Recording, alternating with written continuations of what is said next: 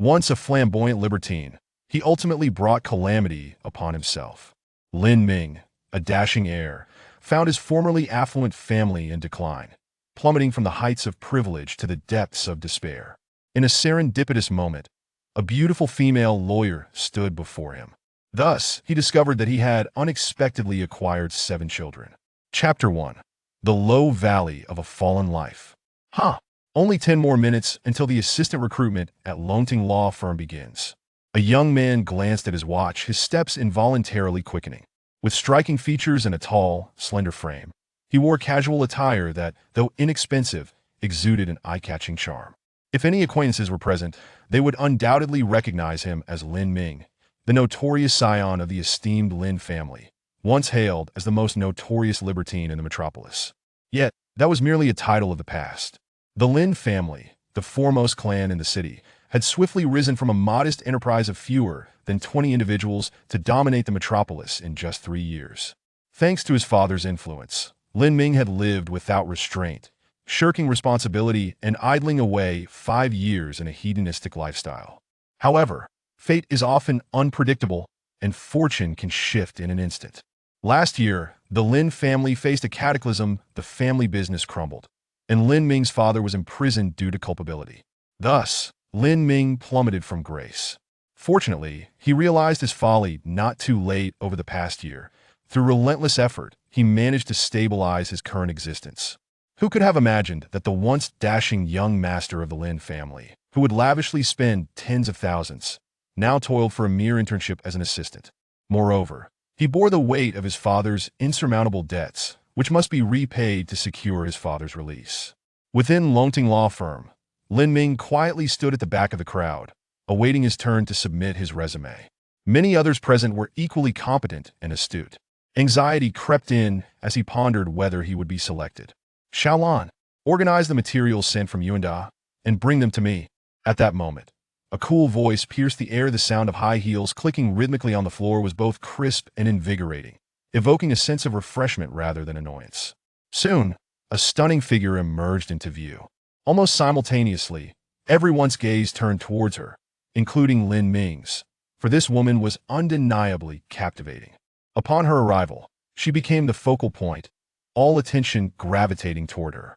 The woman possessed a striking beauty, with a perfectly proportioned figure and cascading waves of slightly curled hair framing her shoulders, her luminous skin glimmering under the lights. She was a beauty surpassing a score of 9. Yet upon seeing her, Lin Ming's heart skipped a beat. How could it be her? Bai Xinyao.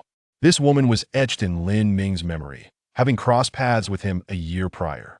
At that time, he was still the unrestrained libertine, having tired of the lavish lifestyle of the wealthy, masquerading as a poor young man, ultimately leading to an encounter with Bai Xinyao. Her mindset was entirely different from that of the vain women he was accustomed to. This was why Lin Ming retained such a vivid impression of Bai Xinyao, not solely due to her beauty, but also because of the brilliance of her character. Indeed, the events of that fateful night remained vividly etched in his mind. Chapter 2. I have children, 7 of them. Unfazed by the unabashed gazes of the crowd, Bai Xinyao merely frowned slightly, lifting her gaze to scan the candidates present. Many, upon feeling her scrutinizing stare, instinctively averted their eyes. Her ethereal beauty, combined with an aura of authority, left many feeling unworthy to meet her gaze. Noticing the avoidance, Bai Xinyao reined in her focus, but when her eyes fell upon Lin Ming, they widened in surprise, her expression revealing astonishment. How could it be him? In that moment, both understood the shock reflected in each other's eyes. "Wait for me outside after the interview is over." Under the astonished and puzzled stares of the others, Bai Xinyao approached Lin Ming, her lips parting enticingly as she uttered those words before striding away. For reasons unknown, Lin Ming felt an inexplicable agitation rise within him after encountering Bai Xinyao. Following the interview, Lin Ming shook his head in resignation. He had not performed well, his demeanor lacking the usual confidence. "Lin Ming!" Just as he stepped out of Lonting Law Firm, a familiar, melodic voice called from the side. The tone remained cool, yet there was an unmistakable hint of panic and uncertainty. Lin Ming turned to see Bai Xinyao standing beside him, arms crossed, her scrutinizing gaze appraising him from head to toe. "I never anticipated encountering you here," Lin Ming remarked, a smile breaking across his face as he greeted her. "Come with me, I need to discuss something with you." Bei Xinyao bit her lip, her expression wavering before she finally spoke those words. Lin Ming, somewhat perplexed, nonetheless followed her. Could it be that she still harbored feelings for him? They made their way to the stairwell, where Bei Xinyao cautiously peeked around, her demeanor betraying a sense of vigilance, as if fearing discovery. This behavior only reinforced Lin Ming's suspicion she might still have lingering feelings for him. "Lin Ming, I have children. 7 of them." Just as Lin Ming was about to speak, Bei Xinyao turned to him, delivering this astonishing revelation. At her words, Lin Ming's brows knitted in confusion. She had children, and yet sought him out for something? "You have children? Congratulations," he replied, masking his inner turmoil, though he couldn't help but entertain a mischievous thought. 7? She certainly has the capacity. As he observed her, the memory of their previous encounter surfaced. Her figure had remained as stunning as ever, without a hint of pregnancy. To have borne 7 children in a year could only imply an extraordinarily rare multiple birth. However, her next words left Lin Ming staggering, nearly losing his balance. "All 7 children are yours." Bei Xinyou's voice was soft, yet resonated clearly in Lin Ming's ears, leaving him momentarily dazed. "Please don't joke with me. We only had that one encounter. How can you be so certain they are mine?" Lin Ming's face betrayed disbelief. "I am certain because you are the only one I've ever." At Bei Xinyou's admission, Lin Ming was utterly bewildered. Chapter 3. The Fierce Nanny. I have only been with you. Listening to Bei Xinyao's words, Lin Ming recalled the dark and windy night from last year. Despite the hazy moonlight, that streak of crimson remained vividly etched in his memory. With this thought, an unusual sensation surged within him. Had he, quite inexplicably, become a father? Xinyao, it's not that I wish to shirk responsibility, but are you truly certain that those 7 children are mine? Lin Ming's expression was one of incredulity as he fixed his gaze upon the stunning beauty before him. Upon hearing his words, Bei Xinyao's delicate features instantly became frosty, her tone shifting from tender to icy and distant. "Lin Ming, what do you mean by that? Do you think I am using these 7 children to blackmail you? I am simply stating the undeniable fact that you are their father. Whether or not you choose to acknowledge this is entirely your affair. I do not harbor any expectations if you are unwilling to accept this. We shall sever all ties right here, and rest assured, although managing 7 children is exhausting, I have no intention of seeking your assistance." Bei Xinyao articulated her thoughts in a swift, coherent manner, her words seamlessly reflecting her prowess as a prominent lawyer. After finishing, she brushed past Lin Ming with an air of indifference, not sparing him a single glance. Observing the woman's frigid demeanor, Lin Ming found himself momentarily speechless, his mouth opening as if to plead. Yet unsure of what to say, he understood that this was her nature. Should one gain entry into her heart, she would be as gentle as a songbird, but to anyone else, she would present as a cold, unyielding beauty. After a brief hesitation, Lin Ming ultimately decided to pursue her.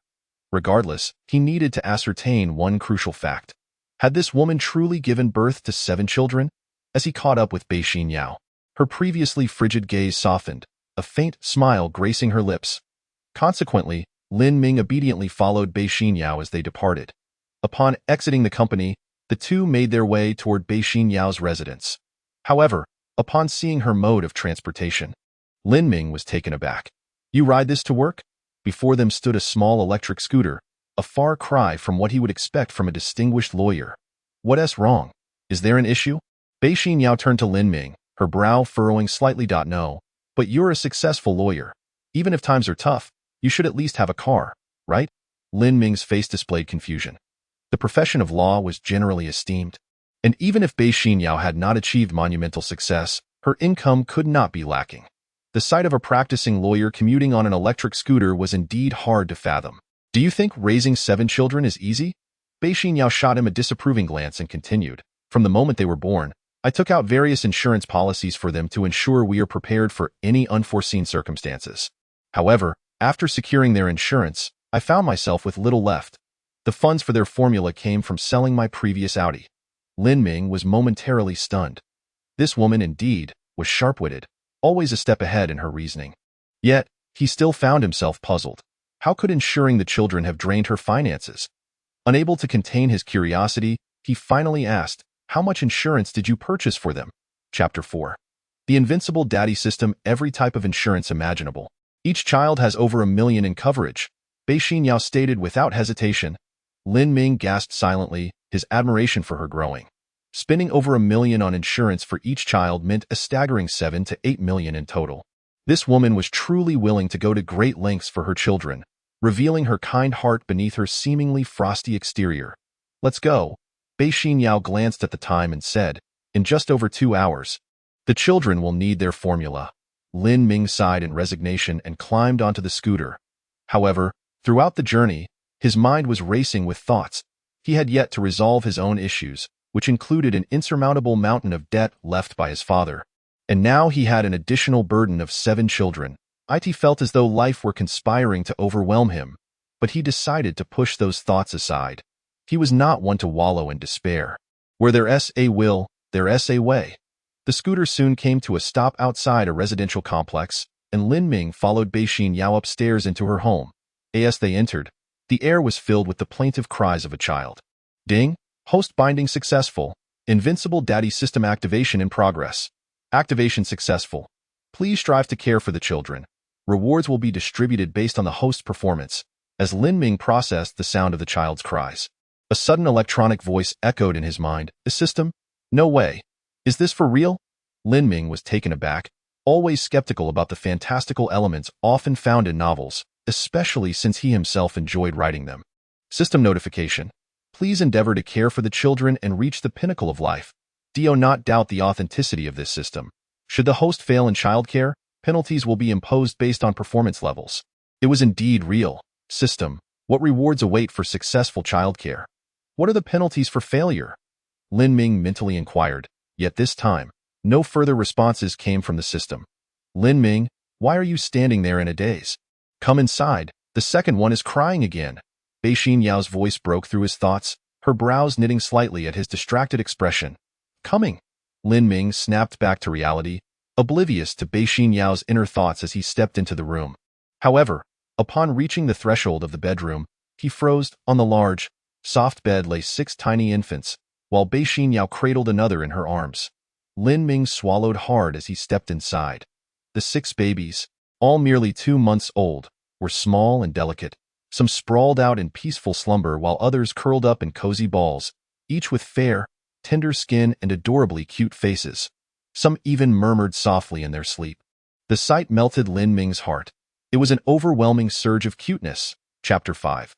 The reward. Unable to resist, Lin Ming gently poked one of the baby's cheeks with his finger, only to withdraw it swiftly as if electrocuted, fearful of hurting the little one. So soft, so adorable, he thought, feeling an immense sense of joy. Could these truly be my children? Then, he carefully plucked a strand of hair from each baby's head, wrapping them up for later use. "What are you doing?" Bei Xinyao inquired, her brows furrowing slightly as she began to piece together his intentions. Lin Ming shrugged helplessly. "I need to confirm their paternity." After all, her brow furrowed again, but she chose not to press the matter further. "Are the babies hungry?" Lin Ming approached the baby Bei Xinyao was holding and pulled a hair from its head, asking, "Is it hungry?"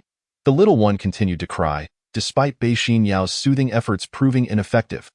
"Not hungry. It's not feeding time yet," she replied, her expression revealing her growing anxiety as she struggled to calm the child. "Would you like to try holding it?" Lin Ming looked at the baby in her arms and smiled lightly. Do you know how to care for a child?" Bei Xinyao's gaze was filled with disbelief and concern. "Underestimate me at your peril. I am known as the child whisperer. I can charm any child, regardless of age. They all behave around me." Lin Ming chuckled, stepping forward and extending his hands. "Hand the baby over to me." Bei Xinyao gazed into Lin Ming's eyes, which sparkled with warmth and tenderness. In that moment, her heart melted, and she relinquished the child into his care. Lin Ming cradled the baby with one arm supporting its head and back while the other held its bottom, gently rocking the child. "Little one, shoo, don't cry, Daddy is here."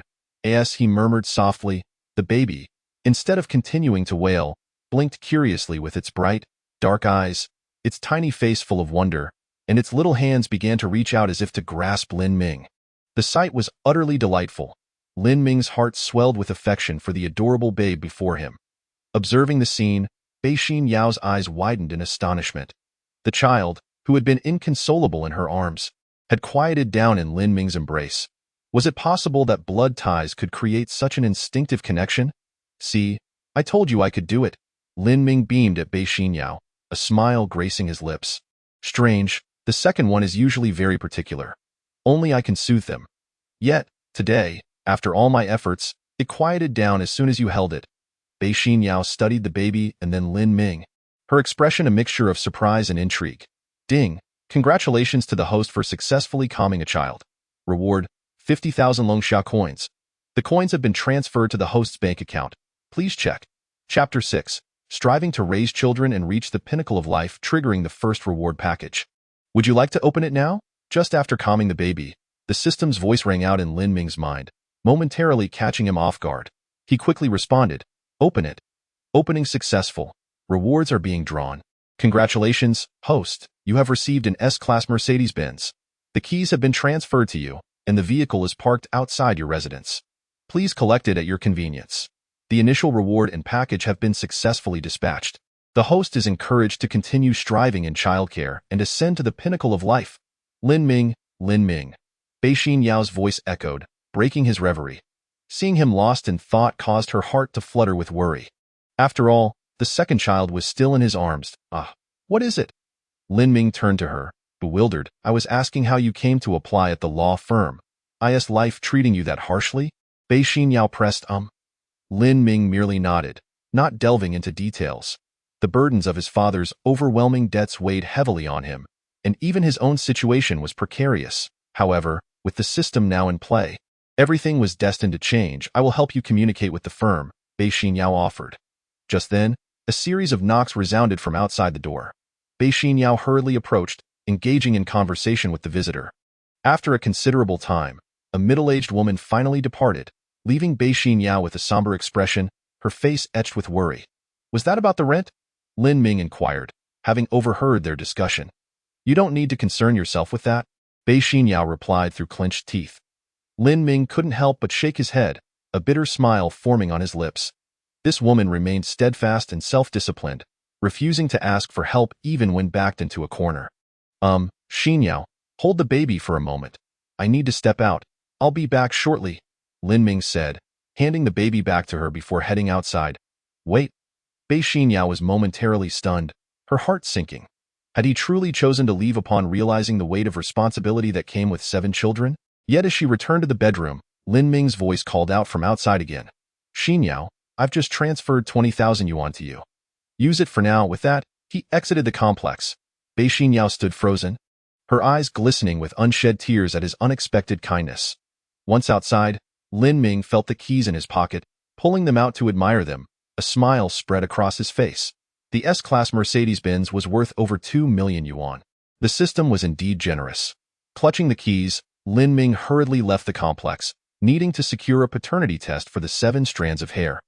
Upon arriving outside, he spotted the rugged Mercedes parked by the curb. Pressing the key fob, the vehicle responded with a welcoming beep.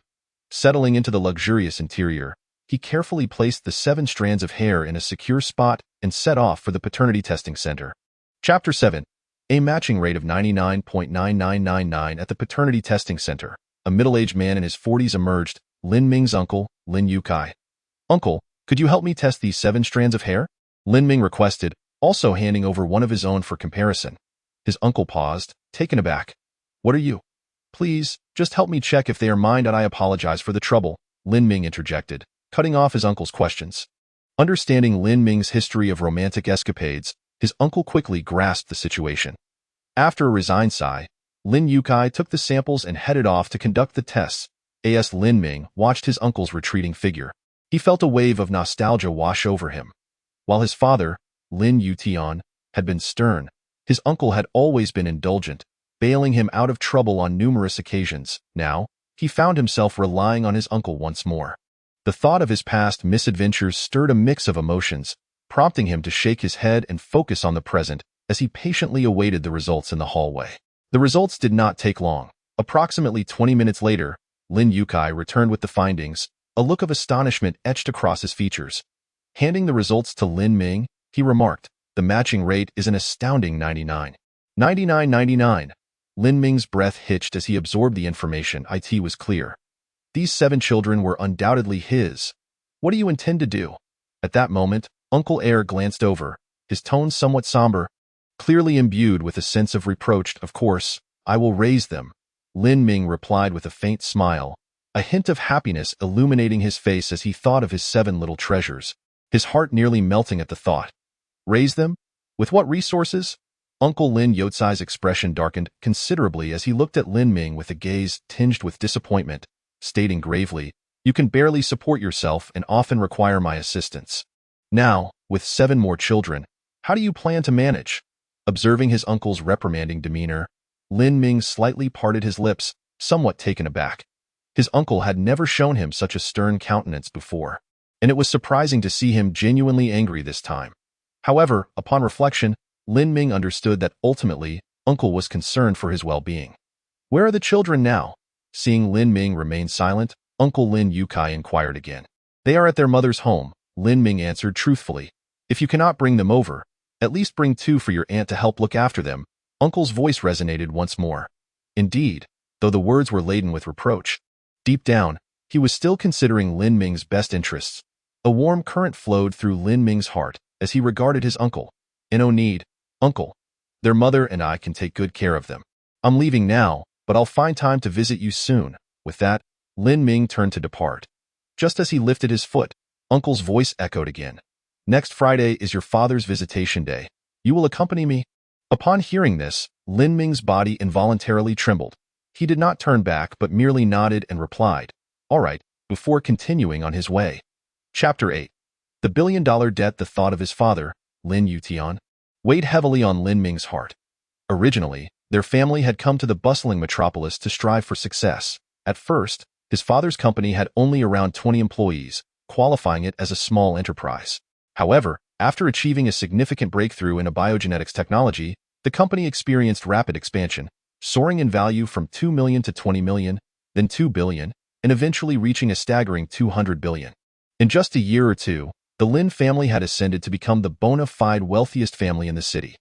Yet, last year, his father fell victim to treachery, resulting in a catastrophic decline in the company's value, leading to bankruptcy and the government seizing its patented technology.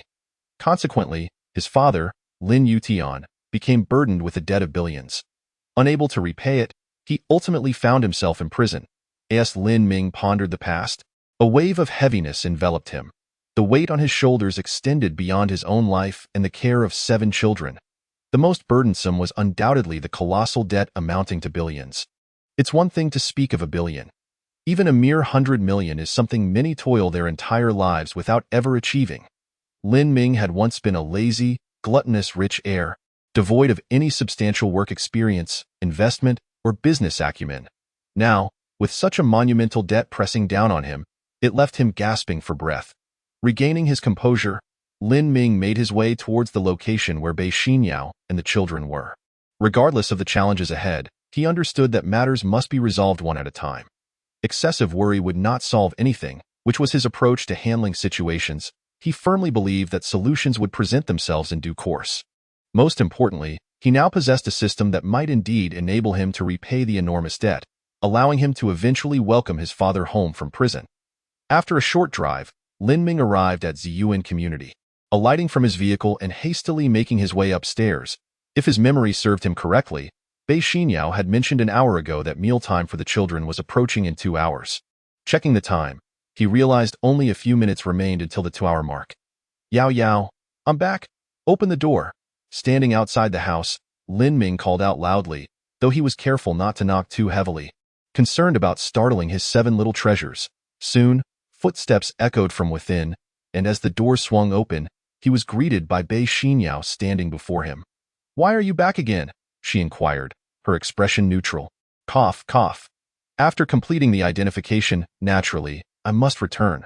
Rest assured, I will take full responsibility for the children, Lin Ming replied awkwardly, patting his chest in assurance. "Come in. The children will wake up soon. Hurry and help mix the formula," Bei Xinyao said, immediately turning back to continue her tasks on the living room table. Lin Ming glanced over and saw an array of formula feeding tools laid out. Bei Xinyao was busy mixing the formula in a bottle, vigorously shaking it, and then testing the temperature. Watching this beautiful woman in a flurry of activity, Lin Ming couldn't help but chuckle. "What are you dawdling for? Come help. If the kids wake up, it'll be even more chaotic." Bei Xinyao called out, noticing Lin Ming lost in thought as he observed her. "It's just mixing formula. Is it really that frantic?" Lin Ming replied dismissively. Chapter 9. The sound of crying wow. However, just as Lin Ming finished speaking, the sound of a child crying erupted from inside, calling out in distress, "Oh no! The children are waking up." Upon hearing the cries, Bei Xinyao became increasingly flustered, and Lin Ming couldn't suppress a laugh. It was merely the children waking up, and there was no need for such alarm. Wow! Yet, following the first cry, another child's wail joined in, and soon a chorus of cries filled the air. All 7 little treasures had awakened simultaneously, seemingly inspired by their siblings, each cry louder than the last, as if they were competing. Hearing the cacophony of cries, Lin Ming could no longer remain composed. He rushed into the room and found 7 children flailing their little hands and feet on the bed, wailing loudly. The cries of infants were typically soft, but combined, they created a thunderous uproar. Witnessing this scene, Lin Ming felt his head nearing explosion. He finally comprehended why Bei Xinyao had reacted with such urgency and panic upon hearing the first cry. "Lin Ming, quickly, the bottles. Feed the oldest and second oldest first." At that moment, Bei Xinyao thrust 2 bottles into his hands, her tone urgent.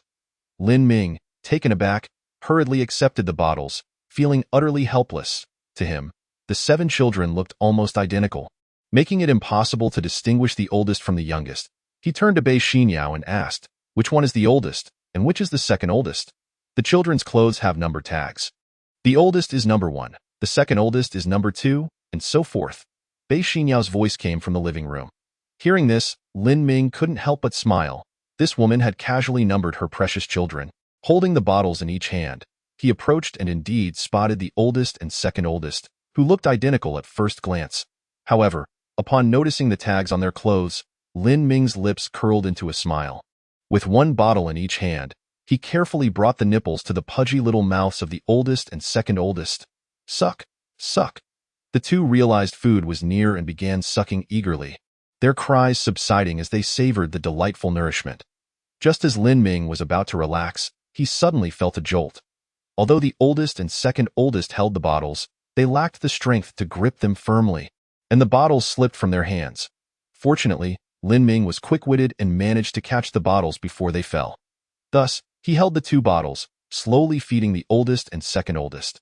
The poor 3rd through 7th children, still unfed, continued to wail loudly.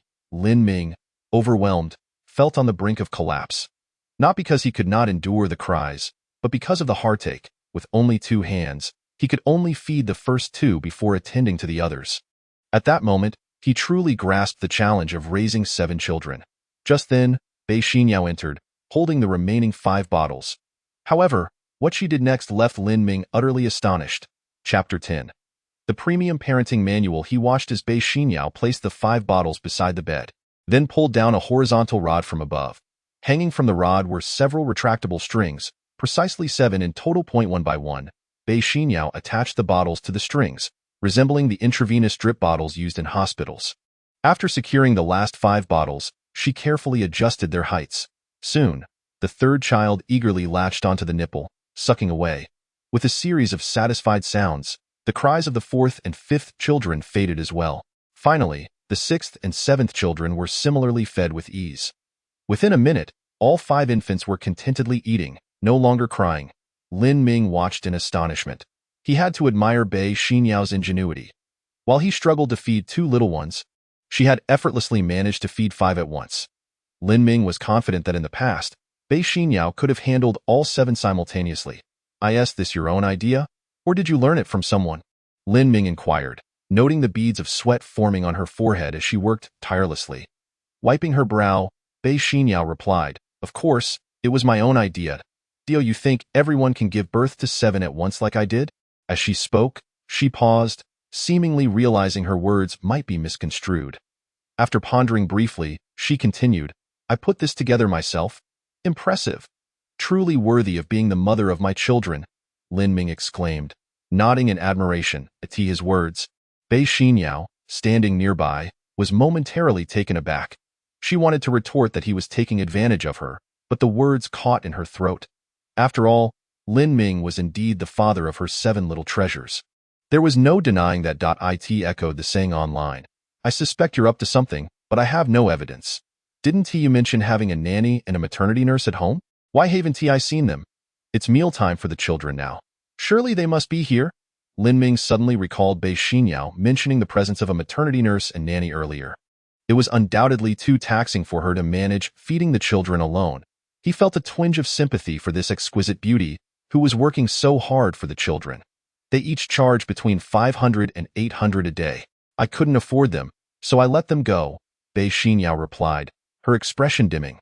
Lin Ming was taken aback, feeling a pang of guilt. Ultimately, he was the root cause of all this. Originally, she had been a beautiful woman living comfortably, a talented lawyer, someone who could have enjoyed a carefree life.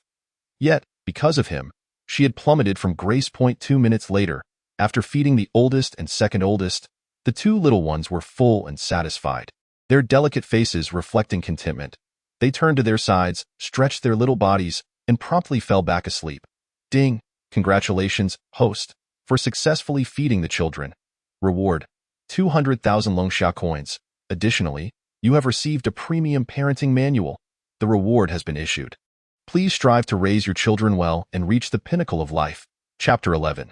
The mother of the children. Upon hearing the system's voice echo in his mind, Lin Ming felt a surge of excitement. This time, he had been rewarded with 200,000. With the system at his disposal, he was confident he could provide a good life for his 7 children and even repay the monumental debt. Moreover, this time, in addition to the monetary reward, he had received a manual, the Premium Parenting Manual. System prompt. The manual is produced by the system. The host can view it in the Personal Attributes page. Following the system's guidance, Lin Ming's thoughts sank into his mind, and a radiant light appeared before him, revealing a shimmering golden point. This light represented the Premium Parenting Manual bestowed upon him by the system. Lin Ming refrained from hastily retrieving the manual, aware that producing an object from thin air might startle Bei Xinyao. Quickly, he took out his phone to check his bank account, and indeed, an additional 200,000 had been credited. Without hesitation, he transferred 100,000 to Bei Xinyao's account. However, he chose not to mention it. Despite their shared children, they were not officially a couple, and he worried that she might refuse the money. After all, this woman was exceedingly proud. Buzz. Just as he completed the transfer, Bei Xinyao's phone chimed with a notification. Upon checking, she saw the 100,000 he had sent. Lin Ming, why did you transfer so much money to me again? Bei Xinyao's eyes widened in astonishment as she stared at him, filled with disbelief. For the children, I'm practically emptying my pockets as a man. I can't just stand by and do nothing. After all, I am the father of those 7 little ones, Lin Ming replied with a gentle smile, subtly conveying the purpose of the funds. You're still looking for an internship assistant position. Where did you get this 100,000? Bei Xinyao raised an eyebrow, suspicious of the source of his funds. After all, when she first met Lin Ming, he had been nothing more than a poor dreamer with ambitions but no means. Now, he had even come to her law firm seeking work. Please, believe me, I haven't stolen or robbed anything. This is my own money. Just accept it, okay? Rent, the children's formula, and your future expenses all require funds, Lin Ming said candidly, attempting to alleviate her doubts. If she pressed him further, Lin Ming knew he would struggle to provide convincing explanations, and even if he tried to lie, it would not hold up against an astute lawyer like her. Fine, but consider this money a loan. I will pay you back later, Bei Xinyao relented, her expression easing. Upon witnessing the scene, Lin Ming felt a great sense of relief wash over him. He had genuinely feared that this woman would press him further. Observing her demeanor, which had reverted to a playful expression, he chuckled and remarked, "We're so familiar with each other now. Why bother with such formalities about lending and repaying? Wouldn't that make us seem estranged? No, I must return this money to you." Bei Xinyao, however, remained steadfast in her insistence that it was indeed her loan. Unwilling to relent, "Is there no alternative way to settle this debt?" Lin Ming shrugged helplessly. "Then what do you propose I use to repay you?" "Oh, you." Lin Ming chuckled mischievously. As a young and beautiful woman, Are you really considering finding a stepfather for my child? Bei Xinyao was momentarily taken aback, a flush of crimson creeping up her fair neck and adorning her strikingly handsome visage, rendering her utterly captivating. Chapter 12. Side Quest. Naming the child. Gazing at this extraordinarily beautiful woman before him, Lin Ming found it hard to fathom that this seemingly icy beauty could exhibit such shyness, almost akin to that of a young girl. Bei Xinyao's demeanor stirred a fluttering sensation within Lin Ming. Nevertheless, he managed to suppress the restlessness that bubbled within him. Xinyao, I wish to discuss something with you, Lin Ming began, glancing at the woman beside him. What is it? Bei Xinyao inquired, tilting her head to meet his gaze. How about I stay home to take care of the baby? It would save us the expense of hiring a nanny, and I could forego my job at the law firm, Lin Ming finally articulated after a moment of contemplation. This decision had been reached after considerable thought, yet he was now seeking Bei Xinyao's opinion on the matter. Upon hearing his words, Bei Xinyao's delicate brows furrowed once more. She lifted her gaze to meet Lin Ming's eyes, but suddenly felt a rush of panic and quickly averted her gaze. Those bright, enchanting eyes were indeed her most alluring feature. Lin Ming, I think you should still go to the law firm. I can handle the communication for you, and you can become my intern assistant lawyer. As for the baby at home, we should still hire a nanny. Bei Xinyao felt a pang of guilt rise within her upon hearing Lin Ming's intention to give up his job for the child. Was it wrong of her to inform him that she had 7 children? All right, I'll go along with your wishes, but I do have one request, Lin Ming stated. Bei Xinyao paused. What request? I want to live here. Lin Ming stood tall, adopting an air of confidence as if he were the master of the household. After a brief moment of hesitation, Bei Xinyao nodded in agreement. Fine, but you can only sleep on the sofa. There are no other beds available. With that, Lin Ming snapped his fingers, a smile gracing his face. Okay, by the way, I still don't know the names and genders of my 7 treasures. Come, their mother, tell me about them. As Bei Xinyao heard him refer to her as their mother, a blush involuntarily crept onto her cheeks. The term felt rather awkward, yet it was endearing. It was evident that this mischievous lad's words had a way of sweetening her heart. Arriving in the bedroom, they gazed at the 7 little ones peacefully sleeping. Bei Xinyao stole a glance at Lin Ming, who was intently watching the children with a serious yet tender expression, and whispered, Actually, I haven't named them yet. From the eldest to the youngest, the first and third are boys, while the second, fourth, fifth, sixth, and seventh are girls. Still no names? Lin Ming was taken aback. How do you usually call them? Surely, you must have some way to address them. Just calling them eldest, second, third, fourth. Bei Xinyao's voice dwindled, shrinking to a barely audible whisper. She glanced at Lin Ming's serious expression, concerned he might criticize her. How about we think of names together? Seeing Lin Ming's serious demeanor, Bei Xinyao quickly suggested, genuinely worried that he might be upset. That's fine, I was just thinking of names for the children, but I couldn't come up with any good ones at the moment. Let's sit down and brainstorm together, Lin Ming replied, flashing a bright smile at Bei Xinyao. All right, she nodded in agreement. Ding, side quest triggered. Naming the children, system notification. A good name represents a beautiful life. Please determine meaningful names for each child. The system will provide a super gift package based on the situation. Chapter 13. 5 Animal play. Upon hearing the system's voice resonate in his mind once more, Lin Ming was filled with excitement. He immediately bowed his head, deep in thought. Yet, after a long while, he struggled to come up with any beautiful or meaningful names, while Bei Xinyao had already thought of several. They scribbled down ideas on paper as they brainstormed. Determined to find a good name, Lin Ming pored over a dictionary, seeking words with auspicious meanings. How about naming the 4th to the 7th Lin Qin? Lin Qi, Lin Shu, and Lin Hua. This signifies their future talents and gracefulness. Finally, Bei Xinyao suggested names for the 4th to 7th children. That's good. Let's name the first 3 Lin Shun, Lin Jing, and Lin Wei, signifying calmness and composure. As the eldest, they must learn to remain composed in challenging situations and protect their younger siblings. Lin Ming nodded in agreement, and they both smiled with satisfaction. Ding, congratulations, host. Successful in naming the children. The system has assessed that the names of the 7 babies hold extraordinary meanings. Congratulations on receiving a high-level gift package. Would you like to open it to draw rewards? Open. Without hesitation, Lin Ming selected to open it. Such a treasure should be utilized now rather than left to gather dust in the warehouse, right? Opening successful, the high-level gift package is being filtered. That moment, Lin Ming beheld a spinning wheel with 5 segments. all currently blank. Above the wheel, golden lights flickered in a hazy glow. Soon, a beam of golden light landed in one of the segments. Monetary reward, 1 billion. Following the first beam of light, the second, third, fourth, and fifth beams fell into the remaining segments. Lin Ming observed carefully as they settled into the segments, which included a luxury villa community in Lushan, 1.5 shares of TX Company, 5 animal play, and a set of ghostly medical skills. As the 5 beams of light fell, the wheel began to spin rapidly. Lin Ming's nerves were taut as he closely monitored the outcome. He was most eager for the 1 billion monetary reward.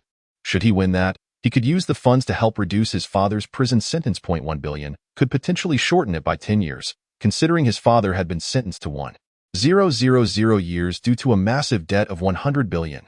This matter had weighed heavily on Lin Ming's mind for over a year. Previously, he had lacked the means to assist, hence his apparent indifference. But now that he possessed the ability to help his father repay this enormous debt, he could not remain passive. The wheel spun faster and faster before gradually slowing down. 1 billion. 1 billion. 1 billion. Lin Ming's hands instinctively clenched tighter, his heart racing. The pointer glided past the Lushan Villa community and approached the 1 billion segment. Yet it did not stop there. Instead, it continued to move slowly until it finally landed on the 5 animal play segment. Damn it! Lin Ming couldn't help but curse under his breath. He had hoped for the 1 billion reward, but instead, he received the last thing he wanted. Congratulations, host. You have drawn the 5 animal play technique. System notification. Practicing the 5 animal play can make the practitioner as light as a swallow and as strong as a mountain, enhancing physical fitness and promoting longevity. We hope the host will diligently raise the child and reach the pinnacle of life. Chapter 14. Home surveillance. In no time, Lin Ming found a manual titled 5 Animal Play added to his attribute warehouse. The absence of the 1 billion reward left him feeling irate, and he tossed it into the warehouse before refocusing his mind. Lin Ming, are you all right? At that moment, Bei Xinyao's voice reached him, filled with concern as she studied his handsome face, which was etched with worry. I'm fine. I just got a bit too excited over naming the children. Lin Ming fabricated a lie. Really? I saw you blushing and gripping your hands tightly. I thought something might be wrong with you. Bei Xinyao expressed her concern. After a brief exchange of pleasantries, the two fell into an awkward silence, the atmosphere thick with tension. Xinyao, if you're tired, you can rest for a bit. I'll keep an eye on the kids. Lin Ming attempted to break the ice with a random comment, and no need. I'm not sleepy, Bei Xinyao replied, shaking her head slowly.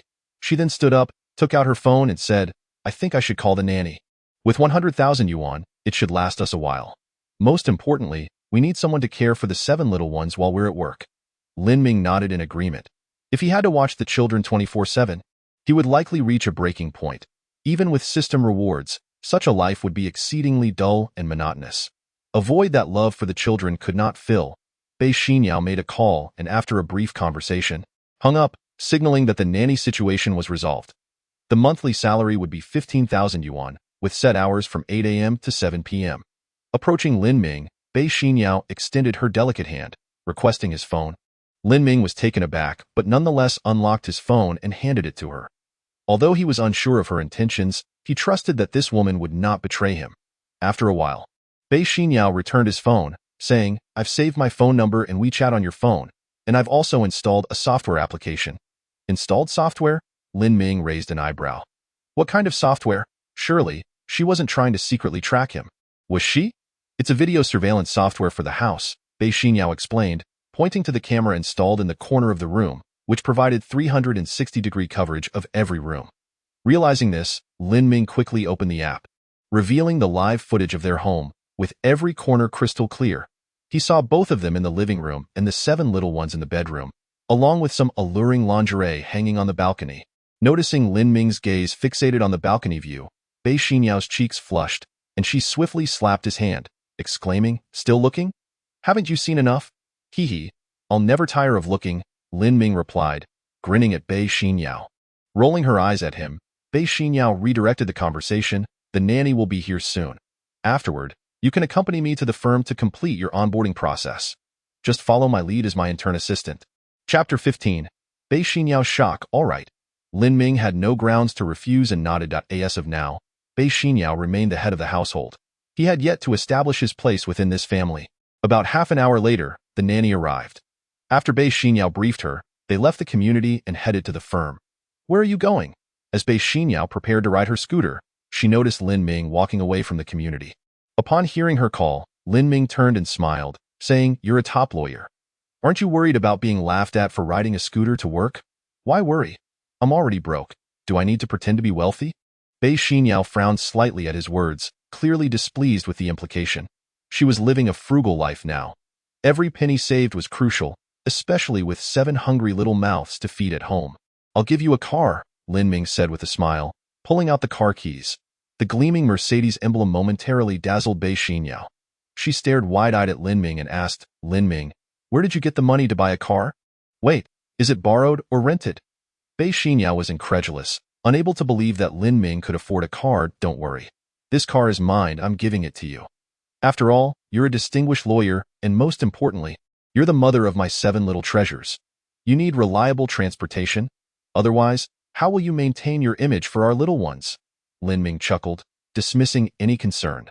To him, a car worth over 2 million was nothing, given his status as a system-endowed father. "Come on, my dear." Lin Ming waved at Bei Xinyao. Skeptically, she followed him, only to be greeted by the sight of a shiny Mercedes parked by the roadside. Her face instantly lighting up with astonishment. Once inside the car, Lin Ming handed her the vehicle registration, which bore his name. "This car is yours from now on. If you don't believe me, we can transfer the ownership to your name later." "No way." Bei Xinyao shook her head vigorously, her disbelief evident. "Lin Ming, are you really wealthy, or were you just pretending to be poor before?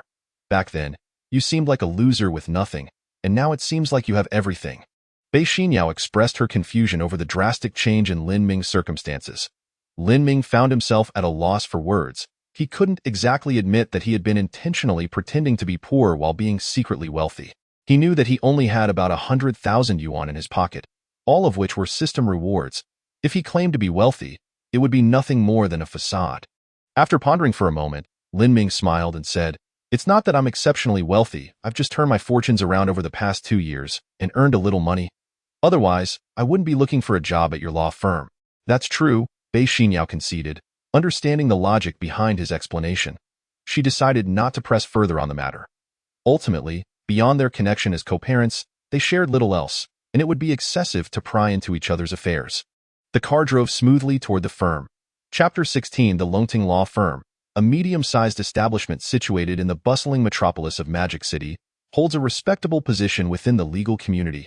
However, the arrival of the stunningly beautiful and seemingly unapproachable Bei Xinyao, coupled with her unparalleled track record, has propelled this modest firm into the limelight. Within the firm, Bei Xinyao is regarded as the second in command, following only the firm's principal. Among her peers, she is unequivocally the number one. As Lin Ming entered the office, he observed that everyone greeted Bei Xinyao with utmost respect, while he, as an assistant, received little acknowledgement. "Xiao Su, please assist him with his onboarding. From now on, he shall be my assistant," Bei Xinyao instructed, presenting Lin Ming's identification and bank card to a beautiful woman responsible for human resources. "Understood, Sister Bei," Xiao Su replied, promptly accepting the documents and beginning the onboarding process without further inquiries. Lin Ming watched, astonished. He had anticipated a less favorable outcome regarding his interview at the law firm, fully expecting to be deemed unqualified. Yet, Bei Xinyao's mere word had swiftly resolved the situation, leading to his immediate employment. He couldn't help but marvel at the influence his mother possessed within the firm. "All done, Sister Bei. Here is your work ID," Xiao Su said, handing over a shiny badge with both hands. "Thank you," Bei Xinyao replied without taking the badge, turning to leave, while Lin Ming, with a smile, reached out to accept it. Once they departed, Xiao Su regarded their retreating figures with a mixture of astonishment and sympathy. The fact that someone could catch Sister Bei's attention indicated that this newcomer was in for a challenging experience. Bei Xinyao was renowned for her beauty and aloof demeanor, attracting suitors who would go to great lengths to win her favor. Many aspired to become her assistant, hoping to draw closer to her. In the past, a few had been selected, but none lasted beyond a month, ultimately leaving in defeat. This was primarily due to Bei Xinyao's stern nature and her rigorous training regimen for her assistants. Without fail, she assigned them the most arduous tasks, often delegating numerous cases for them to manage. Essentially, being her assistant meant dedicating a minimum of 10 hours a day to work, with the expectation of being on call 24/7 to address any requests or directives. Lin Ming was blissfully unaware of the intense demands that came with being Bei Xinyao's assistant. As they entered a spacious office, he noticed two desks pushed together, surrounded by an array of meticulously organized files. Upon entering, the first thought that crossed Lin Ming's mind was, "A workaholic. This is the assistant's quick start manual. Take a look to familiarize yourself with your future responsibilities," Bei Xinyao stated, tossing an impressively thick book at him. Lin Ming stared at the manual in his arms, momentarily lost for words. "Wow, it's so thick." Chapter 17. Lin Ming, I don't know if you're genuinely wealthy or not, but I do know that to become a good, even an exceptional lawyer, one must possess a level of self-discipline and learning ability that is uncommon among others. I truly look forward to seeing the lawyer you will become, Bei Xinyao declared before returning to her own work. Engrossed in her tasks, Lin Ming found her words to be incredibly valid. Previously, after losing his family background, he had aspired to become an outstanding lawyer, not for monetary gain, but to clear his father's name, believing wholeheartedly in his father's innocence. However, upon witnessing Bei Xinyao's impressive capabilities, Lin Ming felt a wave of discouragement wash over him, prompting him to reconsider his priorities. His focus shifted to raising his child, leaving his father's legal battles in Bei Xinyao's capable hands. Yet, he realized that was currently impossible due to his lack of financial resources to sustain a prolonged legal battle. Lin Ming's father, Lin Yutian, had previously collaborated with colossal corporations, and the very company that had wronged him was even more formidable. It was none other than the terrifying Magic Heaven Biotechnology Group, a dominant force that had maintained its position at the top of the Forbes biological rankings for decades. Prior to Lin Yutian's rise, Magic Heaven was the leading enterprise in Magic City. However, after Lin Yutian achieved significant breakthroughs in biological research, his company outshone Magic Heaven, claiming the top spot. Consequently, Magic Heaven retaliated against the Lin family, leading to their downfall and Lin Yutian's imprisonment. Magic Heaven's subsidiaries spanned every city in Longxia and even extended their influence abroad. The financial might of such a conglomerate was beyond Lin Ming's reach. Even at the height of the Lin family's success, with a market value of 200 billion, they crumbled under Magic Heaven's pressure, akin to a fragile twig crushed underfoot. To contend with such a corporation in court required an astronomical sum, far exceeding 100 billion, and the opposing legal team could easily drag the proceedings on indefinitely. Bringing his thoughts back to the present, Lin Ming began to peruse the thick assistant's manual. However, only a few minutes in, he felt himself growing drowsy, the densely packed text swirling in his mind like a swarm of tadpoles, leaving him dizzy. The system did provide me with a quick start manual for parenting, didn't it? Perfect timing. Stealing a glance at Bei Xinyao, who was deeply focused on her paperwork, Lin Ming sighed with relief. He swiftly retrieved the parenting manual, which appeared visually soothing. Now this looks much better, he mused, a smile creeping across his face as he realized he was destined to embrace the role of a nurturing father, leaving thoughts of becoming a prestigious lawyer on the back burner. As he opened the first page of the parenting manual, he was immediately captivated by its content. The initial chapters detailed the proper techniques for breastfeeding, and Lin Ming became engrossed in the vivid illustrations and explanations, nodding along in fascination, even emitting soft sounds of approval. This position is quite effective. So this is how to manage engorgement. Oh, I see. That is how redness and swelling occur. What a revelation! Chapter 18. Lin Ming, what are you looking at? A cold voice interrupted him from behind. Without a moment's hesitation, he replied, I'm learning how to breastfeed in an instant. Lin Ming snapped back to reality, turning his head to see Bei Xinyao standing beside him, her expression one of icy indifference. Ahem, I was just tired of the assistant manual and thought I'd take a look at this instead to learn a thing or two, he stammered, feeling the heat rise to his cheeks. This was utterly mortifying. He had barely skimmed the manual before being caught by Bei Xinyao. Where did you buy this book? She asked, showing no sign of reproach. Only curiosity. Never mind that. I'm back to the assistant manual, Lin Ming said awkwardly, forcing a smile as he hurriedly flipped open the assistant's quick start manual. To his surprise, Bei Xinyao snatched the parenting manual from him, her demeanor shifting to one of earnest study, leaving Lin Ming bewildered. That is how it is. No wonder I felt discomfort while nursing the little ones. I thought it was due to insufficient milk, but it turns out it was due to incorrect positioning. Lin Ming sat there, his expression a mix of incredulity and confusion. Oh, there are coping strategies here too, he read aloud. gently massage the engorged area until the swelling subsides. His imagination ran wild, picturing his hand on the affected area, and a shiver coursed through his body. He desperately wanted to leap up and declare, "I can handle that." Just as he turned to gauge Bei Xinyao's reaction, he found her casting sidelong glances at him. Their eyes met, and the atmosphere grew awkward. Both were caught in an embarrassing moment, their faces betraying their discomfort. Lin Ming, being a man, managed to maintain his composure. But Bei Xinyao's cheeks flushed a deep crimson. She returned to her seat, clutching the parenting manual and said, "I'll borrow this for now and return it later." Sure," Lin Ming replied, his face betraying his amusement as he resumed his reading of the assistant's manual. And thus, they spent the afternoon immersed in their respective materials. As the clock struck 6 and they found no further tasks at hand, Lin Ming and Bei Xinyao prepared to leave the law firm. Chapter 19. As they exited, a man clad in a light gray suit approached them, carrying a large bouquet of roses. He halted in front of them and, kneeling, presented the flowers, which held a sparkling diamond ring nestled among the vibrant blooms. "Xinyao, I have loved you for a long time. Will you marry me? I don't mind that you have a child. I want to make you happy."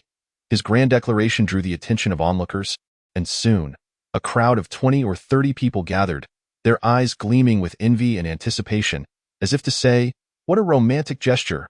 You should accept him." Lin Ming's brow furrowed in irritation. "How dare you pursue the mother of my child in front of me?" he thought, feeling a surge of possessiveness.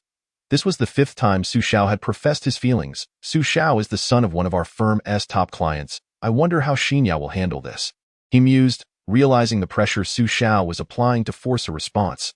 The murmurs around him only fueled Lin Ming's anger. What a thick-skinned guy. He has already confessed 4 times and still doesn't he get it? He glanced at Bei Xinyao, who appeared visibly uncomfortable. "Move aside."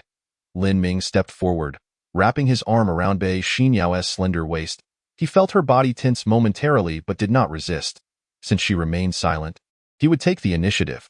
"Remove your filthy hands," Su Xiao barked, glaring at Lin Ming. "What's wrong with hugging the mother of my child?" Lin Ming retorted nonchalantly. "Who are you to say that?" Su Xiao's expression darkened, clearly agitated. He was aware of Bei Xinyao's child, but was now confronted by this unexpected man claiming to be the child's father. That moment, Bei Xinyao interjected, "Su Xiao, this is my child's father, and he is also my husband." She bit her lip, reluctantly uttering the last 2 words, fearing Su Xiao's incessant pursuit would escalate, especially given his status as a major client's son. Lin Ming's appearance offered a timely reprieve. "What? You say he is your husband?" Su Xiao's face registered shock before transforming into a scowl. "Are you unhappy about this?" Lin Ming challenged, unfazed by Su Xiao's displeasure. "I'm very unhappy," Su Xiao growled, his gaze fixed on Lin Ming, seething with rage. He had anticipated success in his declaration but was thwarted by this unexpected rival. "Well, if you're unhappy, what are you going to do about it?" Lin Ming scoffed, dismissing Su Xiao's threat. Chapter 20. I am indeed very unhappy. Su Xiao's face darkened further, his gaze fixed on Lin Ming with a fierce intensity. He had never encountered anyone who dared to confront him in such a manner. Lin Ming's calm demeanor only fueled Su Xiao's ire. "You're merely a minor annoyance," he thought, recalling his past encounters with women and the countless times he had put arrogant suitors in their place. "Who do you think you are, speaking to me like that?" Su Xiao's voice dripped with disdain. "Just a man who once let you block the path of a good dog. Now, if there is nothing else, kindly step aside," Lin Ming responded coolly, exuding a confidence that left Su Xiao momentarily speechless. The tension in the air thickened as Su Xiao's expression shifted from anger to disbelief. He was astonished that this stranger would dare to speak to him in such a manner. "You'd better repeat what you just said," Su Xiao threatened, his voice low and menacing. Before Su Xiao could finish his sentence, Lin Ming delivered a swift slap to his face, the sound echoing in the air. "What will you do about it?" "Care to say that again?" Lin Ming challenged, his expression unwavering. Lin Ming was truly enraged. After all, he was once considered the most notorious young master in the magical city. How could he be intimidated by such an obscure brat?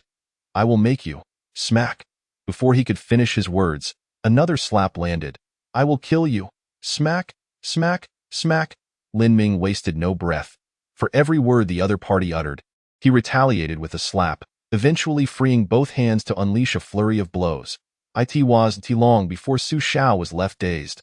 unable to even defend himself. Before his trump card could be played, Lin Ming had dispatched him in an instant, leaving him lifeless. Are you convinced? Standing before his opponent, Lin Ming's eyes narrowed slightly, exuding the unmistakable aura of a wealthy young master. As he spoke, he couldn't help but slap the already swollen cheek of his adversary. Don't think for a moment that you dare speak to me like this. Even your father wouldn't have the audacity to address me in such a manner. With that, Lin Ming's tone grew even more severe. Get lost? Su Shao's face was so swollen it resembled that of a pig, and as he covered his face, he glared at Lin Ming with malice, ultimately departing in silence. Witnessing this scene, the onlookers were left in a state of shock and disbelief. Some recognized Lin Ming's identity, including the petite HR assistant, Xiao Su, who had helped him with his onboarding that day. Her eyes widened in astonishment, mouth agape in a perfect O shape. He was merely a small assistant by Bei Xinyao's side. How could he dare to strike Su Xiao? Was this man truly the husband of Bei Xinyao? He was incredibly fierce. Until now, she had only known that Bei Xinyao had children, but she had never met her husband, never expecting him to be the very person before her, a formidable individual indeed, utterly fearsome. Seeing him behave even more arrogantly than Su Xiao, she couldn't help but wonder if his family background was equally impressive. Lin Ming took Bei Xinyao and drove off in a luxury car, leaving the crowd in a state of bewilderment and astonishment. As they saw him leave in a grand vehicle, many began to speculate that Lin Ming must be a member of an affluent family. With so many suitors vying for Bei Xinyao's attention, it ultimately ended up with her being pursued by a pig. A group of single men watched, feeling a wave of disappointment wash over them. A mix of emotions that was quite unsettling. Yet, upon witnessing the lavish car he drove, they felt a sense of powerlessness. They simply couldn't compete. Thank you, Bei Xinyao said as she sat in the passenger seat. Glancing at Lin Ming, you're my child's mother. Thanking me would be unnecessary, Lin Ming replied with a chuckle, before suddenly shifting the topic, looking at Bei Xinyao. Earlier, when you said I was your husband, I must admit, I found that very pleasing.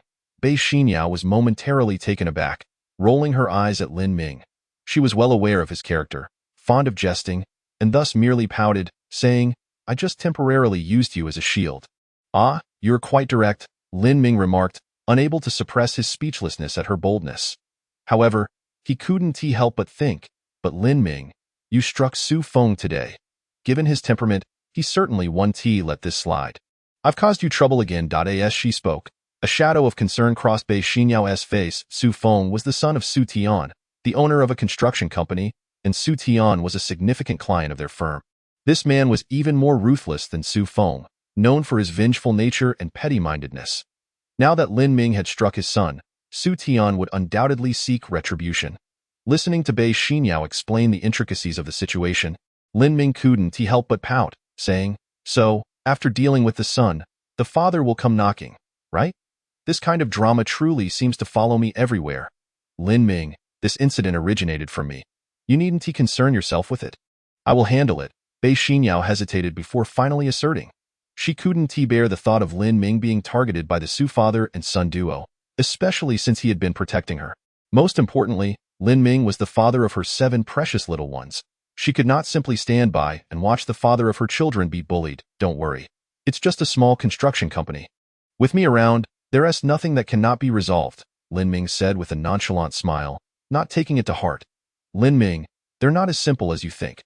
All right, dear mother of my children, I've said I will handle this matter. You need not fret. Before Bei Xinyao could finish, Lin Ming forcefully interrupted her as he drove. He took out his phone and scrolled for a while before finding a number and dialing it. Bei Xinyao sat in the passenger seat, watching Lin Ming's actions with a puzzled expression. The call connected quickly, and a jovial male voice resonated from the other end. My dear young Master Lin, you've finally remembered your little brother. Have you run into trouble again? I told you, we're brothers. Don't be so formal, just tell me if you need anything. Hearing the chatter on the phone, Lin Ming couldn't help but chuckle, saying, all right, enough with the pleasantries. You're wearing my ears out. I have a matter that requires your assistance. Of course, you're the boss. Asking for help is always so straightforward. The voice on the line responded with mock annoyance, but quickly shifted to curiosity. What is it? Just tell me. Anything I can help with is no problem. That construction company. Lin Ming started to mention Su Feng's family business, but momentarily forgot the full name. He glanced at Bei Xinyao, who softly interjected, Sutian Construction Company. Oh, right. Sutian Construction Company. Could you give them a bit of a talking to? Damn it, the son of the company's owner has his sights set on the mother of my child. Lin Ming cursed, raising his voice in frustration. Sure, it's just a construction company. I'll take care of IT. By the way, you mentioned your child. Wait, when did you have a child? I told you to stop being such a playboy. But you didn't listen. Look at the trouble you've stirred up. Hearing this enthusiastic response, Lin Ming felt a sense of foreboding and quickly hung up. He turned to see Bei Xinyao staring at him intently, her expression darkening. Lin Ming, what did that person mean by what he said just now?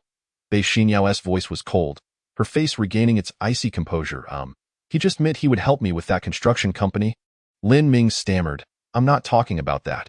I'm referring to your past escapades. Bei Xinyao's demeanor grew colder, her beautiful face now cloaked in frost. She felt deceived by this man she once had a relationship with. This was unbearable for her. Ahem, those were all in the past. Let us not dwell on it, Lin Ming replied awkwardly, then focused intently on driving, hoping to avoid the topic. Bei Xinyao scrutinized him, her brows knitting together. Lin Ming, I understand that your affairs are your own, but you must realize that you are now the father of 7 children and need to take responsibility. I hope you can share with me who you truly are. As she spoke, Lin Ming's brow furrowed slightly, and he fell silent. After a long pause, he finally spoke. All right, I will tell you about my past and present, but let me be clear. What I share does not reflect who I am now. I simply wish to clarify my stance that I, Lin Ming, am a responsible father, and my children will always be my children. That will never change. Bei Xinyao listened, nodding silently, awaiting Lin Ming's account. Ultimately, he recounted his past romantic escapades, including his identity as the sole legitimate son of the Lin family, and how his family fell from grace, leading him from the heights to the depths. As she listened, Bei Xinyao's eyes widened in disbelief. Her alluring lips slightly parted, rendering her speechless for quite some time. After Lin Ming finished speaking, silence enveloped them. Bei Xinyao remained quiet as well. They fell into a contemplative silence, unsure of how long it lasted until Bei Xinyao finally spoke. I don't wish to dwell on the past too much. All I know is that you are the father of my child. Upon hearing this, a smile crept onto Lin Ming's lips.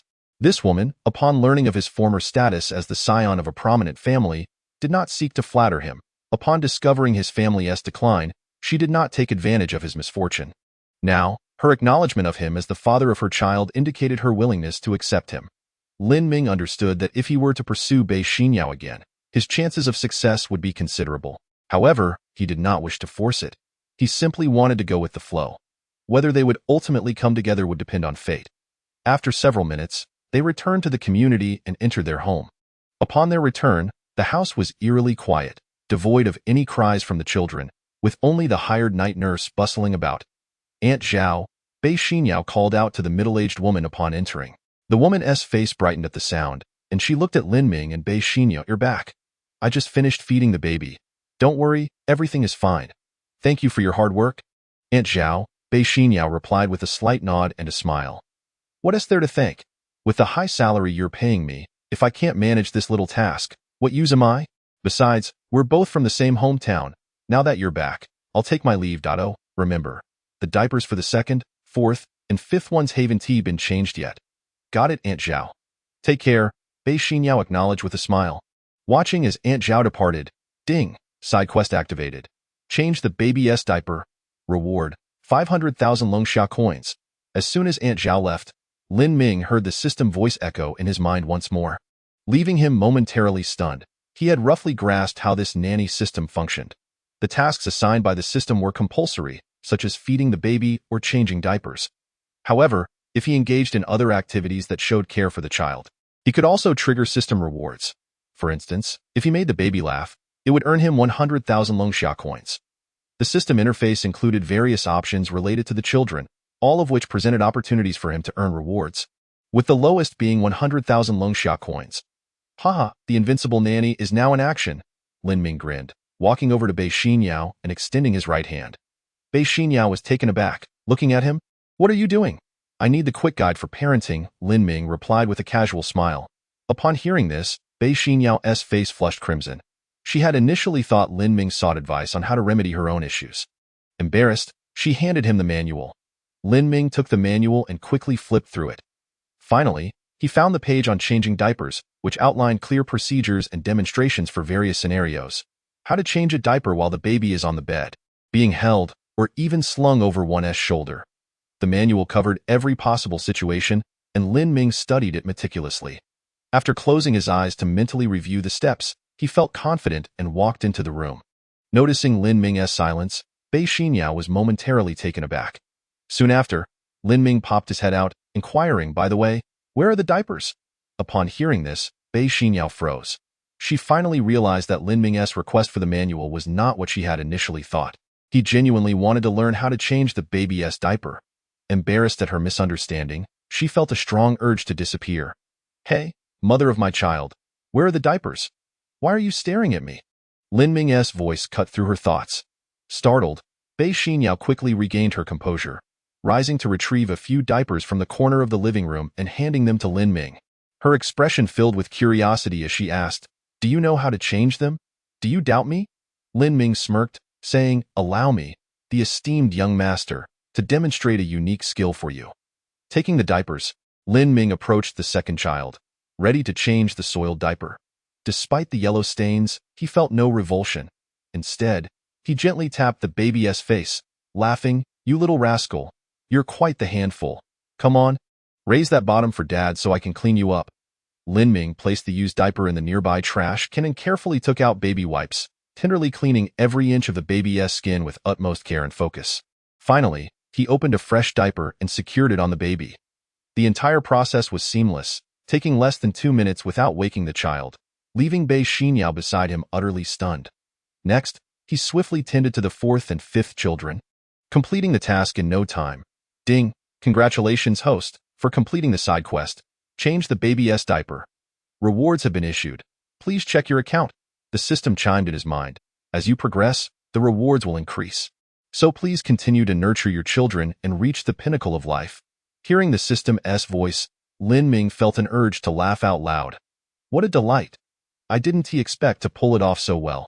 Observing him, Bei Xinyao wore a radiant smile, feeling a sense of happiness. If only this man had appeared in her life earlier, she wouldn't have had to struggle so much. However, she believed her sacrifices for her children were worthwhile. "I'll go buy groceries and cook for you," Lin Ming said with a smile upon hearing Bei Xinyao's words. "You can cook?" Bei Xinyao felt a flutter of joy at Lin Ming's offer. Although she was 25, he was the only man, besides her father, who had ever touched her. He was also the only one who had ever been her partner. Now, this man was considering her in every aspect, filling her with a sense of security. "See? Underestimating me again. Although I was once a notorious playboy, before that, my family wasn't wealthy. I had to cook for myself, and after our family business collapsed, I had to fend for myself again. If I couldn't cook, I would have starved long ago. Is it any good?" Bei Xinyao was not swayed by Lin Ming's words. Instead, she blinked her bright, sparkling eyes, gazing intently at Lin Ming, eager to glean the outcome from his lips. "Well then, it seems this young master must showcase his culinary skills today." With that, Lin Ming stepped outside, and upon his return, he was laden with bags brimming with an assortment of ingredients, meats, vegetables, and more. "Why did you buy so much?" Bei Xinyao exclaimed, her small mouth agape, her face a portrait of astonishment. "I see the fridge is nearly empty. I can't fathom how you, as a mother, take care of yourself. Have you neglected your own well-being while tending to the child?" Lin Ming shot Bei Xinyao a displeased glance. This. Warmth surged within her heart. "Do you want me to help?" Bei Xinyao asked, draping herself over the sofa like a child, watching Lin Ming busily at work. Lin Ming glanced at her, about to call for assistance, but the pitiable look in her eyes softened his resolve. "No need. Just sit there and take a good rest," he replied, finishing up and placing the items in the fridge before heading into the kitchen with the evening's ingredients. Inside the kitchen, the sounds of chopping echoed as Lin Ming grumbled.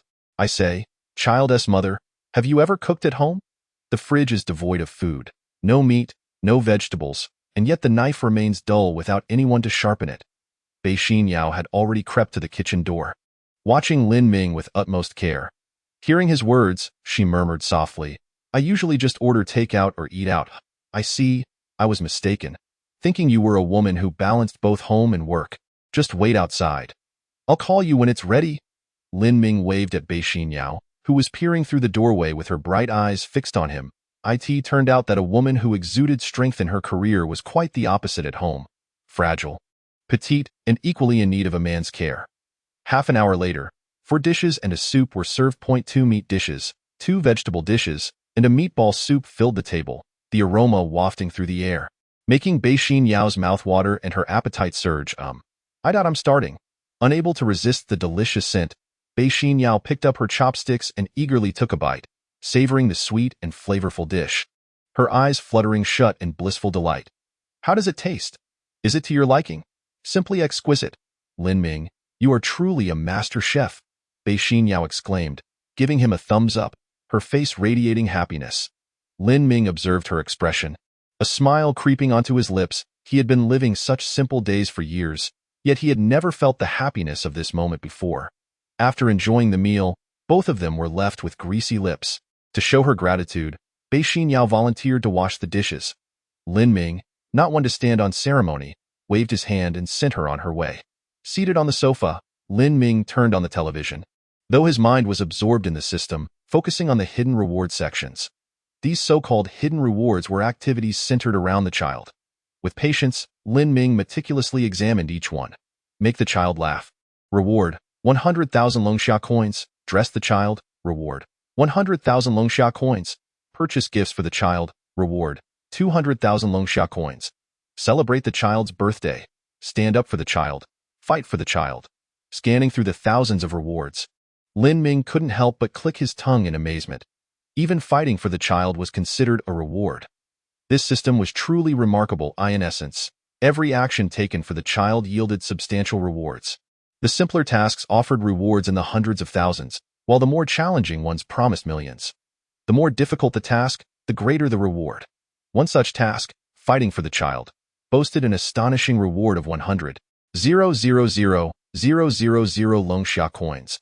Lin Ming counted the zeros, realizing it amounted to a staggering sum. Just as Lin Ming was immersed in the system, the ringing of his phone jolted him back to reality. Noticing the caller ID, Zhang He, a smile involuntarily tugged at the corners of his mouth. Without hesitation, he answered, "Is everything settled?" "Of course. Don't forget who my brother is. I am the former top young master of Modu. I've already had someone give a firm warning to that Su Tian from the construction company. They know to keep their hands to themselves now. I expect that scoundrel Su Feng will come to your sister-in-law's law firm to apologize tomorrow." Zhang He boisterously declared, "Damn it, that rascal actually dared to target my sister-in-law."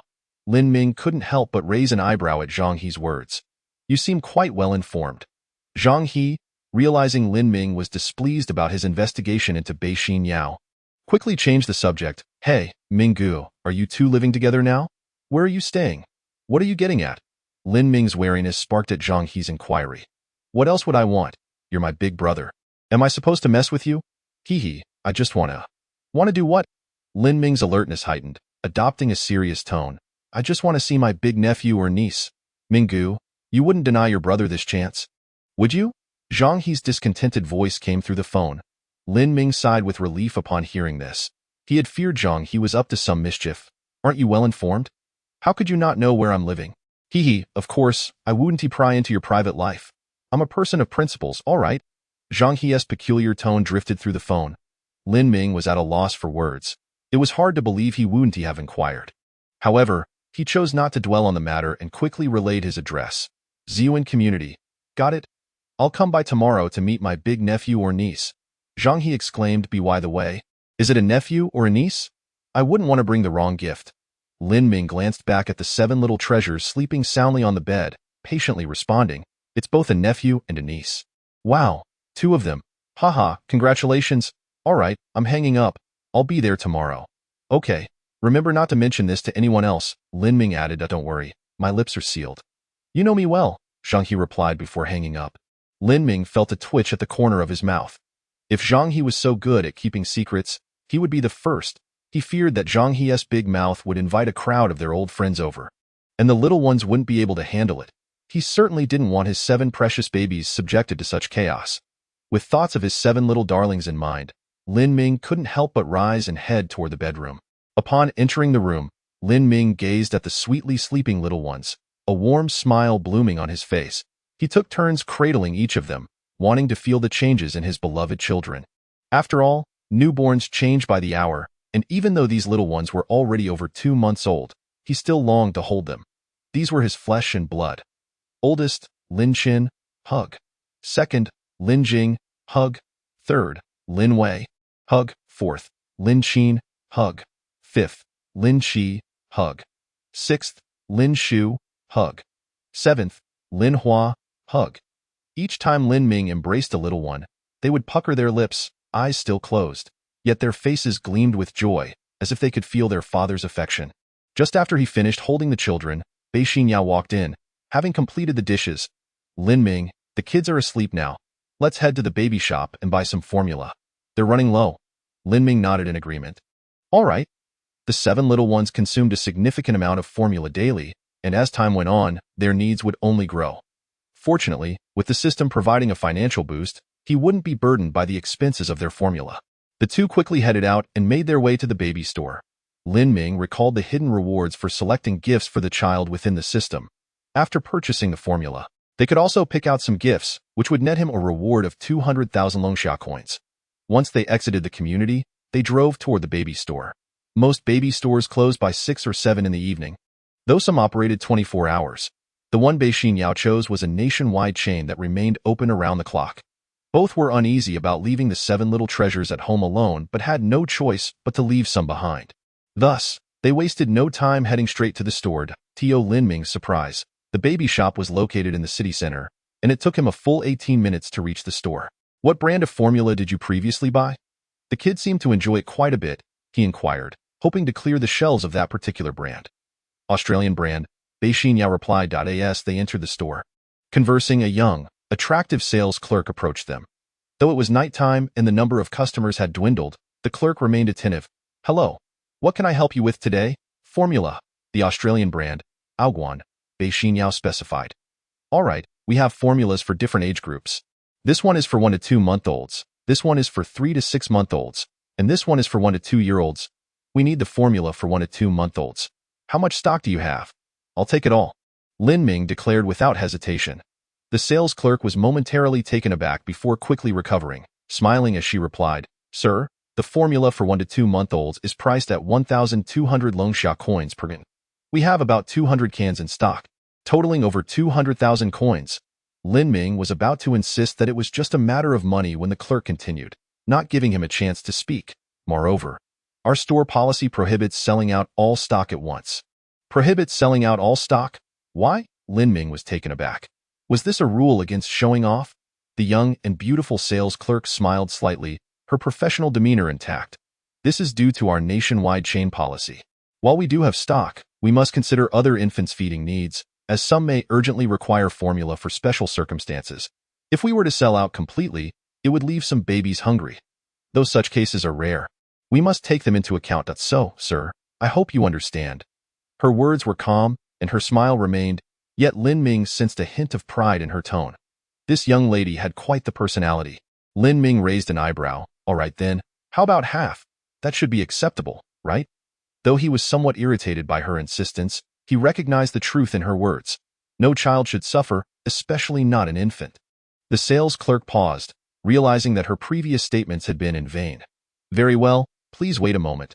With that, she headed to the storeroom, beginning to carry out the cans one by one. Lin Ming had no qualms and opened his car to let her load the items inside.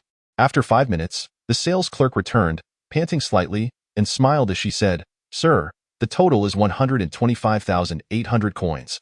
I'll waive the extra 800 for you. Would you like to pay by card or cash? Who carries over 100,000 cash on them? Lin Ming waved his hand, pulling out a bank card and handing it to her. Let us do card payment. The manner in which he presented the card exuded an air of confidence. Meanwhile, Bei Xinyao observed him, feeling a warmth in her heart. It was a sense of responsibility she felt. She was moved not by Lin Ming's suave demeanor while paying but by his commitment to their children. Perhaps staying with him was a good idea after all. Suddenly, a thought flashed through her mind, and as she looked at Lin Ming, she found him as charming as ever. Let us go, child's mother. Just as she was lost in her thoughts, Lin Ming's refreshing voice broke through. Bei Xinyao snapped back to reality, her gaze lifting to meet his chiseled features, and she felt a blush creep onto her cheeks. As Lin Ming gazed at Bei Xinyao, who appeared to be lost in thought, he couldn't help but notice the charming flush that adorned her delicate face. For reasons unbeknownst to him, an overwhelming desire to reach out and pinch her cheek surged within him. Indeed, her skin felt as soft as ever. The moment Lin Ming touched her, Bei Xinyao's face flushed an even deeper shade of crimson, and in her embarrassment, she buried her small head into Lin Ming's chest. Her slender, delicate fingers fidgeted restlessly, as if she were engaged in some secretive calculation. Haha, why dear wife? You are truly adorable. Witnessing the usually aloof beauty reveal such shyness stirred an inexplicable sense of joy within Lin Ming's heart. It was a rare sight indeed to see Bei Xinyao in such a state. Let's go. I can't bear to be seen like this, she urged, tugging at Lin Ming's shirt as she hurriedly exited. Behind them, the beautiful shop assistant stood momentarily stunned. Goodness. Do you really have to flaunt your affection in front of me? Do you think I am easy prey just because I am single? Chapter 29. The heart of every parent Lin Ming was forcibly pulled into the car by Bei Xinyao. Sitting beside the enchanting beauty, a sudden urge to envelop her in his arms surged within him. The sight of her, bashful yet radiant, evoked a deep sense of affection. This feeling, he mused, was one that every man must have experienced. The longing to embrace the woman he loves, to shower her with all the affection he possesses. Sensing Lin Ming's unabashed gaze, Bei Xinyao discreetly stole a glance sideways, but upon meeting his fervent eyes, she quickly averted her gaze, returning to her own thoughts. Why are you just sitting there? Aren't you worried that our little treasure at home will cause a ruckus without anyone to attend to him? Bei Xinyao's voice broke through Lin Ming's reverie. Yes, you're right, I was momentarily distracted, he replied, smacking his forehead in realization. Turning to Bei Xinyao, he muttered with a hint of discontent, this is all your fault. You know my fault. How so? Bei Xinyao retorted, unable to voice her thoughts. How could she admit that it was because he was so entranced by her that he lost track of time? Such a confession would seem excessively self-absorbed for a lady of her stature. Little did she know, Lin Ming followed up with, of course it's your fault. Who told you to be so stunningly beautiful? Upon hearing his words, Bei Xinyao froze for a moment. The slight blush on her cheeks intensified to a vivid hue, visibly creeping up from her alabaster neck to her exquisite face. Ha ha! Lin Ming chuckled heartily, finding immense satisfaction in seeing the usually regal beauty flustered. A little playful banter with his beloved was the true essence of life. Starting the car, Lin Ming drove swiftly back to the neighborhood, feeling uneasy about leaving their 7 little treasures alone at home. Ding! Congratulations, host. You have completed the task of purchasing milk for the children. Reward, 500,000 Longsha coins. The Longsha coins have been transferred to your bank account. Please check. Just as he started the car, the system's reward notification chimed in his mind, causing Lin Ming's heart to leap with joy at the sight of yet another 500,000 coins. This system was truly remarkable. The daddy system was exceptional. Every deed done for the children merited a reward. Perhaps this was the system's way of empathizing with the hearts of parents everywhere. As this thought crossed his mind, Lin Ming's heart grew heavy, recalling his father still imprisoned. Dad, don't worry. It won't be long now and I will rescue you as soon as I can. A ransom of billions? He believed that day would come sooner than expected. Lin Ming licked his dry lips, a glimmer of determination sparkling in his eyes. The journey back was unusually smooth, as if blessed by fate. With every traffic light turning green. 10 minutes later, Lin Ming and Bei Xinyao arrived at their community. He carried a box of milk powder, not allowing Bei Xinyao to lift a finger. Upon opening the door, their expressions shifted dramatically. Inside, the sound of several wailing voices filled the air. Bei Xinyao's face turned anxious, and she rushed into the bedroom in a flurry. Lin Ming followed suit, leaving the box of milk powder behind. Chapter 30. Sons are truly affectionate. Emerging from the bedroom, Lin Ming was greeted by the sight of their 7 little treasures sprawled across the bed. That moment, the eldest, Lin Chun, the third, Lin Wei, and the youngest, Lin Hua, were wailing loudly.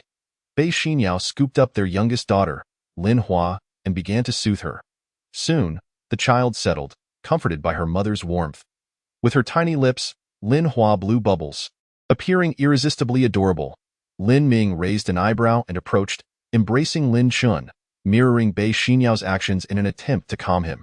Immediately, Lin Chun quieted, captivated by Lin Ming's broad embrace. His bright eyes blinked in wonder, fixated on Lin Ming. Lin Ming was taken aback by this, unable to suppress his laughter. "You little rascal. As the eldest, you lead your siblings to tears. You'll have to face some punishment for this." With that, he playfully poked Lin Chen's soft cheek with his finger. The sensation felt electrifying. His skin was so delicate. Each poke left a gentle indentation that quickly returned to its original form. Amused, Lin Ming continued to prod. To his surprise, Lin Chen burst into giggles, flailing his little hands and feet in delight as if urging Lin Ming to continue. "You are quite the little troublemaker." Lin Ming, observing Lin Chen's joy, felt an overwhelming sense of fulfillment as a father. With 7 children by his side, what more could he possibly desire? Bei Xinyao placed Lin Hua down and picked up the 3rd child, Lin Wei, soon lulling him to sleep as well. However, Lin Chen remained wide awake in Lin Ming's arms, giggling incessantly. "All right, my little mischief maker, your siblings are asleep now. You must be quiet too, or else Daddy might stop loving you." Surprisingly, Lin Chen complied, though he had no intention of sleeping. Instead, he popped his little finger into his mouth, savoring it with a look of pure bliss. "How about I hold him? The eldest seems quite energetic and will take a while to settle down," Bei Xinyao suggested after a moment's hesitation. Lin Ming paused, suddenly enlightened. "No wonder you aren't sleeping yet. You truly are a little rascal." A radiant smile spread across Lin Ming's face, his words laced with affection rather than admonishment. He glanced at Bei Xinyao, smiled gently, and said, "No need. I'll hold him. I want to savor the warmth of my son." With that, Lin Ming couldn't resist poking Lin Chen's chubby little face again. Chuckling, "Isn't that right, son?" Lin Chen responded with a delighted giggle, as if in agreement. Lin Ming turned to Bei Xinyao, boasting, "See? Even our son wants me to hold him. How can you not envy me?" Bei Xinyao couldn't help but chuckle. "You are quite the narcissist. Come on, let's head out. We should let the other little ones sleep without disturbance." Lin Ming nodded in agreement, carrying Lin Chen as they exited the bedroom. Chapter 31. A glimmer of gold usually. "You manage the children all on your own, don't you?" Lin Ming asked, sitting on the sofa with Lin Chen in his arms, glancing at Bei Xinyao. She paused, then silently nodded in affirmation. "You truly are remarkable," Lin Ming praised, giving her a thumbs up. From what he had witnessed earlier, he could easily imagine Bei Xinyao's tireless efforts to manage their lively brood. The greatness of maternal love was no mere saying. Lin Ming felt it deeply. Lin Ming adjusted his hold on Lin Chen, who rested his head on Lin Ming's shoulder, still sucking on his little finger and making contented sounds. "I'm going to freshen up. If the children fall asleep, please lay them in bed," Bei Xinyao said, weariness evident on her face as she turned to retrieve her clothes. Lin Ming watched her, momentarily taken aback. His gaze followed as Bei Xinyao walked into the bathroom clad in a pink cartoon-themed nightgown. Lin Ming couldn't help but swallow hard at the image of her charming figure emerging from behind the bathroom door, her shy demeanor, enchanting face, and alluring long legs flooding his imagination. Lin Chen dozed off on his shoulder. Lin Ming carefully carried him into the bedroom and placed him on the bed. "Ding! Congratulations, host.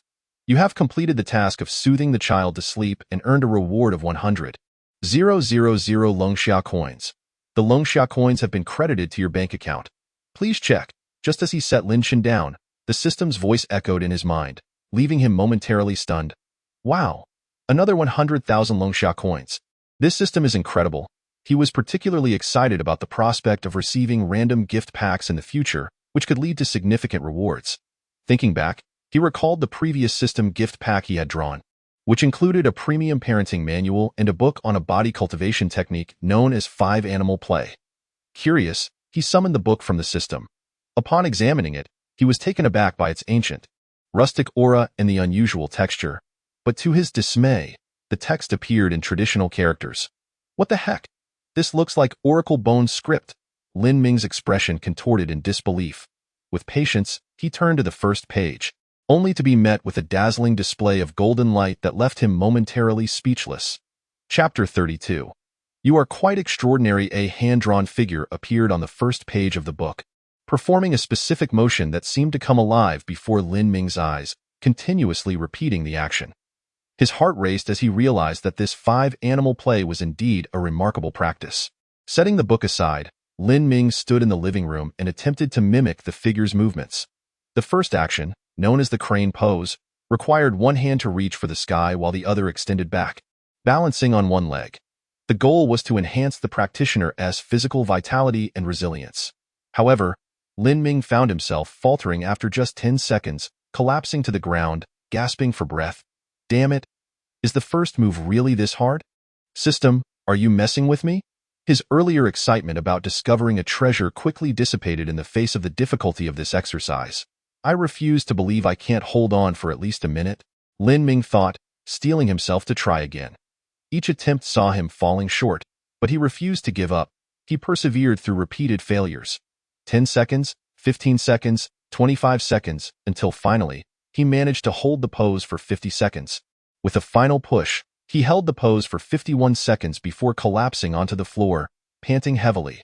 His clothes were soaked with sweat. After resting for over 2 minutes, he resolved to keep trying. Determined to reach the 1-minute mark, I won't let this simple move defeat me. I was once the foremost young master of Longdu. How can I be bested by this? Lin Ming thought fiercely, rising again to continue. Just then, the bathroom door swung open, and Bei Xinyao emerged, her captivating figure catching Lin Ming's attention. Seeing him standing in the crane pose, she paused, then burst into laughter, her amusement echoing throughout the room. Lin Ming, what are you doing? Practicing to become a martial arts master? She teased, unable to contain her laughter. Lin Ming raised an eyebrow, his tone serious as he replied, Stop laughing. This is serious business, ha ha. You've got to be kidding. You look ridiculous, she exclaimed, doubling over in laughter. Lin Ming, undeterred, thought to himself, 30 seconds. The pressure building within him was palpable, heavy as if a weight rested upon his shoulders. Curiosity piqued, Bei Xinyao tossed her damp hair and approached Lin Ming, her enticing movements drawing his gaze. Chapter 33. Don't come any closer. Lin Ming's heart raced at the sight of her alluring approach, particularly her long, fair legs that seemed to dazzle in the light. Please, don't come any closer, he pleaded, panic rising within him. You mustn't. Gazing at the swaying figure before him, Lin Ming struggled to maintain a semblance of calm. The clock had already ticked to 40 seconds. Yet, as the woman drew ever closer, a subtle fragrance, mingled with the scent of lavender shower gel, wafted into his nostrils. This aroma was nothing short of a blatant assault on his senses. With a slight lift of his gaze, Lin Ming beheld Bei Xinyao approaching, her damp hair cascading over her snow-white shoulders, with a few strands teasingly veiling her alluring form. Damn it, Lin Ming lamented internally, as the relentless surge of male hormones surged within him at such an inopportune moment. Bei Xinyao, seemingly unfazed by Lin Ming's turmoil, wore an increasingly curious expression. She leaned slightly closer, her large, glistening eyes blinking inquisitively at him. Lin Ming's heart raced with a mix of guilt and admiration. How could a woman so charming and delightful exist? The timer had now reached 52 seconds. Hold on, almost at the 1-minute mark. Lin Ming urged himself, resolutely counting down the seconds, determined to achieve his modest goal for the day. 53 seconds. Bei Xinyao stood right before him. 54 seconds. She bent slightly again. 55 seconds. Her delicate brows furrowed slightly. 56 seconds. Her exquisite nose crinkled. 57 seconds. She finally spoke. Lin Ming, are you all right? Is something the matter? 58 seconds. Just 2 seconds remained. Yet, in that moment, Lin Ming felt as though time had slowed to a crawl. Sweat drenched his clothes, beads of perspiration forming on his forehead. Observing Lin Ming, Bei Xinyao noticed his flushed demeanor, his stillness betraying an inner turmoil, and a flicker of concern crossed her features. However, before she could voice her thoughts, Lin Ming lunged toward her. The timer hit 60 seconds. 1 minute had finally elapsed. Oh, how the heavens toyed with him. Thankfully, he considered himself resolute, unyielding to temptation. A soft gasp escaped Bei Xinyao as Lin Ming inadvertently pinned her beneath him. Momentarily taken aback, he felt a surprising softness beneath his hands, unable to resist the urge to squeeze gently. Goodness, how soft! In that instant, Lin Ming's mind exploded with realization. Lowering his gaze, he discovered that his hands rested upon the most coveted part of a woman's form, those damned hands, which found no suitable resting place. Crushed beneath the weight of the man, especially fresh from her bath, Bei Xinyao was engulfed in a dizzying blend of sensations. Lin Ming's handsome features loomed close, his breath coming in heavy, warm puffs, A peculiar tingle coursed through her body, making her shiver involuntarily. In a flash, her cheeks flushed crimson. Sorry. I didn't mean to, Lin Ming stammered, hastily rising. Though their contact had been fleeting, the sensation of that immense softness lingered vividly in his memory. Chapter 34. The adorable dress. The two parted swiftly. Despite feeling utterly drained, Lin Ming mustered the strength to assist Bei Xinyao to her feet. I apologize. I was practicing my moves and lost focus, causing you worry. He scratched his head awkwardly, offering a strained chuckle to alleviate the tension. The air was thick with embarrassment as they engaged in an awkward conversation, each desperately attempting to divert attention from the previous incident. Bei Xinyao's face was as red as a ripe apple, her small head bowed, her restless hands fidgeting anxiously. Without uttering a word, she dashed into the bedroom. Shutting the door behind her, Lin Ming stood awkwardly, a wry smile of resignation crossing his face. The sudden intimacy had caught him off guard, yet, as he glanced at the closed bedroom door, he couldn't help but murmur, "It's not like we haven't seen or touched before. Why the sudden shyness?" With a defiant touch to his nose, Lin Ming resolved to wash up. He was drenched in sweat and needed a change of clothes. However, just as he lifted his foot to step forward, he froze. Damn it, I forgot to bring an outfit. His gaze shifted back to the closed bedroom door, and he steeled himself to approach. Wearing these sweat-soaked clothes was unbearable. Knock, knock. His hand rapped against the bedroom door. Silence ensued. Xinyao, I need to take a shower, but my clothes are soaked. You have anything I could borrow? His voice carried a hint of trepidation, recalling the earlier incident. Wait a moment. After a brief pause, a voice from within responded, sounding as if she were rummaging through something. All right. Lin Ming nodded, reassured, and stood outside, waiting patiently. In his mind, he mused, this woman actually keeps some of my clothes. How considerate. Creak. The door swung open to reveal a slender, fair wrist holding out a loose garment. This is the largest outfit I have. See if it fits. Lin Ming blinked in astonishment. What the hell? It's a woman's dress, and even more adorable than the one Bei Xinyao was wearing. Gulped, he imagined himself in the outfit and shuddered involuntarily. In a way, I can't bear this. Yet, if I don't take it, I'll have nothing else to wear. I can't very well sleep here in the nude. Meanwhile, inside the room, Bei Xinyao blushed as she extended the dress through the door, her heart racing with embarrassment. Forcing Lin Ming to wear her clothes felt incredibly awkward. However, there were no men's clothes in her home, and she had no choice but to make do. "Oh, you want it?" Lin Ming gritted his teeth and boldly declared, "Of course I will wear it." Without hesitation, he seized the adorable dress and strode toward the bathroom. But as he stepped inside, he stumbled and fell to the ground with a dull thud. Ouch. Chapter 35. The Cursed Fate. Ouch. The sound of his fall echoed in the bathroom, clear to Bei Xinyao's ears. Alarmed, she rushed to open the bedroom door and hurried toward the bathroom. Upon arrival, she found Lin Ming sprawled on the floor, unable to suppress a giggle at the sight. Lin Ming turned his head and caught sight of Bei Xinyao, who was stifling her laughter. Blood trickled from his nostrils. Damn it, this is mortifying. I've embarrassed myself beyond belief today. Lin Ming felt a desperate urge to vanish. It seemed the heavens were conspiring against him. Are you all right? Can you stand? Should I get something to stop the bleeding first? Bei Xinyao's voice was filled with concern, revealing she genuinely cared for him. Don't worry, it's just a little blood. I'll be fine. Lin Ming waved dismissively from the floor. I'll get you some cotton to stop the bleeding, Bei Xinyao said before turning back to the bedroom to fetch supplies. Lin Ming struggled to rise, staring at his reflection in the bathroom mirror. What a sorry sight. His once handsome features were now marred by a look of dismay. Moments later, Bei Xinyao returned with a small first aid kit. Observing her deft movements, Lin Ming intended to offer assistance, but she swiftly opened the kit, retrieving cotton and extending it toward him. Sighing, Lin Ming resigned himself to his fate, closing his eyes to accept her help. What are you closing your eyes for? Just take the cotton. Her voice was clear and melodic, tinged with confusion. Lin Ming opened his eyes wide and shocked. Aren't you going to help me? Humph, who would help you? You can do it yourself. With a huff, Bei Xinyao snapped the kit shut and quickly exited the bathroom, leaving Lin Ming standing there, stunned, cotton in hand. Damn it. How heartless.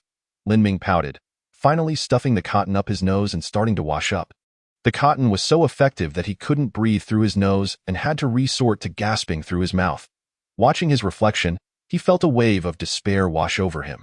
After several minutes of tidying himself up, Lin Ming donned the outfit Bei Xinyao had given him. Surprisingly, it fit quite well. Glancing down at the attire, Lin Ming's expression turned peculiar, and he couldn't help but smirk. Damn it, this is absurd.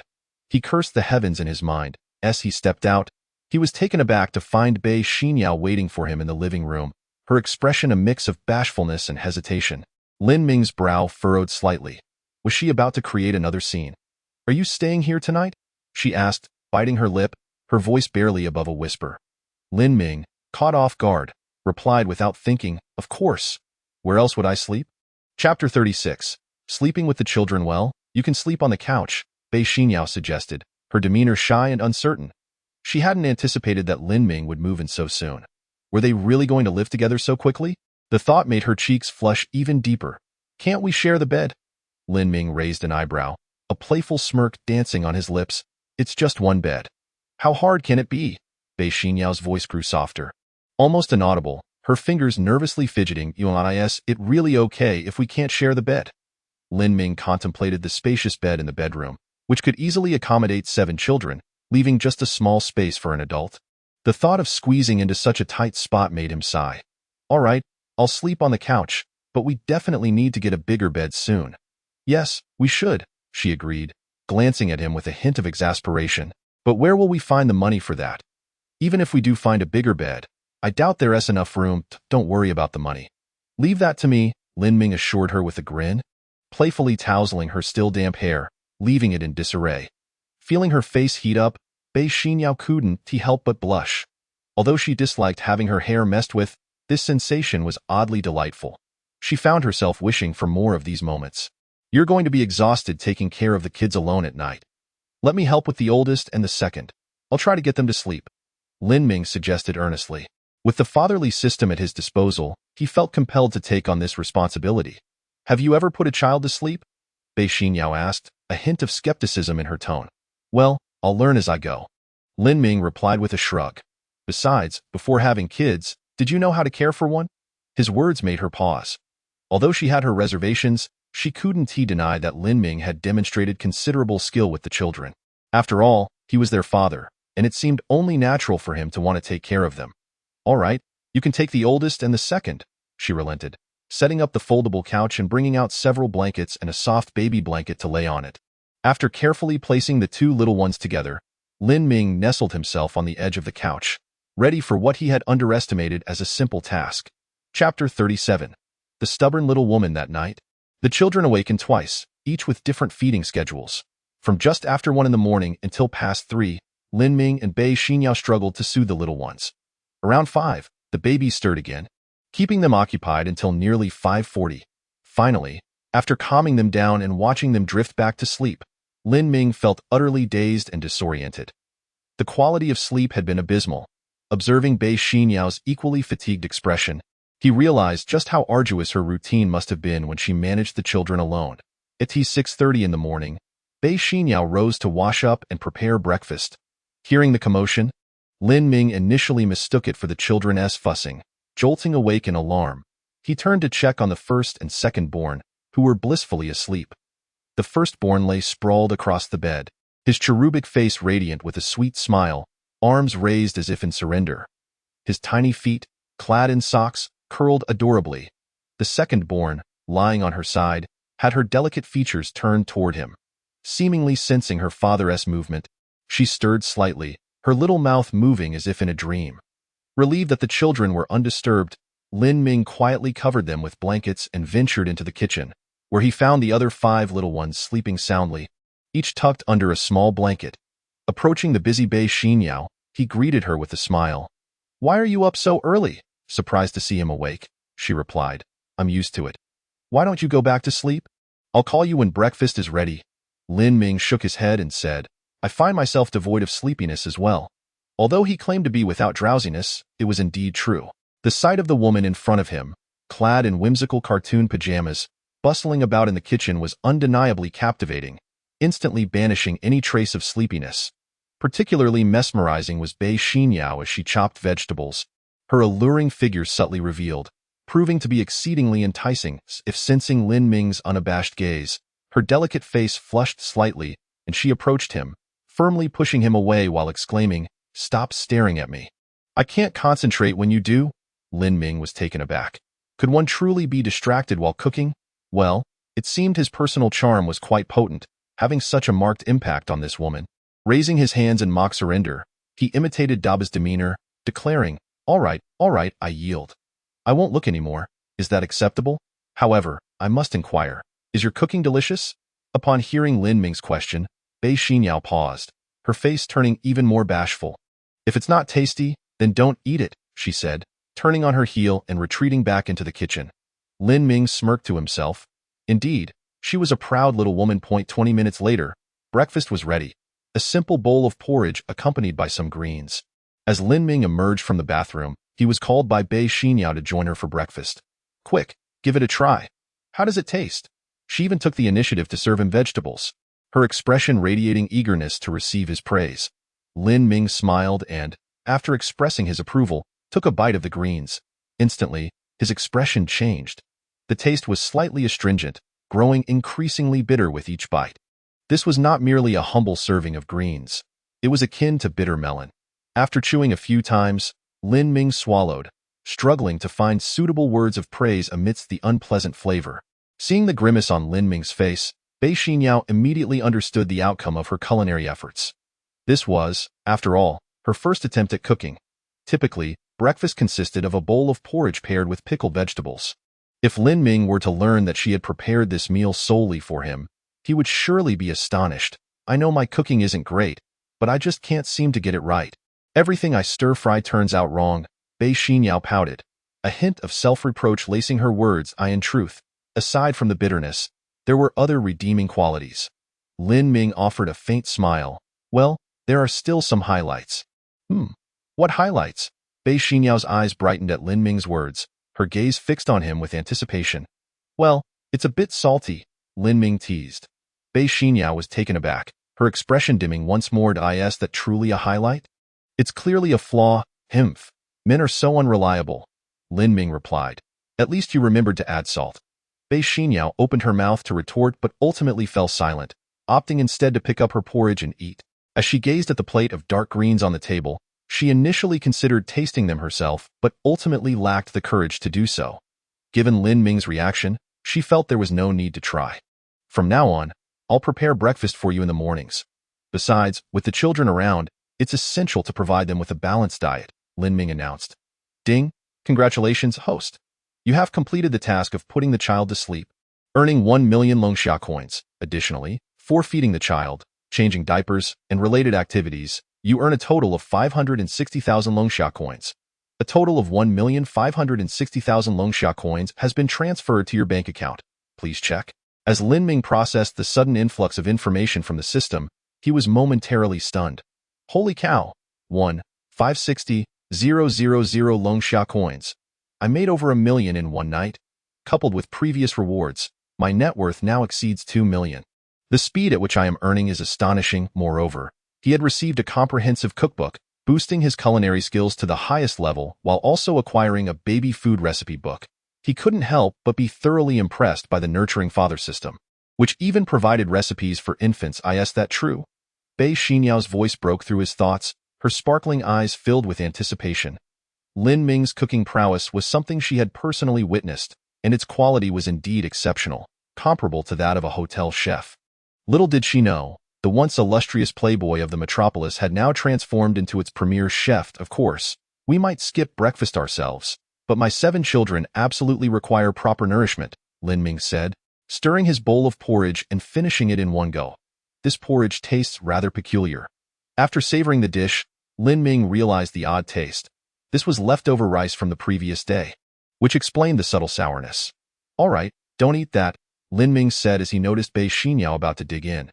He believed a man's constitution could handle it, but Bei Xinyao had only given birth 2 months prior, and consuming leftover food could be detrimental to her health. "Why can't I eat it?" Bei Xinyao asked, puzzled, her brows slightly furrowed. "If you don't eat, you'll be hungry in the morning. This has been left over from yesterday, and you turned it into porridge, right?" Lin Ming explained. Bei Xinyao was momentarily stunned. How did you know? Don't doubt the keen palate of a chef. This is leftover food. And given the hot weather, the taste has changed. You shouldn't eat it. It's not good for your health. Upon hearing Lin Ming's firm words and observing his resolute demeanor, Bei Xinyao felt a warmth spread within her, a comforting sensation. Having a man capable of handling everything by her side was indeed a delightful feeling. Since there is still time, I'll make a fresh batch, Lin Ming decided, rising to head into the kitchen. 10 minutes later, a new meal was ready.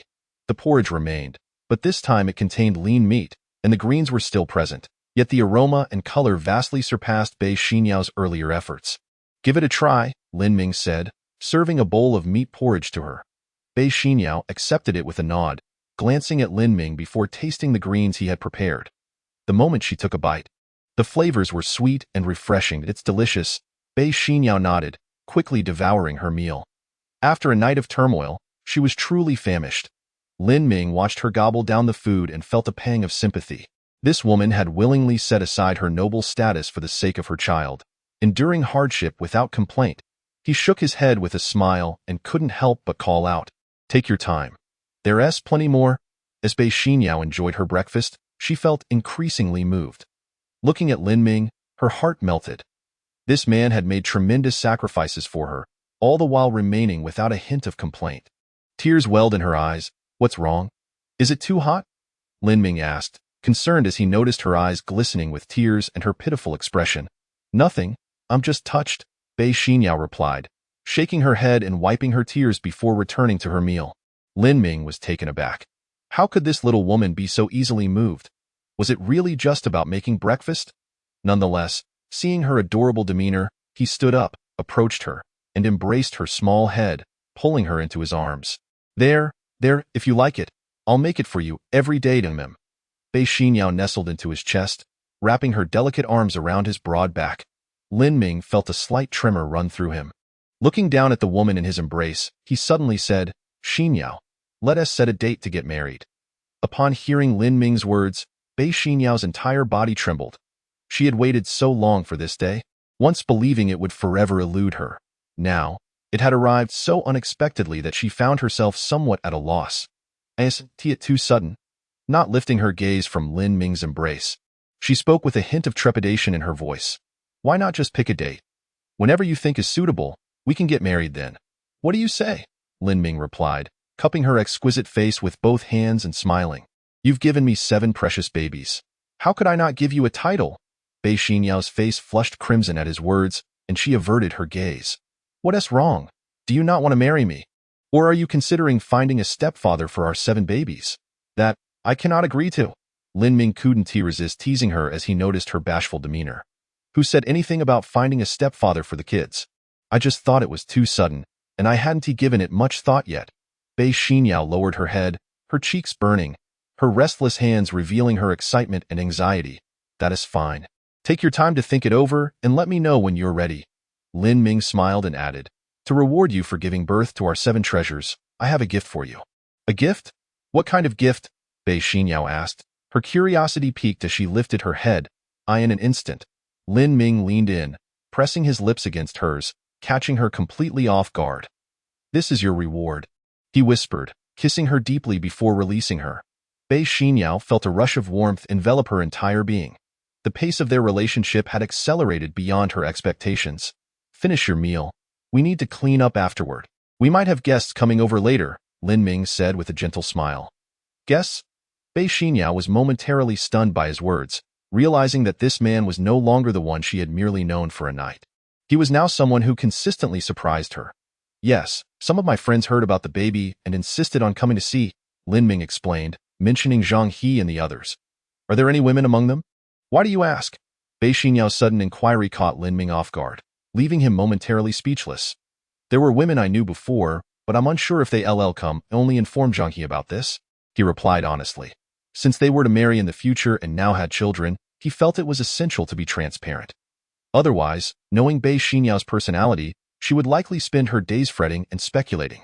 "Okay." Bei Xinyao nodded, choosing not to dwell on the matter further. She was surprised she had even asked such a question, feeling embarrassed. After breakfast, Bei Xinyao volunteered to wash the dishes. Lin Ming glanced at the 7 little treasures, still sound asleep, and settled onto the sofa, retrieving 2 cookbooks from the system, 1 comprehensive cookbook and 1 for baby food. Next to the 2 cookbooks, he also placed a premium parenting handbook, all of which were gifts from the system. After storing the comprehensive cookbook and the parenting handbook in the system, he began flipping through the baby food cookbook. Although he had decent cooking skills, he felt he still needed to catch up to the level of top hotel chefs. Most of the dishes he knew were geared toward adults, with only a few suitable for infants. He needed to bolster his knowledge in that area. Unbeknownst to him, he had been engrossed in the cookbook for over 10 minutes. He had familiarized himself with the various dishes and their recipes. With some reinforcement, he was confident he could master them all soon. Closing the cookbook, Lin Ming wore a satisfied smile. However, as he turned his head, he caught sight of Bei Xinyao's alluring profile nearby, the faint scent wafting toward him, causing his heart to skip a beat. "I've never seen so many baby dishes before," she remarked, her eyes wide with intrigue. Before Lin Ming could respond, a series of knocks echoed from outside the door. His brow furrowed as he sensed something. Bei Xinyao glanced at the time and said, "That should be Aunt Zhao." She walked towards the door, calling out, "Aunt Zhao, I'm here." After the knocks ceased, the individuals outside exchanged puzzled glances, particularly the 3 men, who were taken aback by the voice that floated in from inside. "Did we come to the wrong place? Zhang He, did you mess up? Come on." I confirmed with them multiple times just to see my niece and nephew. How could I have made a mistake? A tall, handsome young man in casual attire interjected with a hint of annoyance. "I can't wait. Damn it. Minggu is really inconsiderate.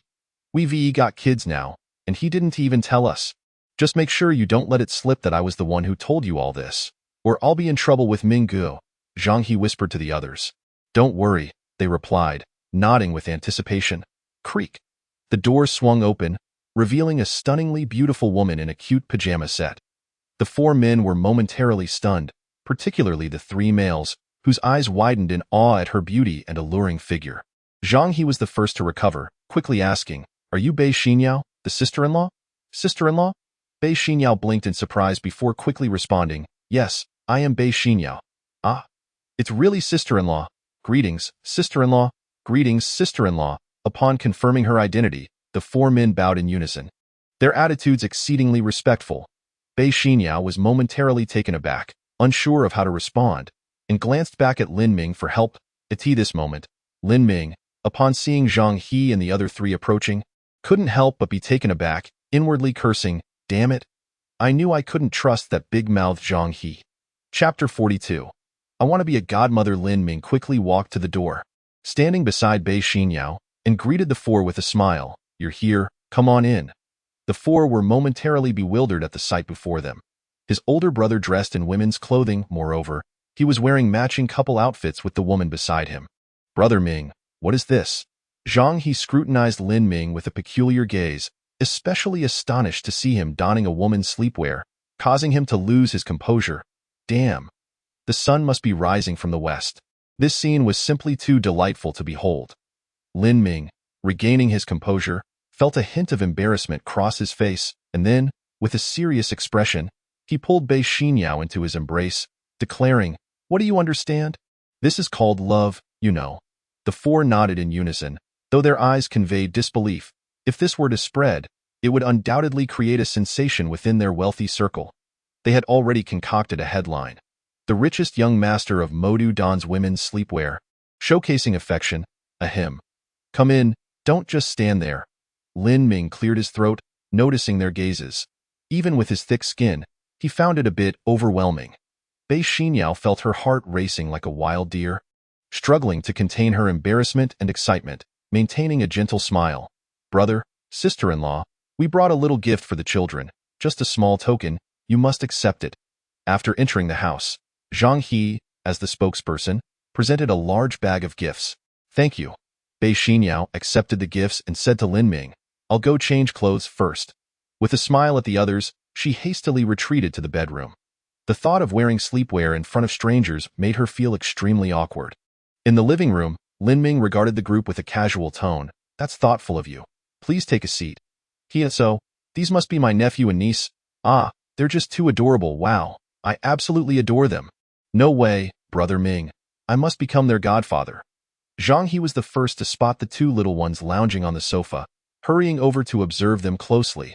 The other three quickly followed suit, forming a half-circle around the two cherubic children, their eyes gleaming with delight. Seeing their expressions, Lin Ming couldn't help but wear a proud smile. His little treasures were indeed irresistibly cute. Dealing with these fellows was hardly a challenge. "Brother, what are my nephew and niece's names?" Zhang He turned to Lin Ming and asked. "The elder is Lin Chen, and the younger is Lin Jing," Lin Ming replied with a faint smile. "They're simply enchanting. I can't contain my affection." Zhou Qian, the only female among them, gazed at the two adorable children, her bright eyes sparkling, then turned to Lin Ming and said, "Brother Ming, I wish to adopt Qin Shun and Jing Jing as my godson and goddaughter. May I?" Zhou Qian was stunningly beautiful, a true gem among women. However, she possessed a somewhat masculine aura, causing many around her to feel somewhat intimidated. Yet, she held a special affection for Lin Ming, having once fervently pursued him. Chapter 43. $1 million red envelope for adoption. Upon hearing Zhou Qian's request, Lin Ming found himself momentarily at a loss for words. "So, you all want to be the children's godparents?" Instead of directly answering Zhou Qian, Lin Ming glanced at the others, only to be met with simultaneous nods. "Then you must be prepared for a generous red envelope." Lin Ming smiled gently. "That's easy enough." Zhang He said nonchalantly, "I'll give my godson and goddaughter a big red envelope of 1 million. Come on, with your vast empire, you only offer 1 million. How shameless," Zhang Jie retorted, glancing at Wang Su with discontent, then added, "I'll give my godson and goddaughter 5 million each." Zhou Qian chuckled, unable to suppress her amusement. "The amount doesn't matter. It's the thought that counts.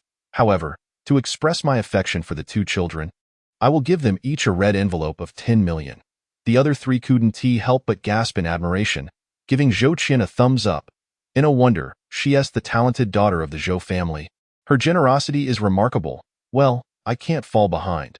I'll also give my godson and goddaughter 10 million each. Zhang He chimed in. Among the four, he was undoubtedly the wealthiest. All right then, I'll also match 10 million. Wang Su added awkwardly, quickly following up, I'll do the same. 10 million each. Zhang Jie joined in enthusiastically. Fine. Seeing that each of you is generous, I'll accept it, Lin Ming said with a smile. Just then, the bedroom door creaked open, and Bei Xinyao emerged. Money, just transfer it to my sister-in-law, Lin Ming instructed the others. Of course. Great. Sister-in-law, please give us your bank account number. I'll transfer the money right now. The others eagerly called out to Bei Xinyao as she stepped out. She was momentarily taken aback, bewildered at the prospect of receiving money. Was she being favored by the heavens? Lin Ming, noticing her confusion, explained, they want to adopt Bao and heir Bao as their godchildren, each giving them a 10 million red envelope. Hand over your bank account so they can transfer the funds. After all, these fellows were not lacking in financial resources. Listening to Lin Ming, Bei Xinyao felt a mix of astonishment and embarrassment. What do you mean? Not lacking money? These are our godchildren. What's wrong with us sending a little something? Upon hearing Lin Ming's words, she glanced at him, then at the four men, her expression turning peculiar. Sister-in-law, quickly hand over your bank card. Otherwise, Brother Ming won't let us become godparents. Yes, yes. Bei Xinyao felt overwhelmed by their insistence and finally relented, pulling out her bank card and handing it over.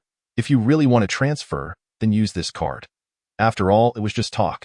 She never expected them to actually transfer money.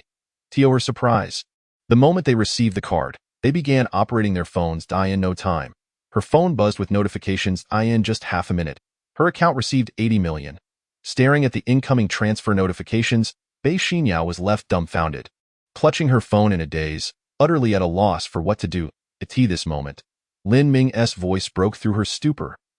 I'm considering whether to let you four adopt the other 5 little treasures as well. Chapter 44. An additional 5 million each. What? The third and seventh. Zhang He and the others were instantly stunned by Lin Ming's words. Weren't there only 2 children? Why were the third and seventh suddenly mentioned? Seeing the bewildered expressions on their faces, Bei Xinyao felt a wave of embarrassment wash over her as she slowly pushed open the bedroom door. The third and seventh are right here. With that, she wished she could sink through the floor.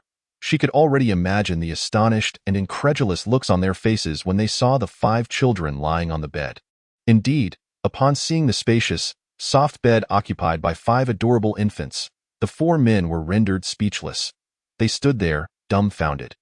They turned their heads in unison to look at Bei Xinyao, their faces displaying utter shock and disbelief. Not twins nor triplets, but a set of 7 babies all at once. Good grief, how fertile can one be? Their expressions twitched involuntarily. Had they not seen it with their own eyes, they would never have believed someone could give birth to 7 at once. It was utterly absurd. Yet now, as they gazed at the 5 cherubic babies lying on the bed, they swallowed hard. "Hey, you little rascals, why are you looking at my wife like that?" Seeing their stunned expressions, Lin Ming, clad in women's sleepwear, stepped up to defend his wife, fully understanding their astonishment. When he first heard Bei Xinyao mention having 7 children, he had shared a similar expression, thinking she was joking. "You 4 rascals, do you not want to adopt the 3rd and the others as your godchildren?" Lin Ming's expression darkened at the sight of their astonished faces. This was his chance to extract a hefty sum from them. Each of them would owe 7 million, totaling over 2 billion. Previously, 2 billion might not have meant much to Lin Ming, but now, he could squeeze it out of them penny by penny. "Pay up. These are your godnieces and godnephews. Each of you must contribute an additional 5 million. The money should still be transferred to your sister-in-law," Lin Ming stated casually, knowing this amount was trivial for them. Hearing his words, the faces of the 4 men twitched uncontrollably. "An additional 5 million. My dear brother, are you out of your mind?" Bei Xinyao, witnessing the situation, couldn't hold back any longer. She quickly stepped forward, waving her hands. "Don't transfer it, please. Lin Ming is just joking." As she spoke, a sheepish smile crossed her face, as if to say, "I'm truly sorry. I've spoiled this boy too much, and I haven't managed him well." However, the 4 men were not convinced. They knew Lin Ming's character all too well. He never joked when it came to money in the past. A wealthy heir had dared to joke with Lin Ming about money, and that individual ended up in dire straits. Lin Ming had devoured his entire family business, leaving nothing behind. Seeing the 4 still wearing bewildered expressions, glancing at Lin Ming and then at each other, Bei Xinyao realized they were waiting for Lin Ming to backtrack. Realizing this, her expression darkened. She glared at Lin Ming with a serious demeanor, calling out, "Lin Ming." Chapter 45. The lifestyle of the wealthy. Noticing Bei Xinyao's displeasure, Lin Ming shrugged helplessly. "Women, do you not realize you just missed out on over 2 billion? Extracting money from these lads is no easy feat, all right. Since your sister-in-law has spoken, then there's no need to transfer. All 7 of these little ones are now your godchildren," Lin Ming said with a resigned shrug. Upon hearing this, Bei Xinyao let out a long sigh of relief. Not that she disliked money. Few people in this world are truly high-minded. Especially now, as they faced various hardships in life, they were quite lacking in resources. However, Bei Xinyao was a sensible person. They had already transferred 20 million, and now her modest bank account had swelled into millions, making her a bona fide millionaire. Yet asking for more transfers was beyond her. Her pride didn't match Lin Ming's audacity. In truth, she had already decided to return the money to these 4 individuals. A staggering 80 million was something she genuinely couldn't accept. However, she remained silent, knowing that with Lin Ming present, they would never accept the return. "Come, I'll take you to meet my 7 little treasures." Lin Ming picked up the bow, Lin Chun, while Bei Xinyao held air bow, Lin Jing, as they walked into the room. Inside, Lin Ming began introducing the 5 little ones lying on the bed. "You already know the eldest and the second. The 3rd is Lin Wei, the 4th is Lin Qin, the 5th is Lin Qi, the 6th is Lin Shu, and the 7th is Lin Hua." Among the 7 children, only Lin Chen and Lin Wei were boys. The other 5 were girls. As Lin Ming introduced his 7 children, a look of happiness and pride graced his face. These 7 children would be the center of his life, the focus of his future endeavors. "Why not, they're just too adorable. I can't take it anymore. Brother Ming, I'm starting to envy you for having 7 such delightful little ones. I love them so much." The 4 men were visibly excited, gazing at the row of cherubic babies on the bed. "Haha, I'll boast about having adopted 7 little treasures as my godchildren whenever I go out." Exactly. While others flaunt their wealth, we'll show off our love, our sons and daughters. Once we step out and share this, those guys will surely be green with envy. Observing the 4 men, their excitement palpable, Bei Xinyao couldn't help but feel astonished. Their mindset seemed entirely different from that of ordinary people. However, recalling how they had just transferred 20 million without batting an eye, she came to terms with their wealth. Undoubtedly, these 4 were exceedingly wealthy heirs in their lives. Flaunting wealth had become commonplace. to the point where they were above such ostentation, opting instead for a more understated approach. What truly caught their attention and affection were the warm, tender details of life. Indeed, the lifestyle of the wealthy was something she truly did not comprehend. Chapter 46. Keep the news under wraps, all right? All right, you rascals. Are you worried others won't hear you with all this noise? Lin Ming shot them a warning glance. If you wake my precious ones, you'll be responsible. At his words, the group immediately fell silent. Then, in perfect unison, they began to examine the 5 little ones lying on the bed as a girl. Zhou Qian had virtually no resistance to such adorable children, and she couldn't help but reach out her finger to gently touch the face of Lin Wei. So soft, such tender skin, she shivered with excitement. Lin Ming watched with a smile, realizing that if Zhou Qian had just a tad less masculine aura, he might have actually considered being with her. After all, she was undeniably a stunning beauty. But just as a smile graced his lips, he sensed a wave of discontented glares directed at him. Bei Xinyao. Lin Ming glanced over to find her looking at him with a mournful expression. Was she feeling jealous? Upon witnessing the situation, Lin Ming chuckled awkwardly, hastily averting his gaze. He then turned to Zhang He and the other 3 individuals before him, speaking with a serious tone. This matter must remain confined to the 4 of you. Understood? I do not wish for too many people to be aware of it, especially those associated with Yang Hao, particularly you, Zhang He. Your propensity for loose lips is truly concerning. Hearing Lin Ming's words, the 4 were momentarily taken aback. If it were anyone else with such an endearing brood of 7 children, they would likely boast about it far and wide. Yet, Lin Ming merely desired a serene life. After a brief contemplation, the 4 grasped his perspective.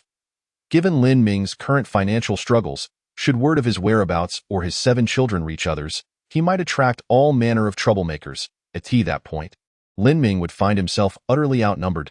Don't worry, Ming, I will keep my lips sealed.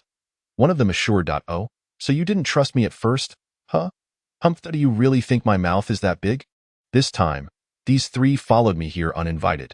It's not my fault. Each of the 4 chimed in, leaving Lin Ming momentarily speechless. Bei Xinyao, listening intently, cast a disapproving glance their way.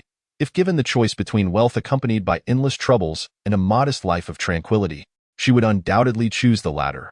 This household could scarcely withstand any further turmoil. Her only wish was to provide a peaceful existence for the 7 children. I just want you to understand that I am no longer what I once was. Those who knew me before may be waiting to see my downfall. That aside, if trouble finds its way to us, it could become a significant predicament, Lin Ming stated, directly addressing the potential consequences.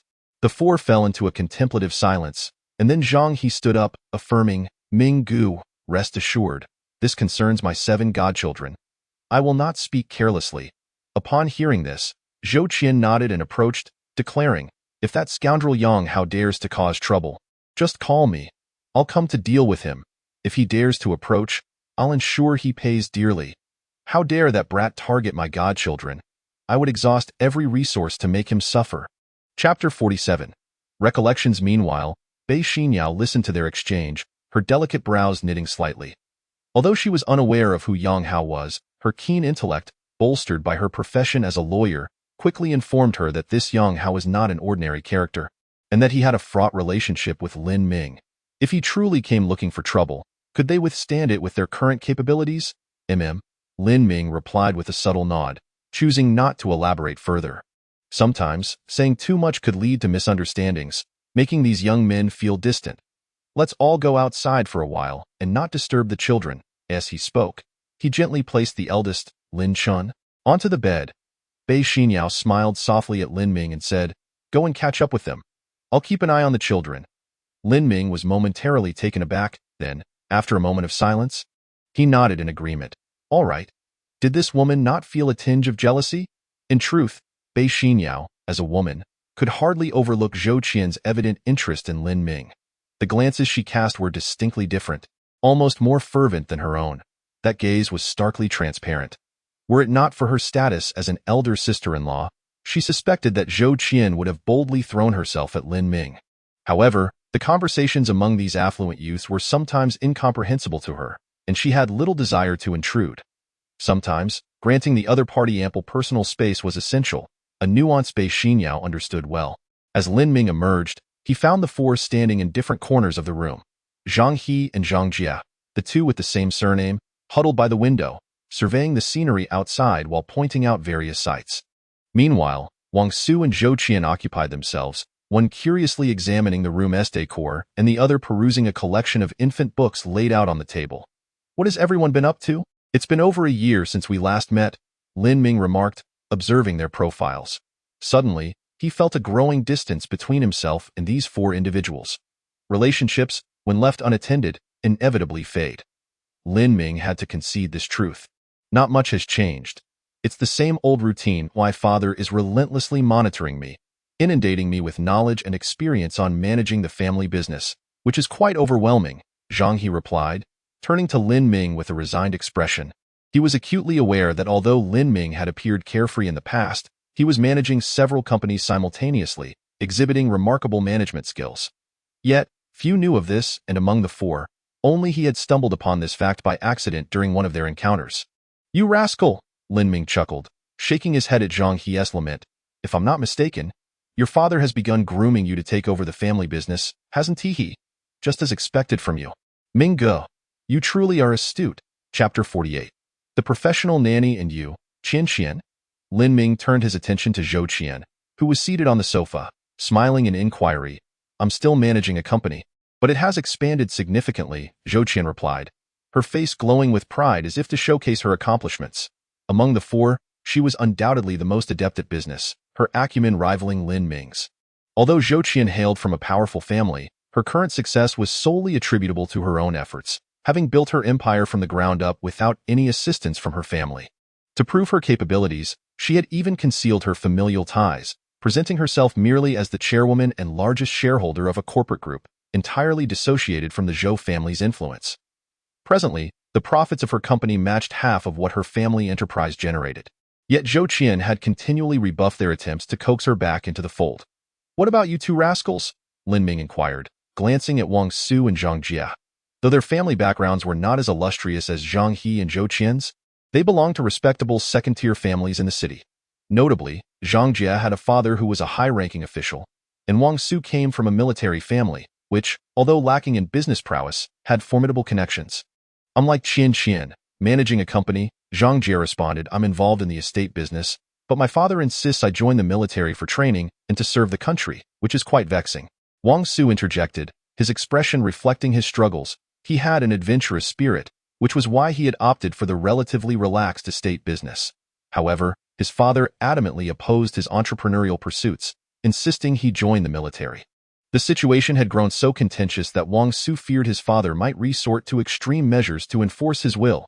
As they shared their stories, the four maintained a demeanor devoid of arrogance. To them, it had been predetermined from birth that they would not lead ordinary lives. Should outsiders witness these four individuals, each with formidable identities and backgrounds, gathered together, the shock would be palpable.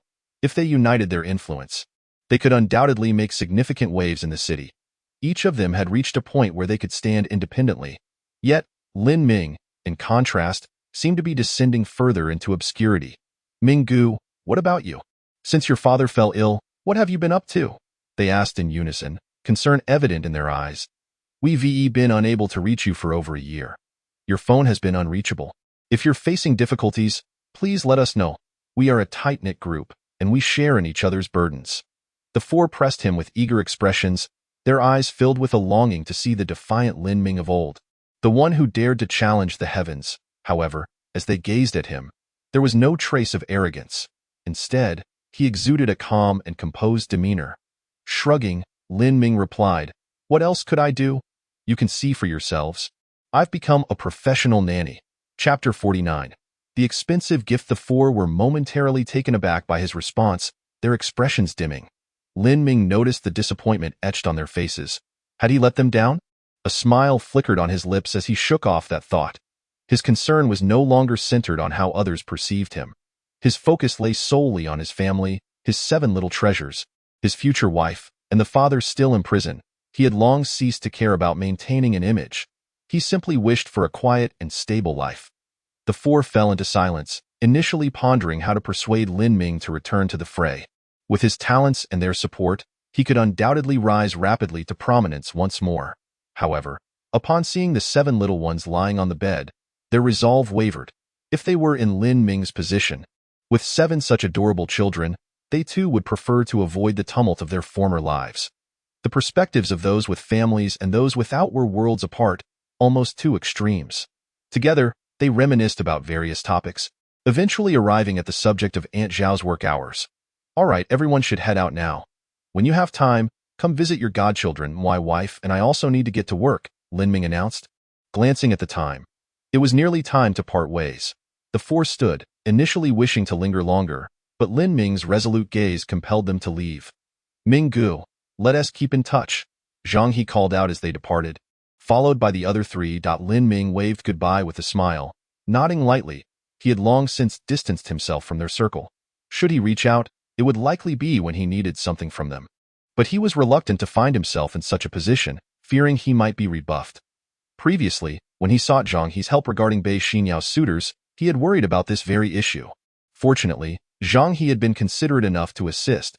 If circumstances allowed, he wished to avoid further contact, not out of disdain, but out of a sense of shame. After bidding farewell to the 4, Lin Ming turned to Bei Xinyao, calling out, "Wife, shall we head to work?" Bei Xinyao did not respond verbally to his endearment, merely nodding silently before relaying a message to Aunt Zhao and following Lin Ming out of the house. Aunt Zhao observed their affectionate demeanor with a smile. "Take your time. I'll manage things here," she said, waving farewell as they left. Once alone, Aunt Zhao began to tidy the somewhat messy home.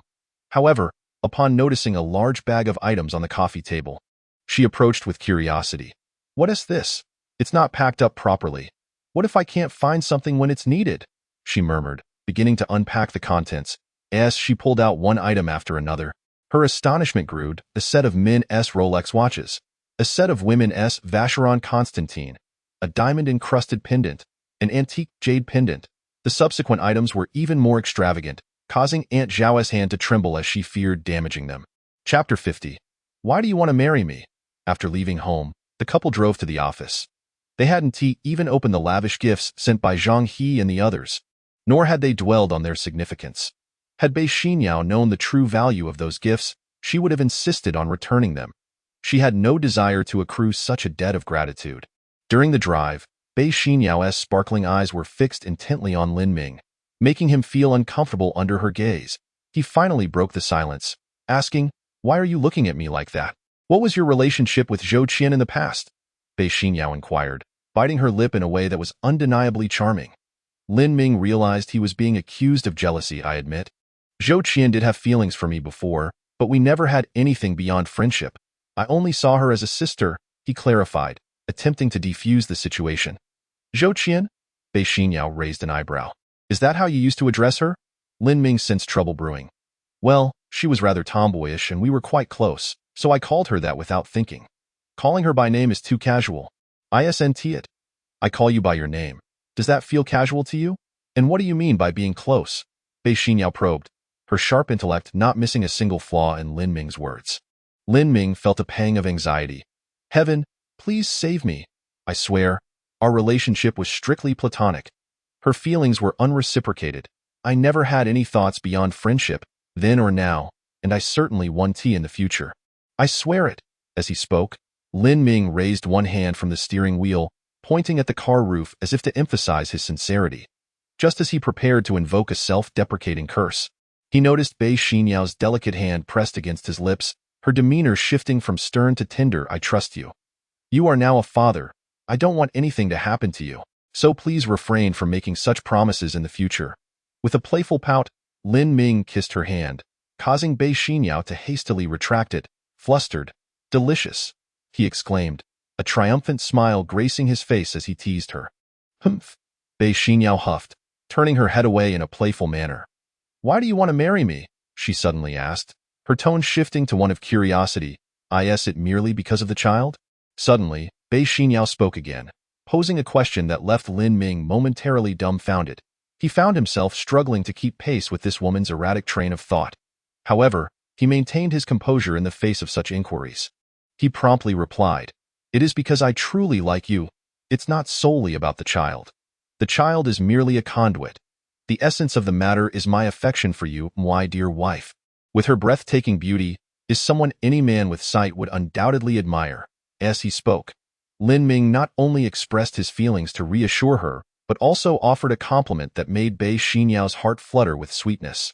One cannot deny that this young man's charm was not solely attributed to his wealth, but also to his eloquent tongue. After all, who wouldn't be drawn to a wealthy man who knows how to win a woman's favor? Chapter 51. Apology. You are quite the silver-tongued charmer. I bet you've deceived many girls in the past, haven't you? Listening to Lin Ming's words, Bei Xinyao felt an overwhelming sweetness in her heart. Yet her lips did not relent. This man had divulged his past, which was nothing short of that of a notorious playboy. Now that she had this opportunity, how could she let him off so easily? Absolutely not. She had to show him the power of the young lady of this household. Indeed, upon hearing Bei Xinyao meticulously dissect his words, Lin Ming's face darkened as though it had been scorched. I say, child's mother, can we cease this endless entanglement over this issue? No. Bei Xinyao resolutely shook her head, insisting that Lin Ming must reveal all his past transgressions. Upon hearing this, Lin Ming felt as though he might weep.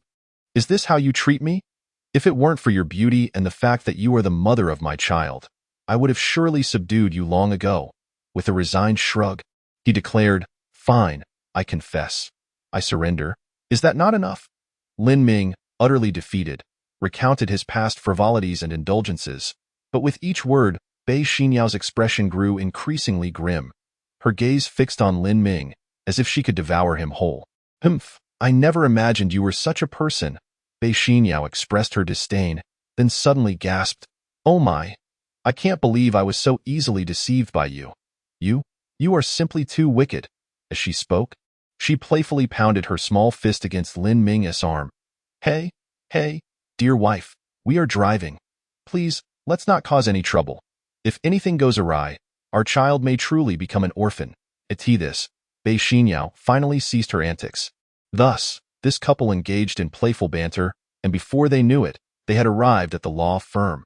However, upon stepping out of the car and entering the building, they sensed something was amiss.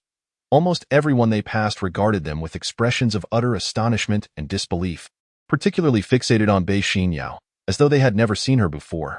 Xiao Su, it's one thing for them to look at me like that, but why do you have that same look? What on earth is going on? Upon entering the law firm, Human Resources Xiao Su's gaze towards Bei Xinyao was equally peculiar and astonished. Unable to contain her confusion, Bei Xinyao approached Xiao Su to inquire further. Xinyao Jie, you don't know? Xiao Su replied, bewildered. Know what? Bei Xinyao pressed, her brows furrowing deeper, while Lin Ming remained relatively unconcerned. To him, it was simply a matter of good news or bad news. Good news required no worry, and he believed any trouble arising within this small law firm could be handled effectively. Well, the young Master Su, from Su Tian Construction Company, has been here since early morning. As Xiao Su spoke, he discreetly glanced towards Bei Xinyao's office area to ensure no one was watching before continuing in a hushed tone. Moreover, Mr. Su Tian, the young master's father, is also here. What? Upon hearing that young Master Su had come, Bei Xinyao's expression remained calm, but upon learning that Su Tian himself was present, she became visibly unsettled. Her exquisitely delicate face betrayed her shock and concern. Su Tian Construction Company was a significant client for their law firm, and Su Tian had always been treated with utmost caution. Now, the fact that he had come in person sent Bei Xinyao's heart racing. Lin Ming, carefree as ever, may have forgotten, but as a lawyer, she distinctly remembered how Lin Ming had publicly humiliated young Master Su in front of the entire firm just yesterday. Now that Su Tian was here, it was clear he had come to reclaim his son's dignity. The thought of this made Bei Xinyao cast Lin Ming a resentful glance. Didn't you say your friends had everything under control? Why have they come to the firm now? Bei Xinyao sighed inwardly, realizing her thoughts were somewhat unjust. Ultimately, Lin Ming had stood up for her, and here she was, complaining that he hadn't resolved the situation. That felt rather ungrateful. This situation was also tied to Lin Ming and his companions, Zhang He and the others, who were not simple figures themselves, given they could easily handle deals worth millions.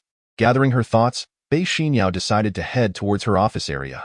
Regardless of the circumstances, it was best to face the current predicament head-on. If they pressed too hard, she could always lower her head and apologize. But if they proved obstinate, she wouldn't shy away from a confrontation. After all, the father of her child must not encounter any unforeseen complications. With this mindset, Bei Xinyao exuded a powerful aura, a presence synonymous with that of a strong woman. As she pushed open the office door, a layer of frost settled over her cold gaze. Inside the office stood two figures, one young and one older. Specifically, young Master Su and his father, Mr. Su Tian, clad in a black suit, a significant client of their law firm. Mr. Su, I wonder what brings you both here so early this morning. Bei Xinyao's tone was far from welcoming. This situation was not her or Lin Ming's fault, yet it could easily twist into an apology from them. It felt akin to a mute person consuming bitter herbs, suffering in silence. Her expression was far from amiable. Upon hearing Bei Xinyao's words, the father and son felt a jolt of apprehension. Young Master Su stepped forward, intending to speak, only to be met with a resounding slap from his father, who scolded him. You imbecile! Look, even Lawyer Bei is upset. Hurry up and apologize. Young Master Su, having been struck by his father, felt blood trickle from his lip. Yet, he dared not utter a word of complaint. He hurriedly stepped forward, lowering his head slightly, and began to apologize to Bei Xinyao. Lawyer Bei, I am truly sorry. I acted rashly yesterday. Please forgive me and do not hold it against me. Chapter 52. Simply putting on a show, they've come to apologize, not to assign blame. Witnessing the respectful demeanor of the Su father and son left Bei Xinyao utterly bewildered. Despite being an elite lawyer, the scene before her left her momentarily at a loss for words. She gazed at the Su duo, particularly at the once arrogant young Master Su, who now stood before her with a humble expression. For a moment, she found herself speechless. Su Tian, noticing Bei Xinyao's silence, felt a twinge of urgency and stepped forward. Lawyer Bei, I sincerely apologize. Due to my inadequate guidance, my reckless son has lacked decorum. Please, as a person of great magnanimity, do not hold this against us. Let us off lightly. He bowed deeply to Bei Xinyao, who stood there in a state of shock. Su Tian, the owner of a massive construction company, was addressing her with respect, calling her you. Bei Xinyao felt as though her ears had deceived her, as she watched Su Tian bow before her. This was beyond her comprehension. In her astonishment, she found herself at a loss for words. Just moments ago, she had strategized on how to confront this troublesome duo, but now, all her plans were rendered moot. They were not there to assign blame but to apologize instead. Seeing Bei Xinyao still silent, Su Tian hurriedly produced a bank card from his pocket and respectfully presented it to her. This card contains 500,000 as compensation for my son's disrespect towards you yesterday. Furthermore, from now on, I have decided to entrust all our company's legal matters to your firm, and we can increase your commission by an additional 5%. Just put your name as the referrer. Lawyer Bei, what do you think? Is this sufficient for your forgiveness? As Su Tian continued to present her with these benefits, Bei Xinyao was left utterly dumbfounded. I'll accept the compensation for my wife, but as for your legal matters, just send them over when needed. At this moment, a refreshing male voice interjected, and Lin Ming stepped forward, taking the bank card from Su Tian's hand. With a nonchalant expression, he stated, considering your attitude is somewhat acceptable, we'll let this matter slide this time. But remember, do not let it happen again. As he spoke, Lin Ming's eyes narrowed slightly, revealing a glimmer of the unique brilliance of a wealthy young man. If you transgress again, your company may very well need to change ownership. Upon hearing Lin Ming's words, Su Tian was initially taken aback, confusion etched on his face. Yet, as he absorbed the latter part of Lin Ming's statement, a sense of dread gripped him. Just yesterday, his company faced a catastrophic loss, amounting to over 50 million. All of their business partners abruptly severed ties. When he inquired about the reasons, they merely stated that his company had provoked someone it shouldn't have. This revelation left Su Tian's scalp tingling. To have incurred the wrath of someone capable of causing such devastation in just 2 hours was a matter far beyond his comprehension. In a moment of desperation, he had vowed to personally lead a team to confront the one who had harmed his son. However, he was soon informed by an acquaintance that the cause of his company's troubles stemmed from his son's actions. After learning the truth, Su Tian did not hesitate to discipline his son at home.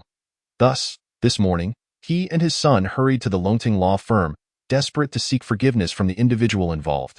Otherwise, with the current trajectory of losses, bankruptcy was inevitable. Now, hearing Lin Ming's words, Su Tian realized the gravity of the situation. Lin Ming was indeed the formidable figure behind it all. However, upon hearing Lin Ming relent, Su Tian felt a wave of relief wash over him. He quickly nodded and responded, yes, absolutely, I wouldn't dare again. If this rascal acts up again, I'll break his legs. All right, it's nothing serious. You may leave. Lin Ming waved dismissively at the pair, turning away as they nodded vigorously, retreating from the office with utmost caution. Hey, I say, child's mother, what took you so long to snap out of it? Are you still in a daze? Lin Ming chuckled, waving his hand in front of Bei Xinyao's wide eyes. As Bei Xinyao's attention was pulled back, she gazed at Lin Ming in shock, asking, did they come to apologize because of you? Lin Ming was taken aback, replying, didn't you already know from our conversation in the car yesterday? Why are you asking? Upon hearing his response, Bei Xinyao finally grasped the situation. I just couldn't believe it. You must understand that Su Tian Construction Company is no small matter for our law firm. I never expected you to handle it with just a few words. A wry smile crept across Bei Xinyao's face as she found herself at a loss for words, overwhelmed by the realization that wealth indeed simplifies matters. Lin Ming, sensing her astonishment, shrugged and admitted, it wasn't really me. It was Zhang He who handled everything. I was merely putting on a fade. Hearing this, Bei Xinyao shot him a disapproving glance, then extended her delicate hand towards him, demanding, hand it over. What? Lin Ming asked, his expression turning wearied out of course, the compensation. It's meant for me. Isn't it? Humph. Are you planning to keep it all for yourself? Bei Xinyao pouted, her lips forming a charming frown. Chapter 53. Invincible. Her man turned out to be quite capable. She had been so worried about him, constantly saving for their household and their children. Now, it seemed she had underestimated him terribly. Without hesitation, Bei Xinyao set her sights on Lin Ming, making him the target of her demands. As Lin Ming realized what was happening, his expression turned to one of dismay. Can't you just give me a little pocket money? You received 80 million this morning. Surely, this mere 500,000 is worth your attention. At this, Lin Ming smirked, shamelessly adding, don't you think so, dear wife? Humph, who's your wife? Bei Xinyao retorted, feigning indignation. I haven't even agreed to marry you yet. Why are you so eager to claim that title? Also, I plan to return the 80 million. It's too much. I can't accept it. She shook her head vigorously, resembling a bobblehead, her exquisite features making her irresistibly charming. However, upon hearing this, Lin Ming was greatly displeased, suspecting he had misheard. 80 million is out of the question. To return it? My dear wife, you're not running a fever, are you? You know our family's situation all too well. We are in dire need of this money. This morning you turned down 200 million. I accepted that, but this 80 million, you absolutely cannot return. Lin Ming spoke with unwavering resolve, shaking his head as he did so. To simply forego 80 million and return it to someone else. Has your mind become unhinged? Looking at his charming wife, Lin Ming was tempted to pry open her mind to discern her thoughts. Yet, Bei Xinyao's delicate brows were slightly furrowed. Holding the money in her hands, she felt an unsettling anxiety, as though she owed a monumental debt of gratitude. In a way, we urgently need this money. If you give me this 80 million, it won't even be enough for a mere snack. It's just right for supplementing our household expenses, Lin Ming stated calmly. Not enough for a snack. What do you intend to use it for? Upon hearing his words, Bei Xinyao's brows knitted further, sensing that Lin Ming was concealing something from her. Lin Ming, startled by her remark, quickly sealed his lips. Damn. I almost let it slip. He certainly did not dare to divulge the fact that his father had incurred a colossal debt of 100 billion. If that were to come out, he couldn't guarantee that Bei Xinyao wouldn't take the child and flee in the night. Although he believed she wasn't that kind of person, a debt of such magnitude could potentially shatter anyone. Thus, Lin Ming was unwilling to take such a gamble. What else could I do? Just eat and drink. Previously my monthly expenses exceeded 10 million. Let us not dwell on past glories. Lin Ming waved dismissively, his demeanor derisive as he subtly shifted the focus. Humph. You spent over 10 million monthly? Why did you use my money for our hotel stays when we were together? Upon hearing Lin Ming's words, Bei Xinyao promptly began to calculate again. Fine. It's all my fault. Is it? All right. I won't say anything further. By the way, dear wife, I would like to discuss something with you. Lin Ming spoke, handing over Su Tian's bank card containing a compensation fee of 500,000. What is it? Seeing Lin Ming proactively handing over the bank card, Bei Xinyao immediately displayed a wary expression. What the heck? My dear wife. What's with that look? Do you think I'm going to eat you? Observing her pitiful gaze, Lin Ming chuckled helplessly, feeling as though the roles had reversed between him and this woman. It seemed she had him firmly in her grasp. I merely wish to discuss staying at home to care for the child. I truly have no interest in law. Just looking at the dense text makes me dizzy. Lin Ming voiced, primarily because he felt his current rate of earning was indeed rather slow. Now that he possessed the dad system, he ought to utilize it well. Otherwise, how long would it take to repay that 100 billion debt? Upon hearing Lin Ming broach this topic again, Bei Xinyao fell into a moment of silence. From the day Lin Ming arrived yesterday, it was evident he was not cut out for the profession of law. Very well, if that's what you wish, stay at the law firm today. We'll go home together after work, and tomorrow you can stay home to care for the child. Bei Xinyao finally relented. Their family's situation was improving. It seemed Lin Ming truly did not need to do much, merely stay home and take care of the child. No problem, Lin Ming responded with a grin, assuring her, rest assured, my dear wife, I will ensure the little ones are well fed and healthy. Certainly, you too. Bei Xinyao was momentarily taken aback. Her cheeks flushed slightly at Lin Ming's affectionate words, letting out a soft huff. Humph, you're quite the smooth talker, my dear wife. How long have you been practicing law? Lin Ming inquired from his seat, seeking a point of entry, wanting to gauge his odds should he go up against that colossal entity in court. This query had become a knot in Lin Ming's heart. Until resolved, he would never be able to move past it. Me? I have been practicing law for over 5 years, starting from my internship in this field, gradually advancing through various roles, initially as a legal assistant for half a year, then becoming a lawyer after a year and a half. If we consider my true identity as a lawyer, it has been 3 years. Upon hearing this, Lin Ming couldn't help but nod slightly. To ascend from intern to elite lawyer in 2 years was not particularly rapid, yet certainly not slow, marking a steady and commendable progress. How many cases have you handled? What is the general success rate? Lin Ming continued to inquire. He had a vague understanding that Bei Xinyao was the second in command at Longting Law Firm, renowned for her high success rate, famously undefeated in court. If Bei Xinyao truly possessed such capability, then it was not impossible for her to help clear her father's name. Now, he needed to explore both avenues, securing 100 billion to rescue his father and fighting the legal battle to save him. Chapter 54. Truly charming. You're not interested in this. So why are you asking so many questions? Observing Lin Ming's incessant inquiries, Bei Xinyao felt a hint of suspicion arise in her heart. Did Lin Ming have some legal troubles? No wonder he claimed 80 million wasn't even enough for a snack. That must be it. Thinking this, Bei Xinyao hurriedly pressed on. Are you hiding something from me? Thud. Lin Ming's heart sank at her words. This woman's intuition regarding her profession was alarmingly sharp. Thinking quickly, Lin Ming chuckled. What could I possibly be hiding from you? Oh, so asking you a few questions means I have something to hide? I say, isn't this a symptom of your profession? You really ought to take more time to rest. However, is it wrong for me to be concerned about my wife's situation? Hearing Lin Ming repeatedly refer to her as his wife, Bei Xinyao felt a warmth spread through her. Despite feigning displeasure, of course, it's perfectly fine. I just find it odd that you're suddenly so curious about these matters. Continuing without waiting for Lin Ming to respond, she elaborated, my success rate is generally over 80%. In my 3 years as a lawyer, I've handled no less than 300 to 400 cases. However, combining them all, there are nearly 200.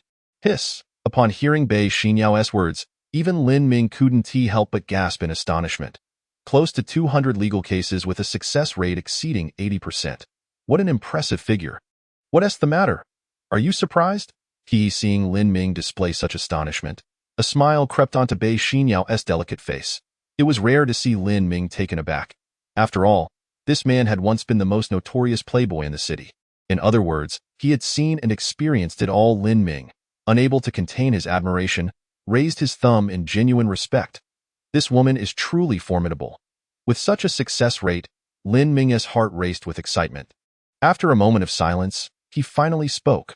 My dear wife, I have a friend who is entangled in a lawsuit and has no way out. Do you have any means to assist? Your friend? Upon hearing this, Bei Xinyao's brows arched slightly, yet she chose not to pry further, instead asking directly, what case? A life or death matter for the company. A case worth 100 billion. Lin Ming's words were astonishingly bold, instantly leaving Bei Xinyao stunned, her eyes wide in disbelief as she asked, "Worth how much? 100 billion?" Her voice unconsciously rose several octaves. "Yes," Lin Ming affirmed with a nod. Indeed, his father's company was valued at 200 billion, previously the wealthiest man in the city. However, such a tycoon was still insignificant before the might of Motian Biotech Group, whose influence spanned renowned cities globally, with strength so formidable that even a national collapse would not bring them down. Who was the opponent? Bei Xinyao inquired. Motian Biotech Group. Hiss. Upon hearing Lin Ming's revelation, it was now Bei Xinyao's turn to be astonished, her intake of breath audible. "What do you think the odds are?" Observing her shocked expression, Lin Ming's gaze dimmed for a moment. Could it be that even this woman, with her over 80% success rate, was at a loss? Nevertheless, he maintained a faint smile. Inquiring further, he didn't want Bei Xinyao to perceive his unease. This matter, if possible, he wished to keep buried in his heart, never to reveal it to her. Less than 50. That is still under the assumption your friend has a valid case. Bei Xinyao's brow furrowed slightly, her face adopting a serious expression as she spoke. "I see." Lin Ming acknowledged, feeling a surge of disappointment. It seemed he needed to explore other options. Was he truly destined to shoulder 100 billion in unjust debt? Although Lin Ming firmly believed he could amass 100 billion through the system, the thought of simply accepting this loss was unbecoming of him. It left him feeling quite frustrated. "Lin Ming, what exactly is going on with your friend? How could he possibly take on a behemoth like Motian? You must understand that Motian Biotech Group has never lost a case." Bei Xinyao observed Lin Ming's alternating expressions of furrowed brows and melancholy, her face reflecting concern. That Lin Ming would be so distressed over a friend's predicament showcased his loyalty and integrity, reinforcing her belief that she had not chosen the wrong man. As a man, he needed to bear responsibility, particularly towards family. Externally, a man must navigate challenges with finesse, especially in pivotal moments for his brothers and friends. He must act decisively. Only such fearless men, unafraid of adversity, possess true charm. The specifics are unclear to me. Let us not dwell on it. We can't assist much anyway. I'll introduce a few reputable lawyers I know to him if necessary. Lin Ming lifted his gaze, smiling at Bei Xinyao, unwilling to linger on this topic further, as it would only diminish his hopes. If my mentor intervenes, perhaps the odds would be even better. Conservatively, it should exceed 50. Bei Xinyao noted Lin Ming's reluctance to pursue this topic further, yet she merely added that remark before falling silent. However, Lin Ming was unsettled by this. He stood up, moving beside Bei Xinyao, grasping her hands eagerly, and asked, "Xinyao, you say your mentor's odds would be higher?" Caught off guard by Lin Ming's sudden grip, Bei Xinyao looked up at him, her heart fluttering at the brightness in his eyes, akin to black diamonds sparkling, rendering her momentarily spellbound. Her cheeks flushed. "This man is truly charming, Tum." Bei Xinyao merely responded softly, yet Lin Ming, like a child who had just received a treat, burst with joy. Releasing her hands, he proceeded to wrap his arms around her waist, exclaiming, "Then Xinyao, could you persuade your mentor to assist me to help my friend with this lawsuit? You need not worry. Should your mentor agree, the commission will be substantial." Chapter 55. Preventing Polio. Lin Ming, don't be so excited. I'll try to reach out to my mentor. All right. Observing Lin Ming's exuberance, Bei Xinyao brows knitted slightly. Today, Lin Ming seemed somewhat unusual.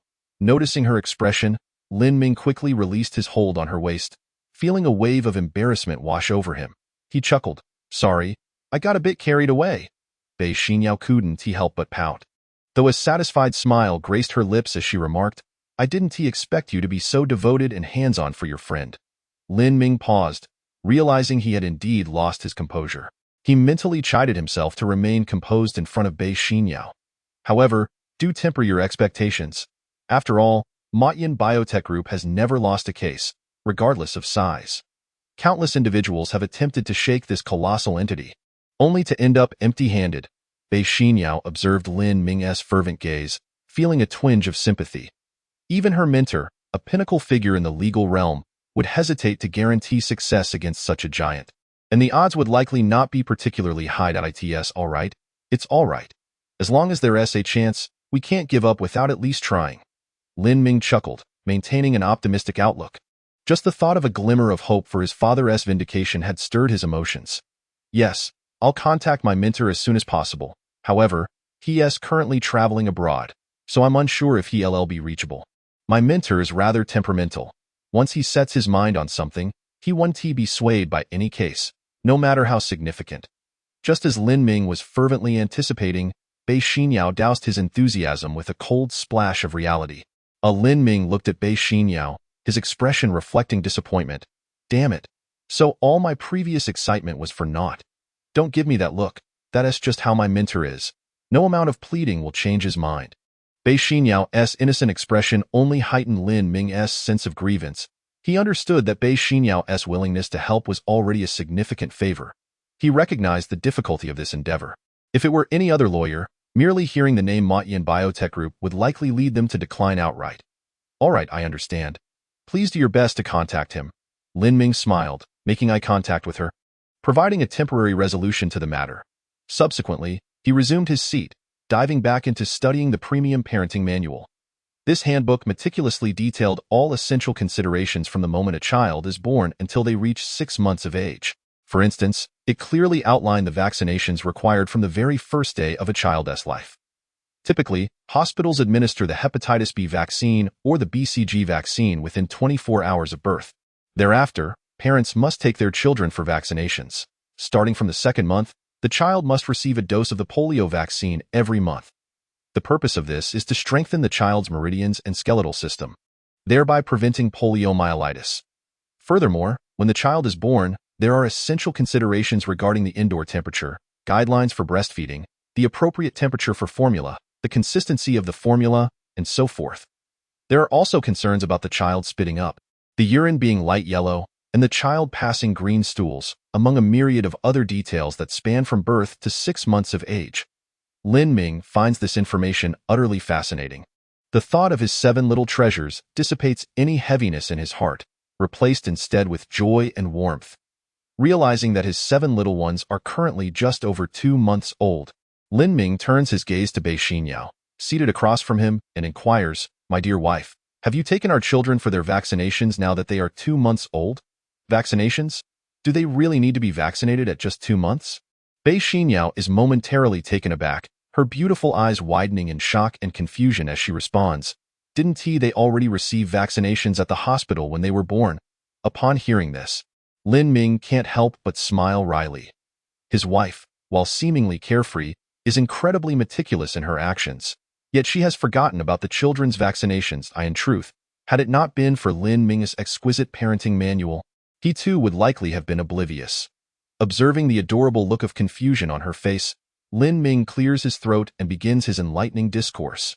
"You see, my dear, you are rather forgetful. After the child turns 2 months old, they will need to visit the hospital every month for vaccinations, including the polio vaccine to prevent poliomyelitis, until they reach 6 months of age. Is that so?"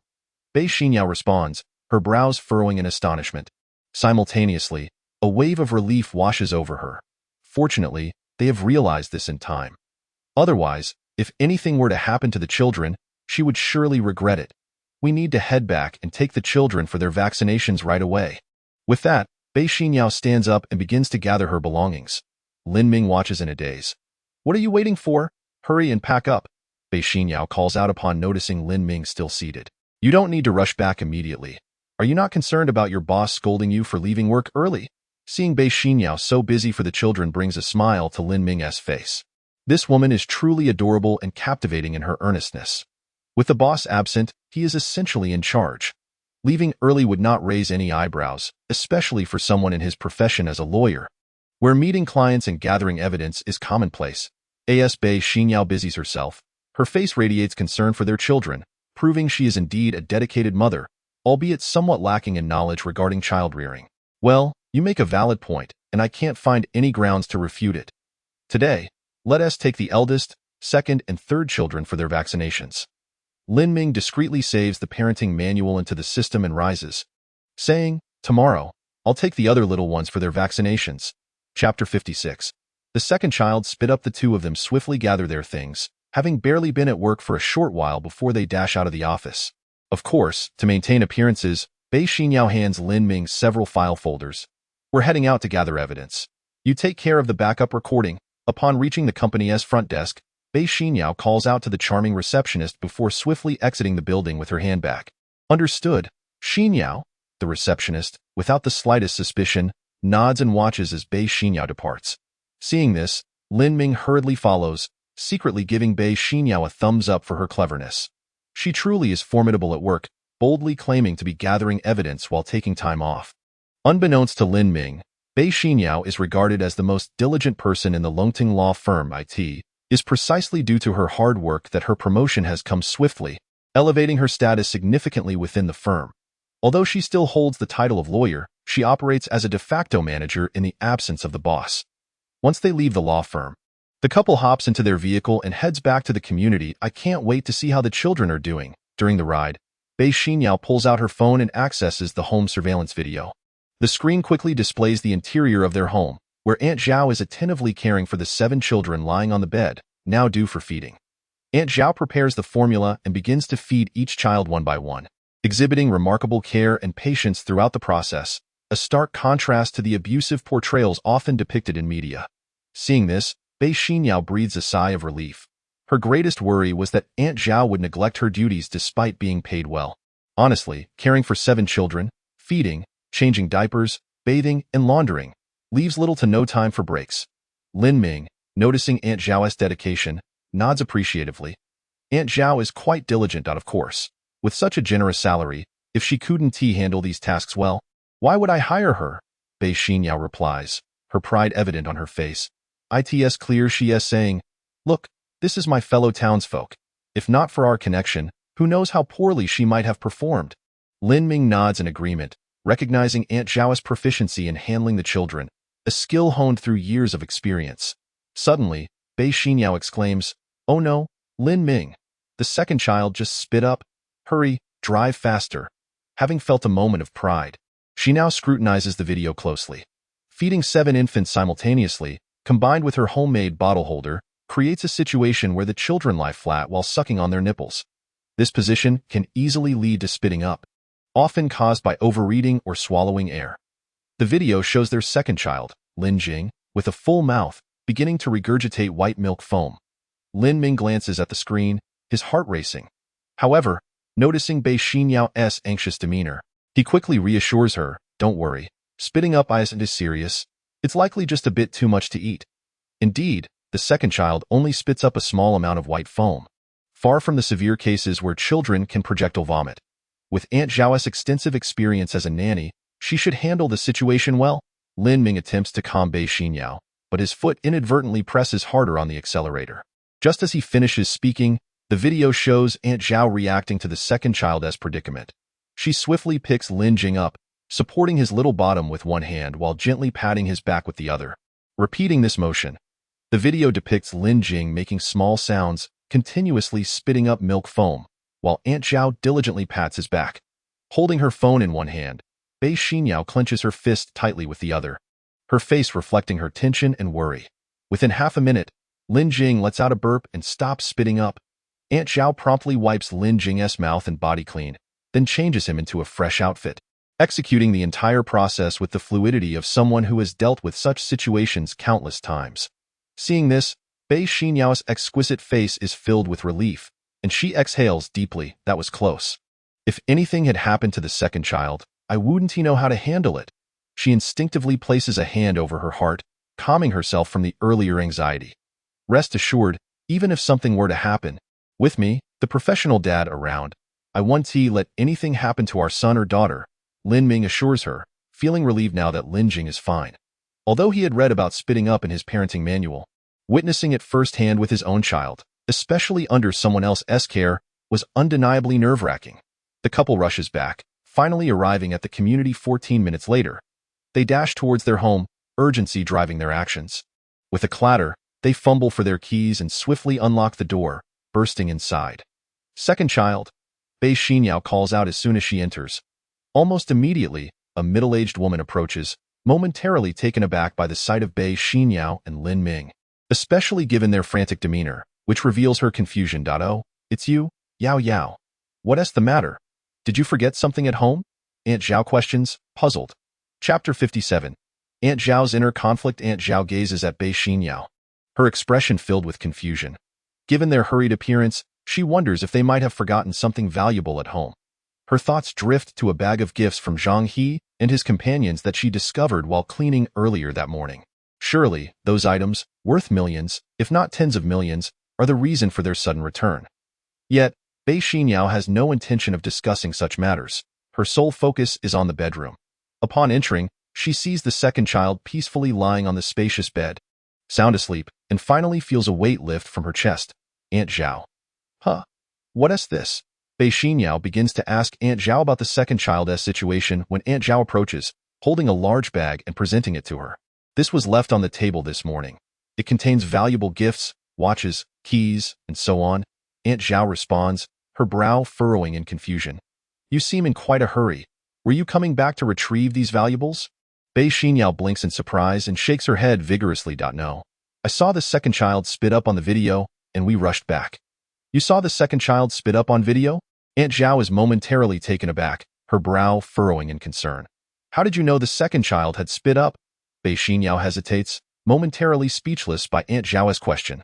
Clearly, Aunt Zhao is unaware of the surveillance cameras in the house. If Bei Xinyao reveals this information, it may hurt Aunt Zhao's feelings, who has been diligently caring for their children.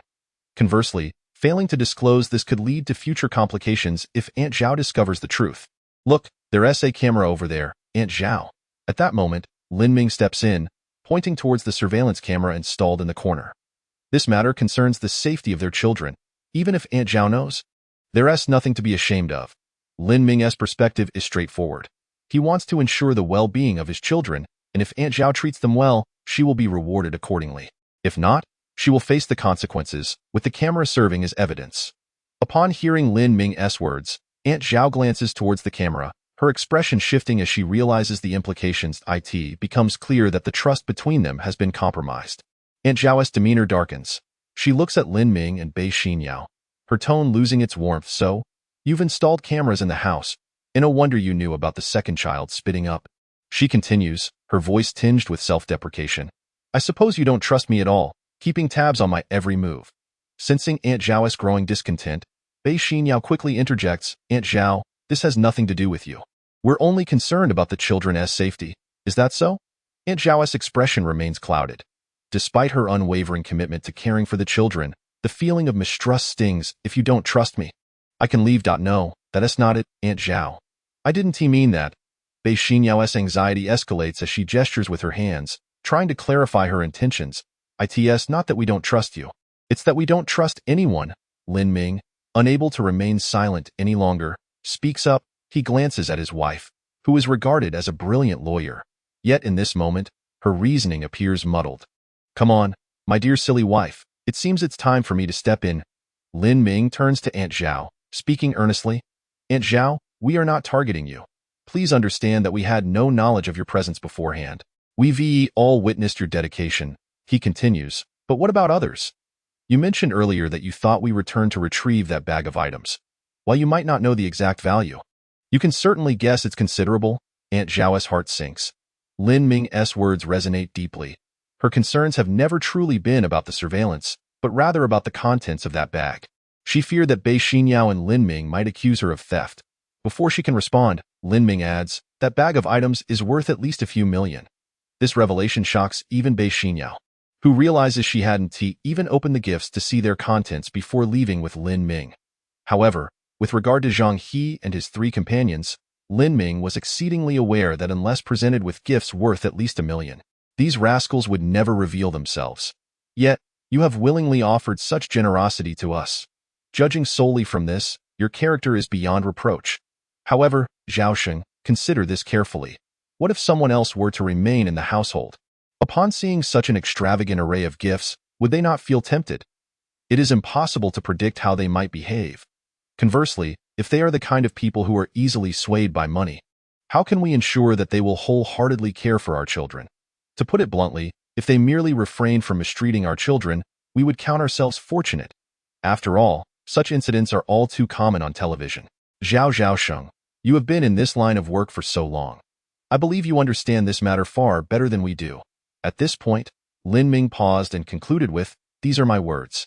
Whether or not you believe them, Zhaosheng, is of little consequence to me. I simply do not wish to see my wife distressed over this. Her intentions are purely for the well-being of the child, without any malice. If you can set aside your doubts, please continue to assist us in caring for our child. If you feel we are here to surveil you and do not trust you, you are free to leave, and we will compensate you for a month's wages. Hearing Lin Ming's words, Zhao Zhaoxing fell silent once more. Every statement Lin Ming made was logical, leaving her with no grounds for rebuttal. Furthermore, having worked as a postpartum caregiver for many years, she was well aware of the unsavory aspects that permeated the industry. Thus, maintaining a good reputation was paramount.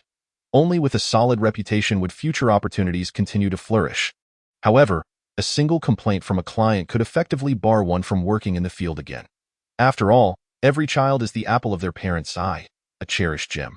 What parent would willingly hire a caregiver with a tarnished record who might not treat their child well? None. Thus, upon reflecting on these matters, Zhao Zhaoxing lifted her head to meet Lin Ming and Bei Xinyao's gaze, a smile breaking across her face as she said, "I was being overly cautious. Please do not take it to heart." In truth, Zhao Zhaoxing had not given such matters much thought. She simply felt that Lin Ming's reasoning was sound, and leaving this household could potentially harm her reputation. Thus, she chose to stay, merely awaiting Lin Ming to provide her with an opportunity to gracefully withdraw. And now, that opportunity had arisen.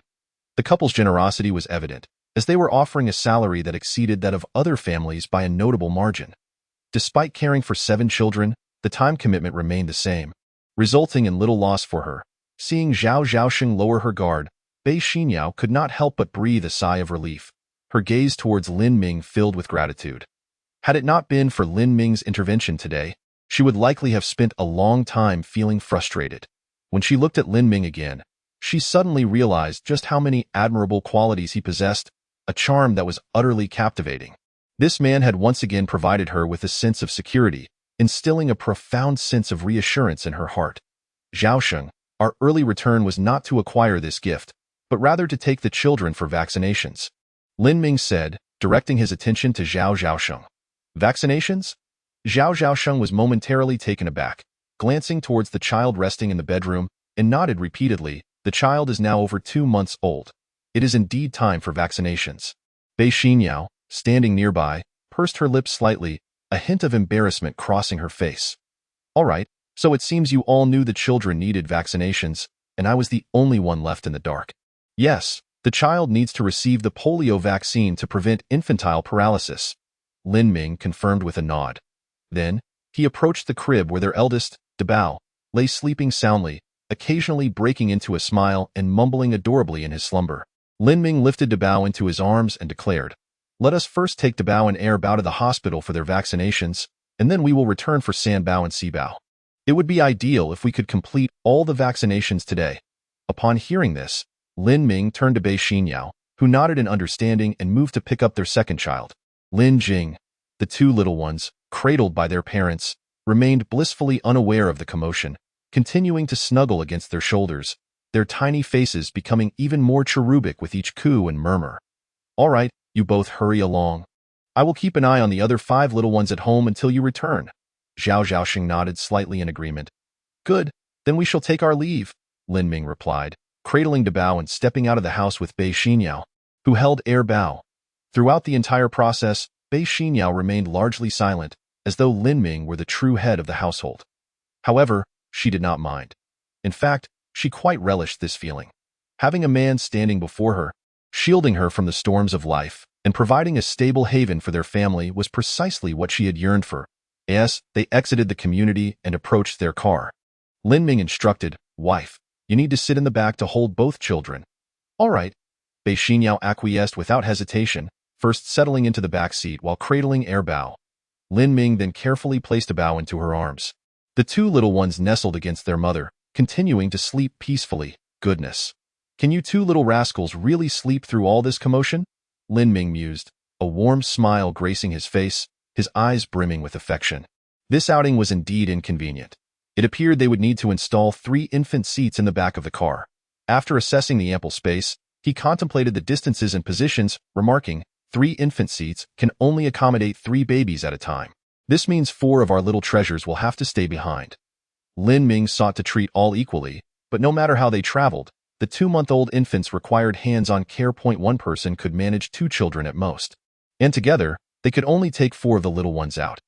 Unfortunately, to take all 7 of them out would have to wait until they were older, at least able to toddle around. As he considered this, a proud smile crept onto Lin Ming's lips as he envisioned the scene of himself taking all 7 adorable children out for an outing. That moment, he imagined himself tying them all together with a string, just like skewered meat, and leading them out. Surely, it would create a unique spectacle that would attract attention. Shaking off these thoughts, Lin Ming started the car and drove towards the hospital. "Wife, which hospital did you give birth at?" Lin Ming inquired, glancing back at Bei Xinyao, who was holding the 2 little ones in the back seat. "For vaccinations, it's best to return to the hospital where the children were born," he explained. "That way, they have all the records and notes on file. Should the children have taken or been injected with any medication, the doctors will be able to check that during vaccination, preventing any adverse reactions." "Renha Hospital," Bei Xinyao replied, recalling the place of their children's birth. That moment, she turned to Lin Ming and added, "By the way, since we haven't decided on names yet, we haven't yet obtained the medical birth certificates. We should bring our IDs and take care of that while we're there." "Medical birth certificates?" Lin Ming echoed, momentarily taken aback before nodding. "I have my ID on me. Do you have yours?" "Yes, I brought it," Bei Xinyao confirmed, holding the 2 little ones close. They were both sound asleep, showing no signs of waking. Lin Ming glanced into the rearview mirror at his adorable children, a smile breaking across his face. If they were aware they were being taken for vaccinations, he wondered if they would cry. Infants tend to sleep a lot. At 2 months old, they require about 16 to 20 hours of sleep each day. Bei Xinyao chimed in, perhaps wanting to assert her knowledge of childcare, and then added, "If these 2 little ones found out they were going for vaccinations, I don't think they would cry. After all, I didn't cry when I got vaccinated as a child." Upon hearing this, Lin Ming couldn't help but chuckle to himself, recalling his own childhood experience when he was taken for vaccinations, only to end up crying along with the other children. When asked why, he had simply replied, "It's fun." Lin Ming was aware that Bei Xinyao would tire from holding the children for too long, so he instinctively pressed down harder on the accelerator. After a brief drive, they arrived at Renha Hospital. Each of them cradling a child, they made their way directly to the maternity ward. Eventually, they arrived at an office where a doctor named Liang was present. "Dr. Liang, I've brought the children for vaccinations," Bei Xinyao greeted the man, her face lighting up with delight at finding him in the office, which saved them the trouble of making an appointment. "How old are the children? Were they born here?" the doctor in the white coat asked, glancing up from his work. "They're over 2 months old. My husband said it's time for them to receive the polio vaccine." Bei Xinyao responded with a gentle smile. "Husband?" Upon hearing her refer to Lin Ming in such a manner, Lin Ming's eyes widened in surprise, and a smile involuntarily crept onto his lips. It seemed this woman had truly embraced her role. "It is indeed time for vaccinations. I didn't realize your husband was so knowledgeable. Please wait a moment. I'll have someone prepare the vaccines," the doctor said, waving his hand as he began to jot down notes. "This is the list of medications. One of you needs to go pay the fees," he instructed, handing over the paperwork. "How straightforward," Lin Ming remarked, a smile gracing his face. "I'll take care of it." He passed about a Bei Xinyao, then took the payment slip and headed towards the payment area. Upon seeing the fees, 1,600 yuan for 2 vaccines, he raised an eyebrow in surprise. That was quite expensive. However, when it came to his children, he wouldn't hesitate one bit, be it 1,600 yuan or even 16,000. After all, if anything were to happen to them, it could lead to long-term complications, and he would never take such matters lightly. During this period, Lin Ming had been taking the time to watch videos and learn about infant care, supplementing the knowledge he gained from the system with his own research. He had come across a video about a child who, due to high bilirubin levels in the first week or 2 after birth, suffered cognitive impairments that persisted into childhood, necessitating ongoing medication to maintain a basic quality of life. High bilirubin referred to a condition where a child's brain failed to harden properly, leading to a soft head structure. Serious cases could hinder physical development. Such children often had significantly lower intelligence compared to their peers.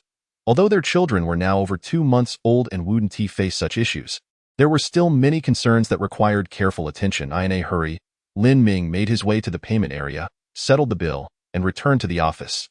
Just as he arrived, he heard a woman's panicked voice emanating from within. "Get away from me! Don't touch me, you bastard! You beast!" Lin Ming's expression shifted dramatically upon hearing the commotion. He rushed forward and flung open the office door to find Dr. Liang making inappropriate advances towards Bei Xinyao, who was helplessly holding the two children and unable to resist. The doctor's filthy fingers were brushing against Bei Xinyao's chin, slowly sliding downwards. "Be still. Watch out for the two children in your arms." Dr. Liang smirked, his eyes glinting with arrogance as he lost control, taking advantage of Bei Xinyao's vulnerable position. "You bastard!" Lin Ming's fury erupted as he witnessed this scene. With a roar, he charged forward, delivering a powerful kick that sent the doctor stumbling sideways, crashing against the window. "How dare you lay your hands on my woman? Are you tired of living?" Lin Ming seethed, furious. For over a year, he had been at the nadir of his life, but upon meeting Bei Xinyao and receiving the fatherhood system, his fortunes had begun to shift. There was no way he would tolerate this despicable man taking liberties with his partner. "Stop! Don't hit me, please! You've misunderstood." Dr. Liang cowered against the wall, clutching his head in terror. "Misunderstood?" Lin Ming scoffed, his brow furrowing as he prepared to strike again. "Please, I was merely checking for a red line on her neck. It was a residual effect, and I needed to confirm," the doctor stammered, desperately attempting to explain himself. "Huh?" Lin Ming paused, glancing at Bei Xinyao, who appeared shocked and concerned. "Lin Ming, please stop. I think we may have truly misunderstood Dr. Liang." Bei Xinyao interjected. "Don't believe him," Lin Ming declared, exuding an air of defiance, unwilling to back down. However, as he had just spoken a few words to Beixinyo, she interrupted him and said, "I truly have a faint red line beneath my neck." "What?" Lin Ming, who was still in the midst of his task, was taken aback upon hearing Beixinyo's words, and he promptly ceased his actions. Dr. Liang, who had been curled up on the floor, finally found his liberation. "Lift your neck so I can take a look." Lin Ming hurriedly approached, dismissing Dr. Liang entirely, and addressed Beixinyo with a furrowed brow, his tone resolute and unyielding. Hearing Lin Ming's domineering voice, Beixinyo couldn't help but pout slightly. Yet, deep down, she felt a warm glow from his overbearing concern, which filled her with happiness. How blissful it was! This assertive man evoked a powerful flutter of her heart, causing her little heart to race uncontrollably. Her chin lifted, and her cheeks flushed with a rosy hue. This appearance was simply too adorable. However, Lin Ming's thoughts were not on this. He was intently gazing at the snow-white neck beneath Beixinyo's chin. Upon noticing that she indeed had a faintly visible red line on her neck, his brows knitted tighter in concern. "There truly is a red line." Lin Ming felt a surge of panic within him, silently calling out to the system for assistance. However, the system remained utterly silent, which left Lin Ming feeling increasingly unsettled. Faced with this sudden predicament, he found himself at a loss, utterly unsure of how to proceed. His mind was filled with solutions pertaining to children, and he had no knowledge whatsoever regarding adult ailments. "I told you that you misunderstood me, but you wouldn't believe me." At that moment, Lin Ming detected Dr. Liang's voice from behind him. Turning around, he saw Dr. Liang had managed to get up from the ground and was brushing off the dust from his clothes. Lin Ming's brows furrowed again as he regarded Dr. Liang, a flicker of anger evident in his eyes. Upon noticing Lin Ming's demeanor, Dr. Liang quickly took 2 steps back, instinctively withdrawing his neck, having just been intimidated by this young man. His head still throbbed from the earlier encounter. "What on earth is going on?" Lin Ming questioned Dr. Liang. Observing that Lin Ming showed no sign of admitting his wrongdoing, Dr. Liang felt a wave of despair wash over him. "Damn it, you just assaulted me. Do you even realize that? And now you want me to tell you what's wrong. Shouldn't you be begging me instead? Is this how you plead for my help?" Dr. Liang longed to shout these words, yet he dared not, as Lin Ming's almost predatory gaze instilled a sense of fear within him. For reasons unknown, this young man exuded an air of distinction that made Dr. Liang feel intimidated. Despite his plain attire, it was a presence that only true powerhouses possessed. Hence, he refrained from making any rash movements or uttering a single complaint. After straightening his clothes and clearing his throat, Dr. Liang began to speak. This should be a residual effect from childbirth, as the navel was not properly severed, leading to this phenomenon. The symptoms typically manifest as intermittent abdominal pain during urination, and at times, the urine may even be tinged with blood. Upon hearing this, Lin Ming was taken aback, especially at the mention of blood. He forced himself to remain calm and turned to the woman beside him. asking, "Wife, is this true?" Yes, to his surprise, Bixinho actually nodded and added, "Usually, there isn't much of an issue. It only hurts a bit during urination. I thought it was just due to my body not having fully recovered." "Why didn't you tell me?" Lin Ming's brow furrowed tightly as he pressed her. "How could I tell you?" Bixinho's face flushed as she lowered her head, feeling embarrassed about discussing such a delicate matter. Moreover, Lin Ming had only been around for a few days. It was unreasonable for her to disclose every little detail. Should she really tell him that the discomfort while using the restroom was due to that reason? Observing Bixinho's blushing face, Lin Ming realized what she was thinking and shook his head, sighing, "You silly girl, hand the baby to me." As he spoke, Lin Ming took the child into his arms. Oddly enough, the two little ones were unusually sleepy today, completely unfazed by the commotion that had just transpired. They merely smacked their little, rosy mouths and stretched their tiny hands towards the sky before curling back into their mother's embrace, continuing to sleep soundly. Watching this, Lin Ming couldn't help but shake his head, revealing a helpless smile. These two little rascals were so carefree. The manifestation of this symptom was fortunate to be in its early stages. A simple medication could resolve it that moment. Dr. Liang's voice came from behind them again, and he couldn't help but roll his eyes at Lin Ming and Bixinho. "Damn it, you just beat me up, and now you're flaunting your affection in front of me, the injured party. This is infuriating. What kind of people are you?" Dr. Liang thought to himself as he looked at Lin Ming and Bixinho. Feeling a mix of frustration and helplessness, he just wanted to resolve their issues as quickly as possible so they would leave. Standing in front of them made him feel like he was adding to his own injuries. Is there a way to treat this? Upon hearing this, Lin Ming's face lit up with excitement, and he hurriedly approached Dr. Liang, his expression brimming with eagerness as he asked, "Doctor, please prescribe something for my wife." Dr. Liang, witnessing Lin Ming's fervent gaze, had completely shed his earlier authoritative demeanor. However, he felt on the verge of exploding with anger. "Damn it. You act as if you've forgotten about the beating I just took." Watching Lin Ming's oblivious expression, Dr. Liang's teeth ground together in frustration, and he was overwhelmed by a murderous impulse. Chapter 61. Stunned on the spot, is that all? Nothing else? Dr. Liang raised his head, crossing his arms and adopting a posture that suggested he was thoroughly displeased. "You imp, is there anything else?" Lin Ming's brow furrowed again as he fell into deep thought. Dr. Liang, observing Lin Ming's actions and expressions, was nearly driven to the brink of an aneurysm. "Damn it, you're so ruthless. You treat my reminders as if they are inconsequential. Fine, I'll write you a prescription, but you'll have to fetch the medicine from the pharmacy yourselves." Dr. Liang's expression darkened, his tone grew somber, and his face bore an air of grievance. "Whatever, he is just a young man after all. I'm broad-minded and one tea stooped to squabbling with a brat." Dr. Liang waved his hand grandly and began to write on a piece of paper before handing the note over. "Thank you," Lin Ming responded with a smile, taking the prescription. Just as he was about to head to the pharmacy to collect the medicine, a nurse carrying a small tray walked into the office. Upon seeing Dr. Liang's battered face, the nurse paused in surprise and asked, "Dr. Liang, what happened to you?" "It's nothing. I just tripped," Dr. Liang quickly replied. "What is going on?" The nurse continued, "The 2 doses of polio vaccine you asked me to prepare are ready. Do you need to use them now?" the nurse inquired, holding the tray of medicine. "Yes, I got it. Just leave it here. I will administer the shots to the children." "All right." The nurse placed the tray down and walked out. However, as she left, her gaze towards Lin Ming and Bixinho was filled with a hint of suspicion. Since this office was quite a distance from the nurse's station, the little nurses were unaware of the earlier commotion. Only the 3 individuals present, along with the 2 little treasures, knew what had transpired. Yet, seeing Dr. Liang's battered appearance, the nurse felt a twinge of wariness towards Lin Ming and Bixinho. Filled with curiosity, she exited the office but then leaned against the nearby wall. Eavesdropping, if they were truly causing trouble, it would be convenient for her to notify security. If Lin Ming were to discover the nurse's intentions, he would likely feel exasperated. This little girl was indeed quite diligent at her job. "Thank you for your trouble, Dr. Liang." Bixinho was the first to step forward, addressing Dr. Liang with an apologetic expression, saying, "Earlier, we misunderstood, and I sincerely apologize on behalf of my husband."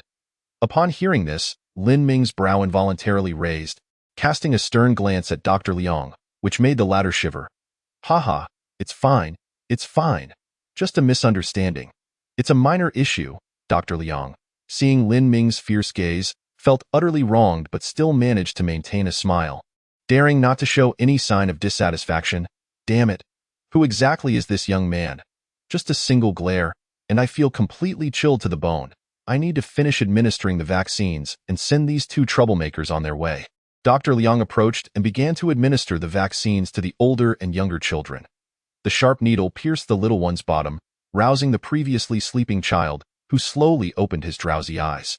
His bright, sparkling eyes surveyed the unfamiliar surroundings, glancing at his parents beside him, blinking in confusion about what was happening. Soon after, the little one pouted and began to cry out loudly.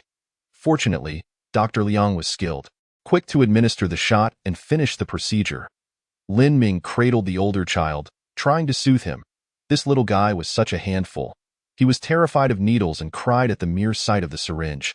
It seemed that the older child's wails were so loud that they stirred the younger sibling, who had been nestled in Baixinho's arms, awake as well. The younger child's bright eyes sparkled like little gems as they gazed at their mother. Goo-gooed, however, the younger one did not cry. Instead, he waved his little hands, reaching out to his mother, seemingly delighted to feel her familiar warmth, and began to giggle. Look at your sister, she didn't cry. Are you really going to let her out, do you? Lin Ming teased the older child while holding him closely.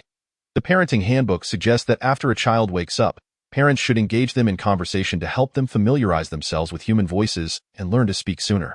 Just like that, when Lin Ming spoke, the older child paused. Lin Ming chuckled, surprised by the effectiveness of this tactic. However, barely a second after the older child had stopped, he erupted into an even louder wail. Don't cry, Daddy's here. Lin Ming was taken aback, and before he could feel pleased, he hurriedly comforted the older child while continuing to make funny faces at him. Yet, the older child seemed entirely indifferent to his father's efforts, crying uncontrollably. Meanwhile, the younger child had already received the vaccine but lay quietly in Baixinho's embrace, murmuring softly, his little hands waving at her chest, pressing his head against her bosom. He must have sensed the familiar scent of breast milk, which soothed him. Haha, the younger one takes after me, not crying during the shot, while the older one takes after you. Baixinho remarked, glancing at the older child in Lin Ming's arms. Upon hearing this, Lin Ming couldn't help but retort. What do you mean the older one takes after me? Are you implying that I cried when I got my shots?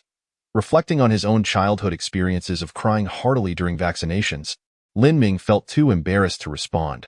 Some things were better left unsaid. It was simply too humiliating. Doctor, thank you very much, Lin Ming said to Dr. Liang as he held the still sobbing older child and turned to leave. You're welcome, it was nothing. Take care. Dr. Liang watched Lin Ming as he departed, his face breaking into an ecstatic smile. Finally, they're gone. Thank goodness. That smile was akin to sending off a reaper. By the way, what time do you finish work? Lin Ming suddenly stopped, turned, and asked Dr. Liang. Upon hearing this, Dr. Liang's smile instantly froze on his face. Gritting his teeth, he replied, 11:30 a.m. It's still early. We'll be back shortly. We have 5 more little treasures who need their vaccinations.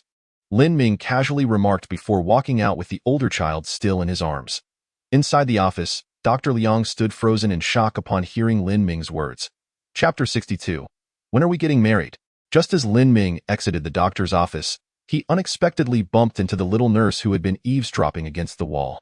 Their eyes met, and Lin Ming's expression was filled with confusion, his brow slightly furrowed. The nurse, on the other hand, appeared flustered and avoided his gaze.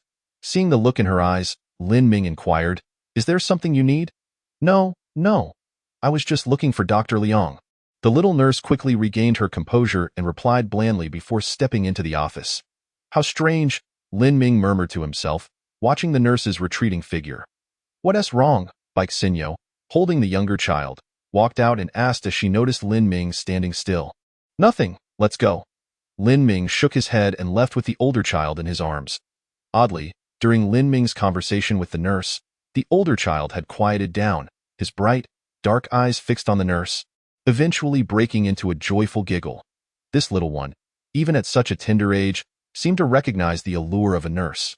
The couple took their children to the first-floor pharmacy, collected the prescribed medications, and then drove away from the hospital. First, let's get the vaccinations done for the kids, and then we can apply for their birth certificates, Lin Ming suggested, glancing at Baixinho, who was seated in the back with the 2 children. Sure, at that moment, Baixinho had shed her usual strong demeanor and seemed like a delicate woman instead. With such a responsible man beside her, she had no need to worry about anything, and she felt immensely relieved and happy. This man, she was glad she hadn't misjudged him. He truly was a man of responsibility and integrity. Ding! Congratulations to the host for completing the task of vaccinating the children. You have been rewarded with 700,000 Longsha coins. The Longsha coins have been instantly transferred to your bank account. Please check at your convenience. The system's notification sounded in Lin Ming's mind just as he was about to start the car. This time, he received a direct reward of 700,000 coins. Lin Ming felt a rush of joy. The system had a knack for surprising him with rewards. Lin Ming, what's got you so happy? Baixinho's voice broke through his thoughts. From the back seat, she observed Lin Ming reclining against the driver's seat.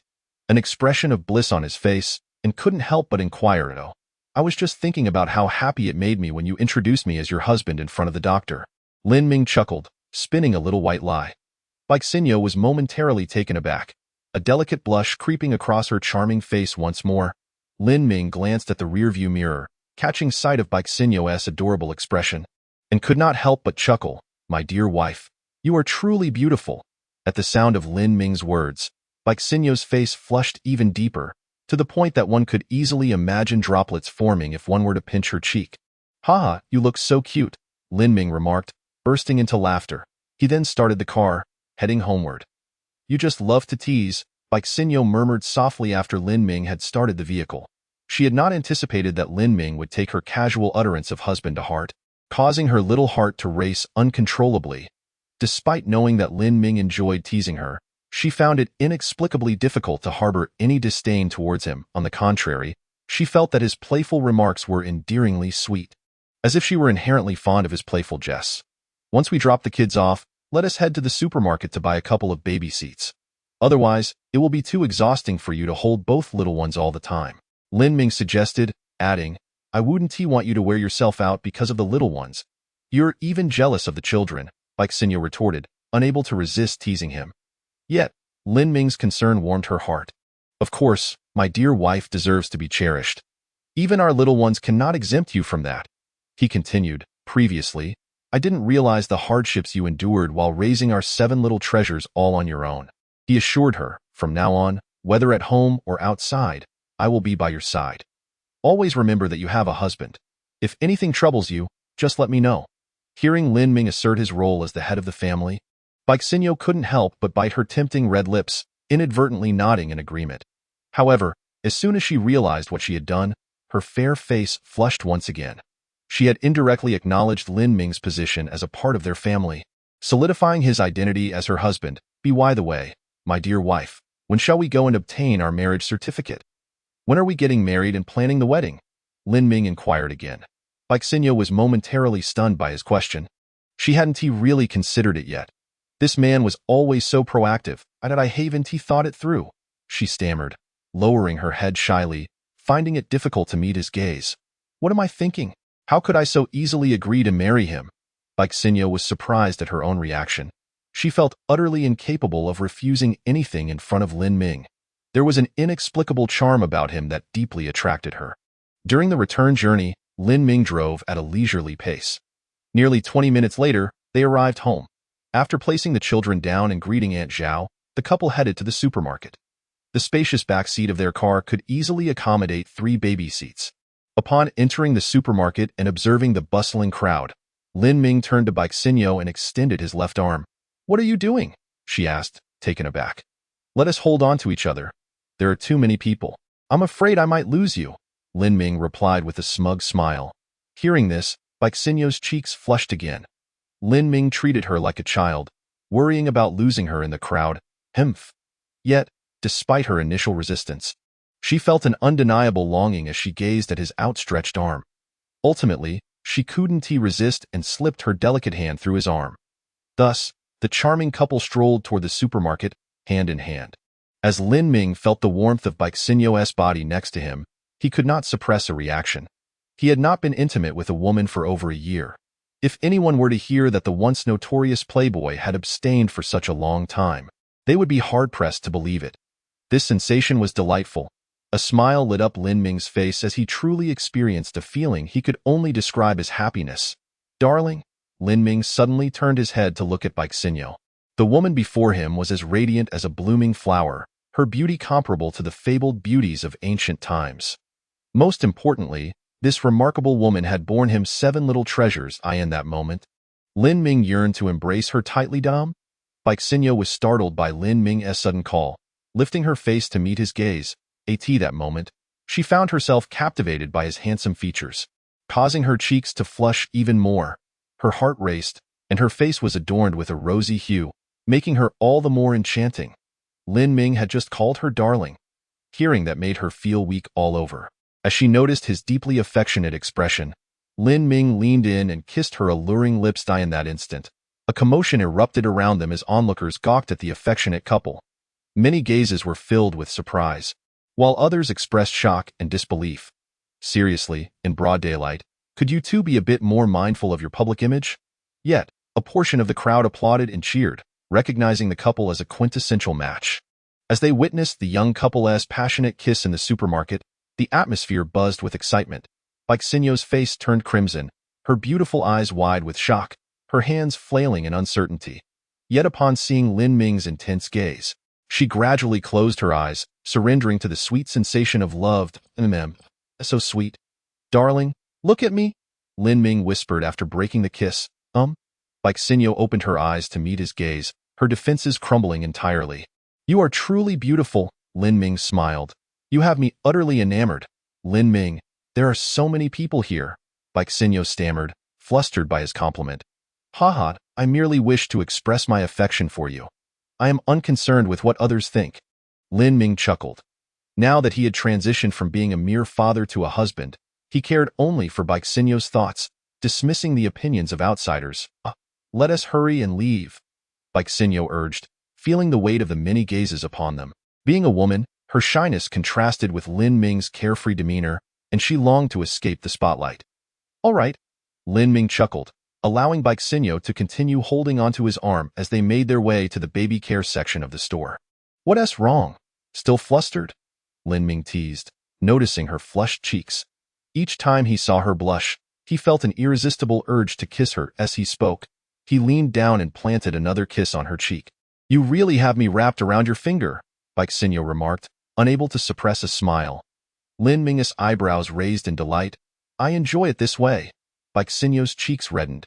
She had not expected Lin Ming to be so unabashed.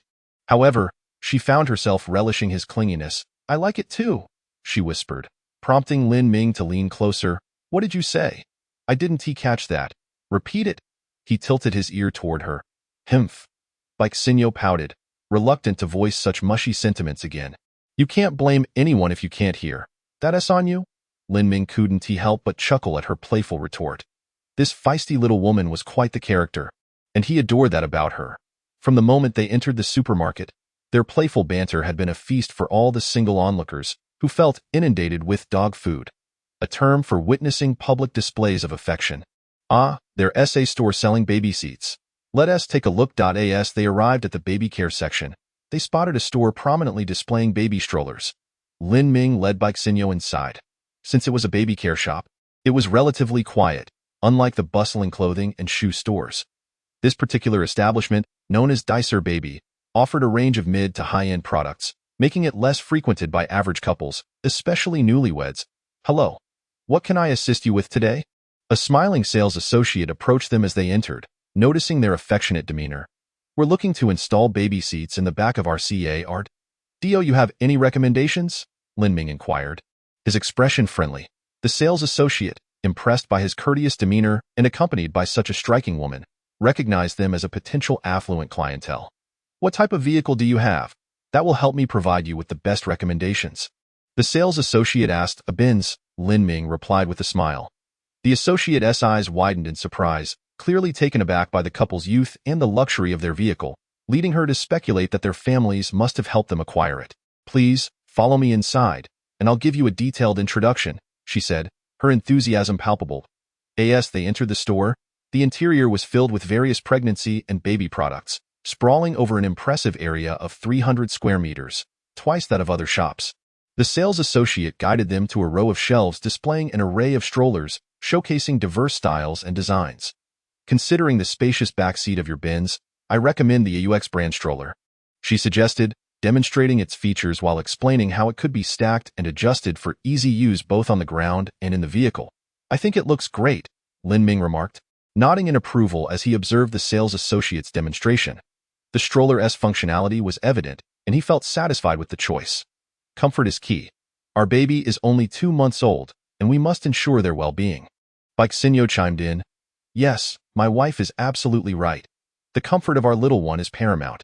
Everything else is secondary, Lin Ming agreed, tapping his forehead as if it had just dawned on him. Rest assured, this brand employs elastic fibers that are incredibly soft. Feel free to touch it. You won't find any stiffness, the sales associate assured them. Indeed, it feels quite soft. Darling, why don't you give it a try? Lin Ming suggested, wanting Baixinho to experience the product firsthand. Being a rough man himself, he realized his hands had grown coarse from a year of hard labor, and he was not as sensitive to such delicate materials. Baixinho nodded, stepping forward to feel the fabric. This was crucial for their child's comfort. She couldn't bear the thought of their little ones suffering from an uncomfortable seat. After touching the fabric, Baixinho was delighted by its softness, which felt akin to a newborn's skin. However, upon glancing at the price tag, she hesitated. The stroller cost over 5,000 Longxia coins. Despite her fondness for it, the price gave her pause. If you both like it, we can offer a slight discount. However, due to the nature of baby products, the discount won't be substantial, as the cost of each chair exceeds 2,000 Longxia coins. Plus shipping and store costs. We don't profit much, just a few hundred, the sales associate explained with a hint of resignation. If you think it's suitable, let us buy it. Oh, darling, don't you have 80 million in your account? Are you really fretting over this amount? Lin Ming teased Baixinho, inadvertently showing off. The sales associate's eyes widened in disbelief. She had initially thought Lin Ming was the primary financier. To her surprise, the stunning woman beside him was the real moneymaker, leading her to speculate if she might be stingy despite her considerable wealth. Unaware of the sales associate's thoughts, Baixinho replied, No way, we can't use that money. We promised to pay it back to Zhang He and the others. Lin Ming, taken aback, fell silent. His wife was indeed steadfast in her principles, making it difficult to sway her. Forget about whether we need to repay that money right now. This stroller meets our needs, and the child's comfort is what matters most no matter the cost. It's worth it, he asserted. With that, Lin Ming turned to the sales associate and said, I'll take 3 of these. No, make it 7. The sales associate's eyes sparkled with excitement, nodding vigorously, thrilled at the prospect of a sale. However, Baixinho attempted to interject, only to be interrupted by Lin Ming. There's no buts about it. I've made my decision. Go ahead and get them. Remember, 7. Lin Ming produced his bank card and promptly handed it over, stating, Here you go. His movements were decisive, swift, and generous. The female clerk received the card with palpable excitement, exclaiming, Certainly, sir, please hold on for a moment. With that, she dashed towards the counter to retrieve the POS card reader. Sir, the total comes to 35,000 Longxia coins. I've taken the liberty of waiving the small change for you. Please enter your password. The clerk, beaming with a smile, raised the POS machine with both hands, presenting it to Lin Ming. The formality in her speech, addressing him as sir, and the respectful manner in which she offered the device were indicative of a remarkable service experience. Lin Ming was quite satisfied with the clerk's demeanor. He quickly entered his password, and with a beep, the transaction was successful, resulting in a receipt being printed. Sir, please hold on. I will fetch your goods immediately, she said with a smile before making her way towards the shelves. By the way, sir, do you prefer each style in different colors, or just one color? I believe that having 7 distinct styles and colors would allow the child to enjoy a variety each day, the clerk suggested with a gentle smile, unaware of Lin Ming's reasoning for purchasing 7 strollers at once. Perhaps this was merely the realm of the affluent, where a child could be equipped with a unique stroller daily. Lin Ming raised an eyebrow at her words, envisioning the scene of 7 identical little cherubs, each riding in a different stroller. It would be quite a challenge to tell them apart. Distinguishing the eldest from the youngest would likely become a task in itself. However, assigning each child a specific color would simplify matters. No need to change colors daily. Even if I wanted to. I doubt you have that many styles available. If I were to rotate strollers for my 7 little ones, I need 49 different colors in a week. Chapter 65. Then let us get a membership card. What? 7 children? The clerk was momentarily taken aback by Lin Ming's statement, glancing skeptically at Bei Xinyao beside him. Her expression clearly questioned whether she could possibly have given birth to 7 children. How could a woman so youthful have birthed so many? Did they start having children as teenagers? The thought of giving birth to 7 at once never even crossed her mind. Realizing this, the clerk quickly said, "Sir, if there are 7 children, their ages might vary, and the strollers would need to be different sizes. Could you please inform me of the ages of the other children so I can assist you in selecting the appropriate styles?" It must be said that the clerk's enthusiasm was somewhat excessive. Her dedication was commendable. Lin Ming chuckled at her eagerness and replied, "No need for selection. All the children are the same age. They are septuplets." Upon hearing this, the clerk froze, utterly astonished. 7 children at once. Surely, this was a jest. Was he attempting to compete with some rural family's reproductive prowess? When she looked again at Bei Xinyao, the beauty of a clerk swallowed hard, marveling at how this woman had managed to maintain such a flawless figure just 2 months after giving birth to 7 children. Meanwhile, she couldn't help but notice her own slight belly, feeling a wave of despair wash over her. From this day forth, she resolved to embark on a regimen of nightly fasting. "Hey, are you in a daze? Please hurry. We are pressed for time." Seeing the clerk lost in thought, Lin Ming called out, urging her to move faster. Did she truly appear so astonished? After all, there were still 7 hungry little ones at home. "Yes, of course, sir. Please wait a moment." The clerk snapped back to reality and hurried to gather the items. Standing beside Lin Ming, Bei Xinyao's face was flushed like a blooming flower. She slightly turned her body, hiding behind Lin Ming, clutching his shirt tightly and twisting it anxiously. It was utterly embarrassing to have someone know that she had given birth to 7 children at once. Especially when she noticed the clerk's astonished expression, she buried her head, wishing to disappear into the floor. With the woman behind him twisting his shirt, Lin Ming couldn't help but inhale sharply. "You can twist the fabric, but why are you clutching my flesh?" It seemed she truly enjoyed the sensation of a massage. "Fine, when we return home, I'll let you give me a massage. Sir, here are your 7 strollers, all neatly folded and ready for you to push away," the clerk said, approaching with a beaming smile. She couldn't resist stealing another glance at Bei Xinyao hiding behind Lin Ming, taking in her figure. Indeed, this woman had a captivating silhouette. Every curve was in perfect proportion, leaving the clerk nearly drooling. Although she didn't wish to compare, it was evident that she was utterly outclassed. "Thank you," Lin Ming acknowledged, understanding the embarrassment of the woman behind him as he accepted the strollers, preparing to leave. "Sir, I recommend you consider a membership card, as with 7 little ones at home. You will have considerable needs for baby products. I can assure you that our store offers the finest quality and brands, ranking among the top 3 in Modu." The clerk resumed her pitch, eager to secure this lucrative client who would undoubtedly have substantial demands for baby supplies. If she could persuade him to obtain a membership card, her sales figures would surely soar after all. Every time Lin Ming made a purchase, she would receive her commission, among the top 3. As Lin Ming prepared to depart, the clerk's statement piqued his interest, making him raise an eyebrow. In the vast metropolis of Modu, only a truly powerful conglomerate or an exceptionally unique product could achieve such recognition. Glancing around the store, filled with various baby and maternity products, he surmised they must belong to the latter category. Considering this, Lin Ming turned to the clerk and asked, "Is the membership card delivery included?" The clerk hesitated briefly before responding with a hopeful smile. "If you require it, we can certainly arrange home delivery." "Oh, splendid. In that case, let us proceed with the membership card. By the way, how much does it cost?" Lin Ming inquired, wary of exorbitant fees. If it were in the millions, he wouldn't have enough on hand, but judging by the store's standard, it likely wouldn't exceed a few $100,000. Our membership card is a flat rate of 100,000 Longxia coins. The funds can be used towards purchases, and you'll receive a 30% discount on all items when using the card, the clerk patiently explained, her eyes gleaming with anticipation.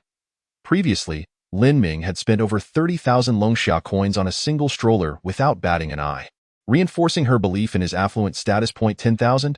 That is quite reasonable. Let us get that membership card, but make it quick. We are in a hurry.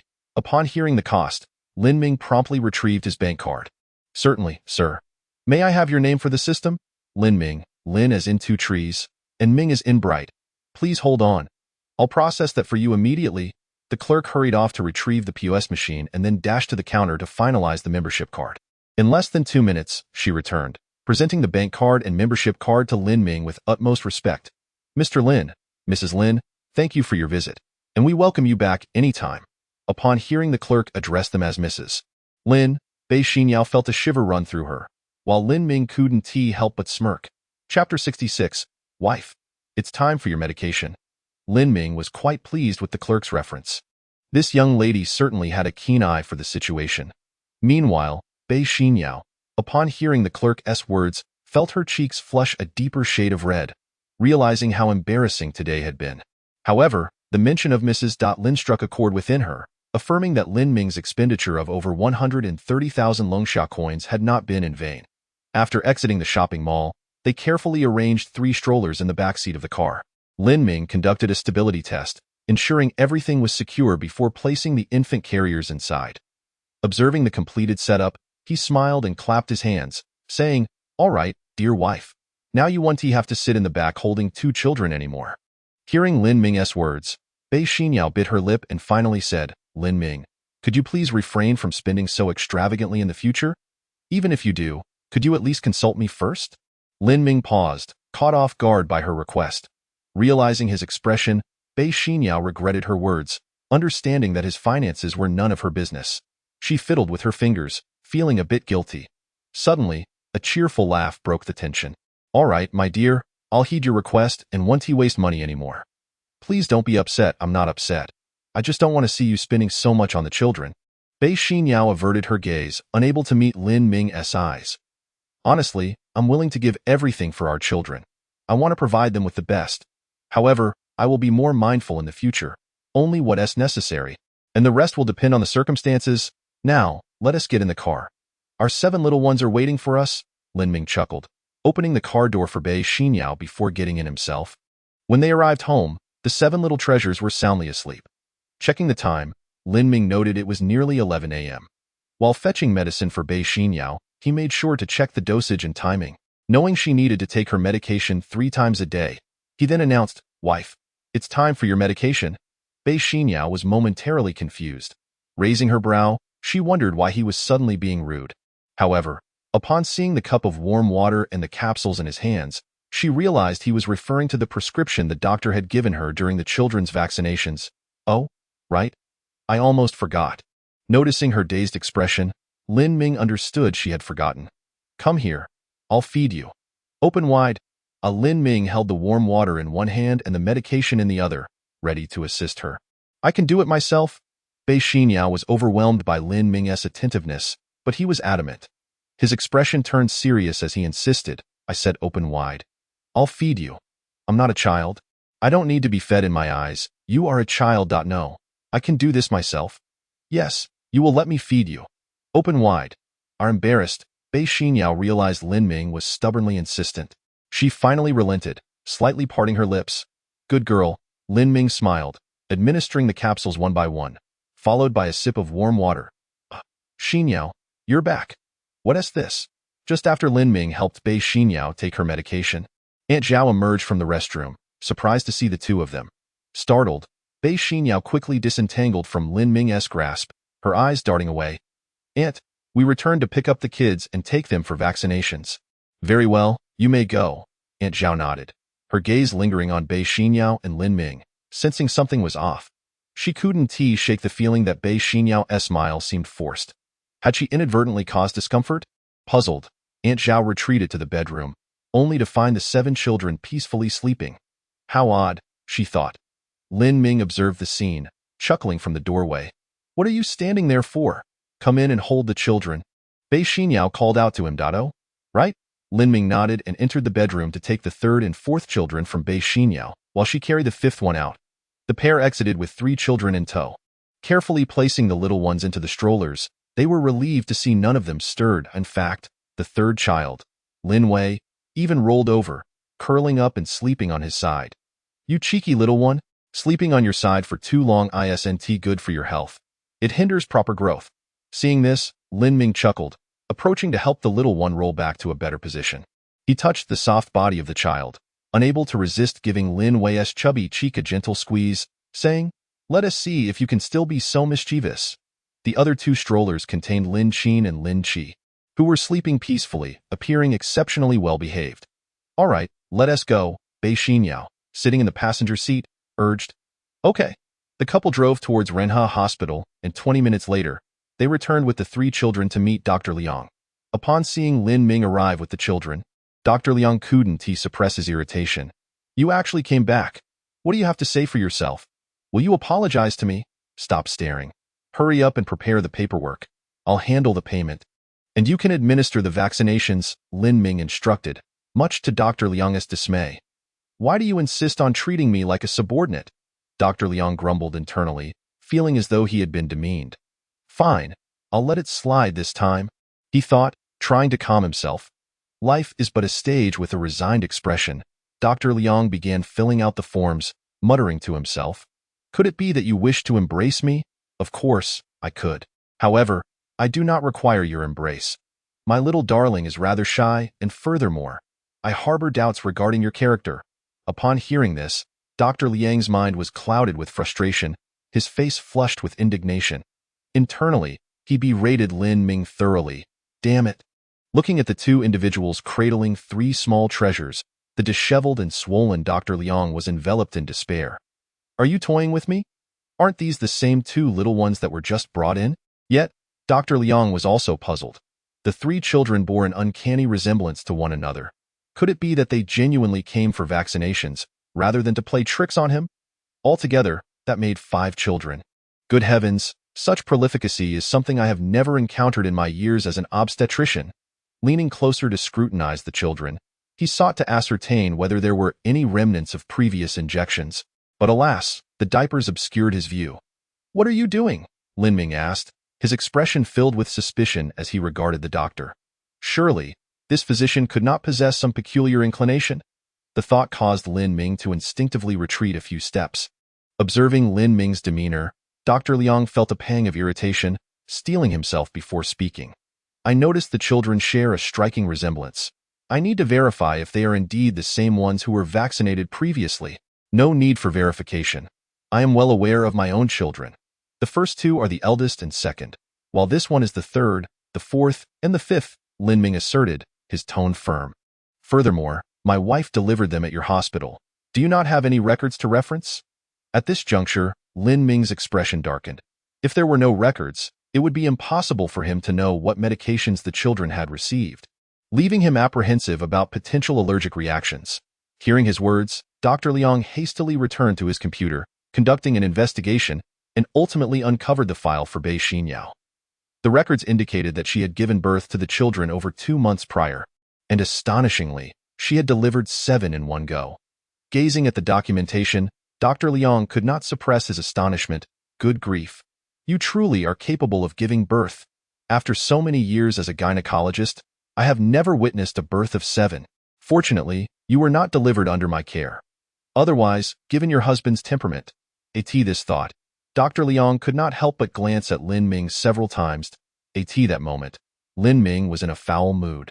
The thought of this irresponsible hospital ignited a surge of inexplicable anger within him.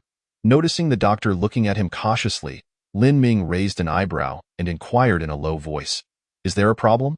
"No, I have located the records. Indeed, there is documentation confirming that Miss Bei gave birth to 7 little ones on May 25th, over 2 months ago," Dr. Liang replied, his expression a mix of forced politeness and concealed anxiety. Observing Lin Ming, Dr. Liang felt a wave of trepidation. This man's demeanor suggested he was on the verge of causing a scene. The records indicated that the children had only received hepatitis B and BCG vaccinations at birth, with no further entries. Provided you have not administered any other vaccinations since then, the polio vaccine can be given now without adverse reactions. Dr. Liang adjusted his posture, speaking with an air of authority. But seated in his chair, he felt as though he was under scrutiny from Lin Ming's piercing gaze, making him feel extremely uncomfortable. "For heaven's sake, can you stop looking at me like that? I have already been forthright. What more do you want?" "Well then," Lin Ming replied, nodding slightly, feeling a wave of relief wash over him, as he glanced at the little ones peacefully sleeping on his shoulders. He noticed that the third and fourth were drooling profusely. Were they dreaming of delicacies? Watching the little treasures resting on his shoulders, Lin Ming could not help but shake his head, a reluctant smile gracing his lips as he turned to the doctor and said, "Let us proceed with the vaccinations. Without a payment slip, the hospital will not dispense the vaccine," Dr. Liang remarked, casting a glance at Lin Ming. "Very well. Your intentions are quite clear. It's up to you to take the initiative." Upon hearing this, Lin Ming's expression darkened once more. "How about you assist me with the payment? I will reimburse you later. As you can see, I am quite occupied." Listening to Lin Ming's request, Dr. Liang's face twitched in disbelief. "Damn it. Are you the doctor or am I? How could you expect a doctor to handle payment? I have never encountered someone so brazen." "Fine, Lin Ming, I shall go," Bei Xinyao interjected, glancing at Lin Ming with a hint of embarrassment. The notion that he would ask the doctor to pay left her feeling rather humiliated. Noticing the pleading look on her face, Lin Ming reluctantly nodded in agreement. "All right, here is my card. The password is your birthday. You can handle the payment." As Lin Ming spoke to Bei Xinyao, she was momentarily taken aback by the gesture, particularly the fact that he entrusted her with his card for payment, using her birthday as the password. A wave of inexplicable warmth flooded her heart. She felt immensely cherished. Initially intending to decline and assert that she would pay herself, she inexplicably reached into Lin Ming's pocket and retrieved a standard black Longxia bank card. It was an ordinary savings card, not classified as VIP. After handing the children to Dr. Liang and receiving the payment slip, Bei Xinyao proceeded to the first-floor payment hall. She presented the slip and began the payment process, entering her birthday as the password. With a satisfying beep, the transaction was successful. Stunned, Bei Xinyao realized that the password was indeed her birthday. Chapter 68. Special Reward. Spin the wheel. Upon returning from the payment hall, Bei Xinyao returned the bank card to Lin Ming. After immunizing the 3 children, they returned home to bring out the 6th and 7th for their vaccinations. Following the administration of the polio vaccine to the last 2 little treasures, they proceeded to the obstetrics floor to apply for the medical birth certificates for the children. Fortunately, Dr. Liang was proactive this time, even taking the initiative to retrieve their records for them. Thus, the process of obtaining the medical birth certificates was unusually smooth. "Thank you, Doctor. I shall remember this favor. Should I need assistance in the future, I will seek you out." As they parted ways, Lin Ming offered a genuine smile to Dr. Liang for the first time. However, to Dr. Liang, Lin Ming's words and beaming expression conveyed an entirely different sentiment, sending chills down his spine. "Please, do not come looking for me again. Who knows what misunderstandings might arise next time, and I cannot afford to endure such torment again." Rubbing his swollen cheek, Dr. Liang could still feel the lingering sting. "Damn it, if it weren't for the beauty by your side, I would have sought revenge on you once you left out of course." Such thoughts remained confined to Dr. Liang's mind. The prospect of confronting this imposing young man was beyond his courage.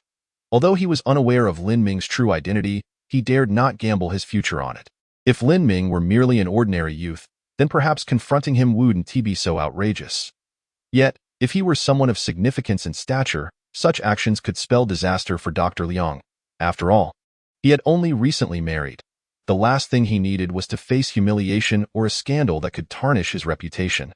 Thus, he swallowed his pride, merely wishing to expedite Lin Ming's departure from the hospital, never wanting to see him again. Unbeknownst to Lin Ming, Dr. Liang's thoughts were a tumultuous storm of complexity. After expressing his gratitude, he exited the hospital, cradling the children. If it were not for necessity, he would prefer never to set foot in a hospital again, especially not while accompanied by children. He certainly did not want his children to associate hospitals with their lives. Just as they exited the hospital, Lin Ming heard the system's voice echoing in his mind. "Ding, congratulations, host, for completing the tasks of vaccinating the children and obtaining their medical birth certificates. Reward: 1 million Longxia coins, which have been transferred to your bank account. Please check." In light of the host's repeated excellence in completing tasks not issued by the system, an additional reward of 1 spin of the prize wheel is granted. "Would you like to spin now?" Initially taken aback, Lin Ming was soon overcome with joy. Having received 700,000 Longxia coins previously, the additional 1 million coins transformed him from a young man with mere thousands in savings to a millionaire in a matter of days. The cumulative rewards from the system had reached a staggering 5 to 6 million. Most importantly, he had now been granted a special reward. 1 spin of the prize wheel. Lin Ming vividly recalled the last time he had drawn the 5-animal play, which greatly benefited his physical conditioning, albeit still in its initial stages. Nevertheless, he was confident that with continued practice, transformative changes awaited him. Yet, what truly ignited Lin Ming's fervor was the prospect of the 1 billion monetary reward. Spin? Without hesitation, he opted to proceed with the spin. Eagerly anticipating the outcome, he hoped to draw the 1 billion reward, which would enable him to lessen his father's sentence by 10 years. As his consciousness delved into his mind, Lin Ming beheld a colossal golden wheel, adorned with 5 segments, each offering different rewards, including 1 billion, a luxurious villa in Lushan, 1.5 equity in TX Company, 5 animal play, and the skills of a ghost doctor. Since he had previously drawn the 5 animal play, that segment now appeared faded and gray. Whoosh! The 5 animal play vanished from the wheel, and a golden light sparkled as it was replaced by a new segment. Sculpture skill, max level. What skill is this? Sculpture? Lin Ming mused, his brow furrowing in confusion. It appeared to be a rather unremarkable skill. Filled with anticipation, he initiated the spin. The wheel began to turn slowly, the golden pointer shimmering as it accelerated. The golden light blending together in a dazzling display. The wheel gradually shifted from slow to fast and finally slowed to a stop point. 1 billion. 1 billion. 1 billion. Lin Ming fervently chanted within his mind, his fists clenching in excitement. As the wheel halted, the pointer landed on the segment for the luxurious villa in Lushan. Lin Ming was taken aback. This time, he had drawn a villa. The luxurious villa in Lushan was renowned as an affluent community in Modu, with properties starting in the hundreds of millions of Longxia coins. Securing such a villa seemed quite advantageous, at the very least. Selling it could yield several billion. While it may not compare to the 1 billion, it could still significantly reduce his father's prison sentence. Lin Ming, what's wrong? Bei Xinyao, seated in the passenger seat, regarded him with a puzzled expression. Noticing Lin Ming's unusual demeanor, she felt a twinge of concern. Based on his previous behavior, she feared he might be experiencing a seizure. We should hurry to the hospital for a checkup. Otherwise, it could worsen. She could not bear the thought of her children losing their father so soon after gaining him. It's nothing. Let us go, Lin Ming replied, regaining his composure. However, Bei Xinyao furrowed her brow, hesitating before speaking up. Lin Ming, perhaps we should not rush home. Let us get you checked out at the hospital. Lin Ming paused, turning to Bei Xinyao, his expression shifting as he urgently inquired, Wife, are you feeling unwell again? Not me, it's you, me. Lin Ming was bewildered, utterly confused. I'm not sick. What are you talking about? You were just convulsing again. Your face flushed, fists clenched tightly, Bei Xinyao explained, lifting her gaze to meet Lin Ming's, her bright eyes fixed on him. Lin Ming, do you think you might have epilepsy? Upon hearing this, Lin Ming was left in a state of shock. It was his excitement that had been misinterpreted by Bei Xinyao as a seizure. This was the second time she had witnessed his reaction during a draw. Lin Ming could only offer a wry smile, bemused that his exhilaration had been mistaken for a seizure. This woman certainly jumped to conclusions rather quickly. Before he could respond, Bei Xinyao, observing his helpless smile, became even more convinced of his supposed condition. Lin Ming, do not fear. Even if you truly do have epilepsy, I and the children will not abandon you. You will always be the father to our children, and you will always be my husband. Let us go to the hospital for an examination. All right. It's best to catch it early.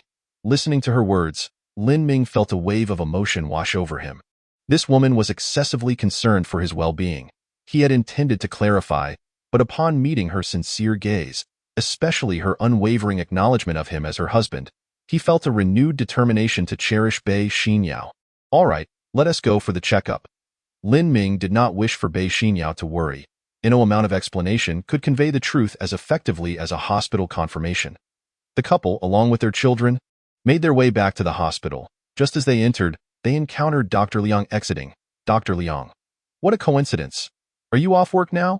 Lin Ming greeted him with a casual smile. Dr. Liang was taken aback by the call, and upon seeing Lin Ming holding a child, his expression shifted to one of discomfort. It's nearly lunchtime. I'm heading home to eat. My wife has prepared a meal for me, he replied, forcing a smile. The phrase absence makes the heart grow fonder resonated even more in light of their recent brief separation, particularly when he thought of the stunning Bei Xinyao. Dr. Liang felt a stirring desire. He needed to quickly return home and take advantage of the 2-hour break. What brings you back? Is there an issue with the children? He inquired, looking at Lin Ming and Bei Xinyao with curiosity. Despite his slight dissatisfaction with Lin Ming, Dr. Liang regarded himself as a competent and diligent obstetrician, particularly when it came to children. For he was soon to be a father himself. He immediately inquired, "Is there something wrong with the child?" Lin Ming raised an eyebrow at him, interpreting his words as a wish for misfortune upon his child. After the incident in the office, Lin Ming could not muster any positive feelings towards this doctor.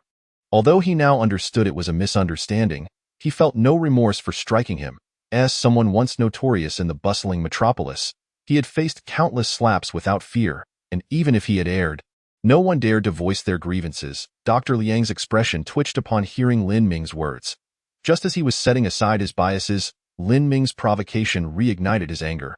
Did he really think he was a pushover? Even a clay figurine has its limits. The concern he had for Lin Ming's child had been twisted into a curse in Lin Ming's mouth. He had never encountered someone so detestable. "I was merely concerned. If the child is fine, then forgive my inquiry. I must return to my meal." With that, Dr. Liang made a rare display of nonchalance, tossing a remark over his shoulder before striding away with great poise. "Is this person out of his mind?" Lin Ming remarked, watching Dr. Liang's receding figure with raised brows. Beside him, Bei Xinyao could not help but chuckle. Just a few steps away, Dr. Liang heard Lin Ming's comment and nearly stumbled, almost falling over. "You are the one who's insane. Your entire family is insane." His face flushed with anger as he quickened his pace, inwardly cursing Lin Ming for being infuriatingly insufferable, like a dog biting El Dongbin. Unable to recognize a good person's heart, he resolved that if he encountered Lin Ming again, he would steer clear at all costs, fearing it would shorten his lifespan. Lin Ming cast a puzzled glance at the rapidly departing Dr. Liang. Although he was a physician, he truly seemed a bit deranged, particularly in his mannerisms.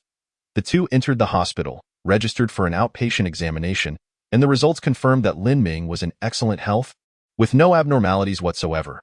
The only peculiarity noted was that one aspect of his development was rather atypical. The doctor advised Lin Ming to take some medication to temper it, warning that it might be overwhelming for women. During this conversation, the doctor cast a surprised glance at Bei Xinyao, who, upon hearing his words and seeing his expression, felt her cheeks flush with embarrassment. Caught between two men discussing such topics was undeniably awkward for her. Yet, recalling that night over a year ago, when Lin Ming had indeed been as vigorous as the doctor suggested, she felt her face heat up even more as her hands began to fidget. She sought to alleviate her embarrassment. "As long as everything is fine.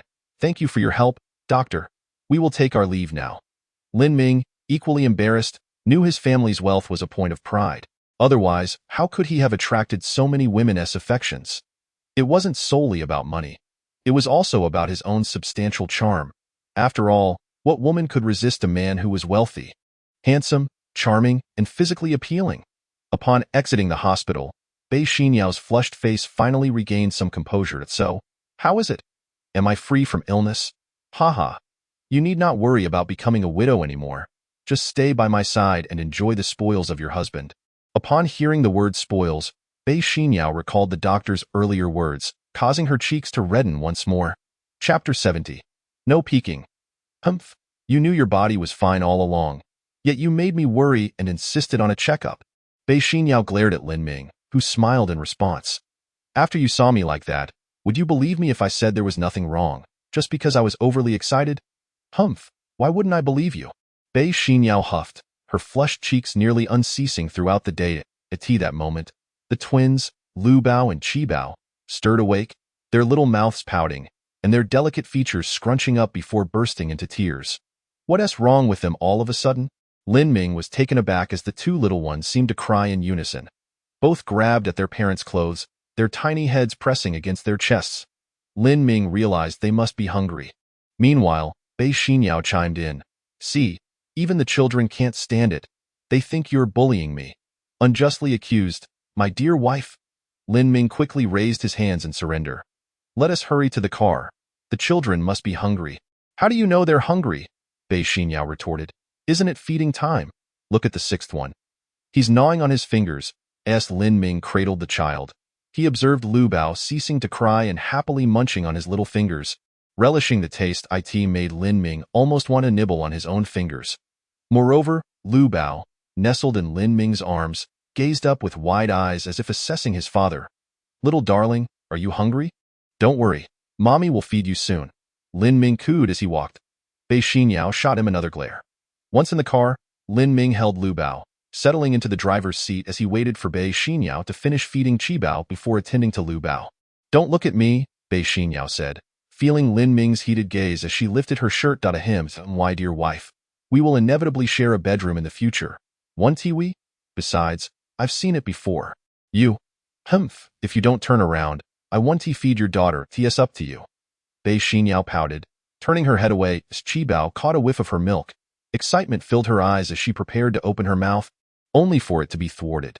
Confused, Qi Bao's bright eyes darted around, her little hands gesturing insistently at Bei Xinyao's chest, as if to say, Mommy, hurry and feed me. I'm starving. With her tummy grumbling, Qi Bao, likely famished, let out a loud wail. Lin Ming, witnessing this, quickly surrendered. All right, dear wife. I'll turn around. Don't let the child go hungry. Upon seeing his youngest daughter crying, Lin Ming felt a pang of pity.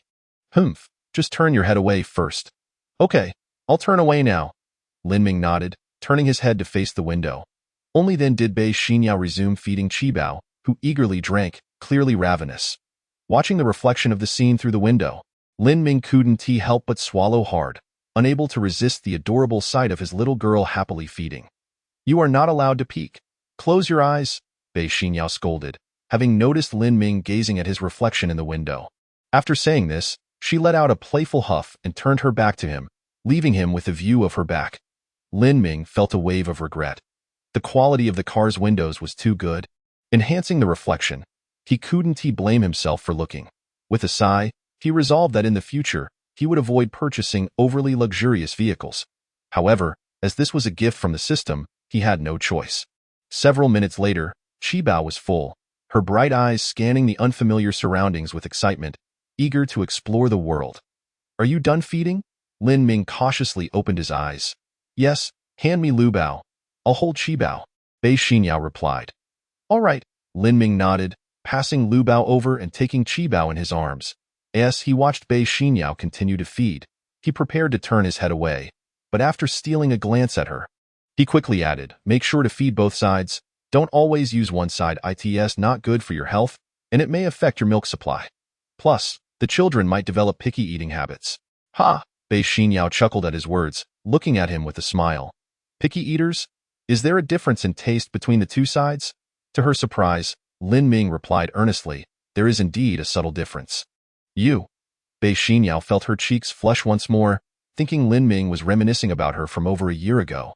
But then she realized, wait, how do you know which side I just used? You were peeking. Her face, now a bright shade of red, looked adorably furious as Lin Ming shrugged. I truly didn't intend to. Don't you think so, little darling? As Lin Ming leaned down to look at Qi Bao in his arms, the baby responded with delighted coos, her face beaming with joy. I want to peek. Truly. Just go ahead and feed her, but remember to switch sides, Lin Ming stated, continuing to amuse the child. The premium parenting manual notes that children who smile often are likely to develop a positive temperament and emotional resilience, which is indicative of good mental and physical health. The clinical trials suggest that infants who exhibit joy at 3 days old may have an IQ of up to 108 at 6 years old. Chapter 71. Lin Ming's Dilemma. To cultivate a child's propensity for laughter, the best candidate is undoubtedly their mother. For instance, when a child hears their mother's voice and smiles, it signifies a sense of security between them. Furthermore, if a child laughs inexplicably or giggles at a joke, these are all indicators of excellent physical and mental well-being. Such children are healthy, optimistic, and cheerful, making it easier to instill strong values in them as they grow. Additionally, this is a sign of high intelligence. Lin Ming, taking the parenting manual's advice to heart, began earnestly making the child laugh. Under his playful antics, the baby giggled and squealed, filling the air with delightful sounds. Bei Xinyao, still feeding Lu Bao, couldn't help but smile at Lin Ming's ability to make their child laugh. Who knew you had such a knack for entertaining children? Bei Xinyao remarked, unable to suppress her laughter. Don't forget, I am the king of children, Lin Ming proclaimed with pride. At this age, they love to laugh, which is indicative of high intelligence. We should talk to them more to familiarize them with our voices and make them laugh. It greatly benefits their development. Lin Ming recounted the manual's advice to Bei Xinyao. Is that so? You seem to know everything about childcare, almost like an expert, she said, her eyes sparkling with admiration as she gazed at him. Of course. I'm a man with 7 little treasures. If I didn't know a thing or two, what would happen if the children faced issues? Lin Ming boasted, confident in his abilities as a father, knowing he had the parenting system to aid him. Are we done feeding? Let us head home. Lin Ming beamed as he glanced at Bei Xinyao, who was tidying up, with Qibao in his arms. He chuckled as they prepared to leave. Little darling, Daddy is taking you back to your cozy nest. We'll reunite with your siblings soon. Gently placing Qibao in the infant seat in the back, the 2 little ones began to babble happily, with Lu Bao smiling and Qibao gurgling in delight. Hold on tight, my precious daughters. We're going home, Lin Ming called as he started the car and drove away from the hospital, headed for their new villa. He needed to quickly decide whether to move in or sell it to help his father with debts. Had it not been for Bei Xinyao and the children, Lin Ming would have sold the villa without hesitation. However, with the arrival of his children, he found himself contemplating their future needs for space as they grew. With 7 children, they would eventually require separate sleeping arrangements. And a villa would resolve this issue, allowing them to remain together as a family. Moreover, with the parenting system at his disposal, he could still earn substantial income, which could also be used to pay off debts. Yet, he had not disclosed his father's current situation to Bei Xinyao. She was only aware of the Lin family's business troubles and had no idea that Lin Ming's father, Lin Yutian, had been imprisoned due to the company's downfall. Lin Ming wrestled with the decision of whether to share this information with her. If he told her, it would inevitably lead to discussions about the massive debts, and he feared she might not handle it well. Conversely, if he chose to remain silent, he felt guilty. As a couple, they should be honest with each other. Perhaps in Bei Xinyao's eyes, his concealment would appear as a lack of trust. Caught in this inner conflict, Lin Ming realized that the root of his troubles stemmed from his financial struggles. Without sufficient funds to address these issues, he felt trapped. Forget it, I will tell her later. As for the villa, let it remain temporarily, and consider it a gift for the children. Lin Ming made this decision in his heart. However, after reaching this conclusion, he felt a wave of regret wash over him. The presence of the villa would undoubtedly arouse Bei Xinyao's suspicions, especially since she was aware of the collapse of Lin's company and knew he was no longer as wealthy as before. He would need to fabricate another lie. Contemplating these matters, Lin Ming felt a profound weariness settle in his heart. All he desired was a life of stability and peace. Yet it seemed that achieving such tranquility was an arduous task. It felt as if heaven was playing a cruel joke on him. In the past, he had enjoyed a modest fortune, with his family living comfortably and his life sailing smoothly. This was the ideal state of existence he yearned for.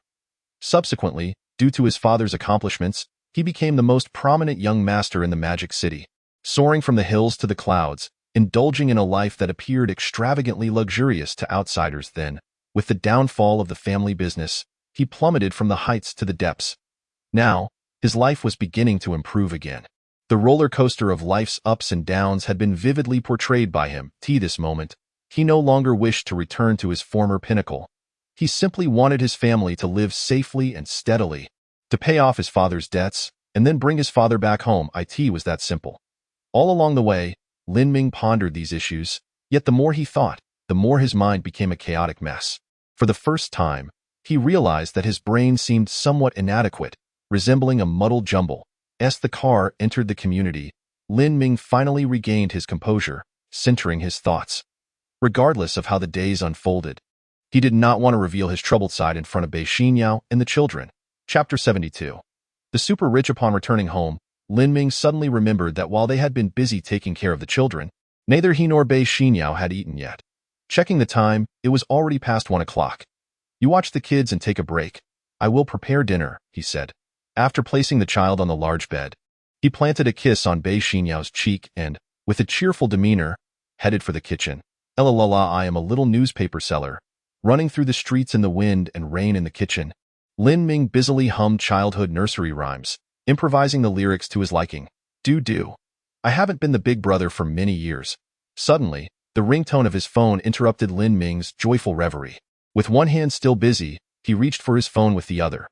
The caller was an unfamiliar number, but it was a mobile number, not a landline. Lin Ming couldn't help but feel a twinge of curiosity. Only a few people had his number, and he had them all saved in his contacts. Now, this unfamiliar number was calling. Who could it be? a debt collector, or perhaps an old friend? After a moment of hesitation, Lin Ming answered the call. Hello, who is this? Hello, may I speak with Mr. Lin Ming? A woman's voice came through the line, and just from her tone, Lin Ming could tell she was a young woman under 30. A thought flickered in his mind. Was this related to romantic debts? Yes, it's me. Who are you? Lin Ming pondered, struggling to recall if he knew anyone by that name. As he considered the women from his past, he couldn't help but sigh inwardly. As the saying goes, when you play, you must eventually pay. From her voice alone, he couldn't place her among the many women he had encountered, so he decided to inquire further. After all, not every woman was like Bei Xinyao'd. A beautiful woman could be considered stunning with an appearance rating above 8, but Bei Xinyao's beauty was undoubtedly above 9, a visage that was hard to forget. Moreover, Bei Xinyao had given him 7 precious children, a fact that set her apart from anyone else. The woman on the other end of the line was likely unaware that Lin Ming had already speculated about her identity 1,000 times in just a short span of time, mentally preparing countless ways to handle the situation. Hello, Mr. Lin. I am from Deshang Real Estate. You have purchased the Lushang Villa, which has been entrusted to us by the owner. The payment has been completed, but we have yet to see you for the handover. I am calling to inquire when you might be available to come by for the transfer. Upon hearing the youthful voice on the line, the woman couldn't help but be slightly taken aback. The man who had spent 450 million to purchase the villa was surprisingly young. Originally, she had assumed he would be a middle-aged gentleman. It was unexpected. It seemed he might have been assisted by family in this purchase. This young man named Lin Ming was likely a super-rich heir. Yet, she felt a flicker of recognition at the name Lin Ming, though she couldn't quite place it. Meanwhile, Lin Ming, relieved to learn that the call was about real estate and not a debt collector, felt a sense of ease wash over him. However, as he reflected on the woman's words, his brow furrowed slightly. Transfer? Is there any paperwork that remains unfinished? Lin Ming was taken aback to hear that a transfer was still needed. He had thought that the process would be straightforward, but it appeared there were still formalities to attend to. No, we have completed all the necessary paperwork for you. However, the property deed and keys are still in our possession. We wanted to deliver them to you, but we were concerned about disturbing you, so we thought to confirm with you first. Hearing Lin Ming's slightly dissatisfied tone, the woman quickly offered an explanation. This was a significant client, and if he were displeased, it could create complications for her. Lin Ming's mood brightened at the mention of a delivery. Without hesitation, he replied, All right, please send those items to Building 13, Unit 5, Apartment 501 at Ziyuan Community. I'm here now. Okay, I will be there shortly. Please hold on. After hanging up, Lin Ming resumed humming his tune and focused on his cooking. Meanwhile, Zhang Xiaoling, the consultant from Deshang Real Estate, began to prepare herself meticulously after the call, ensuring she looked exquisite and charming. She then gathered the property deed and keys and set off for Lin Ming's specified location. Xiaoling, looking so beautiful. Who's the big client you're meeting? Other staff members teased her as they noticed her appearance. Oh, I've just contacted the buyer who purchased the villa at Lushang. I'm delivering the property deed and keys now, Zhang Xiaoling replied with pride. What? The super-rich buyer has been contacted? Yes, upon hearing this, the others were envious of Zhang Xiaoling, who had managed to connect with the elusive client when they had failed to reach him. Xiaoling, you are so lucky. We couldn't get through, but you did. Zhang Xiaoling basked in her colleague's admiration, humbly attributing her success to luck. However, she was well aware of the significance of this sale, which had been finalized without the team's knowledge, and now they were poised to collect their commissions. Now, they just needed to establish a key business contact for this substantial transaction, worth 450 million. The store owner had instructed that whoever made contact with the buyer would claim the commission. The staff were eager, each of them frantically dialing their phones, hoping to secure this lucrative opportunity. Make sure to leave a good impression on this super-rich buyer, the female manager advised Zhang Xiaoling. She knew that this was a significant deal beyond her control. All she could do was envy the situation. I understand. Manager, I'm on my way. Chapter 73. The fifth child has a rash after departing from the store. Zhang Xiaoling drove towards Ziyuan Community, filled with anticipation about what the young affluent buyer would look like. In her imagination, a man who could spend 450 million on a villa must be both handsome and wealthy. Glancing at her reflection in the rearview mirror, she felt a flutter of excitement. Surely, with her beauty and charm, she would catch his eye. With such a powerful ally, her future would be secure. Perhaps she could even become a wealthy lady herself. She couldn't help but giggle at the prospect. Meanwhile, Lin Ming had finished preparing a delicious meal and called out to Bei Xinyao, who was watching the children. "Honey, dinner is ready," Zhao Auntie, who was also tending to the children, encouraged Bei Xinyao. "The children are fine with me. You should go eat." "Auntie, you haven't eaten yet either. Join us." "I must say, Lin Ming's cooking is quite excellent," Bei Xinyao boasted, clearly proud of her husband's culinary skills. Zhao Auntie, intrigued and having not eaten all day, nodded in agreement. Although she had brought her own meal, she didn't want to miss out on the freshly cooked dishes. Seeing the colorful and fragrant dishes on the table, her stomach growled in protest. "Go ahead, Auntie. If you're hungry, eat up." Lin Ming chuckled as he and Bei Xinyao exchanged amused glances upon hearing Zhao Auntie's stomach rumble. "All right, I want tea hold back then," Zhao Auntie replied, eagerly digging in and savoring a bite of the stir-fried pork with asparagus. Delicious. This is truly exquisite." At that moment, Zhao Auntie regarded Lin Ming as her son-in-law, expressing her admiration as she praised his cooking. "Enjoy it. Lin Ming will be home to take care of the kids from now on, so he'll be cooking every day." Bei Xinyao turned to Lin Ming with a playful smile, asking, "Isn't that right, dear?" Hearing Bei Xinyao affectionately call him dear in front of others sent shivers down Lin Ming's spine, making him feel electrified. It was incredibly gratifying to hear her refer to him as her husband in front of someone else. However, Zhao Auntie's expression shifted as she asked, "Yao Yao, dear son-in-law, am I doing something wrong that might lead to my dismissal?" "Dismiss you? Why would we do that?" Lin Ming was taken aback by Zhao Auntie's question. "Then why are you staying home to take care of the kids? Is it because you think I'm not doing well?" she asked, looking perplexed. The two of them couldn't help but laugh. "Auntie, I'm just home to take care of the children, but managing 7 kids alone is quite a task. I still need your help. So you needn't worry about being dismissed. You're doing great. My wife and I are grateful for your assistance," Lin Ming reassured her. Just then, a sudden wail echoed from the bedroom, and Lin Ming immediately set down his bowl and chopsticks, rushing to check on the commotion. Upon entering the bedroom, he found his 5th child, Lin Qi, curled up and crying loudly, her small fists clenched tightly and her brows furrowed in distress. His heart ached at the sight, and he quickly scooped her up, cradling her head and tiny bottom. Shoo, my little darling, what's the matter? Why are you crying all of a sudden? Are you feeling unwell?" As he gently stroked the back of her head, Lin Ming noticed a patch of small red bumps forming on the nape of her neck. A wave of concern washed over him as he held her close, feeling her body was hot against him. The heat of the weather had caused the little one to break out in a rash. Given her small size and the sweltering conditions, it was no surprise she had developed a rash. "What's wrong?"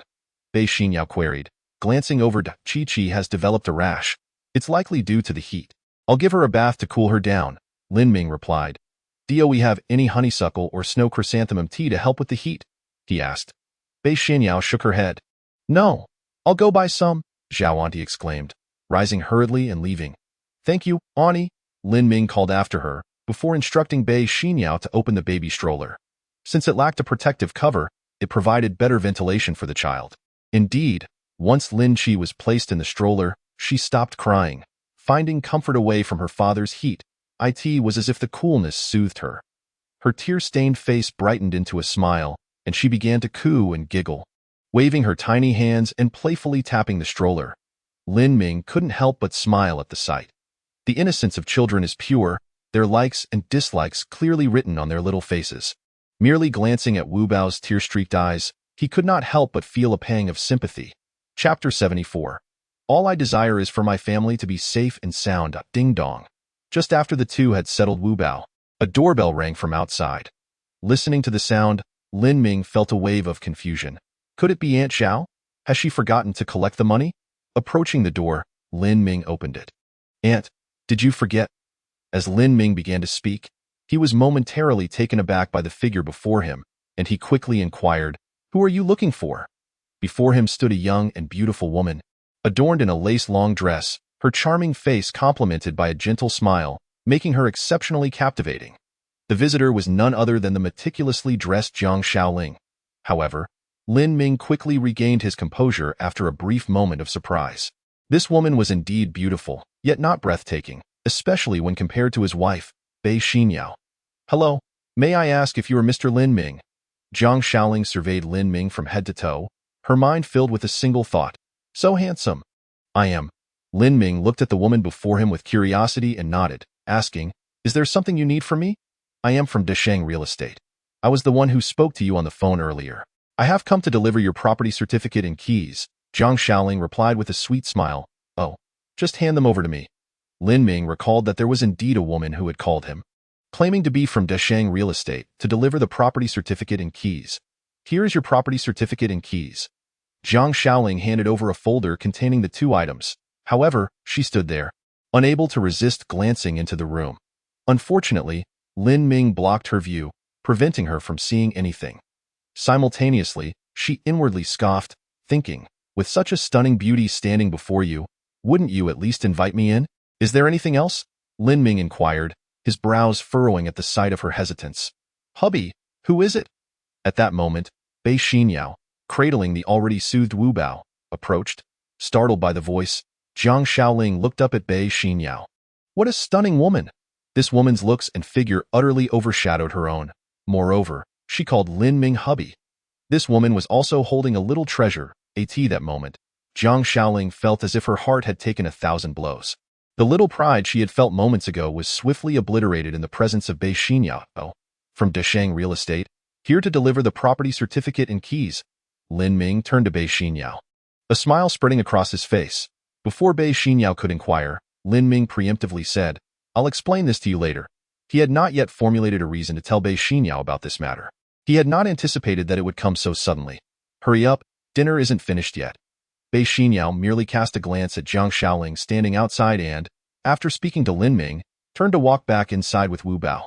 "Is there anything else? If not, I shall take my leave." Lin Ming smiled faintly at Zhang Xiaoling. "It seems I have been given the boot." Zhang Xiaoling realized that lingering any longer would yield no results. She opted for a more direct approach, wanting to leave a professional impression. "No, I just hope I haven't caused you any inconvenience. I hope Mr. Lin will choose us again for any future property purchases or sales. Desheng Real Estate is always at your service." Lin Ming nodded, saying, "No need to see me off." Bang, with that, he promptly shut the door. Standing outside, Zhang Xiaoling felt the gust of wind that accompanied the closing door, leaving her feeling somewhat disheveled. However, upon reflecting on Lin Ming's earlier demeanor, she thought, what a man, wealthy and handsome and loyal to his wife. Such good men are rare. Pressing her lips together, Zhang Xiaoling turned to leave, a seed of what she believed to be love beginning to sprout within her. Upon returning home with the property certificate and keys, Lin Ming saw Bei Xinyao carrying the little treasure into the room. He hesitated for a moment before following her. When he entered the bedroom, he found Bei Xinyao preparing small cooling mats for the 7 little treasures, layering them with soft blankets before placing each child on them. After completing this task, Bei Xinyao stepped out. Lin Ming stood at the bedroom door, yet Bei Xinyao did not ask a single question or say anything further. She simply returned to the table to continue eating. Observing this, Lin Ming felt an inexplicable pain in his heart. He opened his mouth, momentarily at a loss for words. Though silent, it felt like the sharpest blade piercing his heart. Could it be that after all this time, he had not truly entered her heart? Or was it that she had become too disappointed in him?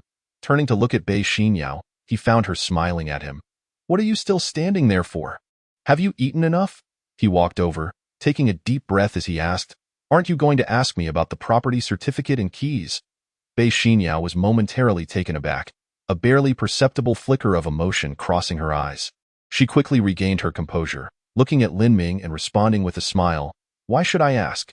If you think it's something I should know, you'll tell me. If not, even if I ask, you won't answer. Will you?" At her words, Lin Ming opened his mouth, wanting to say something, but found himself unable to speak, as if a fishbone had lodged in his throat. This feeling of frustration was profoundly painful. "This villa was purchased with the money I earned from stock trading. I wanted to provide you and the children with a better home," Lin Ming finally confessed. After much contemplation, in the future, he would earn more money through the system, and the source of this money would become the greatest issue between him and Bei Xinyao. Stock trading, fortuitously, could resolve this dilemma. Thus, stating it this way was not a lie and could alleviate Bei Xinyao's reservations about him. "Stock trading?" Upon hearing his words, Bei Xinyao's delicate brows furrowed slightly. Lin Ming nodded slightly, choosing not to elaborate further, as he genuinely knew little about stocks, fearing that too much discussion might reveal his ignorance. "Stock trading is fraught with risk. You should be cautious." Bei Xinyao said softly, then turned her gaze to Lin Ming, her expression softening. Lin Ming, you don't need to work so hard for me and the children. I don't desire a lavish lifestyle. I only wish for our family to live peacefully and safely. Do you understand? Chapter 75. Tell my parents I understand. Lin Ming nodded, smiling as he reassured her, don't worry. My dear, I know how to balance things. It won't affect our family or the children. Seeing Lin Ming's response, Bei Xinyao wanted to persuade him to let go of such burdens, yet ultimately held her tongue. As a man, he needed to find something to occupy himself with. Furthermore, she fully understood Lin Ming's sentiments.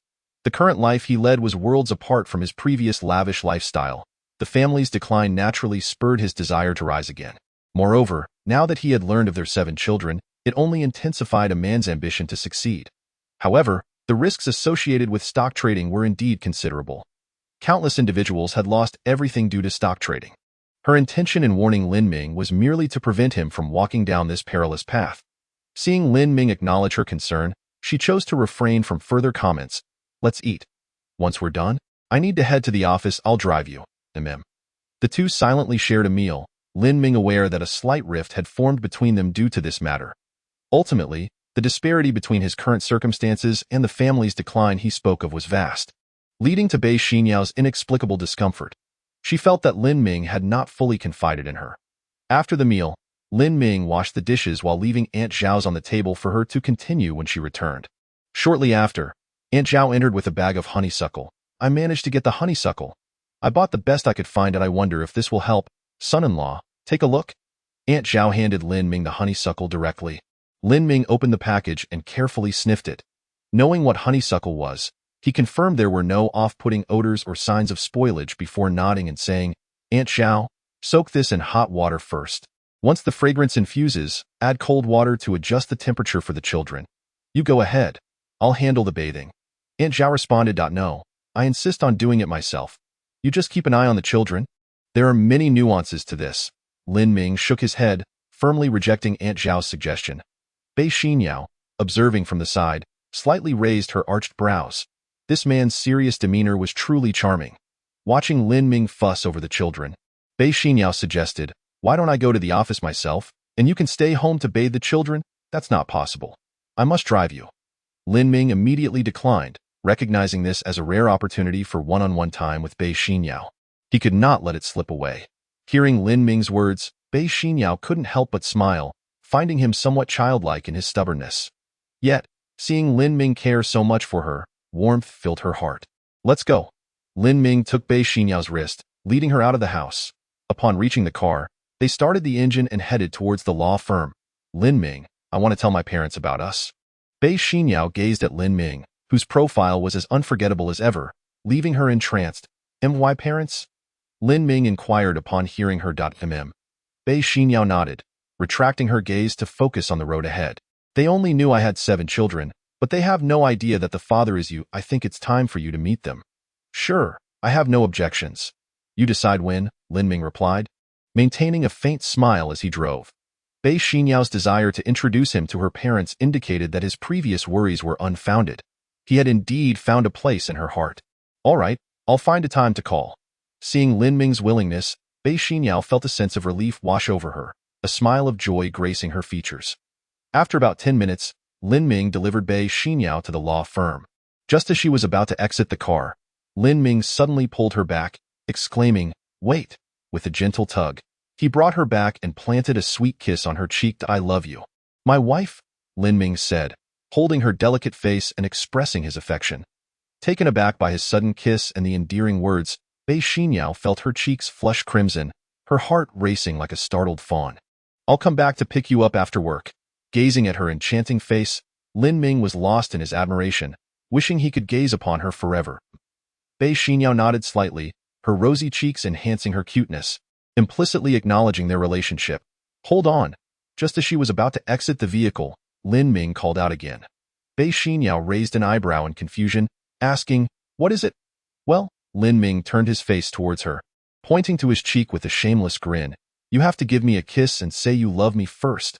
Upon hearing this, Bei Xinyao's face turned an even deeper shade of red. How utterly cheesy.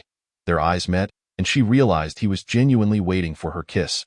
Blushing, She leaned in and placed a gentle peck on his cheek. Then, taking advantage of Lin Ming's momentary distraction, she hurriedly exited the car. "You still haven't said you love me," Lin Ming called out from behind. Hearing his voice, Bei Xinyao buried her face in her neck, her eyes glued to the ground as she quickened her pace. There were so many people around. How mortifying. Watching her shy demeanor, Lin Ming couldn't help but smile. Her bashful appearance was utterly charming and adorable. Driving back home, Lin Ming soon arrived. Upon entering, he found Aunt Zhao had already prepared the honeysuckle infusion, waiting for him to bathe the children. "You're finally back, son-in-law. The water is nearly cold. Hurry and wash the little ones. They have been quite restless," Aunt Zhao remarked. "Moreover, I've noticed not just Wu Bao has developed heat rash. The other siblings have also shown some signs." Lin Ming nodded, having noticed the same issue, which was why he had asked Aunt Zhao to prepare the honeysuckle in advance, intending for all the children to benefit from it. "All right, Aunt Zhao, I understand. I'll take the children to bathe now." Chapter 76. Bathing the Children. Lin Ming walked into the bedroom, and upon opening the door, he was met with a sight that left him both amused and exasperated. The 7 children were sprawled across the bed in disarray. The eldest lay on the small blanket, exposing his little bottom. The second child pouted, blowing bubbles. The third child was turned to the side, raising his little bottom with a face that occasionally broke into giggles. The fourth and fifth were playfully nibbling on each other's tiny fists. Bite, bite. The fourth child, feeling slighted as if his snack had been snatched away, withdrew his tiny fist and began to nibble on it instead. Meanwhile, the fifth child, confused by the sudden disappearance of his snack, pouted and began to wail loudly. The sixth and seventh children were sucking on their little fingers, their sparkling eyes wide with curiosity as they surveyed the room. Lin Ming, observing the various adorable antics of these 7 little treasures, couldn't help but smile as he approached, scooping up the fifth child to comfort him. "Oh, Wu Bao is the most obedient. Don't cry. If Sister C doesn't give you anything to eat, Daddy will get you something delicious later, so no more tears." Cradled in his father's arms, Wu Bao blinked his big, watery eyes and his sobs gradually quieted, as if he truly understood Lin Ming's words. Holding Wu Bao, Lin Ming skillfully made his way to the bathroom. In the spacious bathtub, water had already been drawn, with the surface adorned with honeysuckle petals, the fragrant aroma wafting gently through the air. The Premium Childcare Manual states, honeysuckle is most effective at alleviating internal heat, particularly beneficial for children's baths, helping to cool their body temperature. As he held Wu Bao, Lin Ming deftly began to remove the child's little clothes and diaper, gently placing him into the water. Wow! The little one, who had just settled down, was suddenly startled by the unfamiliar sensation of water and began to wail loudly once more. There, my precious, Daddy will have you all cleaned up in no time. So please don't cry. If you keep crying, you won't be behaving well. After washing, you will feel refreshed, and our little Chi will be as lovely as ever." However, no matter how Lin Ming tried to soothe her, the little one continued to cry inconsolably, feeling utterly uncomfortable in this strange environment. Watching this, Lin Ming hastened his washing efforts. Yet, given that the child was barely 2 months old, her delicate skin required the utmost care, which limited his speed significantly. He could only gently pour water over her and wash her slowly. After spending more than 5 minutes ensuring that Lin Chi was thoroughly cleansed, Lin Ming began to dry her off with a towel. Once she was out of the water, her cries ceased immediately. The innocence of a child's spirit is truly a reflection of their nature. Their likes and dislikes are easily read on their faces. Lin Ming began to dress the little one in fresh clothes, putting on a diaper, and then placed her in the baby stroller. As she had just been washed, it was not advisable to wrap her in a blanket immediately. She needed some ventilation to cool off. Given the sweltering heat, covering her could lead to more severe physiological reactions. The stroller, being airy and open, was just the right choice. Observing the little one in the stroller, who had stopped crying and was now waving her arms with delight, a smile crept onto Lin Ming's face. However, seeing her slightly swollen, tear-streaked eyes still tugged at his heart. "Aunt Zhao, it's almost time for the babies to be fed. Please prepare the formula while I give each child a bath." Lin Ming called out to Aunt Zhao, who stood nearby, watching Lin Chi gnawing on her fingers in the stroller. Upon hearing him, Aunt Zhao nodded and began preparing the formula. As she mixed the powder, she glanced at Lin Ming, who had just brought out the eldest. Smiling, "Son-in-law, I never expected you to be so adept at taking care of children." If you were to become a maternity nurse, I reckon we'd be out of work. Lin Ming chuckled lightly at the remark. Become a maternity nurse. Wasn't he already the master of the household? With the support of his daddy system, he felt he could easily handle any role, even that of a child expert. Nonetheless, Lin Ming's intention in caring for the children was not merely to fulfill the role of a house husband, but to treat this responsibility as a genuine vocation, one that offered rewards far exceeding others. After all, with the existence of the daddy system, the eldest, Lin Chun, was lively and, unlike Lin Qi, did not cry when entering the water. Instead, he wore an exuberant smile, sitting comfortably in the bath while splashing joyfully in the warm water with his little hands. Lin Ming couldn't help but smile back. Bathing Lin Chun was the easiest task. By the end, the little one was reluctant to leave the water.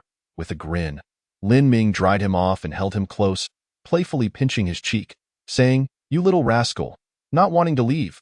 All right, I'll take you swimming later." The little one's cheerful demeanor reminded Lin Ming of parents abroad taking their children swimming.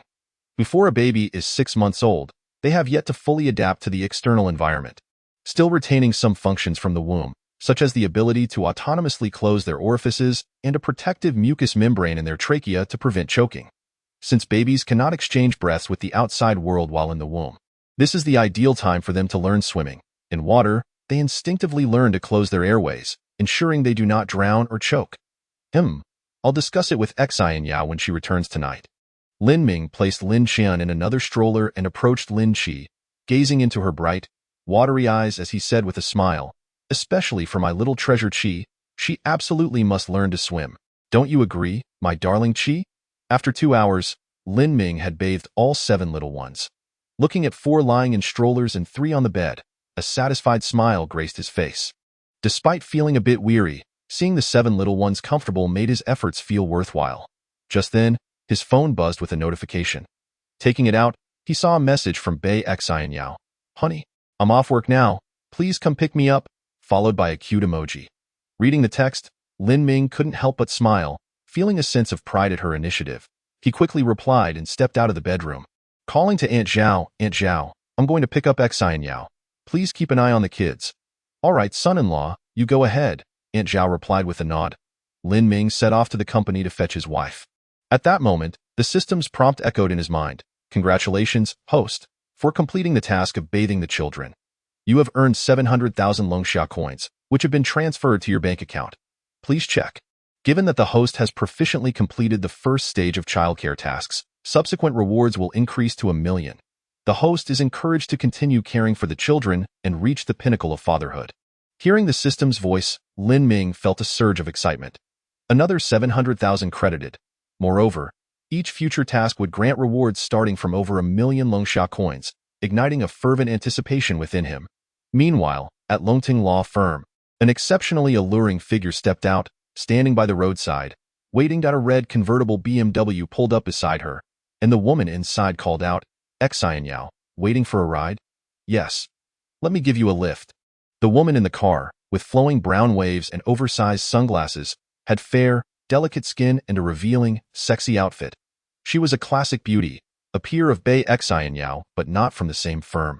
"No need, someone is coming to pick me up, you go have fun." Bei Xian Yao replied with a gentle smile, not saying much more. "Could it be your man? I've heard about the situation with Su Xiao. I'm quite curious to see the man who could capture the heart of such a renowned beauty in our legal circle." The sexy beauty teased, her face adorned with exaggerated expressions. Upon hearing this, Bei Xian Yao was momentarily taken aback, a faint blush creeping onto her cheeks. It seemed that the news had spread throughout their law firm. Just then, a luxury car approached, honking as the window rolled down to reveal a young, handsome man. Upon seeing Bei Xian Yao, Lin Ming waved and called, "Wife, I'm here to pick you up, get in." At his words, a blush blossomed on Bei Xian Yao's face. Hearing him call her his wife in front of others made her feel a bit embarrassed.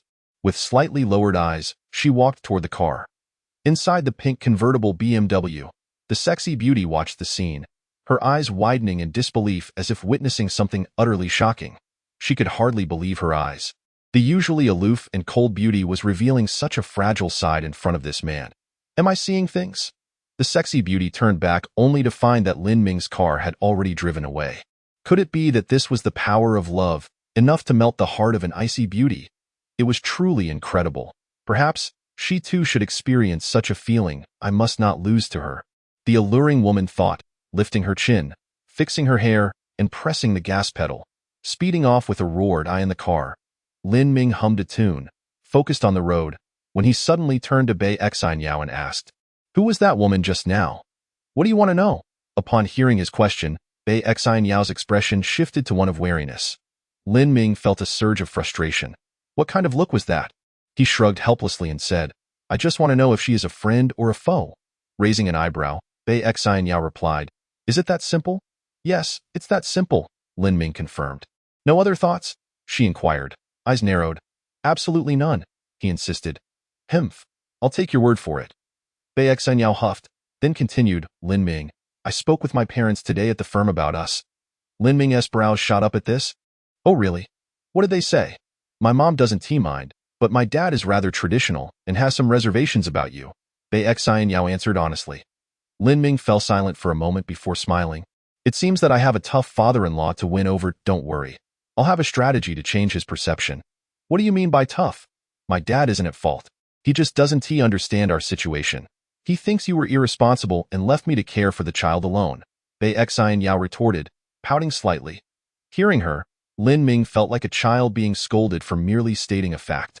"By the way, have you told your parents about us?" she suddenly asked, shifting the topic. Lin Ming paused, realizing the moment had come. Taking a deep breath, he replied, "Next week, I'll meet with my dad in person to discuss it." "Is your dad coming back to Modu?" Bei Xianyao's eyes brightened at this news. Lin Ming chuckled softly, feeling a sense of helplessness. "He's not coming back. He's always been in Modu. I just told you he went back to the countryside to recuperate." "What about your mother?"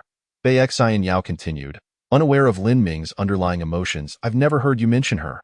Lin Ming fell silent, a shadow crossing his features. "Lin Ming, what's wrong? Did I ask something I shouldn't have?" Bei Xianyao realized his discomfort and quickly added, "If so, I apologize." Pulling over to the side, Lin Ming took a deep breath before finally saying, "After my dad's company went bankrupt, my mom left with another man." Bei Xianyao's eyes widened in shock, her hand covering her mouth as she struggled to process the revelation. "I see that rather amusing," Lin Ming said with a self-deprecating smile. To outsiders, he was once the illustrious heir of Modu, but who knew the pain he had buried deep within. "I'm so sorry, Lin Ming. I didn't mean to bring it up." Upon seeing the hint of sorrow in his eyes, Bei Xianyao felt remorseful, her delicate fingers instinctively grasping his wrist. Feeling her concern, Lin Ming smiled and reassured her, "I'm fine. Just feeling a bit nostalgic. I have my own path now, with 7 adorable little ones and a beautiful wife like you. I am truly content." Bei Xianyao smiled back, her heart warmed by his words. "Thank you, Xianyao. Without you and the kids, I might have crumbled under the weight of it all. You gave me the will to fight again. I used to be a carefree playboy, good at nothing but showing off. But now, because of you, I realize I've changed so much. For you and the children, I'm willing to transform and dedicate everything to you." Bei Xianyao was taken aback, moved by Lin Ming's unwavering commitment to her and their children, dispelling any lingering doubts she held. This man was worthy of her trust for a lifetime. After gathering her thoughts, the car resumed its journey. Lin Ming hesitated for a moment before deciding it was time to share about his father. "Xianyao, there's something I've been hiding from you. I think it's time to tell you." He took a deep breath and looked at Bei Xianyao. "What is it?" Her eyes sparkled with warmth as she smiled at him, and Lin Ming felt a sense of relief that he could open up to her. "After my dad's company went bankrupt, he didn't return home to recuperate. Instead, he was sentenced to prison." Upon finishing, Lin Ming fell silent, avoiding her gaze, feeling anxious about her reaction. He had imagined countless scenarios of how she might react. She could storm off in anger or be upset but ultimately accept it. Yet, he never anticipated that she would respond with such calmness and composure. "You finally said it." To his surprise, Bei Xianyao responded with a serene affirmation. "What?" Lin Ming was taken aback, turning to face her. He found her gaze clear and unwavering, a gentle smile gracing her lips as she looked deeply into his eyes. Lin Ming was momentarily speechless, unable to comprehend her response. "Are you surprised by my calmness?" Bai Xinyao smiled and said. Lin Ming did not respond, merely nodding in a dazed manner. "In truth, I had been aware of this matter long before." The moment you mentioned that you had a friend embroiled in a lawsuit worth billions with the Emotion Biological Group, I commenced my investigation and ultimately discovered that you were indeed referring to your father's situation. Eventually, through my inquiries, I learned of your father's imprisonment. The reason I refrained from revealing this was that I did not wish for you to feel that I would judge you for it. Nor would I ever consider taking the child and leaving you. I was simply waiting for you to tell me in your own words. Upon hearing this, Lin Ming opened his mouth, yet found himself at a loss for words. No expression could encapsulate the shock he felt within. Bai Xinyao gazed at him and remarked, Lin Ming, I have told you before. You are the father of my child and my husband. Nothing can separate us, unless you explicitly state that you no longer love me and do not want the child. Otherwise, no force can sever the bond between us, the mother of our child, and your wife. I am willing to face any challenge alongside you, be it good or bad. Listening to her words, warmth flooded Lin Ming's heart, and his chest heaved intensely as he struggled to suppress the urge to cry. Sensing his agitation, Bai Xinyao smiled gently and reached out to grasp one of his hands. This silent gesture was the most profound declaration of love and companionship, warming the soul. Thank you, thank you. Lin Ming choked, tears welling in his eyes. All right, do not despair. Rest assured, we will certainly help your father clear his name, and then our family can reunite. Bai Xinyao replied with a smile, You are the head of the family now. You cannot cry out if you do. I will capture your pitiful expression on camera to show our child later. With a chuckle, Lin Ming could not help but laugh at her playful words.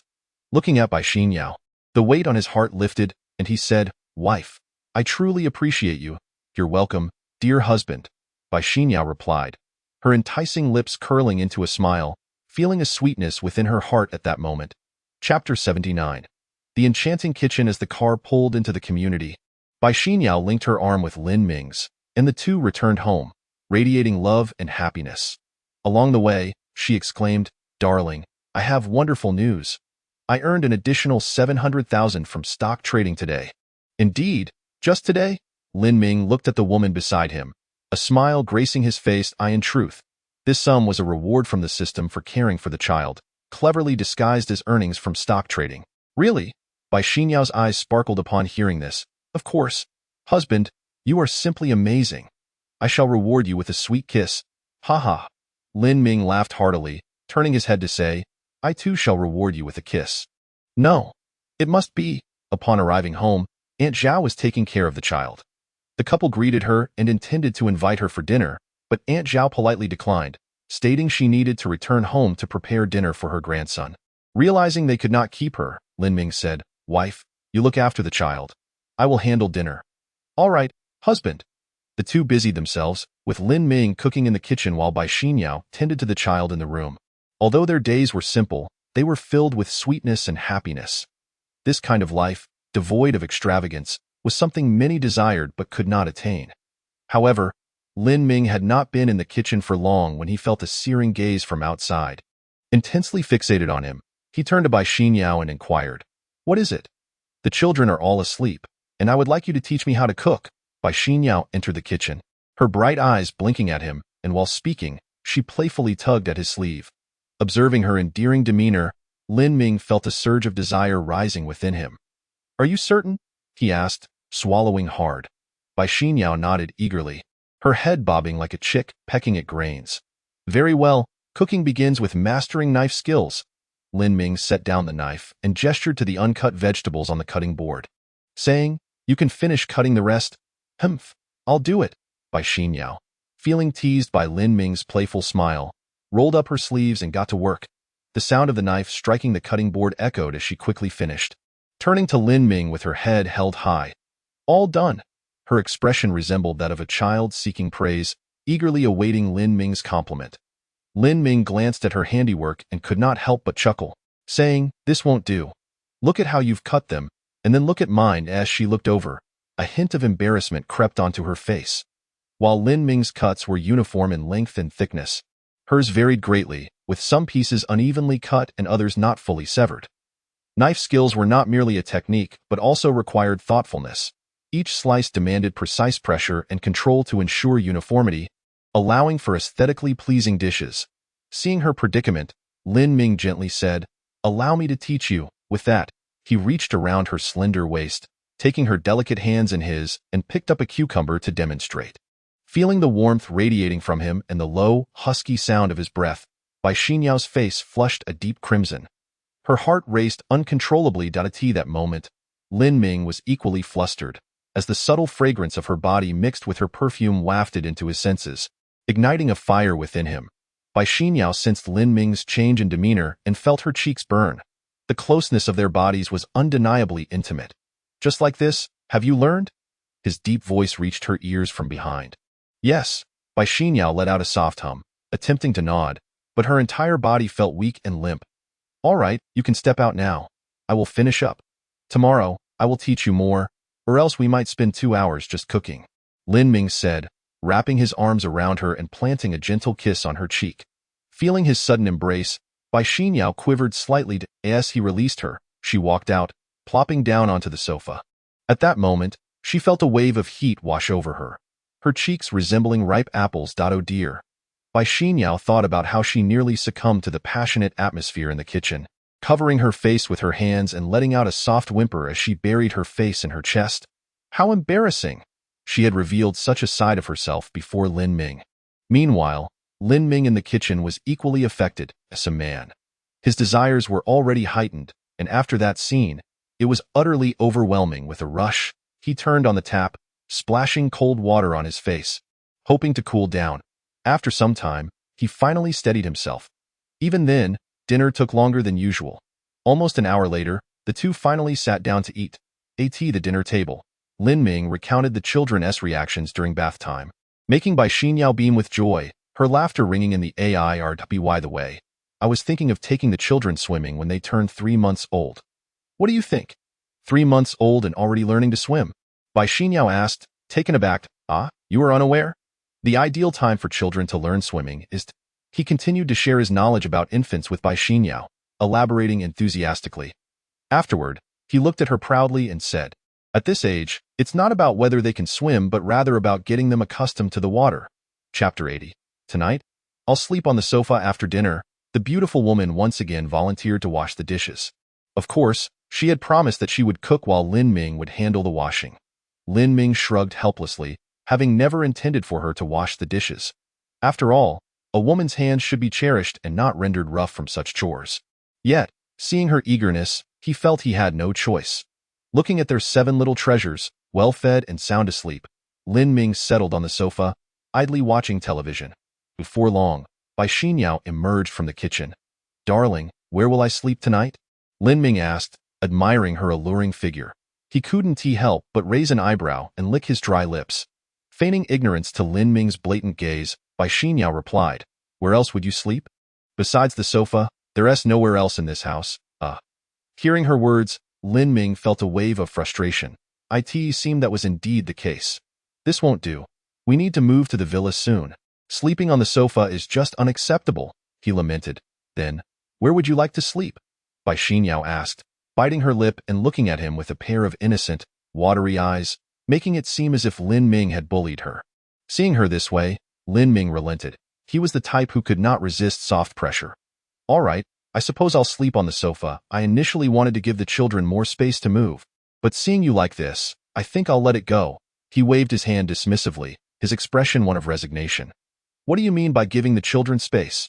Bai Xinyao asked, puzzled. That I meant that you should let the children sleep in the big bed. And you shouldn't compete for space with them, Lin Ming explained. Then where do I sleep? Come sleep on the sofa with me, Lin Ming said, scratching his nose, his face showing no shame. Bai Xinyao thought Lin Ming might have a solution, but it turned out he only wanted her to join him on the sofa. She pouted her lips, crossing her arms in front of her chest, her expression saying, I see right through your intentions. Humph. You think you can trick me into sleeping together? Dream on. Don't you have a new house? Looking at Lin Ming, Bai Xinyao pouted, crossing her arms defiantly, expressing that she was not falling for his tricks. Hearing her words, Lin Ming raised an eyebrow. He had been searching for an excuse to address the matter of the new house, yet she had brought it up first. Dear wife, speaking of the house, I wanted to discuss this with you. I plan for us to move in a couple of days. What do you think? With 7 children in the house, our current living conditions are simply inadequate. We might endure hardships, but we cannot let the children suffer. Theo prevent Bai Xinyao from rejecting the idea. Lin Ming used the children as a shield. "Where is your house?" Bai Xinyao asked, hesitating for a moment before inquiring. "Don't you know?" Lin Ming raised his eyebrows, recalling how she had been present when the saleswoman from Decheng Real Estate had approached him. She had heard every word.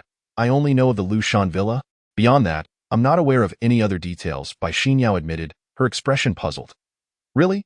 Dear wife, you are a brilliant lawyer in the city, yet you don't know about Lushan Villa?" Lin Ming exclaimed. Astonished, Lushan Villa is a renowned affluent community in the city, and merely having wealth does not guarantee you a place there. One must also possess a certain status. In other words, those residing there must be wealthy and noble. Lin Ming began to educate Bai Xinyao about Lushan Villa, speaking passionately as if he were a scholar well-versed in literature. Bai Xinyao chuckled, covering her mouth as she smiled. "Did you really think I didn't know?" Lin Ming was taken aback, rising from the sofa. "Oh, so you dared to deceive me? Let me teach you a lesson as punishment. You must kiss me." "Humph. You think it's that easy?" The couple engaged in playful banter as their 7 children slept soundly. The scene was heartwarming. After some discussion, they finally settled on moving in 2 days when Bai Xinyao was off work. With the housing issue resolved, Lin Ming felt a sense of relief. He had anticipated some obstacles, but it turned out he was overthinking. Later that evening, after the children woke and needed tending, they found themselves busy once more, changing diapers, feeding, and soothing them to sleep. After a flurry of activity, they were exhausted. Yet Lin Ming found joy in it, for in such a short time, he received a reward of 800,000 Longxia coins from the system. Each time he cared for the children, he was rewarded. The subsequent tasks promised rewards exceeding 1 million. Observing his increasingly substantial earnings, Lin Ming felt a surge of confidence. He believed that before long, his assets would reach billions, significantly reducing the time his father would spend in prison. Through these days together, Lin Ming and Bai Xinyao's relationship had deepened considerably. They had transitioned from a one-night affair to a genuine couple and partners in life. As Bai Xinyao was finishing her evening routine and preparing to rest, her phone suddenly rang. Upon seeing her mother's name displayed on the screen, a sense of unease gripped her heart. Chapter 81. A call from mother. She picked up the phone, her delicate brows knitting together. Revealing her hesitation, Lin Ming approached her, observing her demeanor, and asked with a smile, "What's the matter?" Without uttering a word, Bai Xinyao handed her phone to Lin Ming. He glanced at the caller ID and reassured her, "No matter what happens, I will be by your side. Don't worry." At his words, she nodded slightly and finally answered the call. "Mom, Yao Yao, are you asleep?" The voice of Bai Xinyao's mother, Wang Xinlian, came from the phone, and the careful tone of the conversation indicated her extreme caution in making this call. "No, not yet. I'll come over in a couple of days to help you with the children. By the way, I've transferred 50,000 yuan into your account, but please don't let your father know." Wang Xinlian's voice was soft and delicate, yet incredibly clear. As Bai Xinyao listened, tears welled in her eyes, which she fought to hold back. During her most difficult times, it was always her mother who had supported her. All parents are alike. Who doesn't ache for their own child? Despite her father's dissatisfaction with her, Bai Xinyao knew that he still cared for her, but he was trapped by his own prejudices, believing that her unwed motherhood had brought him shame. "All right, I want to say more. Your father is coming out now, so I'll hang up." "Okay, Mom, please take care of your health." Before Bai Xinyao could finish her words, the call ended abruptly. Just after Wang Xinlian hung up, a middle-aged man approached her from behind, his voice low as he asked, "Who are you talking to?" "Just Sister Wang from the dance group. She mentioned wanting to take me on a trip in a few days." Wang Xinlian spoke with a calm demeanor, revealing no signs of distress. "Humph." However, Bai Ligua scoffed, saying, "Don't think I don't know you were talking to her. I've told you countless times. As parents, we should be the ones receiving calls, not the other way around. It's been so long. Why is it so hard for her to admit her mistakes? If she refuses to apologize and thinks we've done her wrong, then let her never come back." Listening to Bai Ligua's words, Wang Xinlian's expression faltered, and she retorted, "So now our daughter is only mine and not yours?" "Yes, I was just talking to her. What's the problem? Do you have an issue with that? You and our daughter are exactly alike, both too stubborn for your own good. Do you think she takes after anyone else? She's just like you." Wang Xinlian exclaimed angrily, unleashing a torrent of words that left the man momentarily speechless. "And don't think I don't know. A month ago, you secretly took my phone to transfer 50,000 yuan to her, pretending to be me and telling her not to let you know, then deleted the message afterward. Did you think I wouldn't find out?" Humph, the crow mocks the pig for being black. You accuse me while you're guilty yourself. I'm telling you, in a few days, I'm going to see our daughter and the children. If you want to see your grandchildren, come with me. If not, then don't go. Why wouldn't I go? Bei Ligua, feeling flustered by his wife's words, forced himself to hold his head high, speaking with false bravado. Want to go? Then let me make this clear. When we go, you'd better not give Yao Yao a hard time, or else you can cook for yourself from now on. If you want me to serve you, you can wait until the next life. Wang Xinlian's temper flared as she glared at the man, threatening him fiercely. Upon hearing his wife's fierce tone, Bei Ligua's heart raced. After decades of not cooking, he was not fond of outside food, and if he had to prepare his own meals, they would surely be inedible. Especially seeing his wife in such a fiery mood made him instinctively shrink back. Yet, as a man, he had to maintain his dignity. After a pause, he replied, I'm going to see my grandchildren. Of course, I won't show any displeasure. Humph, still stubborn, I won't bother arguing with you. The dishes in the kitchen still need to be washed. You can do that today. With that, Wang Xinlian strode into the bedroom, slamming the door shut behind her, followed by the sound of the lock clicking. Bei Ligua, witnessing this, could only smile wryly, feeling helpless. To avoid eating his own terrible cooking, he shook his head and walked into the kitchen. Meanwhile, after the call, Bei Xinyao sat at the edge of her bed, unable to contain her emotions, quietly sobbing. The conflict with her father had escalated to a boiling point. Even so, whenever Lin Ming spoke ill of her father, she would defend him. For so long, she had been raising the children alone, feeling the weight of her father's disapproval. The grievances she bore were beyond the understanding of outsiders. Only she bore the silent burden. Caught between her 7 precious little ones and her biological father who had raised her, it was impossible for Bei Xinyao not to feel pain and sorrow. Lin Ming stood beside her, wrapping an arm around her shoulders, comforting her. It's all right. When we have the chance, let us visit your parents together. I want to let them down. Bei Xinyao nodded, burying her head into Lin Ming's chest, her delicate hands hugging him tightly. This man, since his arrival in her life, had constantly provided her with a sense of security. It made Bei Xinyao feel that all her past grievances were worth it. Eventually, Lin Ming obediently lay on the sofa in the living room and fell asleep. The night passed without incident.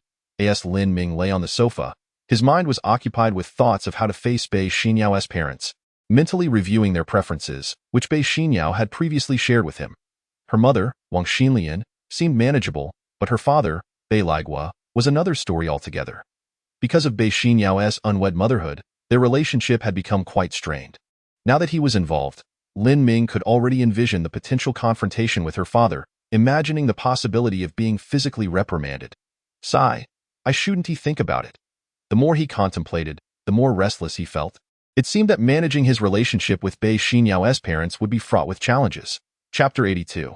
The drool is flowing. The following morning, Lin Ming resolved to rise early. After preparing breakfast in the kitchen, he began practicing the first movement of the 5 animals play in the living room. Crane head towards the sky. This particular movement required him to hold the pose for 10 minutes before moving on to the next. He had attempted it before, managing only a minute before succumbing to exhaustion. Though this movement appeared somewhat comical, Lin Ming understood that the 5 animals play was an invaluable exercise for strengthening the body, something he would never part with for any sum of money. He took a deep breath, adjusting his state to its peak, and began his practice. Time slipped away unnoticed as he practiced for half an hour. During that time, he lost his balance and fell numerous times. Yet he rose time and again. Continuing his practice, he felt not only fatigue but also an invigorating energy that followed the tiredness. Upon sensing this change in his body, a look of ecstatic joy spread across Lin Ming's face. The 5 animals play truly was a priceless treasure. Finally, Bei Xinyao emerged from her room, prompting Lin Ming to stop his movements. This time, he had managed to hold the pose for over 2.5 minutes, yielding remarkable results. Darling, breakfast is ready. You should eat quickly. I'm going to take a shower. I'm drenched in sweat from exercising. Upon seeing the sleepily beautiful woman in her adorable pajamas, Lin Ming felt a surge of uncontrollable desire rise within him. Huh? How did you wake up so early? Bei Xinyao looked at Lin Ming, astonished. She usually got up around 6:30, but it was evident he had risen before 6. Lin Ming didn't respond to Bei Xinyao's question, instead heading directly to the bathroom. Wearing loose pajamas, with soft hair cascading over her shoulders and long, perfect legs exposed, Bei Xinyao resembled an elegant beauty as she approached the dining table. To her surprise, today's breakfast was different from yesterday's, particularly when she noticed the heart-shaped breakfast on the plate. A smile spread across her face. Turning to glance towards the bathroom, her eyes filled with tenderness as she sat down to enjoy her meal. Before she could finish, the bathroom door swung open. Lin Ming emerged, clad only in a pair of shorts, his upper body bare. Bei Xinyao couldn't help but stare, momentarily stunned. Seeing the well-defined 8-pack abs on Lin Ming, she swallowed hard. What a strong physique! Lin Ming, towel in hand, was drying his damp hair when he looked up and caught her gaze. Startled, Bei Xinyao quickly averted her eyes, a rosy blush creeping onto her cheeks as she focused intently on the table, her heart racing wildly. This man exuded such potent masculinity so early in the morning. It was utterly intoxicating. Just as Bei Xinyao was lost in her thoughts, she suddenly caught a whiff of his fragrant shower gel. As he approached her, the intensity of his presence made her heart race even faster. "Don't come over. Don't come over," she silently pleaded within herself. "Darling, is it good?" Lin Ming's voice broke the tension as he stood beside her, radiating a powerful masculine aura. Bei Xinyao, unable to turn her head to face him, merely nodded in response. Unexpectedly, a strong hand reached out, lifting her chin slightly. Bei Xinyao couldn't help but tilt her face upwards, exposing her blushing cheeks to him. Feeling her chin raised by Lin Ming, she felt flustered. This man, such a domineering gesture. "Is it good? Shouldn't you thank me with a kiss?" Lin Ming grinned, his wicked intentions ignited further by her rosy complexion. "I know my darling is shy, so I'll take the initiative and kiss you." With that, he pressed his lips to hers, a satisfied smile spreading across his face. You're annoying." Bei Xinyao was momentarily taken aback before regaining her composure. She swiftly broke free from Lin Ming's grasp, lowering her head in embarrassment as she made a hasty retreat to the bedroom. Lin Ming chuckled at her shyness. He couldn't understand how this seemingly aloof woman could be so docile in front of him. Like a little kitten, I can only blame it on my irresistible charm. He admired Bei Xinyao's retreating figure, indulging in a moment of self-praise before returning to the table to finish his breakfast. After nearly half an hour of exercise, Lin Ming discovered that all his fatigue had completely vanished, replaced by a sense of vigor and energy. However, the gnawing hunger in his stomach was quite bothersome. The results of his 2 workout sessions had been starkly different, yet they only reinforced Lin Ming's determination to persist in practicing the 5 animals play until he mastered it. Imagining himself as a martial arts master, he couldn't help but break into a silly grin. Every man harbors a dream of becoming a hero, roaming the world like a swordsman, standing up for justice, and vanquishing all foes. "What are you smiling about?" At that moment, Bei Xinyao emerged from her room, dressed neatly, and noticed Lin Ming sitting at the table with a piece of bread in hand, gazing dreamily at the ceiling, prompting her to voice her curiosity. Lin Ming was startled, snapping back to reality, and quickly wiped his mouth. Damn it, I was even drooling. He could only blame himself for being too lost in thought, even forgetting his hunger until Bei Xinyao arrived. "Why did you change clothes so quickly?" Lin Ming asked, hastily shifting the topic. "Damn it, I can't believe you caught me in such a disgraceful moment." After breakfast, Lin Ming and Bei Xinyao remained in their room, anxiously waiting. They needed to wait for Aunt Zhao to arrive before they could head out. "This waiting is so inconvenient. Darling, I think we need to buy another car," Lin Ming remarked as he sat on the sofa, glancing at Bei Xinyao, who kept checking her watch. "But we already have a car," Bei Xinyao replied, taken aback. "I don't see the need to spend that money." "No, listen to me. Just like today, Aunt Zhao is taking her sweet time, and we can't leave. If something happens at home and you need a car, what will you do? So, I believe we should buy another car, one for your daily commute and the other for emergencies." "All right, I've made up my mind. We'll get one after we move," Lin Ming declared, nodding to himself as he spoke. Seeing the determined look on Lin Ming's face, Bei Xinyao opened her mouth but ultimately refrained from saying anything. Lin Ming was oblivious to this, unaware that during their days together, he had been making decisions unilaterally, often disregarding Bei Xinyao thoughts and feelings. After waiting for another 10 minutes, Aunt Zhao finally arrived. The couple seized the opportunity to head out. After dropping Bei Xinyao at her company, Lin Ming hurried back home. "Aunt Zhao, I'm taking the eldest out for a ride. We'll be back soon." Upon reaching home, Lin Ming picked up Lin Chun, his eldest child, and, after informing Aunt Zhao, he left with a prepared bottle of milk and a diaper. Aunt Zhao watched, her heart filled with uncertainty, yet she found herself unable to decline. After all, he was the child's father, wishing to take the child out for a stroll. What could she, a mere maternity nurse, say? Lin Ming carried his eldest son, Lin Chun, out of the community, placing him in the rear seat of the car's stroller. Upon seeing his precious son, who had already awakened and was gazing up at him with bright, sparkling eyes, Lin Ming couldn't help but gently press his hand against the soft, tender face of his darling boy. Chuckling, "Son, today Daddy is taking you out for a little adventure.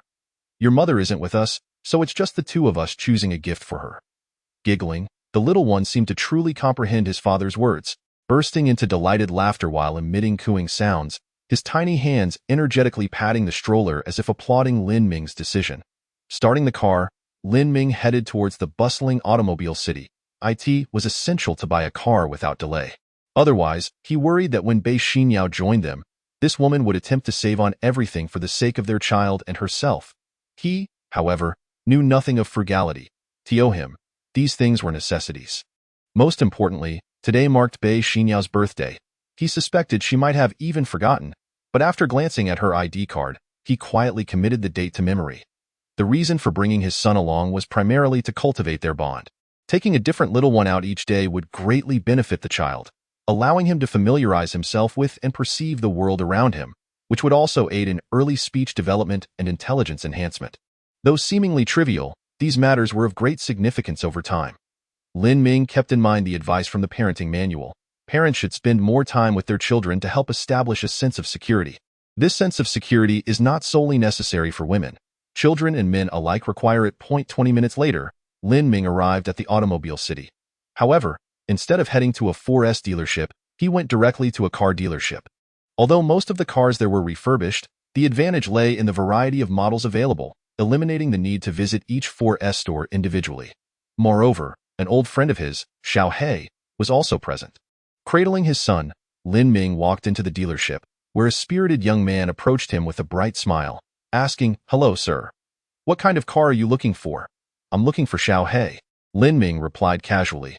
The spirited young man was taken aback, and upon hearing the name Xiao He, a look of alarm crossed his face as he cautiously regarded Lin Ming, asking, "Who did you say you were looking for?" "Xiao He, Lai Pai He, Zhou Haizi, Zhou Yuhang. Do you understand now?" Lin Ming's gaze turned slightly stern. Sensing the powerful aura emanating from Lin Ming, the spirited young man swallowed hard and said, "Please wait here a moment." He promptly turned and left. Lin Ming couldn't help but chuckle as he lifted his son, Lin Chun, into the air, saying, "Son, do you like it here? If you fancy cars, whatever type you desire, Daddy will get it for you." Lin Chun's bright eyes twinkled, and he pouted his lips, making a playful BAG sound. Soon after, a smile spread across his face. "You little rascal, I didn't realize you liked everything," Lin Ming chuckled, one hand supporting his son's bottom while the other gently pressed against his chubby cheek. That moment, a deep, magnetic male voice resonated from the end of the dealership. "Hey, the man holding the child is looking for you." The spirited young man, now beside Xiao He, respectfully informed him. Lin Ming's presence led the young man to assume he was there to cause trouble, so he promptly alerted Zhou Yuhang. Upon hearing his nicknames that outsiders were unaware of, Zhou Yuhang felt a flicker of curiosity and stepped forward. "Brother, are you looking for me?" Before he could reach Lin Ming, he called out, noticing the man playfully engaging with the child. Upon seeing the familiar silhouette, Zhou Yuhang couldn't help but feel a sense of recognition. Lin Ming turned, cradling Lin Xin, and smiled. "Xiao He, long time no see." As Zhou Yuhang's entourage stood alert, their leader's eyes widened in astonishment upon recognizing Lin Ming, exclaiming, "What the hell? Big brother? Big brother?" The surrounding subordinates were taken aback, their expressions frozen in disbelief. A sense of panic gripped the spirited young man, who had initially thought Lin Ming to be a troublemaker. Before he could react, Xiao He swiftly kicked him, sending him stumbling backward to the ground. The spirited young man dared not utter a word. Xiao He prepared to retaliate. Lin Ming quickly intervened, saying, "Enough, don't hit him. This brother doesn't know my identity. Besides, can't you see there's a child here? Fighting is not suitable around children." Upon hearing this, Xiao He took a moment to reflect. rubbing his head sheepishly. I just got a bit too excited. His gaze then fell upon the child cradled in Lin Ming's arms. Brother, is this your child? Indeed, Lin Ming nodded, gazing affectionately at Lin Chun, who stared curiously at Xiao He with wide, innocent eyes. Wow, I have a nephew now? How adorable, Xiao He exclaimed, his eyes nearly popping out. The once notorious playboy of Modu had now settled down, which left everyone astonished, looking at Lin Chin's cherubic face and tiny hands and feet. Especially those pure, bright eyes, one couldn't resist the urge to reach out and touch him. Son, this is your Uncle Zhou. From now on, you'll call him Uncle He, Lin Ming said with a smile. Xiao He. Lin Chin. Ya. Upon hearing Lin Ming's words, Xiao He initially felt speechless, thinking, I'm not even that dark. However, as he saw the little one flailing his arms and giggling, his annoyance vanished completely. This adorable nephew was simply irresistible.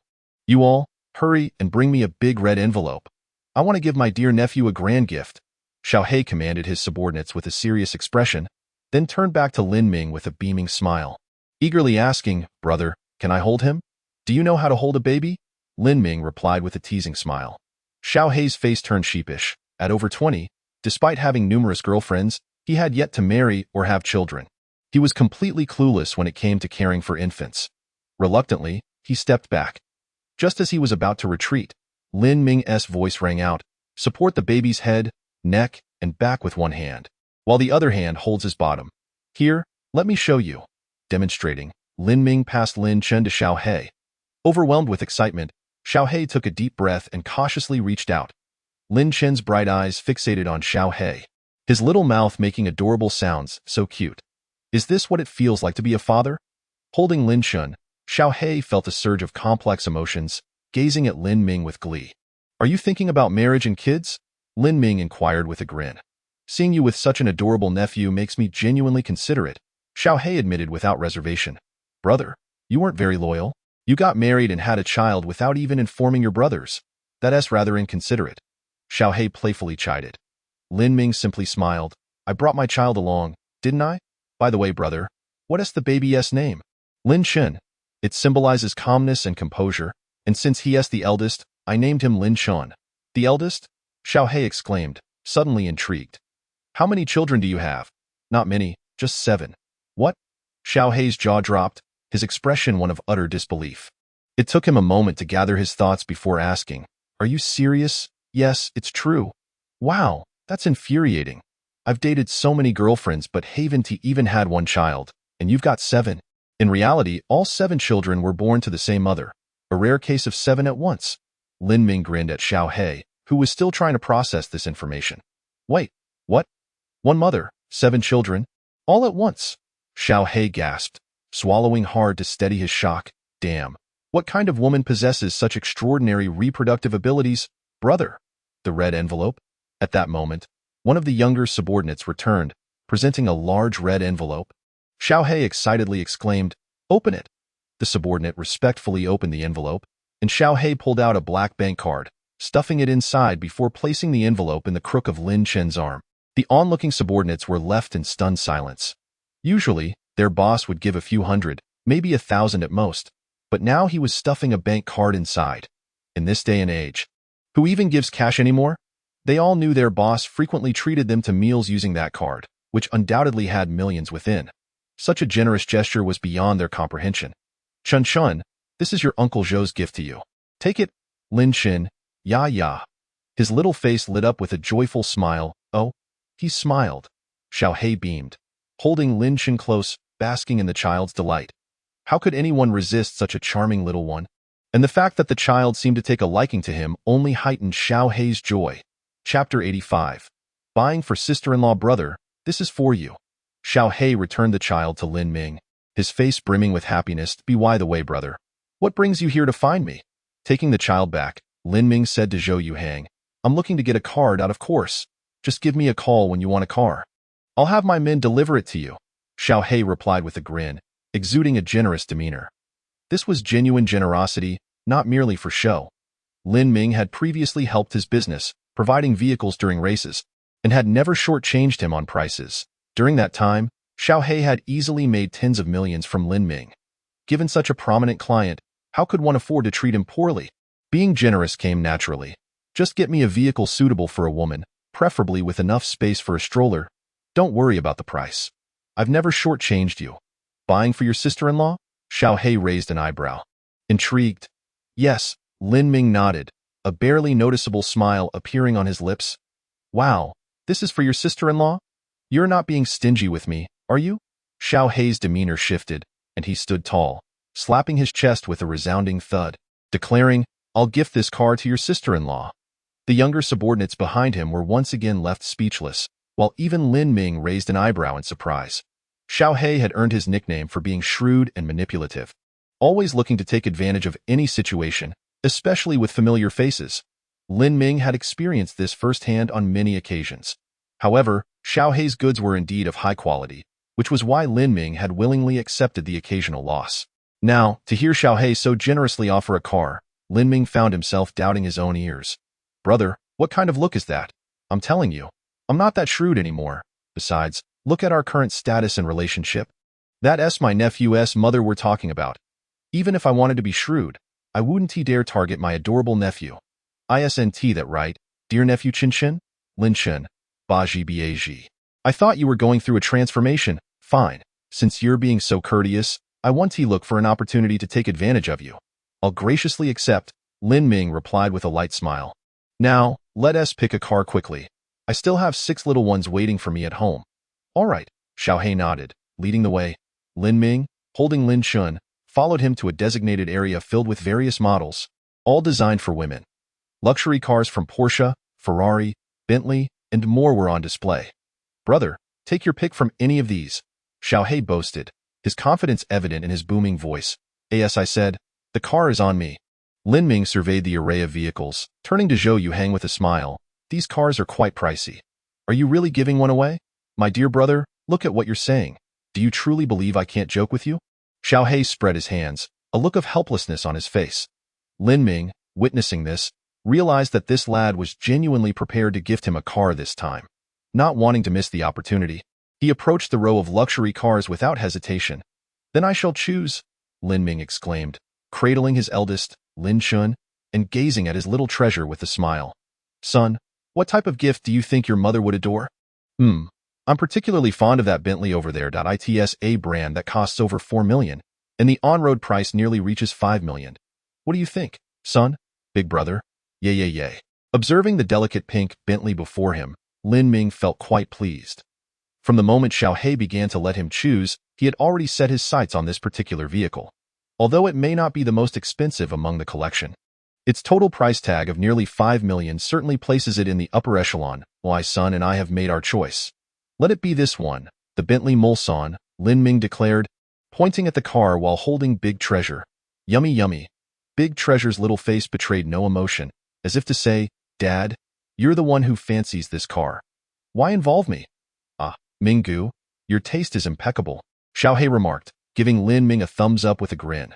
While this car may not be the priciest on my lot, it's undeniably a prime specimen. It took considerable effort for me to acquire it. The interior features are top-notch. The highest market price for this Mulsanne is 5 million, but the total configuration easily exceeds 7 million. Hearing this, Lin Ming couldn't help but raise an eyebrow and inquire, and what about the most expensive one? In Lin Ming's embrace, Big Treasure waved his tiny hands as if inquiring as well. The most expensive? Xiao He paused, then chuckled. Well, that GT over there, fully modified, boasts the world's finest supercar specifications. Priced around 12 million, a 12 million supercar piqued Lin Ming's interest. He recalled that aside from courting women, racing had been his greatest passion. If given a choice between the two, Lin Ming would undoubtedly select racing, as it filled the void in his life and provided the thrill he yearned for. Is it reserved? Lin Ming asked. Of course. If it weren't reserved, why would I spend this money? Xiao He chuckled. Lin Ming refrained from probing further. He had already bid farewell to his former self, and any additional inquiries seemed pointless. Some matters were beyond his reach now. I didn't expect you to be doing so well. Splendid. Chapter 86. The child's dehydration. As the saying goes, people climb higher, while water flows lower. After all, I am still Minggu's brother. How could I be doing poorly? Hearing Lin Ming's praise, Xiao He couldn't help but smile. It's rare to see someone of his stature in the Xindu district exhibit such humility, Only his father and Lin Ming could elicit such a response. All right, let us work hard. I have faith in you, brother. Lin Ming, cradling Big Treasure, managed to free a hand to pat Xiao Hei on the shoulder. His former gang of brothers now thrived, while he had been on a downward spiral since his family's decline. This left the once proud elder brother feeling somewhat ashamed. At that moment, Big Treasure, nestled in Lin Ming's arms, began to squirm and whimper, his little face displaying clear displeasure. Xiao Hei, taken aback, inquired, "What's the matter? Is he hungry?" "No, it's only been less than an hour since he was last fed. Perhaps it's just too noisy here, affecting the environment," Lin Ming replied. Pausing briefly, he added, "All right, let us leave it at that for now. Can I take the car?" "Of course. Then have a buddy drive it and follow me, delivering it to my neighborhood," Lin Ming instructed, while simultaneously attempting to soothe Big Treasure. "I'll take you. It's been ages since we caught up. Once we arrive, I'd like to have a good chat," Xiao Hei offered. "Sure, that sounds great," Lin Ming responded, accepting the offer. However, the fact that Xiao Hei was personally driving him back made Lin Ming ponder. This lad must have something up his sleeve. As Lin Ming prepared to return to the car while holding Big Treasure, he suddenly sensed something was amiss. Upon reaching for the little one's bottom, he felt something soft. Looking down at his son, Lin Ming chuckled. "Ah, so you've stirred up trouble. Have you wet your pants?" With that, Lin Ming swiftly made his way back to the vehicle. "Come, let us go inside so Dad can change your diaper." Upon reaching the car dealership's exterior, Lin Ming opened the door and placed Big Treasure inside before taking out wet wipes and a diaper to change the little rascal. After swiftly changing the diaper and cleaning Big Treasure's bottom with baby wipes, Lin Ming fitted him with a fresh diaper. The moment the new diaper was on, Big Treasure's face lit up with joy. Lin Ming, observing this, was taken aback, laughing, "You certainly don't take after me. You're just like your mother." He then closed the car door and prepared to dispose of the used diaper. However, noticing the pale yellow stain on the diaper, Lin Ming's brow furrowed slightly. The child's urine was yellow, indicating dehydration. Lin Ming hurried to the trash can, just as Xiao Hei drove up beside him, rolling down the window. "Minggu, what are you up to?" "Just changing your nephew's diaper. Would you like to take a look?" Lin Ming jested, handing over the diaper, causing Zhou Yuhang to quickly retreat his head. Amused, Lin Ming tossed the diaper away, climbed into the Mercedes-Benz, waved at Xiao Hei, and then drove off from the dealership. Arriving at the apartment complex, half an hour had passed. As Lin Ming entered his home with the child, Aunt Zhao was busy changing the diapers of the kids one by one, indicating that these little rascals shared a similar disposition. It seemed that even their diaper-changing intervals were nearly identical.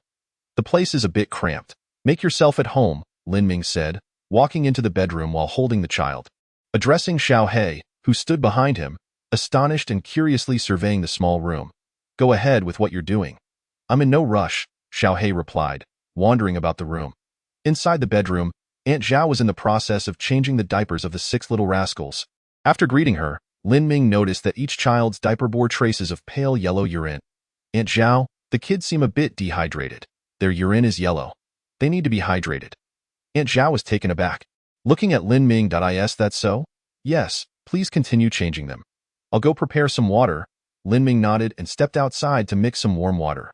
The yellow urine indicated dehydration, but it was vital not to overhydrate, as this could dilute the children's gastric juices, hindering digestion. If the children experience digestive difficulties, they might end up burping or spitting up. Generally, for children of this age, the water temperature should be similar to that of breast milk, typically between 30 to 45 degrees Celsius. Lin Ming placed a cup of hot water on the table, allowing it to cool naturally rather than adding cold water directly, which could be detrimental to the child's stomach. Adults can usually adjust to temperature variations, but children's digestive systems are still developing, lacking the ability to self-regulate effectively. Setting the hot water on the table, Lin Ming approached Xiao Hei, who was seated on the couch, engrossed in a parenting manual. "What's this? Are you getting ready to be a father?" Lin Ming inquired, sitting down with a smile. Having thoroughly familiarized himself with the parenting manual, Lin Ming found it of little use to him anymore. So he left it on the table for Bei Xinyao and Aunt Zhao to peruse whenever they wished. Zhou Yuhang, startled by Lin Ming's words, closed the manual and looked at him with admiration. "Minggu, I genuinely respect you that I saw you managing 7 kids alone earlier. That's impressive. But you do have a postpartum nurse helping, right?" Lin Ming chuckled. "Enough about me. Let us discuss you. Have you run into any trouble?" Chapter 87. Moved to tears upon hearing Lin Ming's words, Zhou Yuheng hesitated, his expression revealing that Lin Ming had hit the nail on the head. However, the look of surprise quickly faded as he masked his feelings with a grin. No, not at all. I just wanted to catch up. It's been a while since we spoke. Come on, I know you too well. Lin Ming waved his hand dismissively. Speak up. What is going on? If there is any way I can assist, I want to decline. You know my character when it comes to my brothers. You've been one of the few who hasn't mocked me since my downfall, and you've even gifted my child red envelopes and a car for my wife. If I could resolve this, would I not help you? As Zhou Yuheng listened to Lin Ming, he felt a wave of hesitation wash over him. Finally, he nodded and said, All right, since you've offered, I'll be straightforward. I've been thinking about it, and you're the only one who can help me with this. A few days ago, a batch of vehicles I had for a major client was seized. They're worth over 200 million. The person who has them has a considerable background, so I can't confront them directly. Pleasantries are ignored, and forget about bribes. Lin Ming's brows furrowed immediately. If Xiaohei found himself in such a predicament, the individual behind it must be formidable indeed. Without a second thought, he asked, Who is it? Yang Hao. Xiaohei looked at Lin Ming as he uttered those two words. Lin Ming was taken aback. He had never expected Yang Hao to be the one to seize Xiaohei's vehicles. Yang Hao was a genuine second-generation red aristocrat from the Magic City. With immense influence and power, his background was beyond description. It could be said that Yang Hao represented the young elite of the Magic City in the past. Only the audacious Lin Ming had been able to overshadow Yang Hao. The two had always been rivals. When it came to offering bribes, Yang Hao didn't need the money. He was born with a silver spoon in his mouth. Furthermore, Xiaohei had no grievances with Yang Hao. It puzzled Lin Ming why he would choose to make things difficult for Xiaohei. Why did he seize your cars? Lin Ming pressed on, as he needed to understand the context before approaching a former rival to reclaim the vehicles. I don't know that I haven't offended him. I heard he recently developed an interest in car racing, and, upon learning that I had a batch of good cars coming in, he seized them? Xiaohei explained, shaking his head. I want to plead my case, but he showed me no respect and even said that if I wanted my vehicles back, I'd need to find someone of equal status to negotiate. I thought about it, and the only person in my circle who fits that bill is you. Minggu. I intended to seek you out, but I didn't expect to run into you while buying a car. Lin Ming nodded, contemplating his situation. It made sense why Xiaohei would offer to personally deliver the car. He had a hidden agenda. However, considering his current circumstances, Lin Ming found himself hesitating in the past. When his father was the wealthiest in the Magic City, he would have boldly confronted Yang Hao without a second thought. Now, without any backing and with a family to protect, Lin Ming had to tread carefully, weighing each step. A misstep could lead to dire consequences. Noticing the troubled expression on Lin Ming's face, Xiaohei realized his request might have been excessive. He quickly reassured, Minggu, if you find this troublesome, then forget it. That you're not like us. You have a family and children now, and your concerns are different. Besides, it seems you're not living particularly well either. At his words, Lin Ming smiled. What, do you look down on me? Not at all. Absolutely not. While I, Xiaohei, may be unscrupulous, I genuinely treat you with sincerity, Minggu. Although I may appear to be thriving, I have very few true friends, and you are undoubtedly one of them. Zhou Yuheng quickly shook his head, denying any such notion. Here's the deal. This afternoon, I'll accompany you. I'll do my best, but whether we can retrieve the vehicles is beyond my control. Really? Xiaohei's eyes lit up, his face brimming with excitement.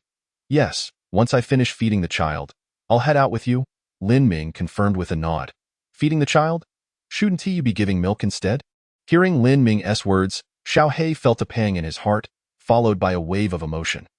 From the state of the room, it was evident that Lin Ming's life was far from easy. He likely lacked even the funds to buy formula, resorting to giving the child water instead. Today, the money Lin Ming used to buy the car might very well be all he had left. Yet, despite his own struggles, Lin Ming chose to step up and assist his brother in need rather than turn a blind eye. He hadn't shared his hardships with Xiaohei, nor had he ever reached out for help. Now, when Xiaohei found himself in trouble and sought Lin Ming's aid, Lin Ming readily agreed without hesitation. This act of selflessness moved Xiaohei deeply, nearly bringing him to tears. Lin Ming was utterly unaware of Xiaohei's emotional state at that moment.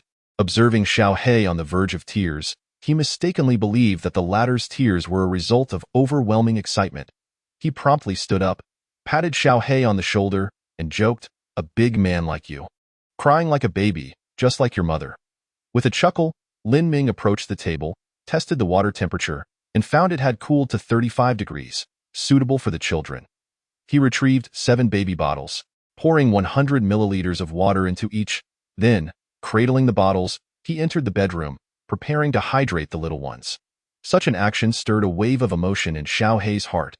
This big brother, despite facing life's hardships, remained resilient and selfless, still willing to extend a helping hand.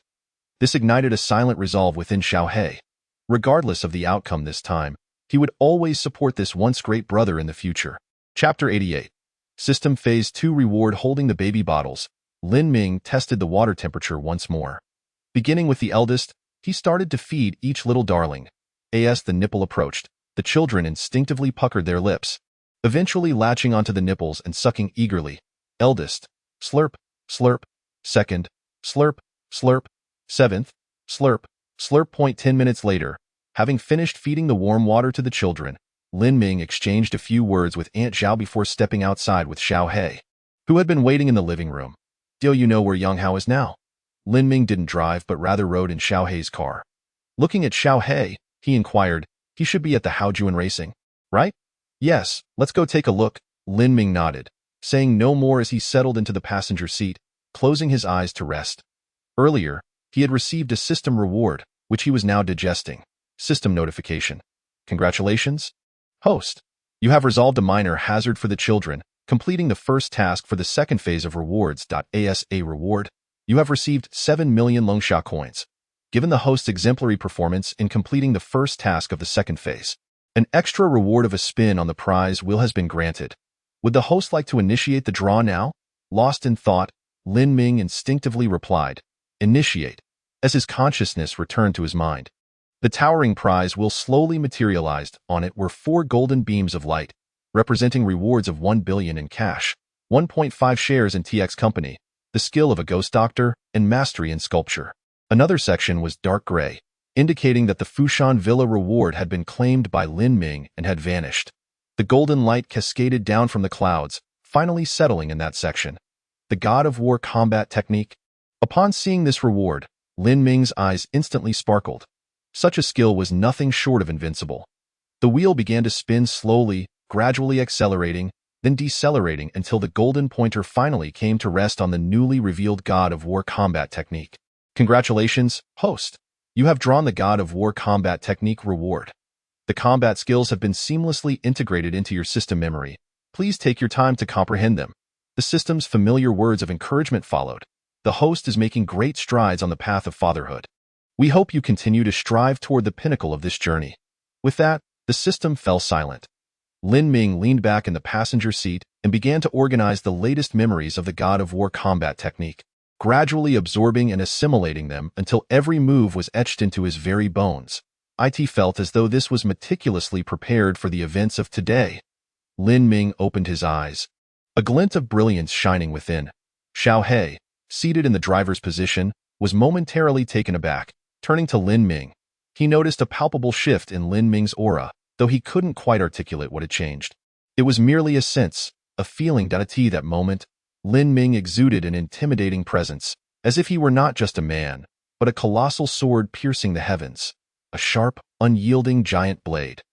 The car journeyed onward, and after about 40 minutes, they arrived at the Haojuan racing circuit. This racetrack was specially designed for non-professional racers, ranking first in status and prestige. The terrain was meticulously modeled after real racing tracks, and notably, this place was built by Yang Hao's family. Consequently, the circuit attracted a multitude of racers daily, primarily the well-known second-generation offspring of the magical city. It could be said that the young people gathered here had the power to stir the very winds of the magical city. "Stop, do you two have passes?" As their car arrived, they were promptly halted by a barrier. A guard poked his head out from the security booth, eyeing the two inside the vehicle. "Does it really require a pass to enter?" Lin Ming queried, perplexed, as he turned to Xiao Hei. "There's nothing we can do. This is Yang Hao's rule. Only his people are allowed in. I had a brother help me get this pass," Xiao Hei replied, producing a golden VIP card and handing it over. Although he spoke casually, Lin Ming could sense Xiao Hei's underlying frustration.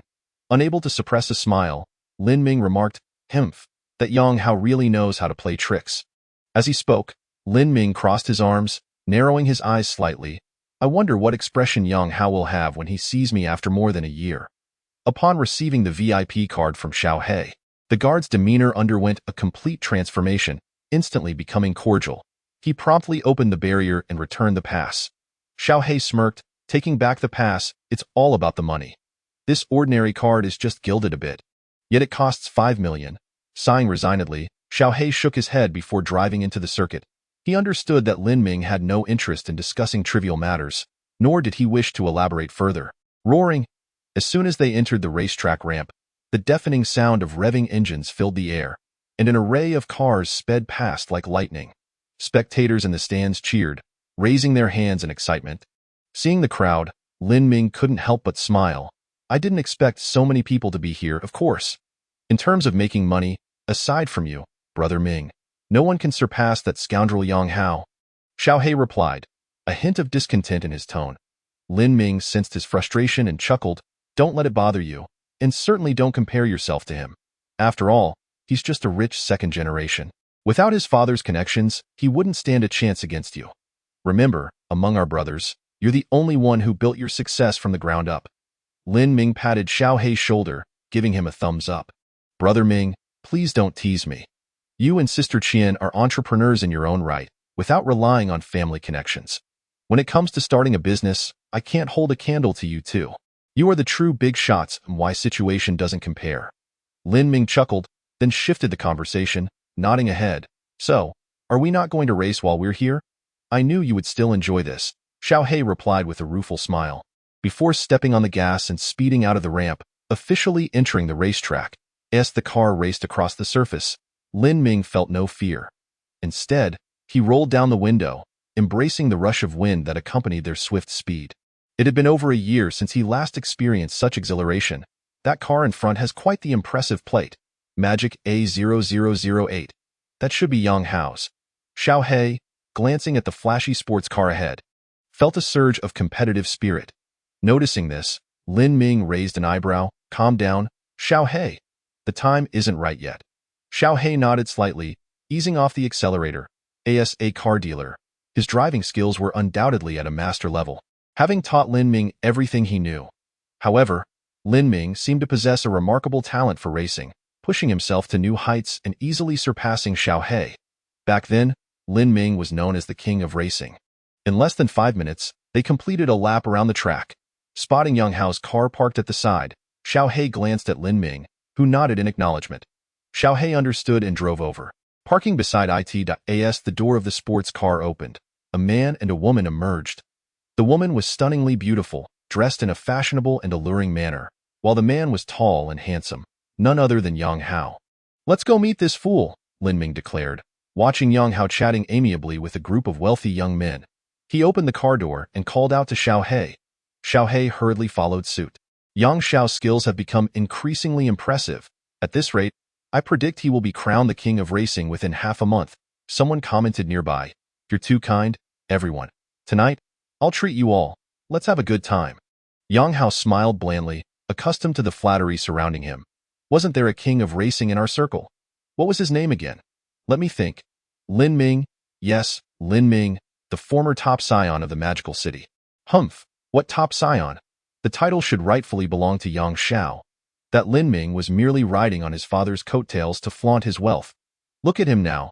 Since his father was ruined by a Motian biological group, has he even dared to show his face among us? Exactly. He is probably hiding in some corner, tail between his legs. As they arrived, Lin Ming overheard the group discussing him, unable to suppress a self-deprecating smile. It was indeed ironic. The very person they spoke of stood right behind them, and they remained oblivious. Hey, you little fools!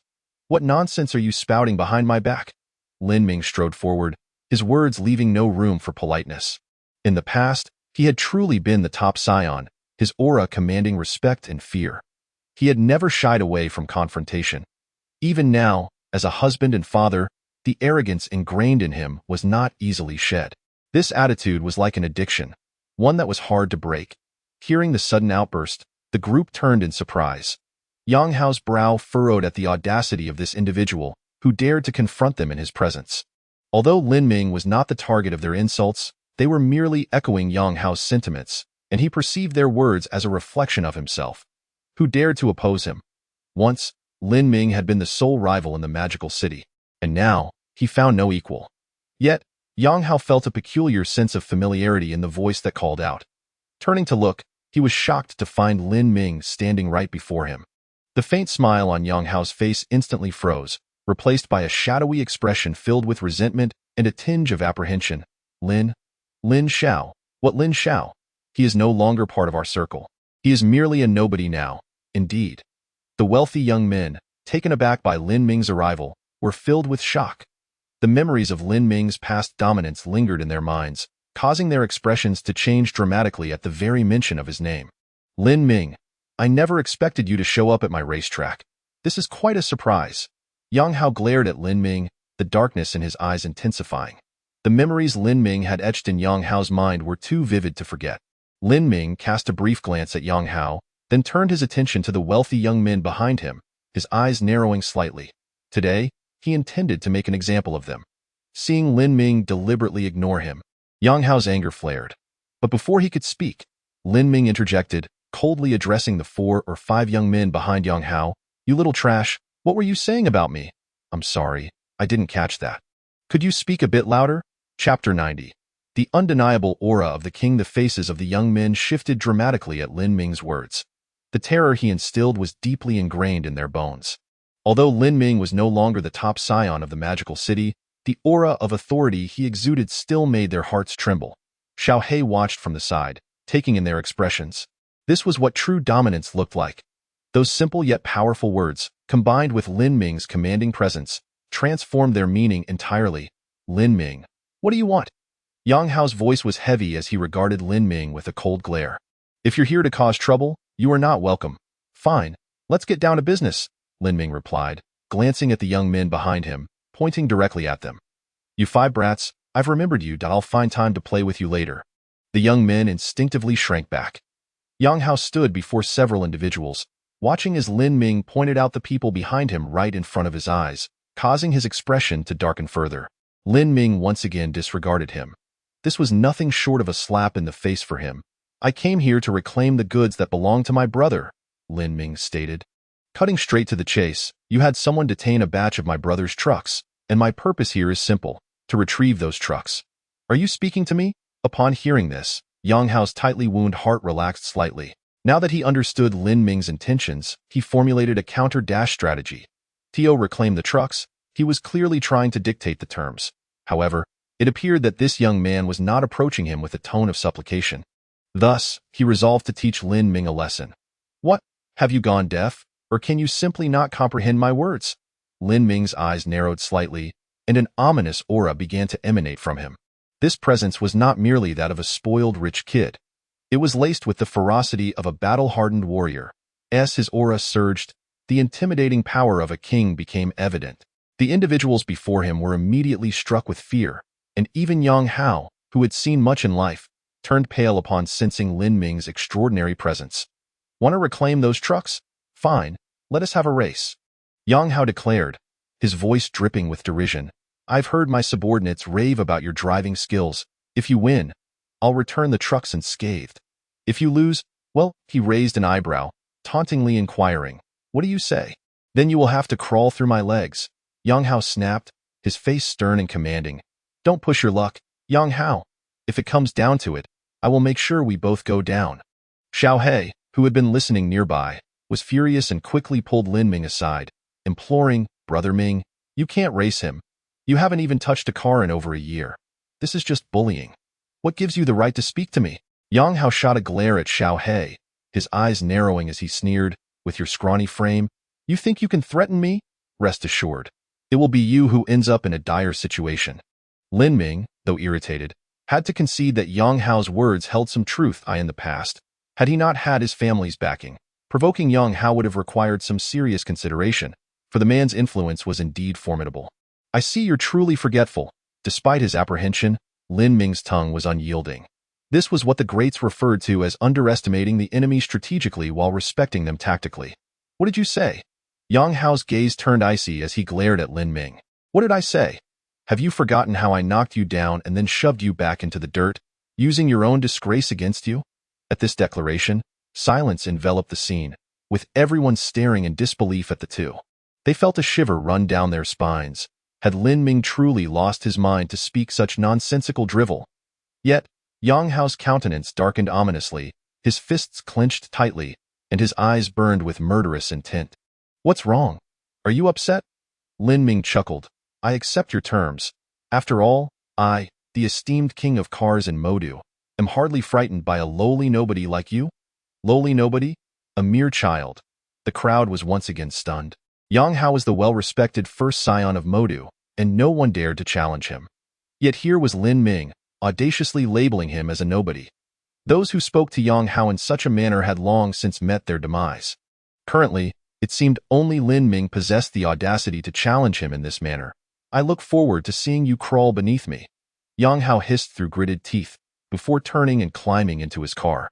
Lin Ming smiled at the response and said no more. He patted Xiaohei on the shoulder, saying, "Xiaohei, I'll just have to borrow your car." Xiaohei, realizing the gravity of the situation, climbed into the vehicle, his heart racing. "Brother Ming, please be careful. Don't worry. It's just Yang Hao. I can handle him. That's not what I meant. What I meant is, please take it easy. This car is brand new." "Damn it!" Lin Ming exclaimed, slamming the car door shut. The track was cleared, and the two cars lined up side by side at the starting line. A stunning woman in a revealing swimsuit held flags in each hand, gesturing towards Yang Hao and then Lin Ming. The roar of the engine signaled that both drivers were ready.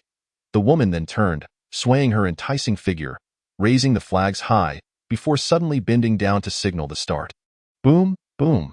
As the flags fell, the cars shot forward like two bolts of lightning.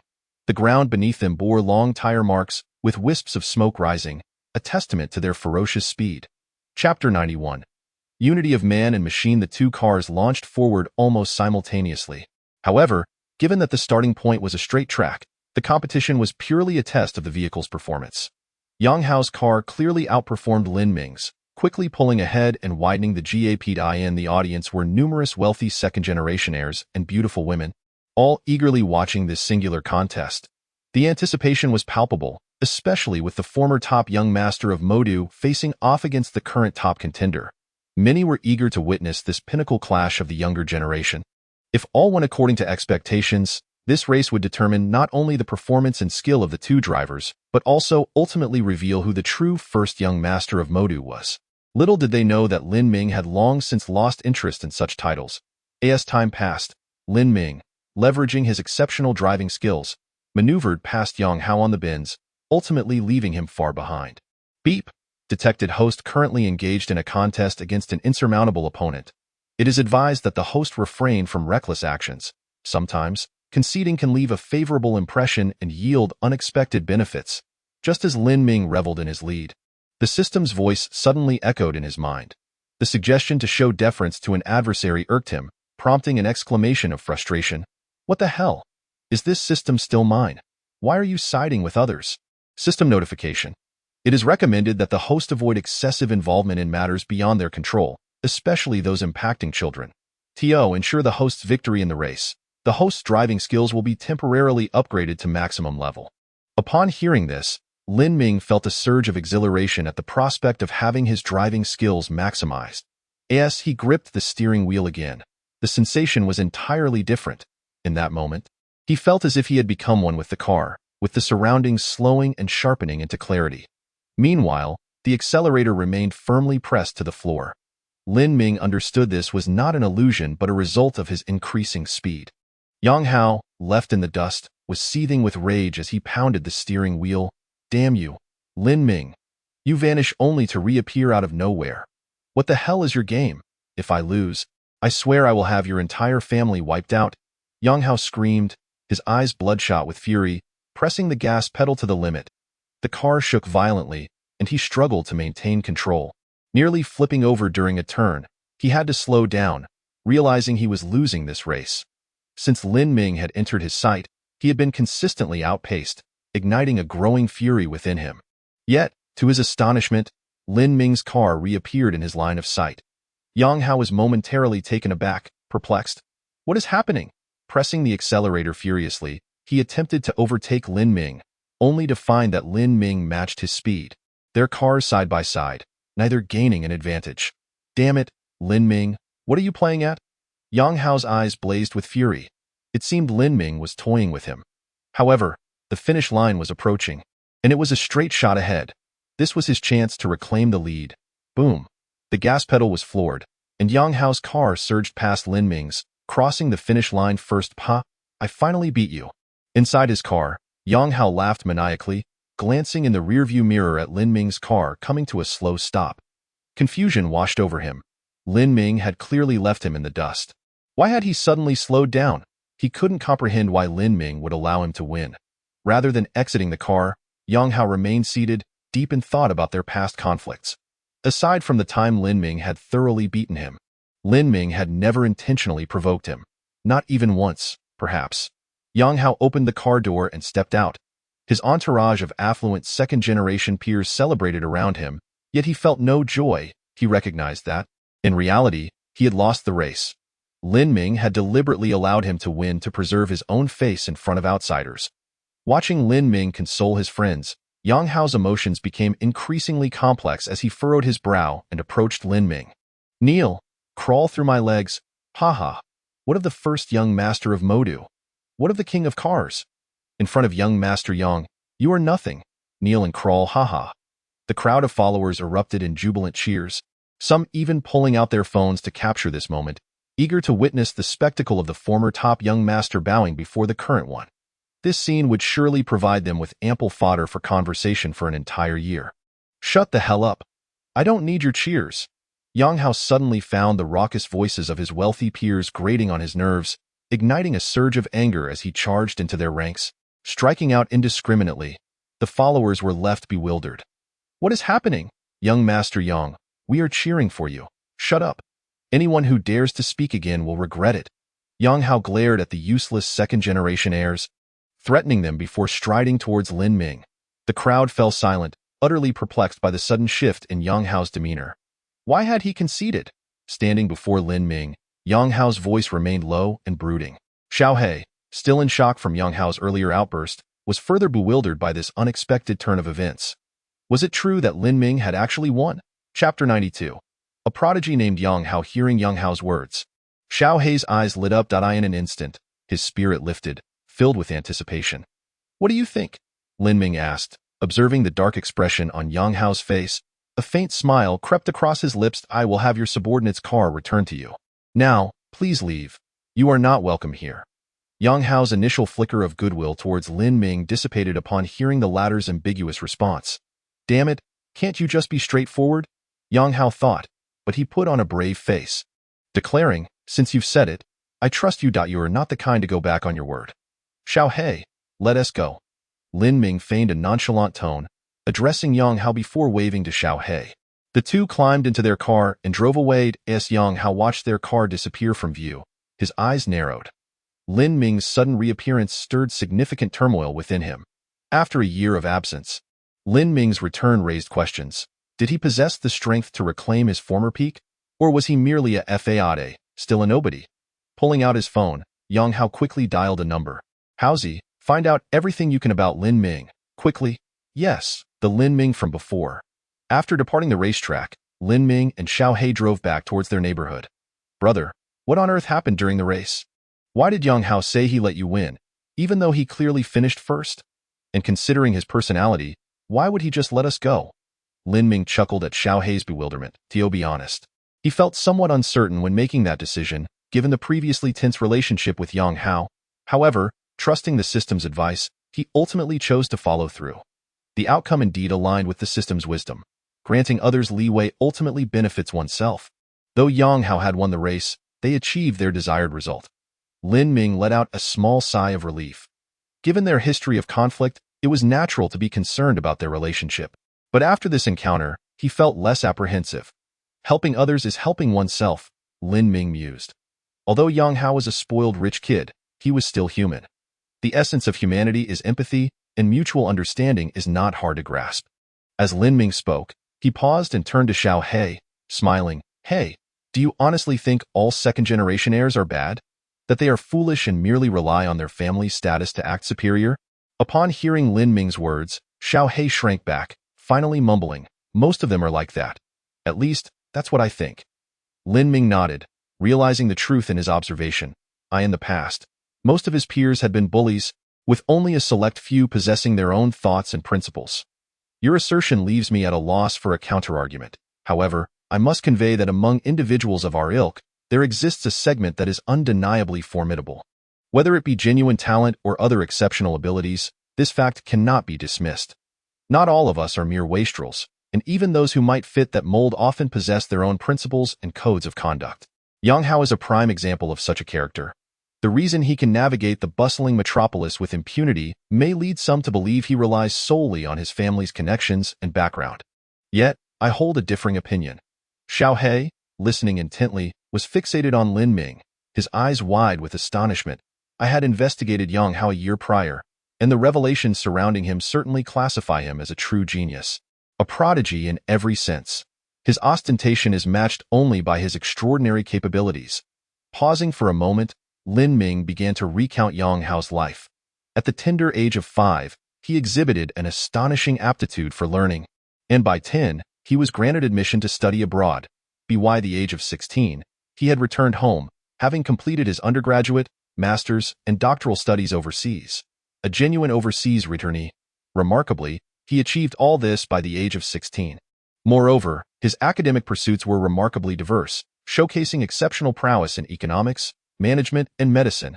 During his time abroad from ages 10 to 16, his family adopted a completely laissez-faire approach to his upbringing. Can you imagine? At merely 10 years old, he was left to fend for himself. Lin Ming, sensing Xiao He's incredulity, couldn't help but chuckle, saying, "What do you think? Quite the anomaly, isn't he?"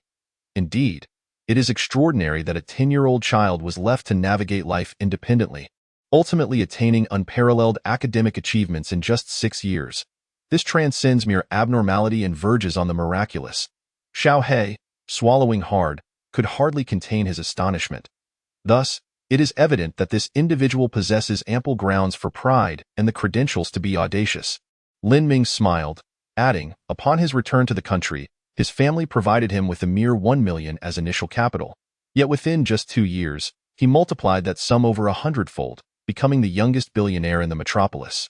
Following this, he displayed astounding business acumen, and within 5 years, his net worth soared to a staggering 10 billion. At that time, Yang Hao was merely 23 years old.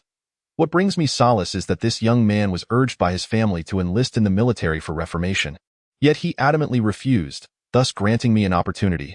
For at that time, my own cadre of brothers were all formidable fighters, and I was not intimidated by Yang Hao's relatively paltry fortune. Had he emerged from military service, I would not have been foolish enough to confront him. Listening to Lin Ming's narrative, Xiao He finally posed a question. "Brother Ming, when you beat him to a pulp and then further humiliated him, eventually using his own disgrace against him, I must know, was that truly the case?" Lin Ming paused, then silently nodded his head. Chapter 93. Catching thieves. Upon witnessing Lin Ming's nod, Xiao He was left utterly dumbfounded, his mind a blank slate. He genuinely struck that man down, and moreover, used his own humiliation against him. My older brother, it seems, possesses quite a penchant for severity. What's the matter? Struggling to find the right words? Lin Ming tilted his head, observing Xiao He's dazed expression, and couldn't help but laugh.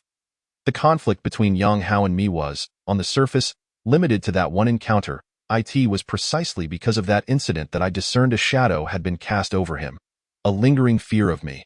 "Brother, Minggu, you truly are a formidable elder brother." Xiao He, lost in thought, struggled to articulate his emotions, ultimately resorting to giving Lin Ming a thumbs up. "All right, I've arrived. If you wish to linger a while longer, feel free. Otherwise, you may head back." As the vehicle reached the residential complex, Lin Ming disembarked and sauntered away with a flourish. Behind him, Xiao He's voice called out, "Minggu, the team handling the car has called. I need to hurry and retrieve it. When I return, I shall treat you, your wife, and my dear nephews to dinner." Lin Ming did not look back but merely waved his hand, and soon the sound of a revving engine echoed behind him. Upon returning home, Lin Ming discovered Aunt Zhao preparing formula.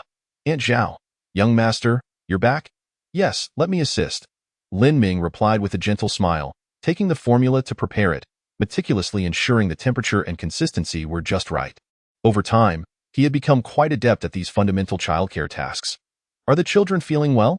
Lin Ming inquired, concerned about the little ones despite having only been away for a couple of hours. After all, they were merely 2 months old and required constant care. Not at all, young master. Your handling of the children is truly commendable. Since you took on those responsibilities, caring for them has become remarkably effortless. Lin Ming smiled at the compliment but said nothing further. Without the assistance of the nanny system, he would likely have been overwhelmed, scrambling for solutions. With the bottle in hand, Lin Ming proceeded to the bedroom. He cradled the eldest and second child, adeptly supporting their little bodies as he began to feed them. Observing his actions, Aunt Zhao couldn't help but be taken aback. Lin Ming was indeed a capable caregiver. Aunt Zhao, when feeding the children, avoid using that contraption. Each child needs to be held while feeding to prevent choking and spitting up, Lin Ming advised, concerned that a single incident of spitting up would be more than sufficient. He could not afford to allow such occurrences to happen again. Understood, young master? Aunt Zhao nodded, embracing the third child and beginning to feed him. Thus, Lin Ming and Aunt Zhao collaboratively cared for the children. Lin Ming's swift and efficient movements outpaced Aunt Zhao, who had years of experience, leaving her feeling somewhat inadequate. After tending to all 7 little ones, Lin Ming gazed at their chubby forms, a smile of contentment gracing his face. The children, having finished their meals, lay peacefully in their crib, some sprawled out, others in surrender poses, while a few sucked on their tiny fingers. Checking the time, Lin Ming's expression shifted. This is not good. Startled, Aunt Zhao, thinking something might have gone awry with the children, promptly inquired, Young master, what is it? Nothing, Aunt Zhao. Please keep an eye on the children. I need to run out to buy groceries. Groceries at this hour? Aunt Zhao was taken aback, glancing at the clock. It was barely 4 o'clock. Was he really preparing dinner this early? Before she could ask further, Lin Ming had already dashed out of the room. Today was Bei Xinyao's birthday, and no celebration would be complete without a cake. However, Lin Ming didn't wish to simply purchase one. He wanted to make his wife's first birthday special, demonstrating his heartfelt intentions. Baking the cake himself was a necessity. Yet, crafting a baked cake typically required several hours, and some recipes could even take half a day or longer. With less than 2 hours remaining until Bei Xinyao's workday ended, he needed to act swiftly. After procuring the ingredients for the cake, Lin Ming hurried home and dove into the kitchen to begin his preparations. By 5:30, he was still bustling about in the kitchen. Suddenly, the sound of a door opening interrupted his concentration. Lin Ming paused, surprised by Bei Xinyao's early return. Wife, why are you home so soon? Hastily washing his hands, he stepped outside, only to be confronted by an unfamiliar woman, causing him to raise an eyebrow and ask, Who are you? You, who are you? The woman appeared even more startled than Lin Ming, her eyes wide with shock and disbelief. I am. Help! Thief! Someone, quickly, catch the thief! Before Lin Ming could clarify his identity, the woman bolted outside, shouting for assistance. Hey! What are you yelling about? Thief! Where? Lin Ming was utterly bewildered. To his surprise, the woman extended her arms to block the doorway, incessantly calling out, Someone, come quickly, catch the thief! Lin Ming's patience wore thin as he snapped. What on earth are you rambling about, you crazy woman? Get out of here. Not good. The children. In a sudden turn of events, the woman charged into the room, and Lin Ming was taken aback, realizing she was heading straight for the children's room. Hey! What are you doing? Bang! Ouch! You lunatic! What do you think you're doing? Get back here. Chapter 94. It hurt her so much. Stop. Don't come any closer. The woman, clad in a professional outfit, stormed into the room and locked the door behind her, shouting from within, You've got to be kidding me! Lin Ming was furious now. A stranger had barged in uninvited and locked herself in the children's room. If anything were to happen to the kids, he would have no time for regrets. Standing up, he pounded on the closed door, his voice low and menacing. I warn you, there are 7 children in here. If you dare to harm them, I don't care who you are. I, Lin Ming, swear that you will wish you had never been born. His voice resonated with a chilling intensity. Your children? You thief! You trafficker! I am calling the police right now. Just wait until they arrive. You won't escape. Inside, the young woman's voice was filled with exasperation. Lin Ming's brow furrowed deeply. Something felt amiss. This woman did not seem like a villain. He had let her words lead him astray, acting irrationally due to the presence of the 7 little ones. Before long, Aunt Zhao's voice rang out. "Who are you, young lady?" "Ah," a scream echoed in the room, clearly startled by Aunt Zhao's sudden appearance. Lin Ming listened from outside, shaking his head in disbelief. It was evident that this woman lacked the fortitude to be a criminal. "Who are you?" the woman asked, her voice trembling as she regarded Aunt Zhao. "I am the nanny here, a maternity nurse. Xinyao asked me to come help care for the children," Aunt Zhao explained, positioning herself protectively in front of the 7 little ones.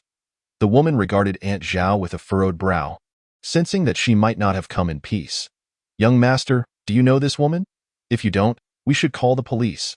Suddenly, Aunt Zhao seized the woman's arm, calling out to Lin Ming outside.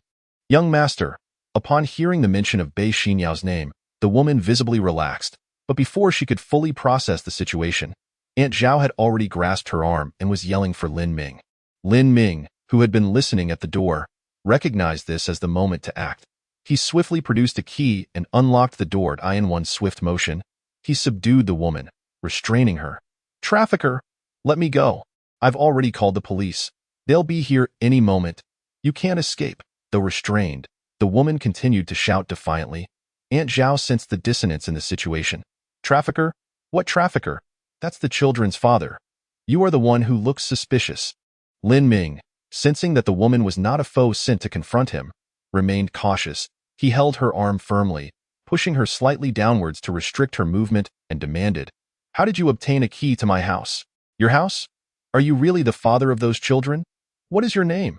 Despite the pain in her arm, the woman had realized her mistake and turned to look at Lin Ming. Lin Ming raised an eyebrow.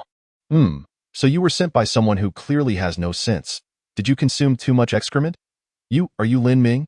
"I am a close friend of Xinyao's, which is why I have a key," the woman replied, gritting her teeth as she endured the pain. Lin Ming was taken aback that a friend of Bei Xinyao. This instantly clarified why she knew his name and held a key.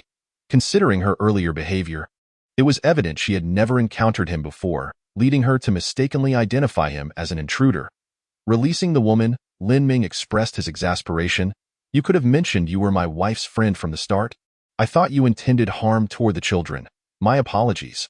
Though the apology lacked sincerity, it was a necessary gesture. "Are you really Lin Ming?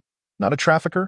The woman regarded him warily, stepping back to maintain a safe distance. Lin Ming sighed, bemused by her lack of discernment. "Have you ever seen a trafficker wearing an apron and cooking in someone else's house?" He gestured to his apron, his patience waning. Looking at the woman, he inquired, "What is your name? I need to confirm with my wife." With that, Lin Ming retrieved his phone and dialed Bei Xinyao. Observing Lin Ming's actions, the woman felt a surge of irritation. Neither trusted the other. "Humph, Gong Weiwei." Gong Weiwei huffed in annoyance, turning her head away, refusing to meet Lin Ming's gaze. This man had caused her quite a bit of pain earlier. If he truly was Bei Xinyao's husband, then his behavior was utterly inappropriate. After a few beeps, the call was directly connected, and soon the affectionate voice of Xinyo came through. "Honey, what's wrong? I haven't finished work yet. Are you missing me and eager to see me?" Listening to Xinyo's sweet voice, Lin Ming couldn't help but smile, responding, "Wife, today we have a guest at home. She says her name is Gong Weiwei and claims to be your close friend. Is that true?" Beside him, Gong Weiwei, who overheard such intimate words from Xinyo, felt her mind momentarily short-circuit. Was this really the icy beauty she knew? "Weiwei? You mean Gong Weiwei?" The voice from the phone was filled with astonishment and shock. "Yes, that's what she said," Lin Ming nodded, his gaze towards Gong Weiwei brimming with amusement. "Lin Ming, she is indeed my best friend. Please take good care of her. I will be back shortly." Xinyo's voice was a mix of joy and urgency, accompanied by the sounds of her bustling about. "Shall I come to pick you up?" "No need. Just stay at home and look after Weiwei. I'll be there soon." "All right, I'll wait for you." After hanging up, Lin Ming looked at the pouting girl beside him, who was clearly annoyed and couldn't help but chuckle. "So, it's that Weiwei, huh? I apologize. I may have been a bit rough earlier." "You?" Gong Weiwei turned back, initially intending to scold Lin Ming, but upon seeing his sincere attitude of apology, her anger dissipated instantly. She waved her hand, saying, "Forget it. It's all a misunderstanding, and I was at fault first." Lin Ming smiled at her words. He had expected her to be petty about the earlier incident, but he realized he had underestimated her character. Since it's a misunderstanding, let's sit down and take a break. Aunt Zhao, could you help me apply some ointment on Wei Wei's shoulder? I think she might have sprained her arm. Lin Ming called out to Aunt Zhao while moving to the living room shelf to retrieve a bottle of medicinal oil for bruises. Aunt Zhao nodded, accepting the ointment. Don't worry, son-in-law. She then looked at Gong Wei Wei sitting on the sofa, saying, Come in, dear. Auntie, it's fine. I can do it myself. Gong Wei Wei stood up, took the medicinal oil from Aunt Zhao, and walked into the room. This man seemed to have a rather decent attitude. At least he could empathize with others. With this thought, the last vestiges of her resentment faded completely, entering the room. Seeing the few little ones who were almost awakened by their earlier commotion, Gong Wei Wei moved gently, slowly removing her clothes to reveal her fair back and alluring collarbone. There was a patch of red, swollen skin on her shoulder. As she applied the medicinal oil, she felt a sharp sting, followed by a tingling sensation, and eventually a soothing coolness. Unbeknownst to her, every corner of the room was equipped with surveillance cameras, and this enticing scene had already been recorded. Stepping out of the room, Gong Wei Wei found that Lin Ming was no longer in the living room, but she could hear the sounds of pots and pans coming from the kitchen. Her curiosity piqued. She cautiously approached the kitchen to assess this man on behalf of her friend. If he turned out to be unworthy, she could not allow Baixinho to be with him. Especially with 7 children in tow, the ones who would ultimately suffer would be Baixinho and the 7 little treasures. At this point, it seemed that this man was handling family matters quite competently. Reaching the kitchen entrance, Gong Wei Wei cautiously peeked in. Lin Ming was busy, expertly managing 2 sizzling pans while chopping vegetables, his knife skills dazzling her. Lin Ming raised an eyebrow, pausing momentarily, glancing in her direction. Startled, Gong Wei Wei quickly withdrew her head and retreated to the living room. This man has just gained another point. His culinary skills seem impressive. At that moment, the front door swung open, and Baixinho walked in. Wei Wei, it's really you, Xinyao. The 2 best friends rushed toward each other and embraced. Lin Ming, hearing the commotion, glanced over to witness the scene. Ugh, women really are overly affectionate, he thought, somewhat dissatisfied, as he had yet to experience such an embrace with his own wife. Ouch! As they hugged, Gong Wei Wei involuntarily gasped. Baixinho quickly released her hold, her brows furrowing in concern. What's wrong? Are you feeling unwell? No, it was just that your husband accidentally hurt my arm. What? Realizing the ambiguity of her words, Gong Wei Wei hurriedly clarified. It's not what you think. I meant he accidentally pressed on my arm, and it hurt. Oh, wait, that's not right. Lin Ming stood at the kitchen entrance, arms crossed, observing the 2 women before him. Allow me to explain. She came in with her keys, and I mistook her for someone causing trouble. She thought I was a human trafficker, and in a moment of clumsiness, I inadvertently injured your beautiful friend Wei Wei's arm. Phew. Upon hearing Lin Ming's straightforward explanation, Baixinho couldn't help but exhale a sigh of relief. She glanced at Gong Wei Wei, assessing the woman before her. She is indeed as stunning as I am. The sudden realization made her anxious. Lin Ming caught sight of Baixinho's expression and couldn't help but smirk. Wife, what's with that face? Don't you trust your husband? He felt a tinge of resentment, though he would never voice such thoughts in front of Baixinho's friend. He had to maintain some dignity in front of her. Suddenly, Baixinho burst into laughter, looking at the pouting woman before her. Human trafficker. Wei Wei, your imagination is quite vivid. What? I was the one who got hurt and am the victim here. And you're teasing me? No. You're laughing, yet you claim otherwise.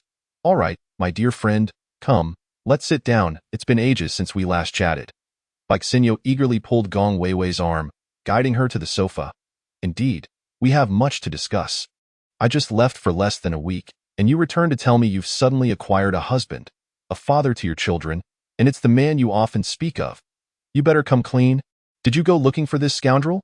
Despite Gong Wei Wei's hushed tone, her anger was evident in her eyes. Though Lin Ming had shown some good qualities, he still fell into the category of a scoundrel, irresponsible and abandoning his family. Oh no, you're misunderstanding Lin Ming. Baixinho quickly shook her head. It's only been a few days, and you're already defending him? Also, I distinctly heard the flirty tone in your voice during our phone call. What on earth does he possess that has you so utterly enchanted? Revealing such a side of yourself? Baixinho felt flustered, opening her mouth but unsure of how to respond. Wait, You're telling me that Bixinyo, my formerly unyielding friend, has turned into this shy woman for a man? Gong Weiwei stared, bewildered. What do you mean? Bixinyo looked up at Gong Weiwei, pouting as if protesting against the woman before her. What do you mean? Just look at yourself. Are you still the Bixinyo I once knew? The icy beauty who was unmoved by anyone? Now, you're acting like a lovesick girl for a man. I don't even know what to say. If it were any other man, I would genuinely wish you well for finally finding someone to tame your proud spirit. But this man? Not a chance. Why not? Bixinyo frowned slightly, looking at Gong Weiwei with confusion written all over her face. You're my best friend. How can you not wish me well but instead oppose me? Humph, is that how you treat your friend? Why? This man is utterly irresponsible, abandoning his wife and children. Where was he when you needed him the most? And why did he leave you in the first place? Although he has shown some decent qualities, it does not erase the debts he owes you and your children. Bixinyo bit her lip, whispering, actually, he didn't know I was pregnant. Well, it was a one-night stand. What? Gong Weiwei's voice suddenly rose in pitch, shock evident on her face. So how did he come back to find you? Not allowing Bixinyo to divert the topic, Gong Weiwei quickly asked the crucial question. In her mind, there were three possible reasons for Lin Ming's return. Either he had always known the truth and was observing from a distance, or he had remarkable connections that allowed him to investigate the situation, realizing that Bixinyo and her children were struggling, or he had hit rock bottom and sought refuge with Bixinyo. Gong Weiwei hoped for the first two scenarios. The third was too grim to contemplate, as it would mean Lin Ming was a complete scoundrel. If that were the case, she would do everything in her power to prevent them from being together, as she could not let Lin Ming harm her friend. It was a chance encounter. We ran into each other. Bixinyo quickly explained the circumstances of their meeting. Gong Weiwei's eyes widened in disbelief. No way could it be that coincidental. It was indeed that coincidental. Then that means Lin Ming truly knew nothing until that encounter? He only just discovered he had 7 children? Gong Weiwei looked at Bixinyo, astonished. Yes, that's exactly how it happened. Then we slowly started to be together. Bixinyo nodded, her cheeks flushing with a hint of embarrassment. Although they had taken their time getting to know each other, they had actually moved in together the very same day. 2 beautiful ladies. Stop chatting and come eat. At that moment, Lin Ming emerged from the kitchen, carrying platters of delicious dishes. Dinner is served, 4 dishes and a soup. It's quite simple, but I spent half the afternoon preparing. Come on, let's taste it. Lin Ming's cooking is excellent. It will surely impress you, Bixinyo said, laughing as she pulled Gong Weiwei towards the dining table. Aunt Zhao, come join us, Lin Ming called out to Aunt Zhao, who was watching the children in the bedroom. No, thank you, I have to head back. The children are still waiting at home. Aunt Zhao, as always, declined, leaving quickly. The 3 of them sat down and began to eat. Gong Weiwei gazed at the vibrant, aromatic dishes on the table and couldn't help but swallow. As a busy flight attendant, she rarely had time for home-cooked meals and had been helping to care for the children during her limited free time. As neither woman knew how to cook, she hadn't had a proper meal in a while. Picking up her chopsticks, Gong Weiwei took a bite and savored the flavors. The dish was sweet and crunchy, with a rich aroma lingering in her mouth, prompting an involuntary sigh of delight. Delicious. I've never had anything this good. It's truly amazing, Gong Weiwei exclaimed, giving Lin Ming a thumbs up. Glad you like it. Eat as much as you want. Lin Ming replied with a faint smile. By the end of the meal, the 3 of them had polished off everything, though Lin Ming had barely eaten, allowing the 2 women to enjoy most of the food. He couldn't help but smile at how well they epitomized the traditional virtue of not wasting food. Watching them finish every last drop from their bowls, he couldn't help but chuckle. You 2 should sit and chat while I clean up. Lin Ming stood up, addressing the 2 women. Just as he stepped into the kitchen, the lights in every room suddenly went out. Power outage? Bixinyo exclaimed, surprised. But I paid the electricity bill. It shouldn't be happening yet. Amidst her confusion, a birthday song began to play from the kitchen, and Lin Ming emerged with a cake adorned with candles. Wife, happy birthday? Lin Ming placed the cake in front of Bixinyo, a smile gracing his face. Is it my birthday? Oh, it seems like it is today. But wait, Lin Ming, how did you know it was my birthday? I noticed it on your ID, so I kept it in mind, Lin Ming said with a gentle smile. His eyes filled with affection. Now, make a wish. Upon hearing Lin Ming's words, Bixinyo quickly closed her eyes, clasped her hands together, and began to wish. I hope our family remains safe and sound, and that the 7 little treasures grow up healthy. After making her wish, Xinyo opened her eyes and blew out the candles. Soon, the three of them began to playfully smear cake all over each other, filling the room with laughter. Gong Weiwei was thoroughly enjoying herself, especially as she observed Lin Ming's various gestures towards Xinyo. Her prejudices against him began to dissipate. One's true character often reveals itself through small actions. Today, Lin Ming presented her with surprise after surprise, each time elucidating a singular truth. This man is responsible and genuinely caring towards his woman and nurturing towards their children, without a hint of pretense. With such a man accompanying her, Bei Xinyao felt a sense of reassurance. After their playful antics and enjoying the cake, Gong Weiwei lingered for a moment before preparing to depart. However, Bei Xinyao was adamant about not allowing Gong Weiwei to leave, insisting that she stay the night. Lin Ming was also aware that for the past 2 months, Gong Weiwei had visited to see the child once or twice a week, always staying over. It seemed his presence was the hindrance. If I remain here, how will anyone sleep? As she spoke, Gong Weiwei couldn't help but glance at Lin Ming, who was tidying up nearby, then smiled and said, I'll stay a bit longer to see the child, then I'll leave. I don't want to be a third wheel. But Dado, stop with the buts.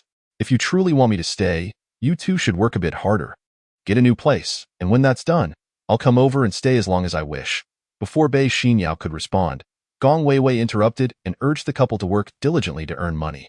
This matter extended beyond just the house. More importantly, they now had 7 little treasures, which entailed significant expenses. Bei Xinyao's lovely face was marked with discontent, her lips pouting as she said, Fine. We'll be moving tomorrow.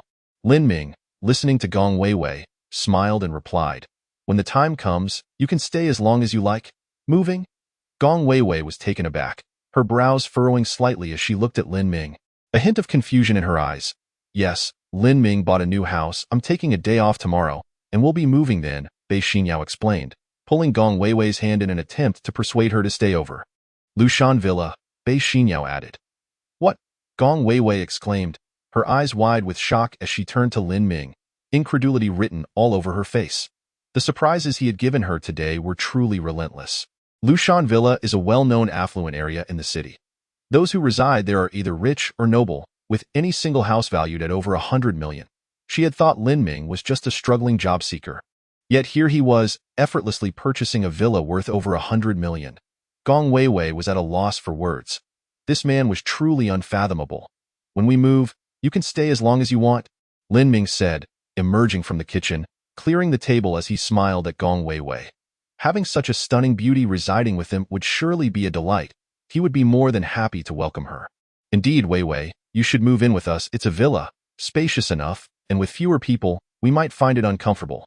Moreover, you spend most of your time flying around, and since your home isn't in the city, every time you return, you stay in a hotel. How lonely that must be. This isn't right. Gong Weiwei hesitated, feeling somewhat tempted. After all, every time she landed, she only had 2 places to go in the city, a hotel or Bei Xinyao's home. If it were just Bei Xinyao, she wouldn't hesitate to agree immediately. But now, the house belonged to Lin Ming and a big man lived there. What would that signify? What's wrong with that? In this city, you're my only friend. If I don't take care of you, who will? Besides, every time you land, you help me with the kids. I should be the one thanking you. That's only right. Gong Weiwei smiled, yet she didn't immediately agree. Harboring a slight reluctance in her heart, I don't care. You have to move in. That's settled. When we move tomorrow, you'll come with us. By the way, you're off tomorrow too, right? Bei Xinyao smiled at Gong Weiwei, feeling this was a perfect arrangement, but no more buts. Lin Ming has no objections, right, dear? Bei Xinyao called out to Lin Ming, who was still tidying up. Lin Ming chuckled and replied, Of course, having a beautiful lady around is something I eagerly anticipate. You really know how to flatter, Bei Xinyao laughed, not feeling a tinge of jealousy, knowing Lin Ming was supporting her. All right then. Unable to withstand their persistent pressure, Gong Weiwei nodded in agreement but quickly added, However, I will need to pay rent. Come now, beautiful, that's not fair. Are you still holding that against me? Lin Ming raised an eyebrow at her. Regardless of their relationship, he would never accept a single cent from her. During the 2 months he was away, she had been exceptionally good to Bei Xinyao and the children. Her contributions undeniable and without expectation of return. Simply allowing her to stay, even if just for a day or 2 a week, was hardly something he would charge rent for. He wasn't one to be swayed by money, nor was he cold-hearted. Rather, he cherished friendship. Gong Weiwei was indeed a true confidant to Bei Xinyao. After tidying up, Lin Ming entered the living room, only to find the two women had vanished into the bedroom to attend to the child. The baby was only a couple of months old, and apart from sleep, someone always needed to be there to care for him. This explained why Aunt Zhao was usually in the bedroom when Lin Ming and Bei Xinyao returned home. Babies are fragile and require careful nurturing. Lin Ming adjusted his attire and approached the bedroom door, just as his phone buzzed in his pocket. Checking it, he saw it was a call from Xiao He, Zhou Yuhang. Brother Ming, I might not make it tonight. I have something urgent to handle, and no worries. Take care of your matters first. There's no rush for us brothers to gather. It can happen anytime, Lin Ming responded with a light smile. All right, I'll come by tomorrow. Good.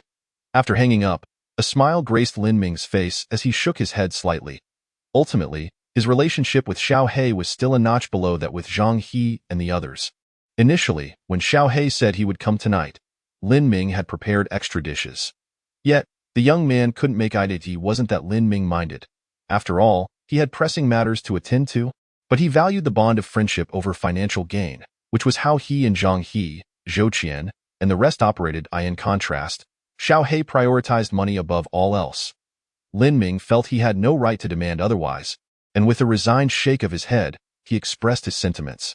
Pushing open the bedroom door, he found the two women huddled together, playing with the children. This sight left Lin Ming momentarily stunned. It was a heartwarming scene. Two stunning beauties gathered, their enchanting faces adorned with knowing smiles, gazing lovingly at the baby. The most striking aspect was their superb figures, which were undeniably accentuated in their current positions. Lin Ming, being a normal man with an above-average response in that regard, found it nearly impossible to contain himself at such a sight. This is truly sinful, he chastised himself internally, swiftly turning to exit the room. He couldn't let the two women witness his reaction. It would be utterly embarrassing. Once in the living room, he took a few deep breaths to regain his composure. Lin Ming, come here quickly. Suddenly, Bei Xinyao's anxious voice echoed from the room. Startled, Lin Ming hurried into the bedroom, asking, What's wrong, dear? The fifth baby seems to have wet himself. Lin Ming was taken aback, momentarily stunned as he stared at Bei Xinyao, who was cradling the fifth baby. Then glanced at the baby. Feeling the little one's backside, he confirmed, It's warm. It looks like he really has. Let me handle it.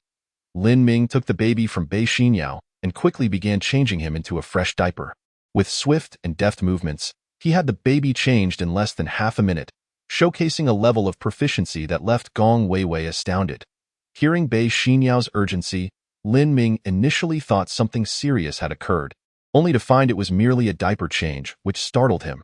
This little woman, you two can sleep in the bedroom tonight. I'll take care of the two kids. We can manage on the floor here. Lin Ming began organizing the arrangements, making it clear that one of them would need to sleep on the floor since the bed could only accommodate one person, and there was no way to compromise the children's space. I understand. I'll sort it out later, so don't worry, Bei Xinyao nodded, giving Lin Ming a glance. You can step out for now. Weiwei and I need to discuss some things. What things? Do I need to step aside? Lin Ming raised an eyebrow, always ready to counter her. Dio, you need to inquire about women's matters. Bei Xinyao lifted her chin, meeting Lin Ming's gaze, her lips pouting in displeasure at his teasing. Seeing this, Lin Ming shrugged helplessly before finally exiting the room. He wanted to add that he could help with women's matters too, given his past experiences, but he knew that would be pushing it. After a moment's thought, he knocked on the bedroom door and called out, Dear, you two chat. I'll go buy some toys and clothes for the kids. All right, go ahead, came Bei Xinyao's decisive response from within. Lin Ming couldn't help but touch his nose, feeling a hint of jealousy. If it were before, she would have followed him out without hesitation. But now, with Gong Weiwei around, things had started to change. Women. Lin Ming sighed, shaking his head as he stepped outside. Exiting the neighborhood, Lin Ming drove towards the city, heading for a mother-baby store. Half an hour later, he arrived at the store, recalling he had previously obtained a membership card there. He intended to see if there were any useful items for the children. He was indeed short on funds. He needed to earn more as quickly as possible.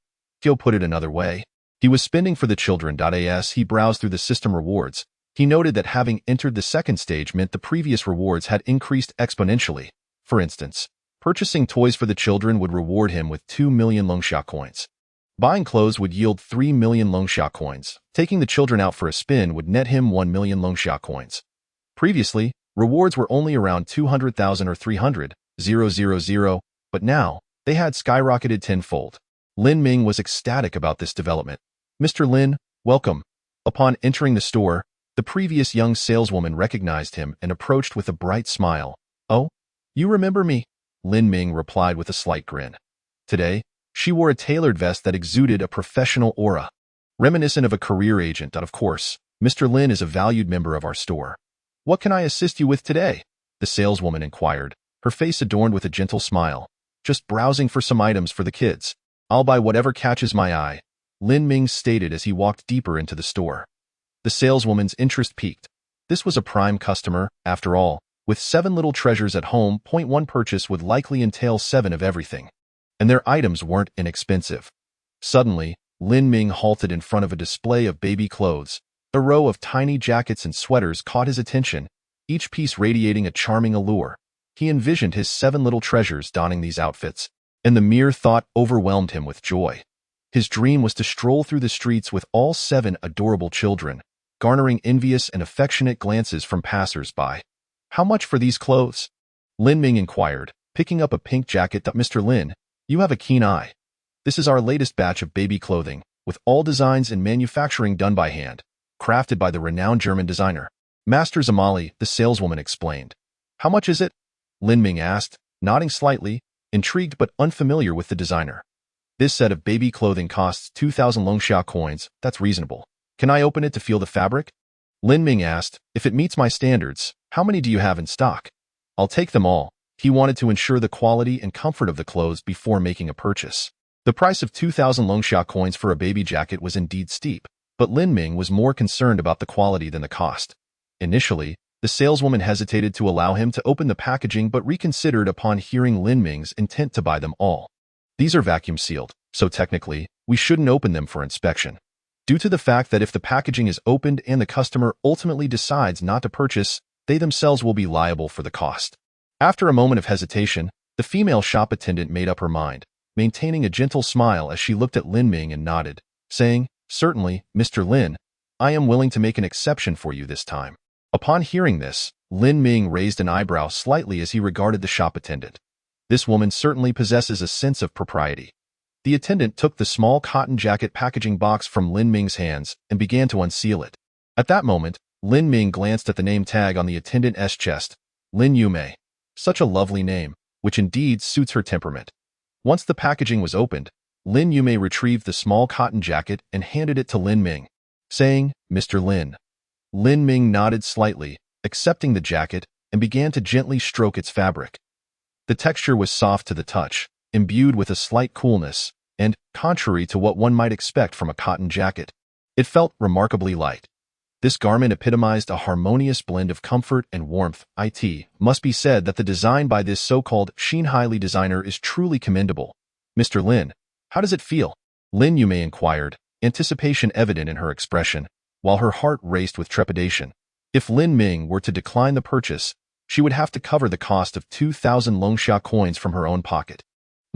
Quite nice. How many of these garments do you have in the store?" Lin Ming, holding the jacket, nodded slightly before posing his question. "Including various sizes, we have a total of 42 sets for children up to 6 months old." Lin Yume replied, her face alight with excitement. In that case, Lin Ming contemplated before speaking, "Please prepare 7 sets each for 2-month-old, 3-month-old, 4-month-old, 5-month-old, and 6-month-old children. Ordering 7 sets for each size from 2 to 6 months totals 35 sets. There may be some sizes that do not reach 7 sets. Would you like to proceed with that?"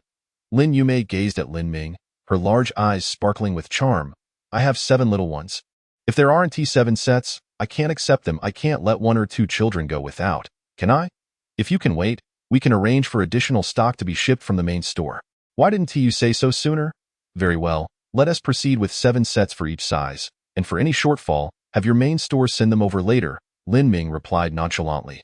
With 7 little treasures to consider, he was determined not to overlook anyone, believing that both boys and girls should receive equal treatment. "Understood, Mr. Lin. Please hold on a moment while I check." Lin Yume smiled at Lin Ming before promptly turning to her computer for inquiries. Lin Ming nodded and began to wander around the store, primarily looking for toys suitable for children. Though the children were still young, cultivating their interest from an early age is most effective, especially from infancy. While Lin Ming was still searching for suitable toys, Lin Yumei approached him, stating, "Mr. Lin, we have complete sets for 2-month-old to 6-month-old children, but the 4-month and 5-month sets fall short of 7. In that case, please give me 7 sets for the 2 and 3-month sizes, and for the 4, 5, and 6-month sizes, have your main store send over the rest. Once it's ready, give me a call, and I'll come to collect. Let us charge the total for 35 sets of clothing to my card as a pre-order. Here's my number." Before Lin Yumei could react, Lin Ming had already provided his phone number. She was momentarily taken aback but quickly nodded in response. "All right, Mr. Lin. Oh, I forgot my membership card. Let us just charge it directly." Just as Lin Ming was about to pay, he remembered that his membership card was with Bei Xinyao. "No need, Mr. Lin. Our back-end system has your details, and we can process the charge directly," Lin Yumei replied with a gentle smile. "Oh, that works well. Please proceed with the charge, and bring out the 2 and 3-month sets for me while I look at other items." "Certainly." Lin Yumei beamed, bowing slightly to Lin Ming. "Please wait while I process your order and retrieve the 14 sets of clothing for you." "Understood." Lin Ming nodded slightly and then wandered toward other sections of the store. Lin Yumei, her face radiant with joy, approached the front desk, her fingers dancing rhythmically over the keyboard amid the envious gazes of her colleagues. In a short while, a receipt for the 35 sets totaling 70,000 Longxia coins was printed. This substantial order would earn her a commission of 5%, amounting to 3,500 Longxia coins, an impressive sum that could cover most of her monthly salary. Encountering such a significant client, it was impossible for her not to feel elated. After a leisurely stroll, Lin Ming found himself unable to locate any appealing toys for children and resigned himself to waiting for Lin Yumei to bring out the 14 sets of clothing. "I'll leave the clothes here for now and check other stores. There aren't any toys here that I like." After Lin Yumei had gathered all the clothing, Lin Ming expressed his gratitude and exited the store. "All right, Mr. Lin." Lin Yumei smiled and watched him leave. It wasn't that she didn't wish to inquire about the types of toys he preferred, but the store's inventory decisions were not within her purview. The selection of baby products involved a team of experts deliberating extensively. In truth, Lin Yumei believed that the experts' decisions were not as astute as Lin Ming's, for he, as the customer, understood what children would enjoy. Upon exiting the maternity and baby store, Lin Ming began to meander through the same floor, and after half an hour, he returned carrying a large bag of toys. However, in a secluded corner, a man wearing a baseball cap had captured Lin Ming's image with a miniature camera, documenting his every move. The considerable bag of toys had cost Lin Ming less than 5,000 Longxia coins. As he re-entered the store, Lin Ming called out, and another attendant assisted him, while Lin Yumei followed closely behind, pushing a cart loaded with the 14 sets of clothing. Lin Ming had anticipated 2 beautiful women accompanying him, but shortly thereafter, Lin Yumei arrived with a cart, filling it with all the clothing sets and trailing behind him. "Well, at least I have one beauty accompanying me," he mused as they descended the elevator. Lin Ming and Lin Yumei moved downwards, while the man in the baseball cap ascended. As they brushed past each other, the man suddenly reached out and snatched a box of clothing from Lin Yumei's cart before sprinting away. Both Lin Ming and Lin Yumei were momentarily stunned. "What the hell? A thief!" Lin Ming quickly regained his composure, dumping the toys in his hands before leaping towards the fleeing man. "Stop right there!" Lin Ming chased after him, a surge of uncontainable anger surging within him. How could a thief dare to steal in a shopping mall, and of all things, steal a box of children's clothing? That was utterly outrageous. Meanwhile, Lin Yumei struggled to manage the large bag of toys, as it pressed heavily against the already full cart of clothing sets, causing her to lose her grip. The toys tumbled to the ground, scattering everywhere. "Oh no!" Lin Yumei exclaimed as she turned to see what was happening with Lin Ming, while hastily attempting to gather the fallen toys. Some had already been damaged, causing her significant distress. Given that Lin Ming had just purchased a 2,000 Longxia coin outfit for the child, she could only imagine how expensive the toys might be. "Oh dear. This is a disaster. Mr. Lin will surely be upset." Cursing the thief under her breath, Lin Yumei directed all her frustration toward the man in the baseball cap.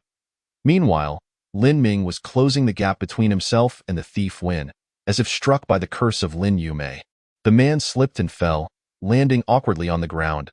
Bang! His 2 front teeth shattered upon impact, sending pain coursing through him. "Damn it! Stop right there! Lin Ming, filled with righteous fury, lunged forward, launching himself at the man. Just as the thief was attempting to rise, he heard Lin Ming's furious shout and turned to see Lin Ming soaring through the air towards him. The thief gasped in horror, revealing the gaps in his teeth as a gust of wind rushed through his mouth. Bang! Lin Ming's weight came crashing down on him, eliciting a piercing scream of agony. The intense pain radiating from his back made him feel as though his spine had shattered. Yet, still gripping the stolen baby outfit, the man was utterly at Lin Ming's mercy. With a swift motion, Lin Ming slapped the thief across the head, reclaiming the stolen outfit and scolding him. You dare to steal children's clothes? Have you lost your mind? Bang! Before the thief could respond, Lin Ming struck him again. Help! Help! He's killing me! The thief wailed desperately, unable to mount any resistance against Lin Ming's overwhelming strength. Soon, a crowd gathered around them, murmuring and pointing at the scene unfolding before their eyes.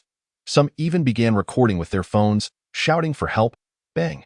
Lin Ming delivered yet another blow, and the thief, dazed and reeling from the impact, felt as though he were about to lose consciousness.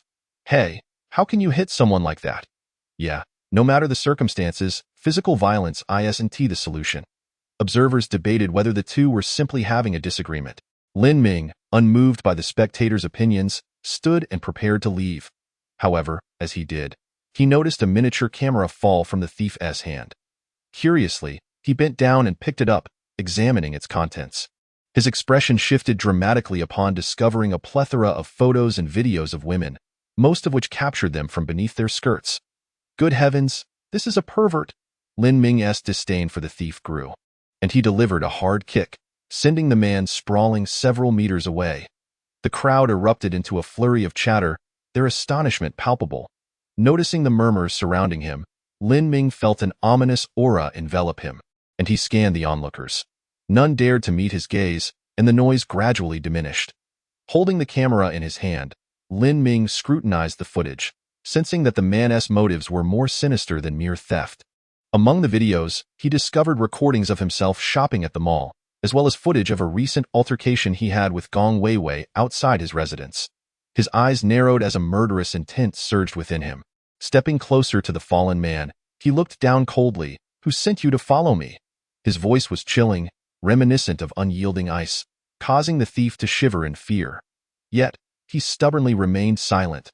Lin Ming's brow furrowed as he crouched beside the man. His tone icy. Surely whoever sent you knows my identity. Are you not aware?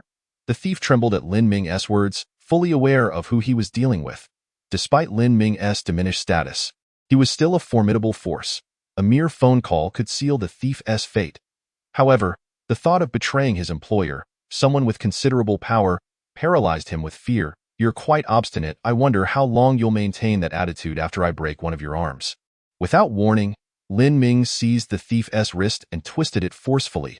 A sickening crack echoed as the bone fractured, eliciting a blood-curdling scream from the thief, whose face contorted in agony. Still hiding the truth? Do you think anyone can save you now?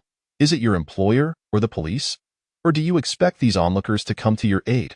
Lin Ming's words were calm yet laced with menace. Instilling terror in the thief's heart, he realized he had severely underestimated Lin Ming's influence. I assure you, none of them will save you. As Lin Ming spoke, he directly slapped the face of the man in the duckbill cap and coldly sneered. Regarding the individual behind you, do you truly believe he would step forward to confront me on your behalf? The man, upon hearing this, fell silent. The answer was evidently clear. It was utterly impossible. Furthermore, regarding the police, let us not speak of anything else, but just the contents of your camera. I reckon that once the police arrive, it won't be long before you find yourself spending a few months in there. With a little help from my connections, you could easily be looking at years before you see the light of day again. As for the individuals present, do you think any of them would dare to step forward? Each person here is merely a spectator, reveling in the spectacle. Every word Lin Ming uttered felt like a dagger, piercing the heart of the man in the duckbill cap. Seeing that his adversary remained tight-lipped, Lin Ming's fury reached its peak. He gazed at the man, nodded, and smiled. Very well. Your lips are tightly sealed in that case. Prepare yourself for a lengthy stay behind bars. As he spoke, security personnel were already hastening towards them from the corridor. Lin Ming glanced back, unperturbed, and calmly remarked, The mall security is approaching, and I suspect the police won't be far behind. Wait, don't let them take me away. I'll talk. The man in the duckbill cap finally relented. After all, he was just a minor player, incapable of standing against someone of Lin Ming's stature. Speak. Who sent you to follow me? Lin Ming crouched down, tilting his head to scrutinize the man. It was Yang Xiao. Which Yang Xiao? Lin Ming's voice turned stern upon hearing this. Yang Hao? Yang Xiao. The man in the duckbill cap was nearly in tears, pleading with Lin Ming, please, don't let them take me away. Yang Hao? Lin Ming was taken aback by the name. Why would Yang Hao send someone to tail him? What was his intent? Chapter 102. An exemplary man, Yang Hao. Very well. You think that just because I let you off once, I am easy to bully? Lin Ming stood his ground, his eyes narrowing slightly, radiating an astonishing aura that made others instinctively retreat. At that moment, the mall security had already surrounded them. They swiftly restrained both Lin Ming and the man in the duckbill cap, who remained silent. Lin Ming merely smiled at the man, saying nothing. Around them, the onlookers began to murmur, insinuating that Lin Ming had assaulted the man in the duckbill cap, perhaps due to a dispute over something taken from him. Yet they believed such violence was unwarranted. You both have disrupted the order of the mall. You must accompany us. One of the security leaders gestured for his subordinates to take both men away. No, it's not like that. Don't listen to them. P.S. my brother, we merely had a disagreement. Surprisingly, the man in the duckbill cap defended Lin Ming. Hearing this, the head of security furrowed his brow slightly. The two had not caused any substantial damage to the mall, so it would be illogical to pin any charges on them. Most importantly, he could sense that these two men were not ordinary individuals. He was merely a lowly security guard and preferred not to antagonize them. Especially now that the alleged victim had spoken up, claiming they were brothers, it was evidently a personal matter. If they wished to resolve it privately, he would not interfere. Let us handle the situation amicably. Otherwise, I'll have to escort you both to the police station for a chat. Understood. We won't cause any more trouble. The man in the duckbill cap nodded vigorously to the head of security, grimacing in pain as he clutched his injured waist. Let us go. The head of security waved his hand to his subordinates, and just like that, they departed as swiftly as they had arrived. Lin, sir. At that moment, Lin Yumei rushed over with a cart from the elevator. Upon seeing the man in the duckbill cap, she let out a shriek. You scoundrel thief. With that, Lin Yumei, agile as a gazelle, lunged at the man in the duckbill cap, delivering a swift kick to his chest. Bang! Ouch! The man, already battered by Lin Ming, now faced the brunt of her fierce strike, stumbling and crashing to the ground. Humph! A thief like you should have been apprehended by security. I can't fathom what they're doing. I'll be filing a complaint when I get home. Lin Yumei glared at the man, her cheeks flushed with rage. If looks could kill, he would have perished 1,000 times over. The crowd, initially ready to disperse, was once again captivated by the unfolding drama. What is happening now? Has another woman appeared? And she is shouting thief. Could it be that he truly is a thief? The onlookers exchanged glances, hesitating to voice their thoughts. The more Lin Yumei pondered, the angrier she became. This thief had ruined her day's sales, and she felt an overwhelming urge to annihilate him. Forget it, Xiaolin. Let us go. Seeing Lin Yumei ready to strike again, Lin Ming called out to her. Hold on. My punches only leave superficial bruises. Your high heels could potentially cause internal injuries. Humph, Mr. Lin is magnanimous. I'll let you off this time. But if I see you again, I'll make sure to teach you a lesson. Lin Yumei stood beside him, shaking her little fist menacingly at the man in the duckbill cap. Lin Ming couldn't help but chuckle at her spirited demeanor. After leaving the scene, Lin Yumei hesitated before finally speaking. Mr. Lin, I sincerely apologize for my earlier mistake which led to your child's toy being damaged. Please, tell me how much I owe you for compensation. Lin Ming was momentarily taken aback, turning to face Lin Yumei with a smile. In a wonder she had been acting so flustered. It was all due to this. It was just a small toy, hardly worth worrying over. If it was broken, he could always buy another. Besides, it wasn't really her fault, so why was she so eager to apologize? Raising an eyebrow, Lin Ming asked, Are you afraid I'll cause you trouble? Lin Yumei paused, realizing he was right. Why was she so concerned about this man? Had she been overly cautious, or was there another reason? Stealing a glance at him, she thought, what a handsome face, and he is wealthy too, spending tens of thousands without batting an eye. Plus, I noticed he can handle himself well. He is capable of protecting his woman and child. Such a charming, wealthy, and skillful man. Who wouldn't he be enamored? Regrettably, he was already married with children. Otherwise, she might have wanted to know him better. Lost in her thoughts, Lin Yumei snapped back to reality as Lin Ming's voice broke through. What are you dawdling for? Help me load the cart. The two soon reached the underground parking lot, where Lin Ming started the car and sped off, leaving a cloud of smoke behind without a backward glance. Lin Yumei stood there, watching the car drive away, lost in thought. A luxury car. He is truly a young tycoon. Why can't I ever meet such an outstanding man? Frustrated, she stomped her foot and pouted, unwillingly pushing her cart away. Chapter 103. The Trials of Manhood. On the drive home, Lin Ming received a notification from the system. Ding! Congratulations, host. You have completed the second phase of purchasing clothing and toys for your child. You are rewarded with 5 million Longxia coins, which have been credited to your bank account. Please check your balance. The host is encouraged to continue nurturing the child and strive for the pinnacle of fatherhood. While driving, Lin Ming couldn't help but exclaim, "What the hell? I barely spent 100,000 Longxia coins on clothes and toys for my child, and the system rewards me with 5 million. This system is truly unbeatable." In high spirits, he hummed an unfamiliar tune as he drove back to the community. After parking, he took only the toy and a clothing set upstairs, deciding it was not worth the effort to carry everything since they were moving the next day. Upon returning home, Lin Ming heard the sound of two women laughing and chatting inside. He shook his head, thinking, these two really are excessively affectionate. They seemed even more lovey-dovey than he and Bei Xinyao had ever been. A twinge of jealousy flickered in his heart as he entered, calling out, "Wife, I'm back." As he opened the door, he was greeted by a most enchanting sight. Both women had already washed up and changed into alluring pajamas, sitting together, laughing so heartily that they occasionally revealed glimpses of their graceful forms. Lin Ming? Hubby! Lin Ming was momentarily stunned, feeling his blood rush as he took in the sight before him. The attire of the two women was quite different from their usual wear. Their pajamas barely reached their fair thighs, showcasing their long, shapely legs intertwined in a casual manner. The most striking aspect was how they playfully poked at each other, causing them to bend over in fits of laughter, exposing even more of their alluring figures to Lin Ming's gaze.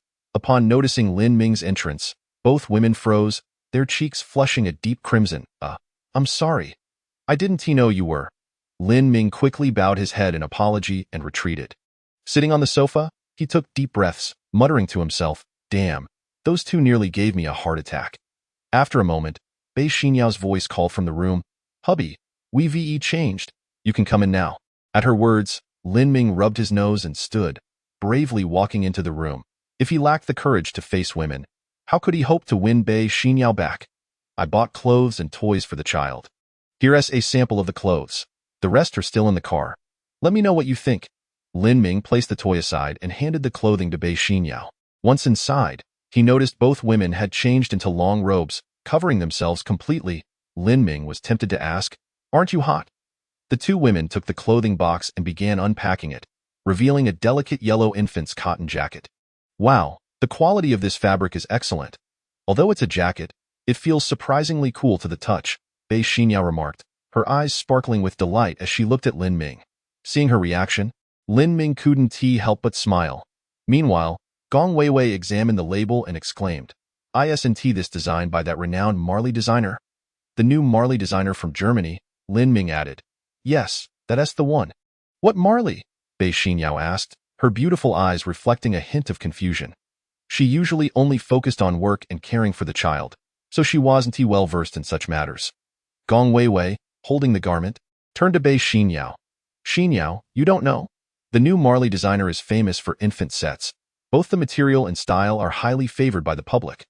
His designs are in high demand. I've been trying to snag some online, but they sell out instantly." Gong Weiwei's excitement was palpable as she turned to Lin Ming, asking, "How did you manage to get one?" "I bought it from a physical store. They had plenty in stock. I pre-ordered clothes for the child from 2 months to 6 months old," Lin Ming replied with a casual smile. "You bought all that?" Bei Xinyao exclaimed. "That must have cost a fortune, especially since you mentioned the Marley designer's clothes are in high demand." "Well, it wasn't too expensive. I only spent a few tens of thousands." Lin Ming maintained a calm demeanor. "A few tens of thousands?" Both women were taken aback. Wow, that's really not cheap. For just a few sets of clothes? You spent that much? Is it that expensive? Lin Ming raised an eyebrow at their astonishment. The two women nodded in unison, still in shock. Lin Ming sighed in exasperation. It was just a few tens of thousands. Is it really that shocking? It's for the child anyway. I wouldn't hesitate to spend millions if needed, he shrugged, looking at Bei Xinyao with a grin. Wife, wouldn't you agree? Bei Xinyao was taken aback by his question, realizing the logic in his words. After all, it was for the child's benefit.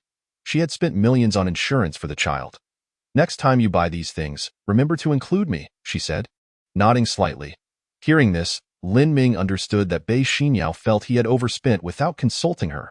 He wanted to protest that he had indeed mentioned it, but she had lost herself in her time with her friend. Well, I guess it's my fault for being a man, Lin Ming thought, shaking his head. Being a man is tough. Chapter 104. Naturally, my wife is beautiful that evening.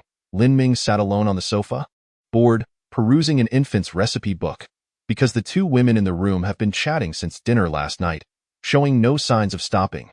Lin Ming sat alone on the sofa, feeling a burning restlessness within him, as if he were being scorched by fire. Ever since Gong Weiwei arrived, he realized he had fallen out of favor. Indeed, he had lost her affection. Since Gong Weiwei's arrival, Bei Xinyao hardly acknowledged him anymore. Lin Ming began to regret allowing Gong Weiwei to move in with him and Bei Xinyao. He had already grasped the essentials of the comprehensive recipe book, and given that there were only a few of them at home, even if he varied the dishes, it would take him over 2 months to complete all the recipes. The infant recipe book contained a dozen types of baby food, but these could only be served after the child turned 6 months old. Until the child was weaned, the 7 little treasures still needed breast milk and formula. After reviewing the infant dishes, Lin Ming familiarized himself again with the set of God of War combat techniques that the system had previously gifted him. What does it mean to be a God of War? It signifies an invincible force that sweeps all before it. Naturally, the combat techniques mastered by such a powerful figure were formidable and robust. Lin Ming gradually immersed himself in this, finding joy in his solitary practice without Bei Xinyao's company. He was unaware of how much time had passed when Bei Xinyao's voice called from the room, instructing him to take the baby to bed. Glancing at the clock, he noted it was nearly 11 at night. After gathering the first, second, and third babies, Lin Ming tucked the 3 little ones under their blankets and settled himself into a corner of the sofa. There was no choice. Once the 3 little ones arrived, they completely occupied his resting space. Watching them sleep, occasionally pouting their little lips, a smile spread across Lin Ming's face. For the children, he would willingly sleep in the corner of the sofa or even on the floor. The 3 little treasures were quiet and obedient after being held. Seeing this, Lin Ming delved back into the God of War combat techniques. At 1:30 in the morning, the children began to feel hungry. With no option left, Lin Ming started preparing the formula. Before long, the room echoed with movement as Bei Xinyao emerged, dressed in her pajamas, her sleepy eyes barely open. Upon seeing Lin Ming preparing the formula, she couldn't help but rub her eyes and approached him. In her silk camisole, Bei Xinyao revealed her delicate shoulder, snuggling close to Lin Ming and whispering, "Husband, it's so wonderful to have you here." Lin Ming's face lit up with joy upon hearing this. Yes, his woman still loved him. Turning his head, he looked at Bei Xinyao resting her head on his shoulder and gently kissed her alluring red lips. "You should rest. I'll handle the formula for the babies," Lin Ming said with a slight smile. Bei Xinyao shook her head, hugging his arm, tilting her head up and pouting her lips. "No, I want to be with you." "All right, if that's what you want." Lin Ming chuckled and began to earnestly prepare the formula. By the way, I've noticed that the babies have been feeding around 1 in the morning for several consecutive days. Lin Ming suddenly remarked, "What's wrong? Isn't it normal for them to eat when they're hungry?" Bei Xinyao tilted her head, her beautiful eyes blinking at Lin Ming. With a smile, Lin Ming replied, "Of course, when they're hungry, they should eat. However, the time between 10 at night and 2 in the morning is when the growth hormones in children are secreted the most. During this period, it's best for the children to be asleep, as it promotes healthy and rapid growth." Is there really such a claim? Bei Xinyao's eyes showed a hint of surprise. "Yes, therefore, I believe we should adjust the feeding times. We could either feed them earlier or later in the evening to align with this time frame, which would be most beneficial for their growth," Lin Ming explained. "Okay, I'll follow your lead." Bei Xinyao hugged Lin Ming's arm, lifting her head and revealing a gentle smile. Then, she suddenly asked, "Husband, you won't be upset about Weiwei coming over, right?"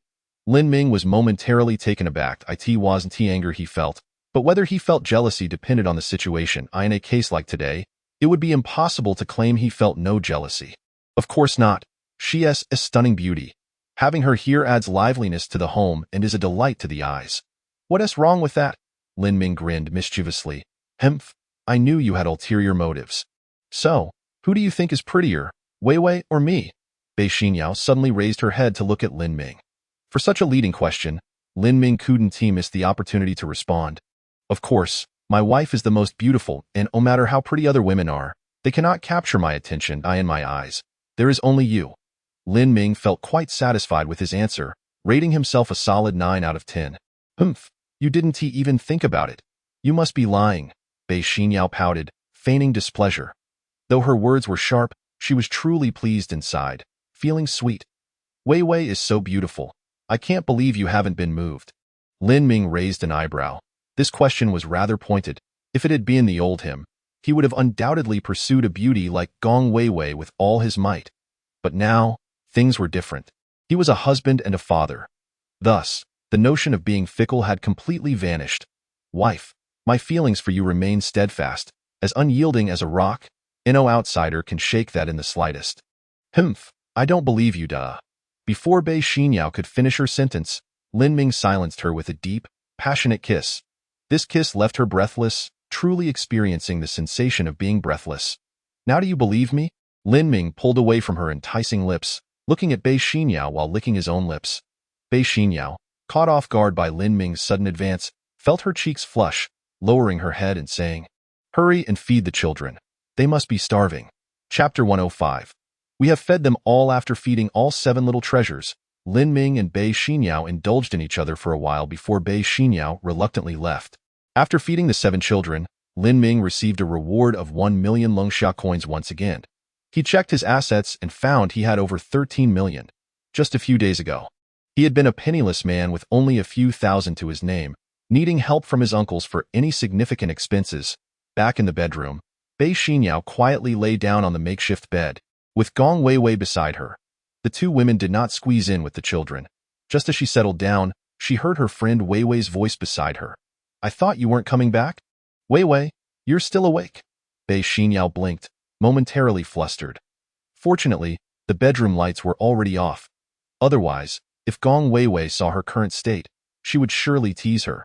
"With the noise you 2 were making outside, how could I sleep?" Upon hearing Gong Wei Wei's words, Bei Xinyao's face turned crimson in the darkness. She had not realized that Gong Wei Wei had overheard her and Lin Ming's intimate moments. "Xinyao, to be honest, Lin Ming is a good man. I no longer oppose your relationship. I even wish you both well." Seeing Bei Xinyao silent, Gong Wei Wei turned to face her in the dark. "Look at you now. The moment Lin Ming is mentioned, you become so flustered and unable to calm down. I see you truly have feelings for him." Gong Wei Wei shook her head helplessly, her voice laced with teasing. "Oh, you dare to mock me?" Bei Xinyao retorted, reaching out to grab Gong Wei Wei's enviable assets. "Ouch, why so big?" Bei Xinyao exclaimed, her eyes wide in surprise as she gazed at Gong Wei Wei in the dark. "Of course. I'm a flight attendant, after all. Come, let me measure your size." "No, that won't do. You've touched me. I must touch you back." The 2 women began playful antics in the dark, teasing and flirting with each other. If Lin Ming were present, he would likely have had a nosebleed watching this scene unfold. The next morning, Lin Ming, as usual, woke up early and prepared breakfast. After finishing, he began practicing the 5 animal frolics, extending his practice to 7 minutes this time. Lin Ming was pleasantly surprised and inquired of the system, "System, what is happening? How come I can last so long all of a sudden?" The system replied, "Due to the host mastering the God of War combat techniques, the system has autonomously conducted a physical enhancement for the host." Upon hearing this, Lin Ming immediately understood. He had already grasped the God of War combat techniques, but initially, his physical condition might not have been able to support those techniques. So his body had undergone an unseen enhancement. In other words, he now possessed a God of War physique. However, reflecting on this, Lin Ming thought the 5 animal frolics were truly extraordinary. Even with his enhanced body, he still struggled to maintain the first movement for 10 minutes. If sensing Lin Ming's confusion, the system chimed in again. The 5 animal frolics push the limits of the human body. The God of War physique is merely at the pinnacle of human capabilities, not the absolute limit. There is still room for further improvement. Lin Ming, enlightened, praised the system's brilliance in his heart. After refreshing himself in the shower, he changed the baby's diapers and prepared their formula. The two women showed no signs of waking. Lin Ming speculated that they must have partied too hard the previous night and were still fast asleep. Glancing at the time, he was not in a hurry. He had tasks to occupy himself with, and during his free time, he could explore the system's functions and rewards, which he found quite enjoyable. Just then, while preparing the formula for the babies, his phone on the nearby table rang. Picking it up, he saw it was a call from Xiaohei, Zhou Yuhang. Swiping to answer and pressing the speakerphone button, Xiaohei's voice came through. Bro, are you awake? I've been awake for a while. Why are you calling me so early? Lin Ming chuckled. I want to help you retrieve that batch of goods from young Hao. Xiaohei replied. Lin Ming noticed that Xiaohei had started to habitually call him since then. Good to know. I'm coming over now. Okay.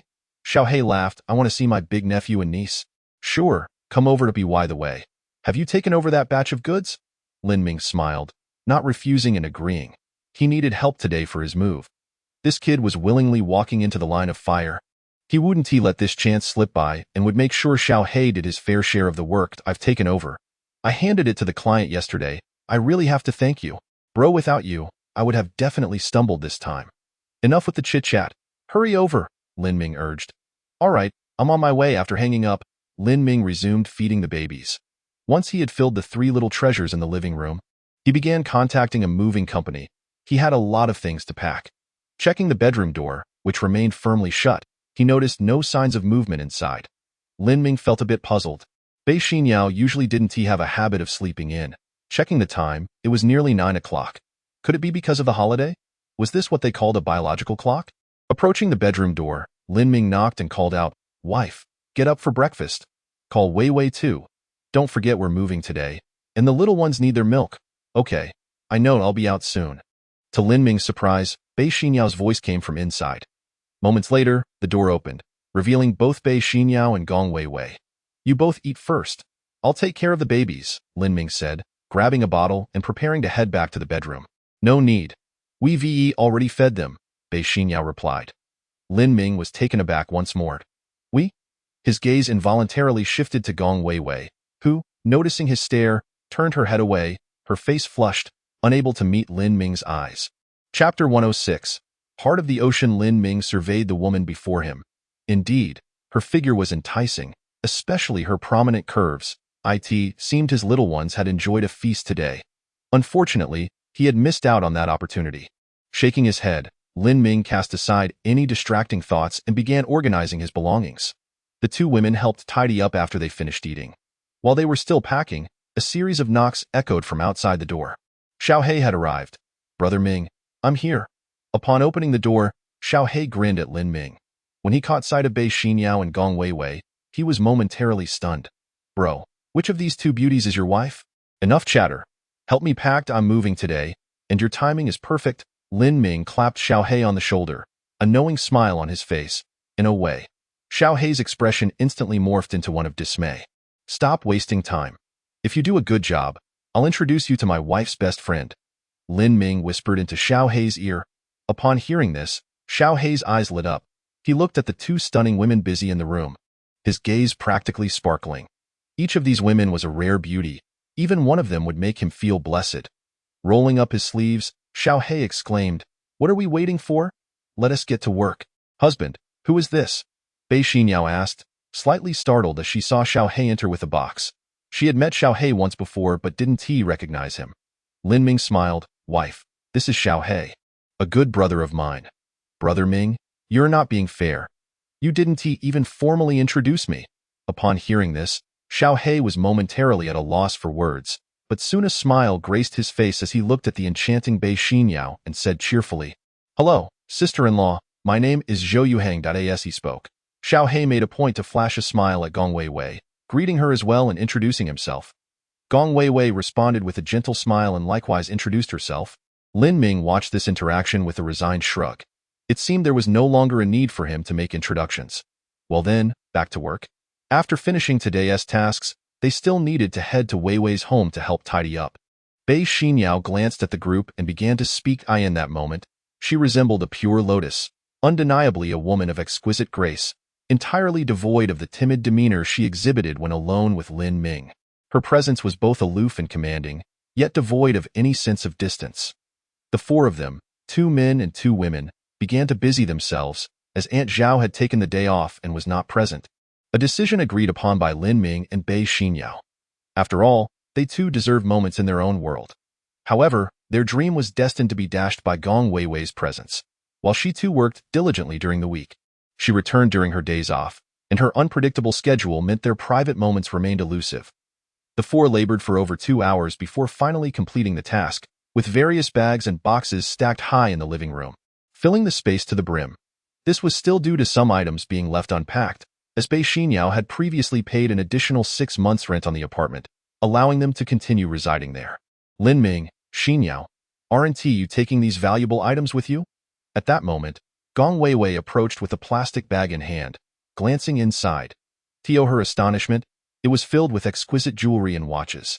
Unable to resist, she picked up a Patek Philippe watch, noting the accompanying serial numbers and invoices, confirming its authenticity.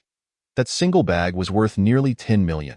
These two truly had a large appetite for risk, treating such expensive treasures as mere trinkets in a plastic bag. Seeing the bag in Gong Weiwei's hand, Lin Ming and Bei Xinyao exchanged startled glances. Upon opening it, they realized that these items were gifts from Zhang He, Zhou Qian, and others. Their minds had been elsewhere, causing them to carelessly toss the gifts aside when they first arrived. Eventually, Aunt Zhao had stored them in the bedroom closet, and the couple had neglected to examine them further. Expensive. Bei Xinyao's delicate brows knitted slightly as she took the bag, extracting a rectangular, exquisite box, which she opened to reveal a dazzling array of diamonds. Wow! Inside the box lay a pendant crafted from a deep blue gemstone, with the necklace adorned entirely in tiny diamonds. The sight of such a splendid diamond necklace left both Bei Xinyao and Gong Weiwei utterly awestruck. Women universally appreciate beauty. Husband, this. Bei Xinyao held the box, her mouth agape, utterly speechless, her gaze at Lin Ming filled with astonishment.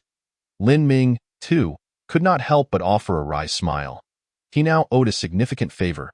If his guess was correct, this pendant was valued at no less than 50 million. Oh my gosh, is that the heart of the ocean? At that moment, Xiao He exclaimed, unable to contain his surprise, even letting out a curse. What? Lin Ming was taken aback. He had been estimating the pendant's worth at 50 million. But now it seemed it could be worth over 100 million. Husband, what is the heart of the ocean? Both Bei Xinyao and Gong Weiwei questioned, their eyes sparkling with intrigue. You don't know the heart of the ocean? Before Lin Ming could respond, Xiao He jumped in to explain. The heart of the ocean is a historic piece worn by the queens of Y country, symbolizing not just luxury, but also nobility. I once saw a set like this auctioned for 350 million. Chapter 107. Is there someone who doesn't know Brother Ming? What? Both Bei Xinyao and Gong Weiwei were dumbfounded, their stunning faces etched with shock. At that moment, Lin Ming stepped forward to clarify. The heart of the ocean is not valued merely by its price, but by its status in the realm of diamond necklaces. Simply put, it is one of the queens in the world of diamond pendants. Lin Ming maintained a calm demeanor, his tone steady. After all, he had purchased such a set before. Are there others that hold equal status to the heart of the ocean? Gong Weiwei asked, her curiosity piqued. Yes, Lin Ming nodded without hesitation, continuing, there is another pendant called the Tear of the Angel, which holds a comparable status. The Tear of the Angel? The Tear of the Angel? Both women exclaimed in unison, their voices filled with disbelief. Indeed, the heart of the ocean and the Tear of the Angel hold positions in the realm of diamond pendants akin to that of the Queen and King in a deck of cards. Lin Ming explained. Looking at the heart of the ocean in Bei Xinyao's hand, he smiled and added, the heart of the ocean is a royal exclusive, with each queen wearing a unique version, differing in size and shape. Furthermore, it is reserved solely for royal use. Only the queen is entitled to wear it. After the 48th queen, its existence dwindled, with some pieces lost to the outside world. If I am not mistaken, this set should belong to the 20th queen of the British royal family. As Lin Ming narrated the intricacies of the heart of the ocean, both women were left speechless. A royal exclusive now rested in their hands, more specifically, in Bei Xinyao hands. Wife, do not feel burdened. The heart of the ocean has long been recognized by the royal family of Y country. It is not something to be hidden away, Lin Ming reassured her with a smile. Moreover, You are worthy of the heart of the ocean, for in my heart you are a queen." Gong Weiwei and Xiaohe Zhou Yuhang exchanged glances, unable to suppress their embarrassment. What a generous display of affection. They shot him resentful looks as if to say, "Must you flaunt it in front of us?" "Oh dear, I have goosebumps all over I mean. Brother Ming, are you blatantly showing off in front of us?" Both Gong Weiwei and Xiaohe couldn't help but voice their thoughts. Upon hearing Lin Ming's words, Bei Xinyao felt her cheeks flush slightly. His words were painfully direct and overly sentimental. "Brother Ming, I must say, you truly outdid yourself with such a grand gift for sister-in-law," Xiaohe whispered in Lin Ming's ear, genuinely impressed. It was no wonder Lin Ming was surrounded by beautiful women. If only he could buy a set of the Heart of the Ocean, surely he could woo anyone. "But this is not my purchase," Lin Ming clarified. "What? It's not yours?" Gong Weiwei and Xiaohe were taken aback, the confusion evident in their eyes. Such a valuable piece as the Heart of the Ocean could not have come from anyone but Lin Ming, and who else could afford it? With a smile, Lin Ming explained, "It should belong to Zhou Qian. Her family is in the jewelry business. I recall that the centerpiece of her largest store is the Heart of the Ocean." Hearing this, Bei Xinyao opened her mouth, momentarily at a loss for words, feeling a strange sensation in her heart. Yes, she was jealous, though she did not realize it herself. Gong Weiwei, wearing a puzzled expression, turned to Bei Xinyao and asked, "Who is Zhou Qian?" Noticing Bei Xinyao deep in thought, Gong Weiwei then turned her gaze back to Lin Ming. The intuition of a woman told her that this situation was far from simple. "What? Zhou Qian bought it? I thought there were only 2 sets of the Heart of the Ocean in Modu," both already claimed. "How could another set suddenly appear? Is it really Zhou Jia who bought it?" Xiaohe exclaimed, beginning to understand the context. Gong Weiwei looked at the two of them and asked, "Wait, can someone tell me who Zhou Qian is?" "Sister Qian is a friend from our previous circle, a bit of a big sister figure," Xiaohe replied. "Previous circle?" Gong Weiwei's curiosity deepened, her gaze scrutinizing Xiaohe Zhou Yuhang. A mix of confusion and shock in her eyes point. One could only imagine the caliber of individuals who could afford such a pendant. The people in that circle must be of considerable means or influence. Xiaohe, who seemed unremarkable, was indeed part of such a circle. Moreover, his views of previous hinted that Lin Ming once belonged to this elite group. What kind of person had Lin Ming been, and how had he changed? The more she pondered, the more confused she became. Gong Weiwei felt that Lin Ming was shrouded in too many secrets, far too many for her mind to comprehend. "You don't know Brother Ming's past identity?" Xiaohe blurted out, observing Gong Weiwei's astonished expression. "Is there really someone in Modu who doesn't know Brother Ming? My goodness!" Xiaohe felt as if his worldview had just collapsed under the weight of this revelation. "Xiaohe!" Lin Ming turned to him, raising an eyebrow slightly. Realizing he had said too much, Xiaohe hurriedly fell silent. Lin Ming was once the most prominent heir in Modu. The chairman of Lin's group, Lin Yutian, is his father, Bei Xinyao interjected. Standing beside them, Tio Her, Gong Weiwei was a close friend with whom she could share her innermost thoughts, and Lin Ming's identity was no secret, especially since it was a matter of the past. "What?" Gong Weiwei's mouth dropped open in shock, as if she could fit an egg inside. She could not conceal her astonishment. That was all in the past. Let us not dwell on it. Let's see what else we have, Lin Ming chuckled, feeling no need to hide now that Bei Xinyao had revealed it. He felt no embarrassment or anger at having his past unearthed. Instead, he was at peace, as if he were listening to tales of someone entirely unrelated to him. Chapter 108. Destination. Lushan Villa. The four began to sort through the contents of the bags. Among the items were the Heart of the Ocean diamond pendant, a lady's Patek Philippe watch, a men's Rolex, and a technological gadget. The largest box in the bag housed the technological device, taking up a significant portion of the plastic bag space. Upon opening the gadget's box, a flicker of curiosity crossed Lin Ming's face. This must be one of Zhang He's creations, something designed to perplex outsiders, fitting for his character.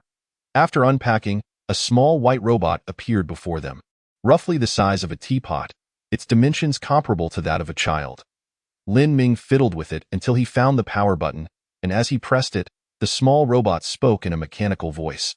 "Brother Ming, sister-in-law, this is a gift from me, Zhang He. What do you think? Are you happy? Surprised? Wow?" Lin Ming nearly jumped out of his skin, momentarily believing a system had manifested before him to speak.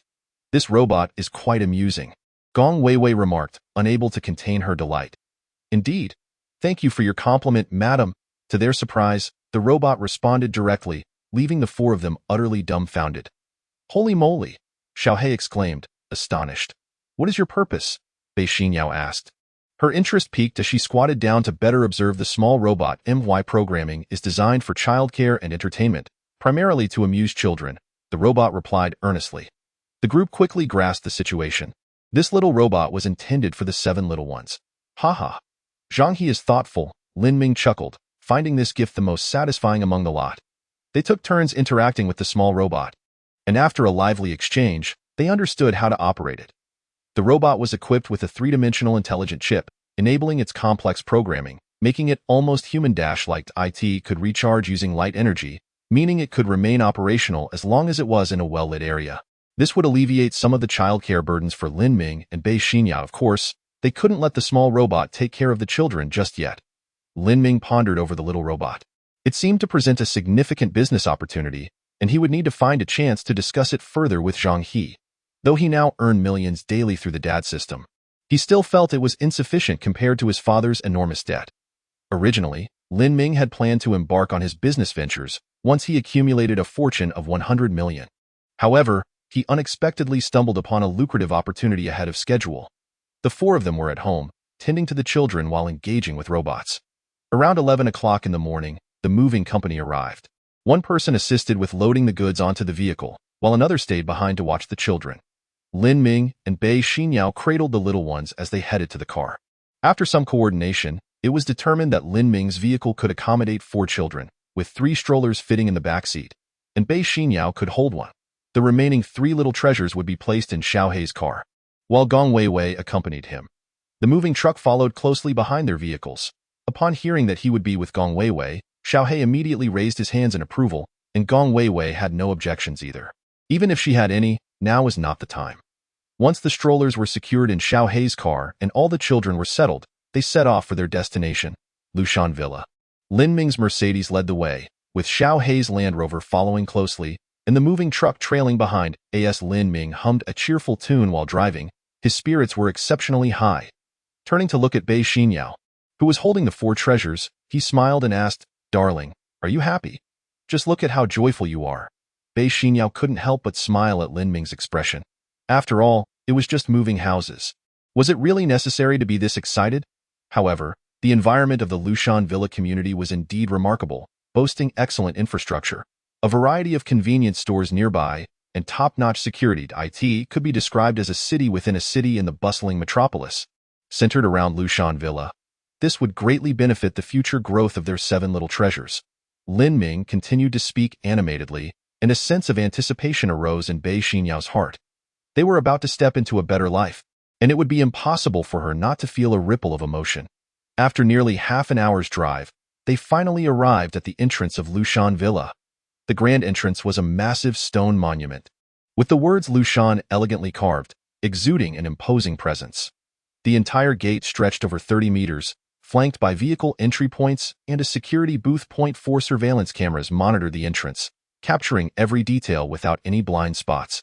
Inside the entrance stood a line of security personnel, each as resolute as a spear, ready to respond to any incidents at the gate or nearby.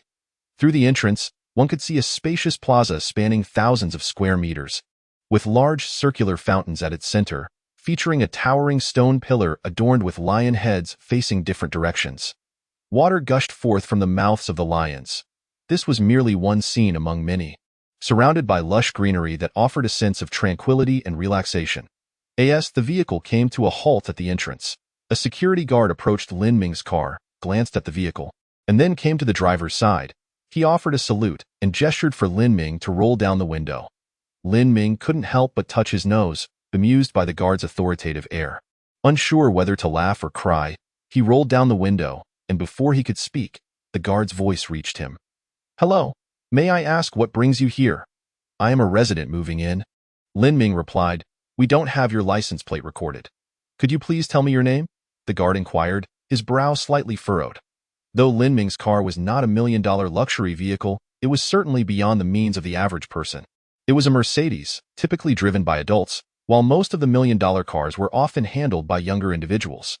The guard felt a twinge of doubt seeing a young man like Lin Ming driving a car that was more suited for middle-aged individuals. Adhering to protocol, The guard proceeded to inquire about Lin Ming's name. Lin Ming, Villa number 5. Here's the property deed. Please take a look. Lin Ming handed over the prepared property deed.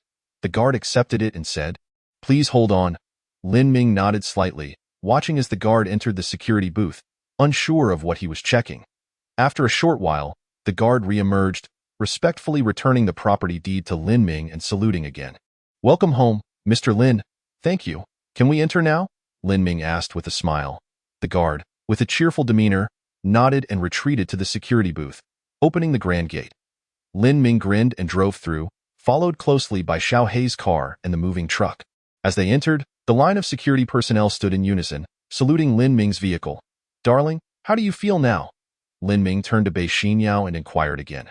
"Very good, just from the security here. You can tell the level of safety in this community," Bei Xinyao replied with a slight nod. "From now on, we will be living here." Lin Ming laughed heartily. By the way, darling, we need to make a trip back later." "Did we forget anything?" Bei Xinyao asked, taken aback. "Not really. I just realized that I left the birthday gift I prepared for you at Ziyuan community yesterday," Lin Ming responded, cursing himself internally for overlooking such an important matter. "A birthday gift?" Bei Xinyao was momentarily surprised, then smiled and asked, "What kind of gift could warrant a special trip back? And why didn't you give it to me yesterday?" Lin Ming's face flushed with embarrassment as he quickly thought of an excuse. "I wanted to give it to you, but we were having too much fun yesterday, and you were busy with your friend Wei Wei all night. I simply didn't get the chance." "Was it something you couldn't show in front of Wei Wei? What could possibly be inappropriate?" Bei Xinyao asked. Her curiosity piqued as she seemed to recall something. A hint of surprise flickered in her eyes, and a blush crept onto her cheeks as she murmured, "You didn't buy that kind of thing, did you?" "That kind of thing? What kind of thing?" Lin Ming was taken aback. "You know, something like toys for adults or sexy lingerie."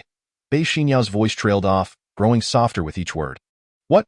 Lin Ming was left dumbfounded, completely astonished by his wife's thoughts. "So, you weren't buying those things?"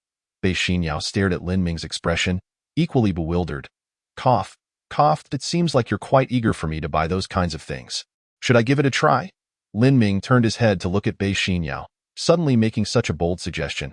Upon hearing this, Bei Xinyao's face turned crimson again. "Nonsense. I don't want that," she exclaimed, shaking her head vigorously. "What exactly did you buy for my birthday gift?" Her voice now carried a hint of lament. "Well, here it is." Lin Ming couldn't help but chuckle as he pulled out a set of car keys from his pocket and handed them to her. "Keys? Car keys?" Bei Xinyao was momentarily stunned, then quickly grasped the significance of the keys emblem, her astonishment returning. "You bought me a Bentley?" "Yes. Do you like it?" Lin Ming nodded with a smile. "I mentioned that it would be inconvenient for one of us to take care of the kids while the other goes to work without a proper vehicle.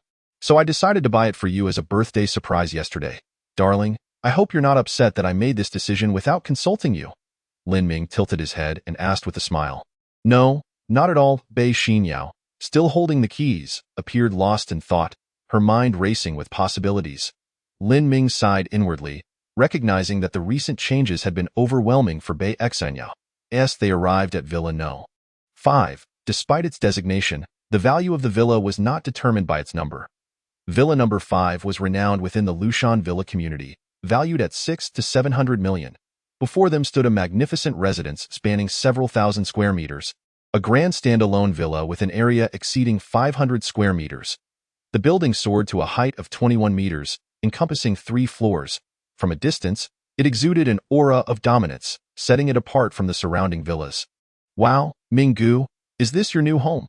Xiao Hei exclaimed as he alighted from the vehicle, staring in awe at the imposing villa. Although he was relatively affluent among his peers, standing next to someone like Lin Ming made him feel like a mere commoner. Minggu is truly remarkable, even without relying on family support. His assets are beyond our reach. Xiao Hei chuckled, though he appeared to be a bit of a rogue. His words were always measured. Acknowledging Lin Ming's past struggles, he deftly navigated the topic without causing offense. Lin Ming observed the subtlety and appreciated Xiao Hei's cleverness. "So, what do you think, darling Wei Wei? I suppose we won't have to sleep on the same bed anymore?"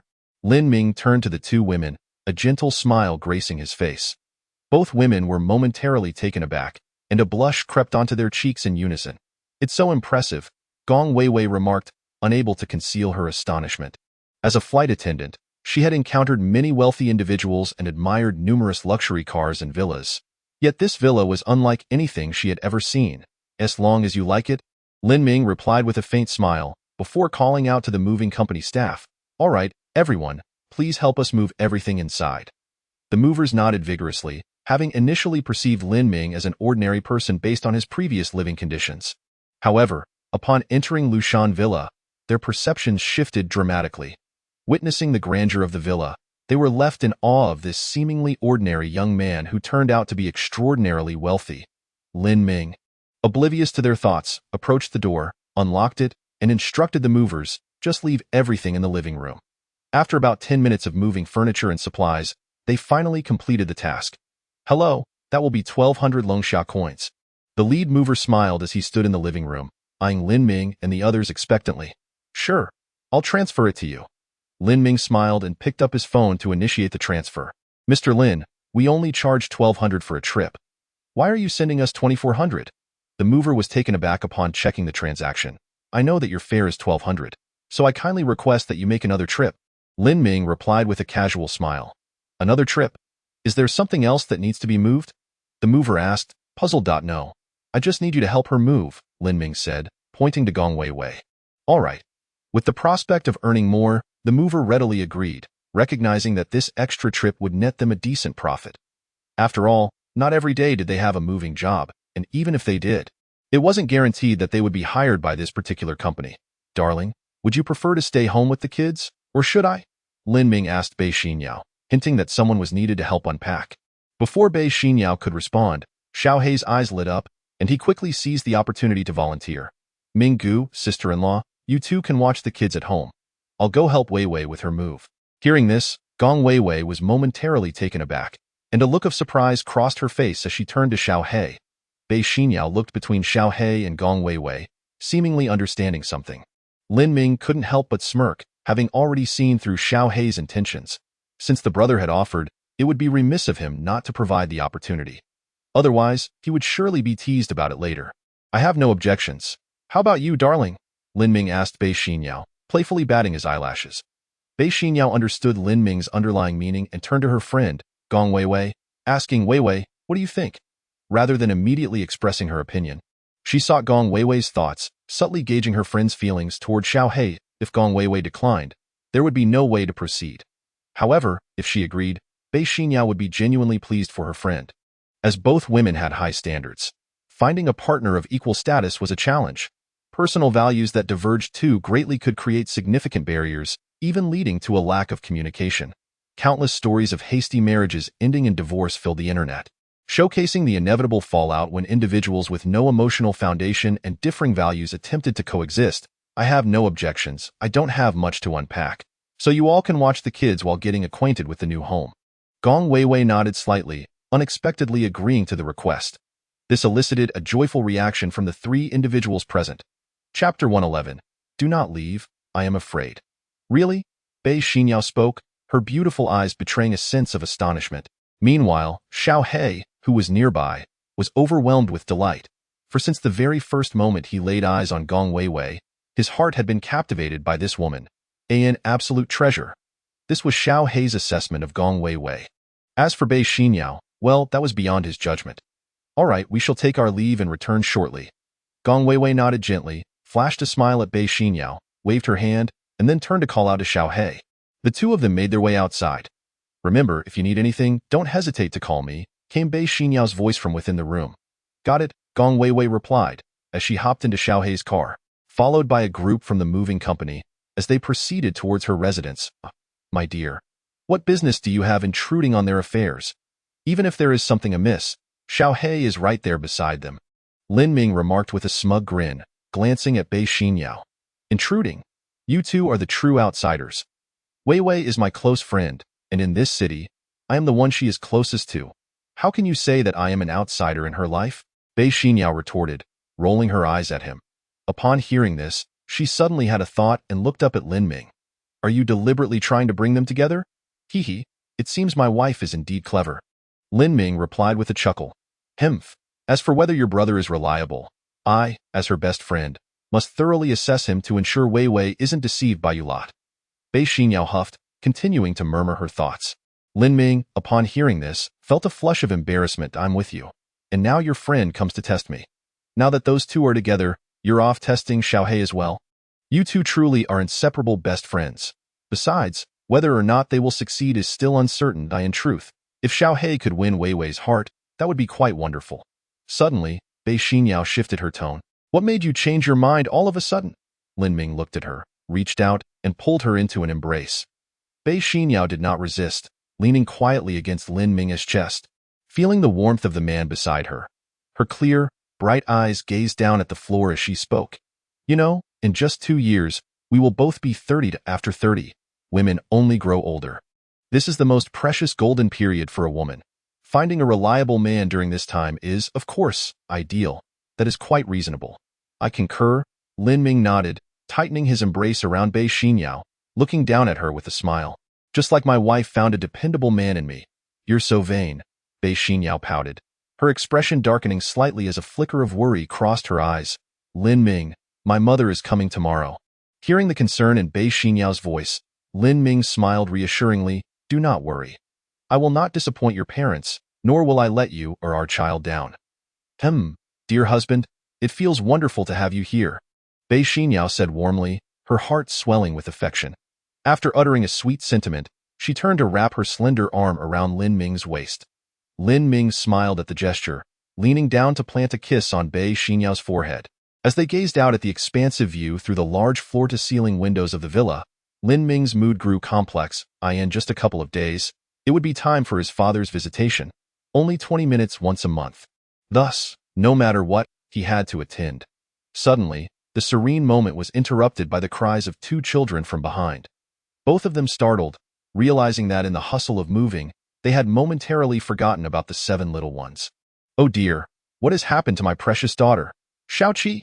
Lin Ming rushed over to the sofa, scooping up the 5-year-old Lin Qi and starting to play with the now-awake child.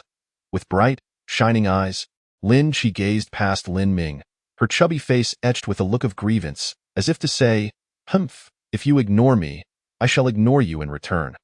Once Lin Ming held her in his embrace, the little one ceased her cries, seemingly comforted by her father's presence. She leaned into Lin Ming's shoulder in a display of adorable affection, her chubby, fair face resting against him as her bright little eyes surveyed the unfamiliar surroundings. Meanwhile, Bei Xinyao picked up the other crying child, Lin Hua, and gently poked the little one's mouth with her finger. The baby, feeling something inside her mouth, began to suck and open her tiny lips in response. Seeing this, Bei Xinyao, the stunning young woman, could not help but break into a warm, maternal smile. The little darling must be hungry, she said, glancing at Lin Ming. Yes, it's almost noon, and she has only been fed twice this morning. It's about time she needed a meal, Lin Ming replied, still entertaining his daughter. Then turn around. I will feed the baby. The formula is still sealed in the box, Bei Xinyao instructed. Turn around again? No way. Lin Ming shook his head vigorously. Do you really want to see your precious daughter go hungry? Bei Xinyao stomped her foot in frustration, then resorted to a playful pout. Lin Ming felt a wave of resignation wash over him. Fine, you go ahead and feed her. I will take the 5-year-old outside for a stroll. Just remember not to overfeed her. We need to adjust the baby's nighttime feeding schedule. With that, he cradled Lin Qi and stepped outside. Do not leave, Lin Ming. I am afraid all alone in here, came Bei Xinyao's voice behind him as he began to walk away. Lin Ming paused, momentarily speechless as he struggled to find a response. Chapter 112. My flirting skills are outdated. This reason was absolutely compelling. He found it difficult to refuse. However, a sly smile crept onto his lips as he thought of a playful retort. Do you want me to stay and watch? You are insufferable, came Bei Xinyao's playful reprimand from behind. Then I shall take my leave, Lin Ming declared, continuing towards the exit with Lin Qi in his arms. Wait, I will let you stay, came her hesitant voice. Lin Ming turned around, facing the woman whose cheeks were flushed with embarrassment. Bei Xinyao bit her lip, her head slightly bowed, her face glowing a deep crimson. It was utterly mortifying. The man before her, holding a child, was slowly approaching her. Her heart raced, betraying her nervousness and shyness. Lin Ming bent down, planting a quick kiss on Bei Xinyao's flushed cheek, then chuckled. Wife, you look adorable. After that, he turned to the large window, facing away from Bei Xinyao. You should hurry and feed her. Once you're done, we need to prepare the formula. The other little ones will also need their feeding soon. Bei Xinyao lifted her head sharply, seeing Lin Ming amusingly interacting with the child. She found herself momentarily entranced, her heart wavering as she had nearly resolved to let go of her final defenses and open up entirely to this man. Yet, he seemed to be merely teasing her. Feeling a surge of irritation, she huffed softly and began to feed the baby. A few minutes later, after finishing, she called out to Lin Ming in dissatisfaction. He turned with a smile, handing the little one back to her before shifting the box of formula. Wife, where should we keep the formula? In the living room or the bedroom? Lin Ming squatted down, picking up a can of formula while glancing at Bei Xinyao. Humph. Yet, to his surprise, Bei Xinyao let out a huff and turned her head away, ignoring him entirely. Lin Ming was momentarily taken aback. Unsure how to respond, he was oblivious to Bei Xinyao's lingering displeasure from earlier. What's wrong, dear? Are you upset? Did I do something to make you angry? He leaned closer, peering into her eyes. None of your business, she replied curtly, still cradling the child. I'm sorry, I was just joking. Don't be angry. Anger doesn't suit you, and I wouldn't want to see you upset, Lin Ming continued, attempting to placate her. Who would I want to please if I don't please you? She retorted, her tone still sharp. I was wrong. I was wrong. I surrender. Please, just feed the baby. She's hungry. After a playful back and forth, Lin Ming ultimately conceded defeat, vowing to take responsibility for tidying up the clutter in the living room. Bei Xinyao, with the baby in her arms, looked down at him like a regal queen surveying her subject. You have my permission. They began to divide tasks. Lin Ming would handle the furniture, while Bei Xinyao organized the baby's things and prepared the formula. Meanwhile, Xiaohei had driven to the hotel apartment where Gong Weiwei was temporarily residing. You live here? Stepping into the modest 20-square-meter space, with the kitchen, bedroom, and bathroom all combined, Xiaohei was momentarily taken aback. Alas, as flight attendants, we are often too busy and rarely have time to rest at home. I can't afford to buy a place, so I rented this, Gong Weiwei explained with a faint smile. Yet at that moment, her thoughts wandered to the days she would spend with her close friend Bei Xinyao. And not that man. Why did the thought of Lin Ming make her heart race with such excitement? Was she perhaps developing feelings for him? The realization sent a shiver down her spine, and she hastily shook her head, dismissing the notion. Lin Ming was her best friend's boyfriend. She simply could not entertain such thoughts, and no thoughts of that nature whatsoever. She reassured herself internally, convincing herself that it was just a fleeting whim. What do you need to pack? I can help, Xiaohei offered, pulling Gong Weiwei from her reverie. That won't be necessary. I only have a few pieces of clothing I can manage on my own. Gong Weiwei replied sweetly, retrieving her suitcase to begin packing. Seeing her charming smile, Xiaohei could no longer contain his feelings and called out to her, Weiwei. Gong Weiwei turned, surprised. Aside from Bei Xinyao, this was the first time another man had addressed her in such a manner. Xiaohei, taking a deep breath, looked at her intently and said, Well, I like you. Would you be my girlfriend? Gong Weiwei was momentarily at a loss for words.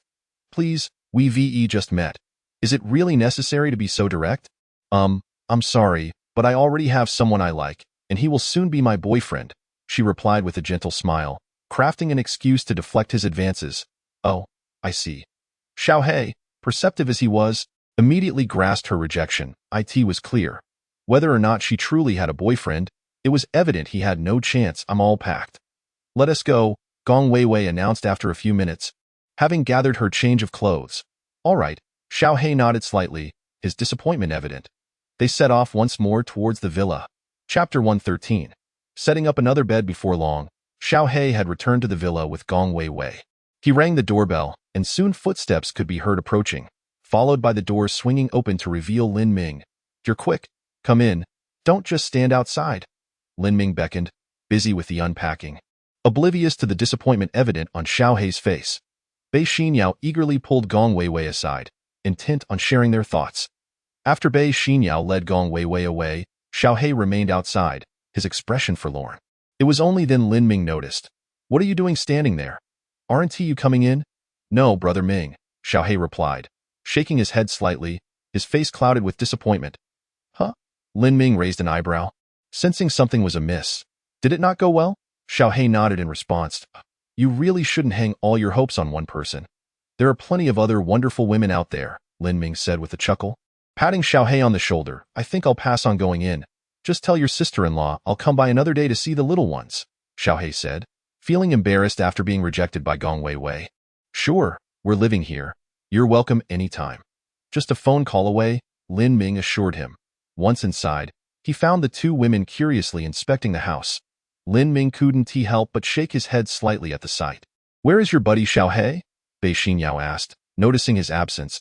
He had something urgent to attend to and rushed off. He asked me to let you know, Lin Ming replied with a smile. Standing beside Bei Xinyao, Gong Weiwei listened to Lin Ming's words and was momentarily taken aback. When she turned to look at Lin Ming, she discovered that his gaze was also fixed upon her. In that instant, Gong Weiwei hurriedly opened her eyes, her heart racing wildly. Simultaneously, she found herself questioning internally. Why am I so anxious? Is it merely because I rejected Lin Ming's brother's advances? Others might not know. But Gong Weiwei dared not confront her feelings directly. Lin Ming, however, remained oblivious, detecting nothing unusual in Gong Weiwei's expression. He turned his attention to a large array of furniture boxes in the room and remarked, Today, we have much to attend to. This is not our concern. It is your responsibility. We need to care for the 7 little treasures. Let us go, Weiwei. Bei Xinyao let out a playful snort, her alluring figure gliding gracefully as she took Gong Weiwei, who was lost in contemplation, upstairs without any hesitation. Observing this, Lin Ming wore a helpless smile, shrugging his shoulders as he gazed at the pile of boxes still awaiting his attention, a look of profound frustration etched on his face. Ding! The system detected a change in the host's living environment, noting a 40 decrease in the lively atmosphere. IT consequently issued a temporary side quest. Create a recreational area for the children.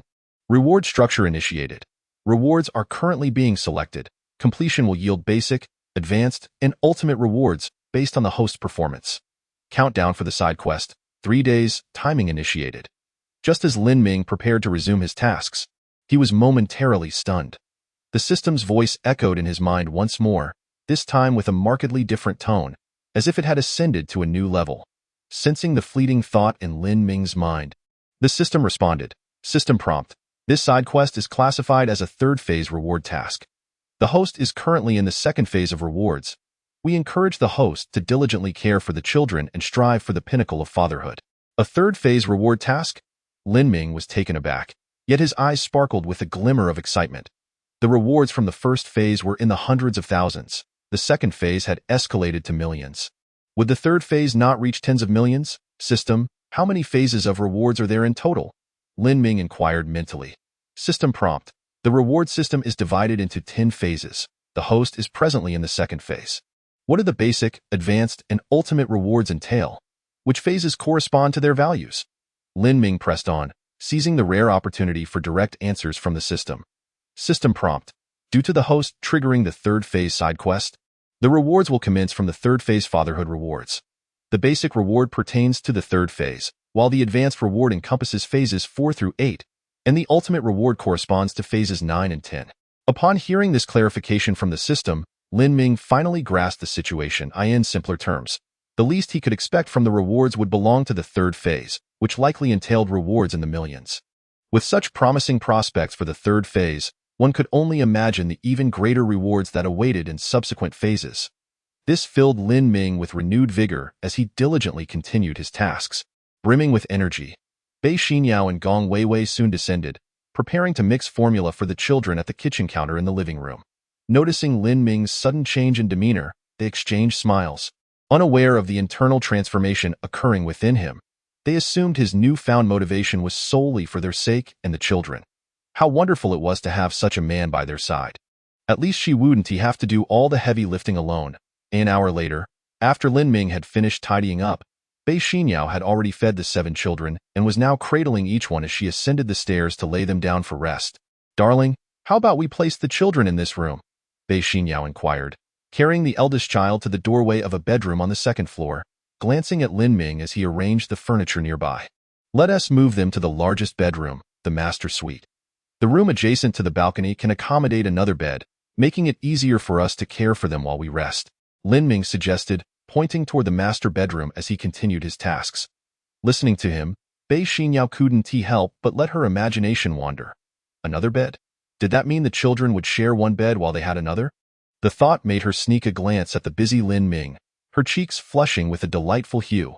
Chapter 114. The blueprint of the parchment scroll let Wei Wei sleep in the side room, Lin Ming added, gesturing towards another bedroom. Gong Wei Wei nodded in agreement with a smile. All right. She then entered to begin her own tidying up. Honey, could you help me? A soft voice reached Lin Ming, causing his heart to flutter.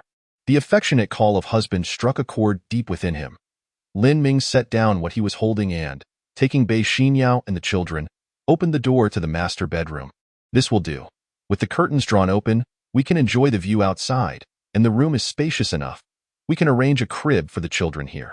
Do you mean the children want to sleep in the big bed? Bei Xinyao cautiously placed the eldest child on the bed, her voice timid as she looked at Lin Ming, her delicate earrings shimmering with a blush. Lin Ming flashed a mischievous smile. Of course. This is our little nest. But we don't have a bed yet. We can't sleep together just yet. The children need to sleep in the big bed, Bei Xinyao murmured, her gaze fixed on the floor. Unable to meet Lin Ming's eyes, her voice dwindling as her fingers fidgeted nervously. Feigning ignorance, Lin Ming reached out, gently lifting Bei Xinyao's chin with a finger, grinning, little one. I'll let you off the hook for a couple more days. But once the children's crib arrives, you want to be able to escape. Oh dear, stop talking and go tidy up, Bei Xinyao exclaimed. Her face flushed as she playfully pushed Lin Ming away. With a chuckle, Lin Ming exited the bedroom. After finishing his tasks, both of their stomachs began to grumble. Leaving Bei Xinyao at home, Lin Ming decided to grab some takeout, as they had yet to prepare any food for their new residence. Glancing at the time, it was already past 1 o'clock. By the time he bought groceries and returned, it would likely be well past 2. Lin Ming didn't mind, but he couldn't let his wife go hungry. Moreover, there was another beautiful lady in the house. The community boasted a plethora of dining options, including upscale restaurants, yet Lin Ming opted for a couple of simple meals from a fast food chain. The three of them enjoyed a delightful meal together. Here, have the chicken leg, darling. You need to eat more meat. Just look at how thin you've become. Lin Ming offered a chicken leg to Bei Xinyao. She took a bite, savoring the flavor, and replied, being slender is a good thing, you know. Yes, slender. An exquisite figure. Now eat up, Lin Ming said, nodding in agreement, eliciting a round of laughter from Gong Wei Wei, who sat nearby. After their meal, Lin Ming reflected on the system's task. Honey, I noticed there aren't any play areas for children in this community, especially not a designated recreational space. Although our little ones are only a couple of months old, such environments significantly influence their emotional and developmental growth. Therefore, I believe it is crucial to create a play space for our treasures. A play area for children. Where do you intend to set it up? Bei Xinyao asked, surprised. Wouldn't it be inappropriate to place it outside? What if the property management intervenes? I'm preparing it for our children. Why would I set it up outside? There's a large lawn right outside our house. I can create a play area there, Lin Ming replied. As for the blueprint for the children's play area, he planned to request it from the system. If the system required him to design it or failed to respond, he would seek assistance elsewhere. After all, products generated by the system were anything but ordinary. They had to be the best for his children. All right, you decide. Bei Xinyao nodded slightly, offering Lin Ming a gentle smile. Honey, you're truly beautiful. Lin Ming gazed at Bei Xinyao, who was enjoying her meal, and couldn't help but express his admiration once more. You say that every time. That's because you truly are stunning. What? Don't you like hearing me say it? You can say it whenever you like. You are beautiful. As they shared their simple meal, an unspoken happiness enveloped them. Meanwhile, Gong Wei Wei couldn't help but feel a pang of envy. I say, you two gorgeous beings, do you really need to stab me in the back like this? Gong Wei Wei mused, feeling as if she might wither away from the sweetness of their interactions. After lunch, Bei Xinyao returned to the bedroom to rest, while Lin Ming began pondering the blueprint for the play area in his mind. System prompt. The blueprint for the children's playground is categorized into basic, intermediate, advanced, and ultimate levels. The difficulty of the design varies according to the level. Please select the desired blueprint level. System suggestion. It is advisable for the host to choose a blueprint that corresponds to the children's growth stage. Currently, selecting the basic blueprint as a draft is recommended. Upon hearing the system's suggestion, Lin Ming felt a surge of excitement. It seemed that because he had triggered the third phase fatherhood task, the system had undergone a transformation of sorts, becoming much more user-friendly. Clearly, advancing to the third phase of the fatherhood reward task was imperative. Then I'll select the basic blueprint, Lin Ming declared, as the system's recommendation was indeed the most convenient choice. The blueprint has been issued to the host's personal attributes repository. Please check it at your convenience. After the system's prompt, it fell silent. Once Lin Ming's consciousness settled, he indeed found a scroll reminiscent of ancient parchments within his mind. With a focus, he retrieved it, and a parchment appeared in his hand. As he touched the parchment, Lin Ming couldn't help but marvel at its texture. He had dabbled in various antiques before, and this scroll's history could easily be traced back over 500 years. Contemplating its value, he realized it could fetch a few million if sold, but he had no need for such funds at the moment. Thus, he decided to keep it as a decorative piece in his home. Gently unfurling the parchment, a vivid image materialized before his eyes. The scroll was adorned with various clear lines, outlining models of playgrounds and equipment for children. These designs were intricately etched in his mind, akin to characters inscribed on a page. While an ordinary person might perceive mere chaotic scribbles upon opening it, Lin Ming alone could decipher its meaning. Chapter 115. I can help you. After familiarizing himself with the small blueprint for a good 10 minutes, Lin Ming realized that despite its simplicity, the blueprint contained hundreds of different models. This was merely the basic stage. One could only imagine the variety encompassed in higher-level blueprints. Now, he needed to order materials to begin construction. There were many options available online, but with only 3 days to complete the project, that seemed implausible. It appeared he would have to visit the building materials market. Lin Ming quickly made up his mind and proceeded to the master bedroom. On the spacious mattress, Bei Xinyao lay comfortably, with all 7 little ones nestled beside her. There was enough space for him as well, should he choose to join them. Seeing that the arrangement for the beds had finally been resolved, Lin Ming sighed in relief, a smile gracing his face as he walked over and gently lay down beside Bei Xinyao. Honey. Bei Xinyao seemed to sense his movement, her eyes fluttering open slightly, and upon seeing Lin Ming, she appeared momentarily startled. Lin Ming, noticing her surprise, placed a finger on her lips, signaling her to be quiet. Don't wake the children. But you. Bei Xinyao understood that the little ones were now peacefully asleep after the tumult of moving, and lowered her voice, gazing at Lin Ming, her eyes revealing an understanding of his intentions. Lin Ming grinned mischievously, withdrawing his finger only to lean in toward her inviting lips as they found themselves in close proximity. Their breaths mingled in the air, each heartbeat resonating with anticipation. Gazing at the handsome face before her, Bei Xinyao felt her cheeks warm. As Lin Ming's lips approached, her eyes widened momentarily, but the man had already closed his eyes. His focused and tender expression stirred something within her, prompting her to close her eyes in return. Leaning in to meet him in that moment, they embraced, sharing a passionate kiss. It had been over a year since they had shared such intimacy. Perhaps due to the anticipation, or perhaps because of the long drought, they were both ignited by the flames of passion, surrendering to the moment and momentarily forgetting the presence of the little ones nearby. No, Lin Ming, not now. Wei Wei is sleeping next to us, and we have the children. Just as Lin Ming's hand sought to explore further, Bei Xinyao halted his movements, her gaze a mix of longing and pleading, her expression adorably vulnerable yet enticing. In that instant, Lin Ming felt a rush of desire, swallowing hard as he inhaled deeply, finally withdrawing his hand. However, in that fleeting moment, he couldn't resist giving her a playful squeeze. Just a few more days of hiding from me. With that, Lin Ming rose, glancing at Bei Xinyao. You stay home and rest. I'll head to the building materials market to check on supplies.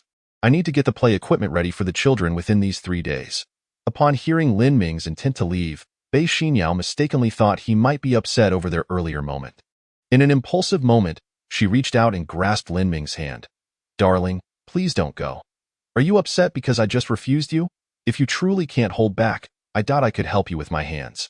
Upon uttering these words, Bei Xinyao's already flushed face turned an even deeper shade of crimson. With your hands? Upon hearing this, Lin Ming felt a surge of desire rising within him, the embers of his suppressed passion igniting once more. His mind could not help but conjure vivid images of the scenario.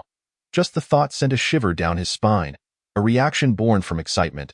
Gazing at the enchanting woman before him, Lin Ming realized that if he did not withdraw soon, he would likely lose all reason. He hurriedly spoke. Wife, you're overthinking. I'm not angry about what happened earlier.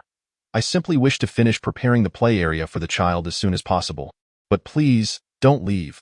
All right? Bei Xinyao bit her pristine white lip lightly, her bright eyes fixed on him, filled with a pleading intensity. It was hard to refuse such a stunning beauty beseeching him in this manner. Without a second thought, Lin Ming acquiesced, settling at the edge of the bed, cradling her head gently while caressing her lustrous black hair. He smiled and said, "All right, I won't go, I'll leave later, okay?" In that moment, Lin Ming felt as if he were soothing a little treasure. The 7 mischievous little ones were one thing, but his woman was equally endearing and deserving of affection, a combination that seemed to shorten his lifespan. He seriously doubted his heart could withstand such tribulations. Bei Xinyao rested her head in Lin Ming's lap, responding with a soft murmur before closing her eyes and drifting back to sleep. The past few days had been exhausting for her due to taking on a new case, and now, as she lay down, sleep beckoned her. Before long, she succumbed to slumber. Watching her, Lin Ming felt a pang of tenderness. This woman poured herself into her work, tackling every task with unwavering dedication. Observing her fatigue, it was impossible not to feel a twinge of concern. His fingers brushed gently against her soft hair, a smile gracing his lips. This warm, cozy life was precisely the ideal state he sought. Had he realized this earlier, he might not have found himself in such dire straits. After an hour had passed, seeing that the woman beside him was fast asleep, Lin Ming slowly rose. The first thing he instinctively did was glance at the 7 little ones nearby. Some were still slumbering, while others had awakened. The eldest was wide awake, stretching out his tiny hands while his little legs curled inward, his bright eyes fixated on the crystal chandelier hanging from the ceiling, radiating curiosity. Among the wakeful ones was the 3rd child, Lin Wei, who was pursing his little lips, making smacking sounds, his legs occasionally kicking against the bed. The other 5 daughters lay peacefully asleep, leaving these 2 energetic boys to fill the room with their vivacity.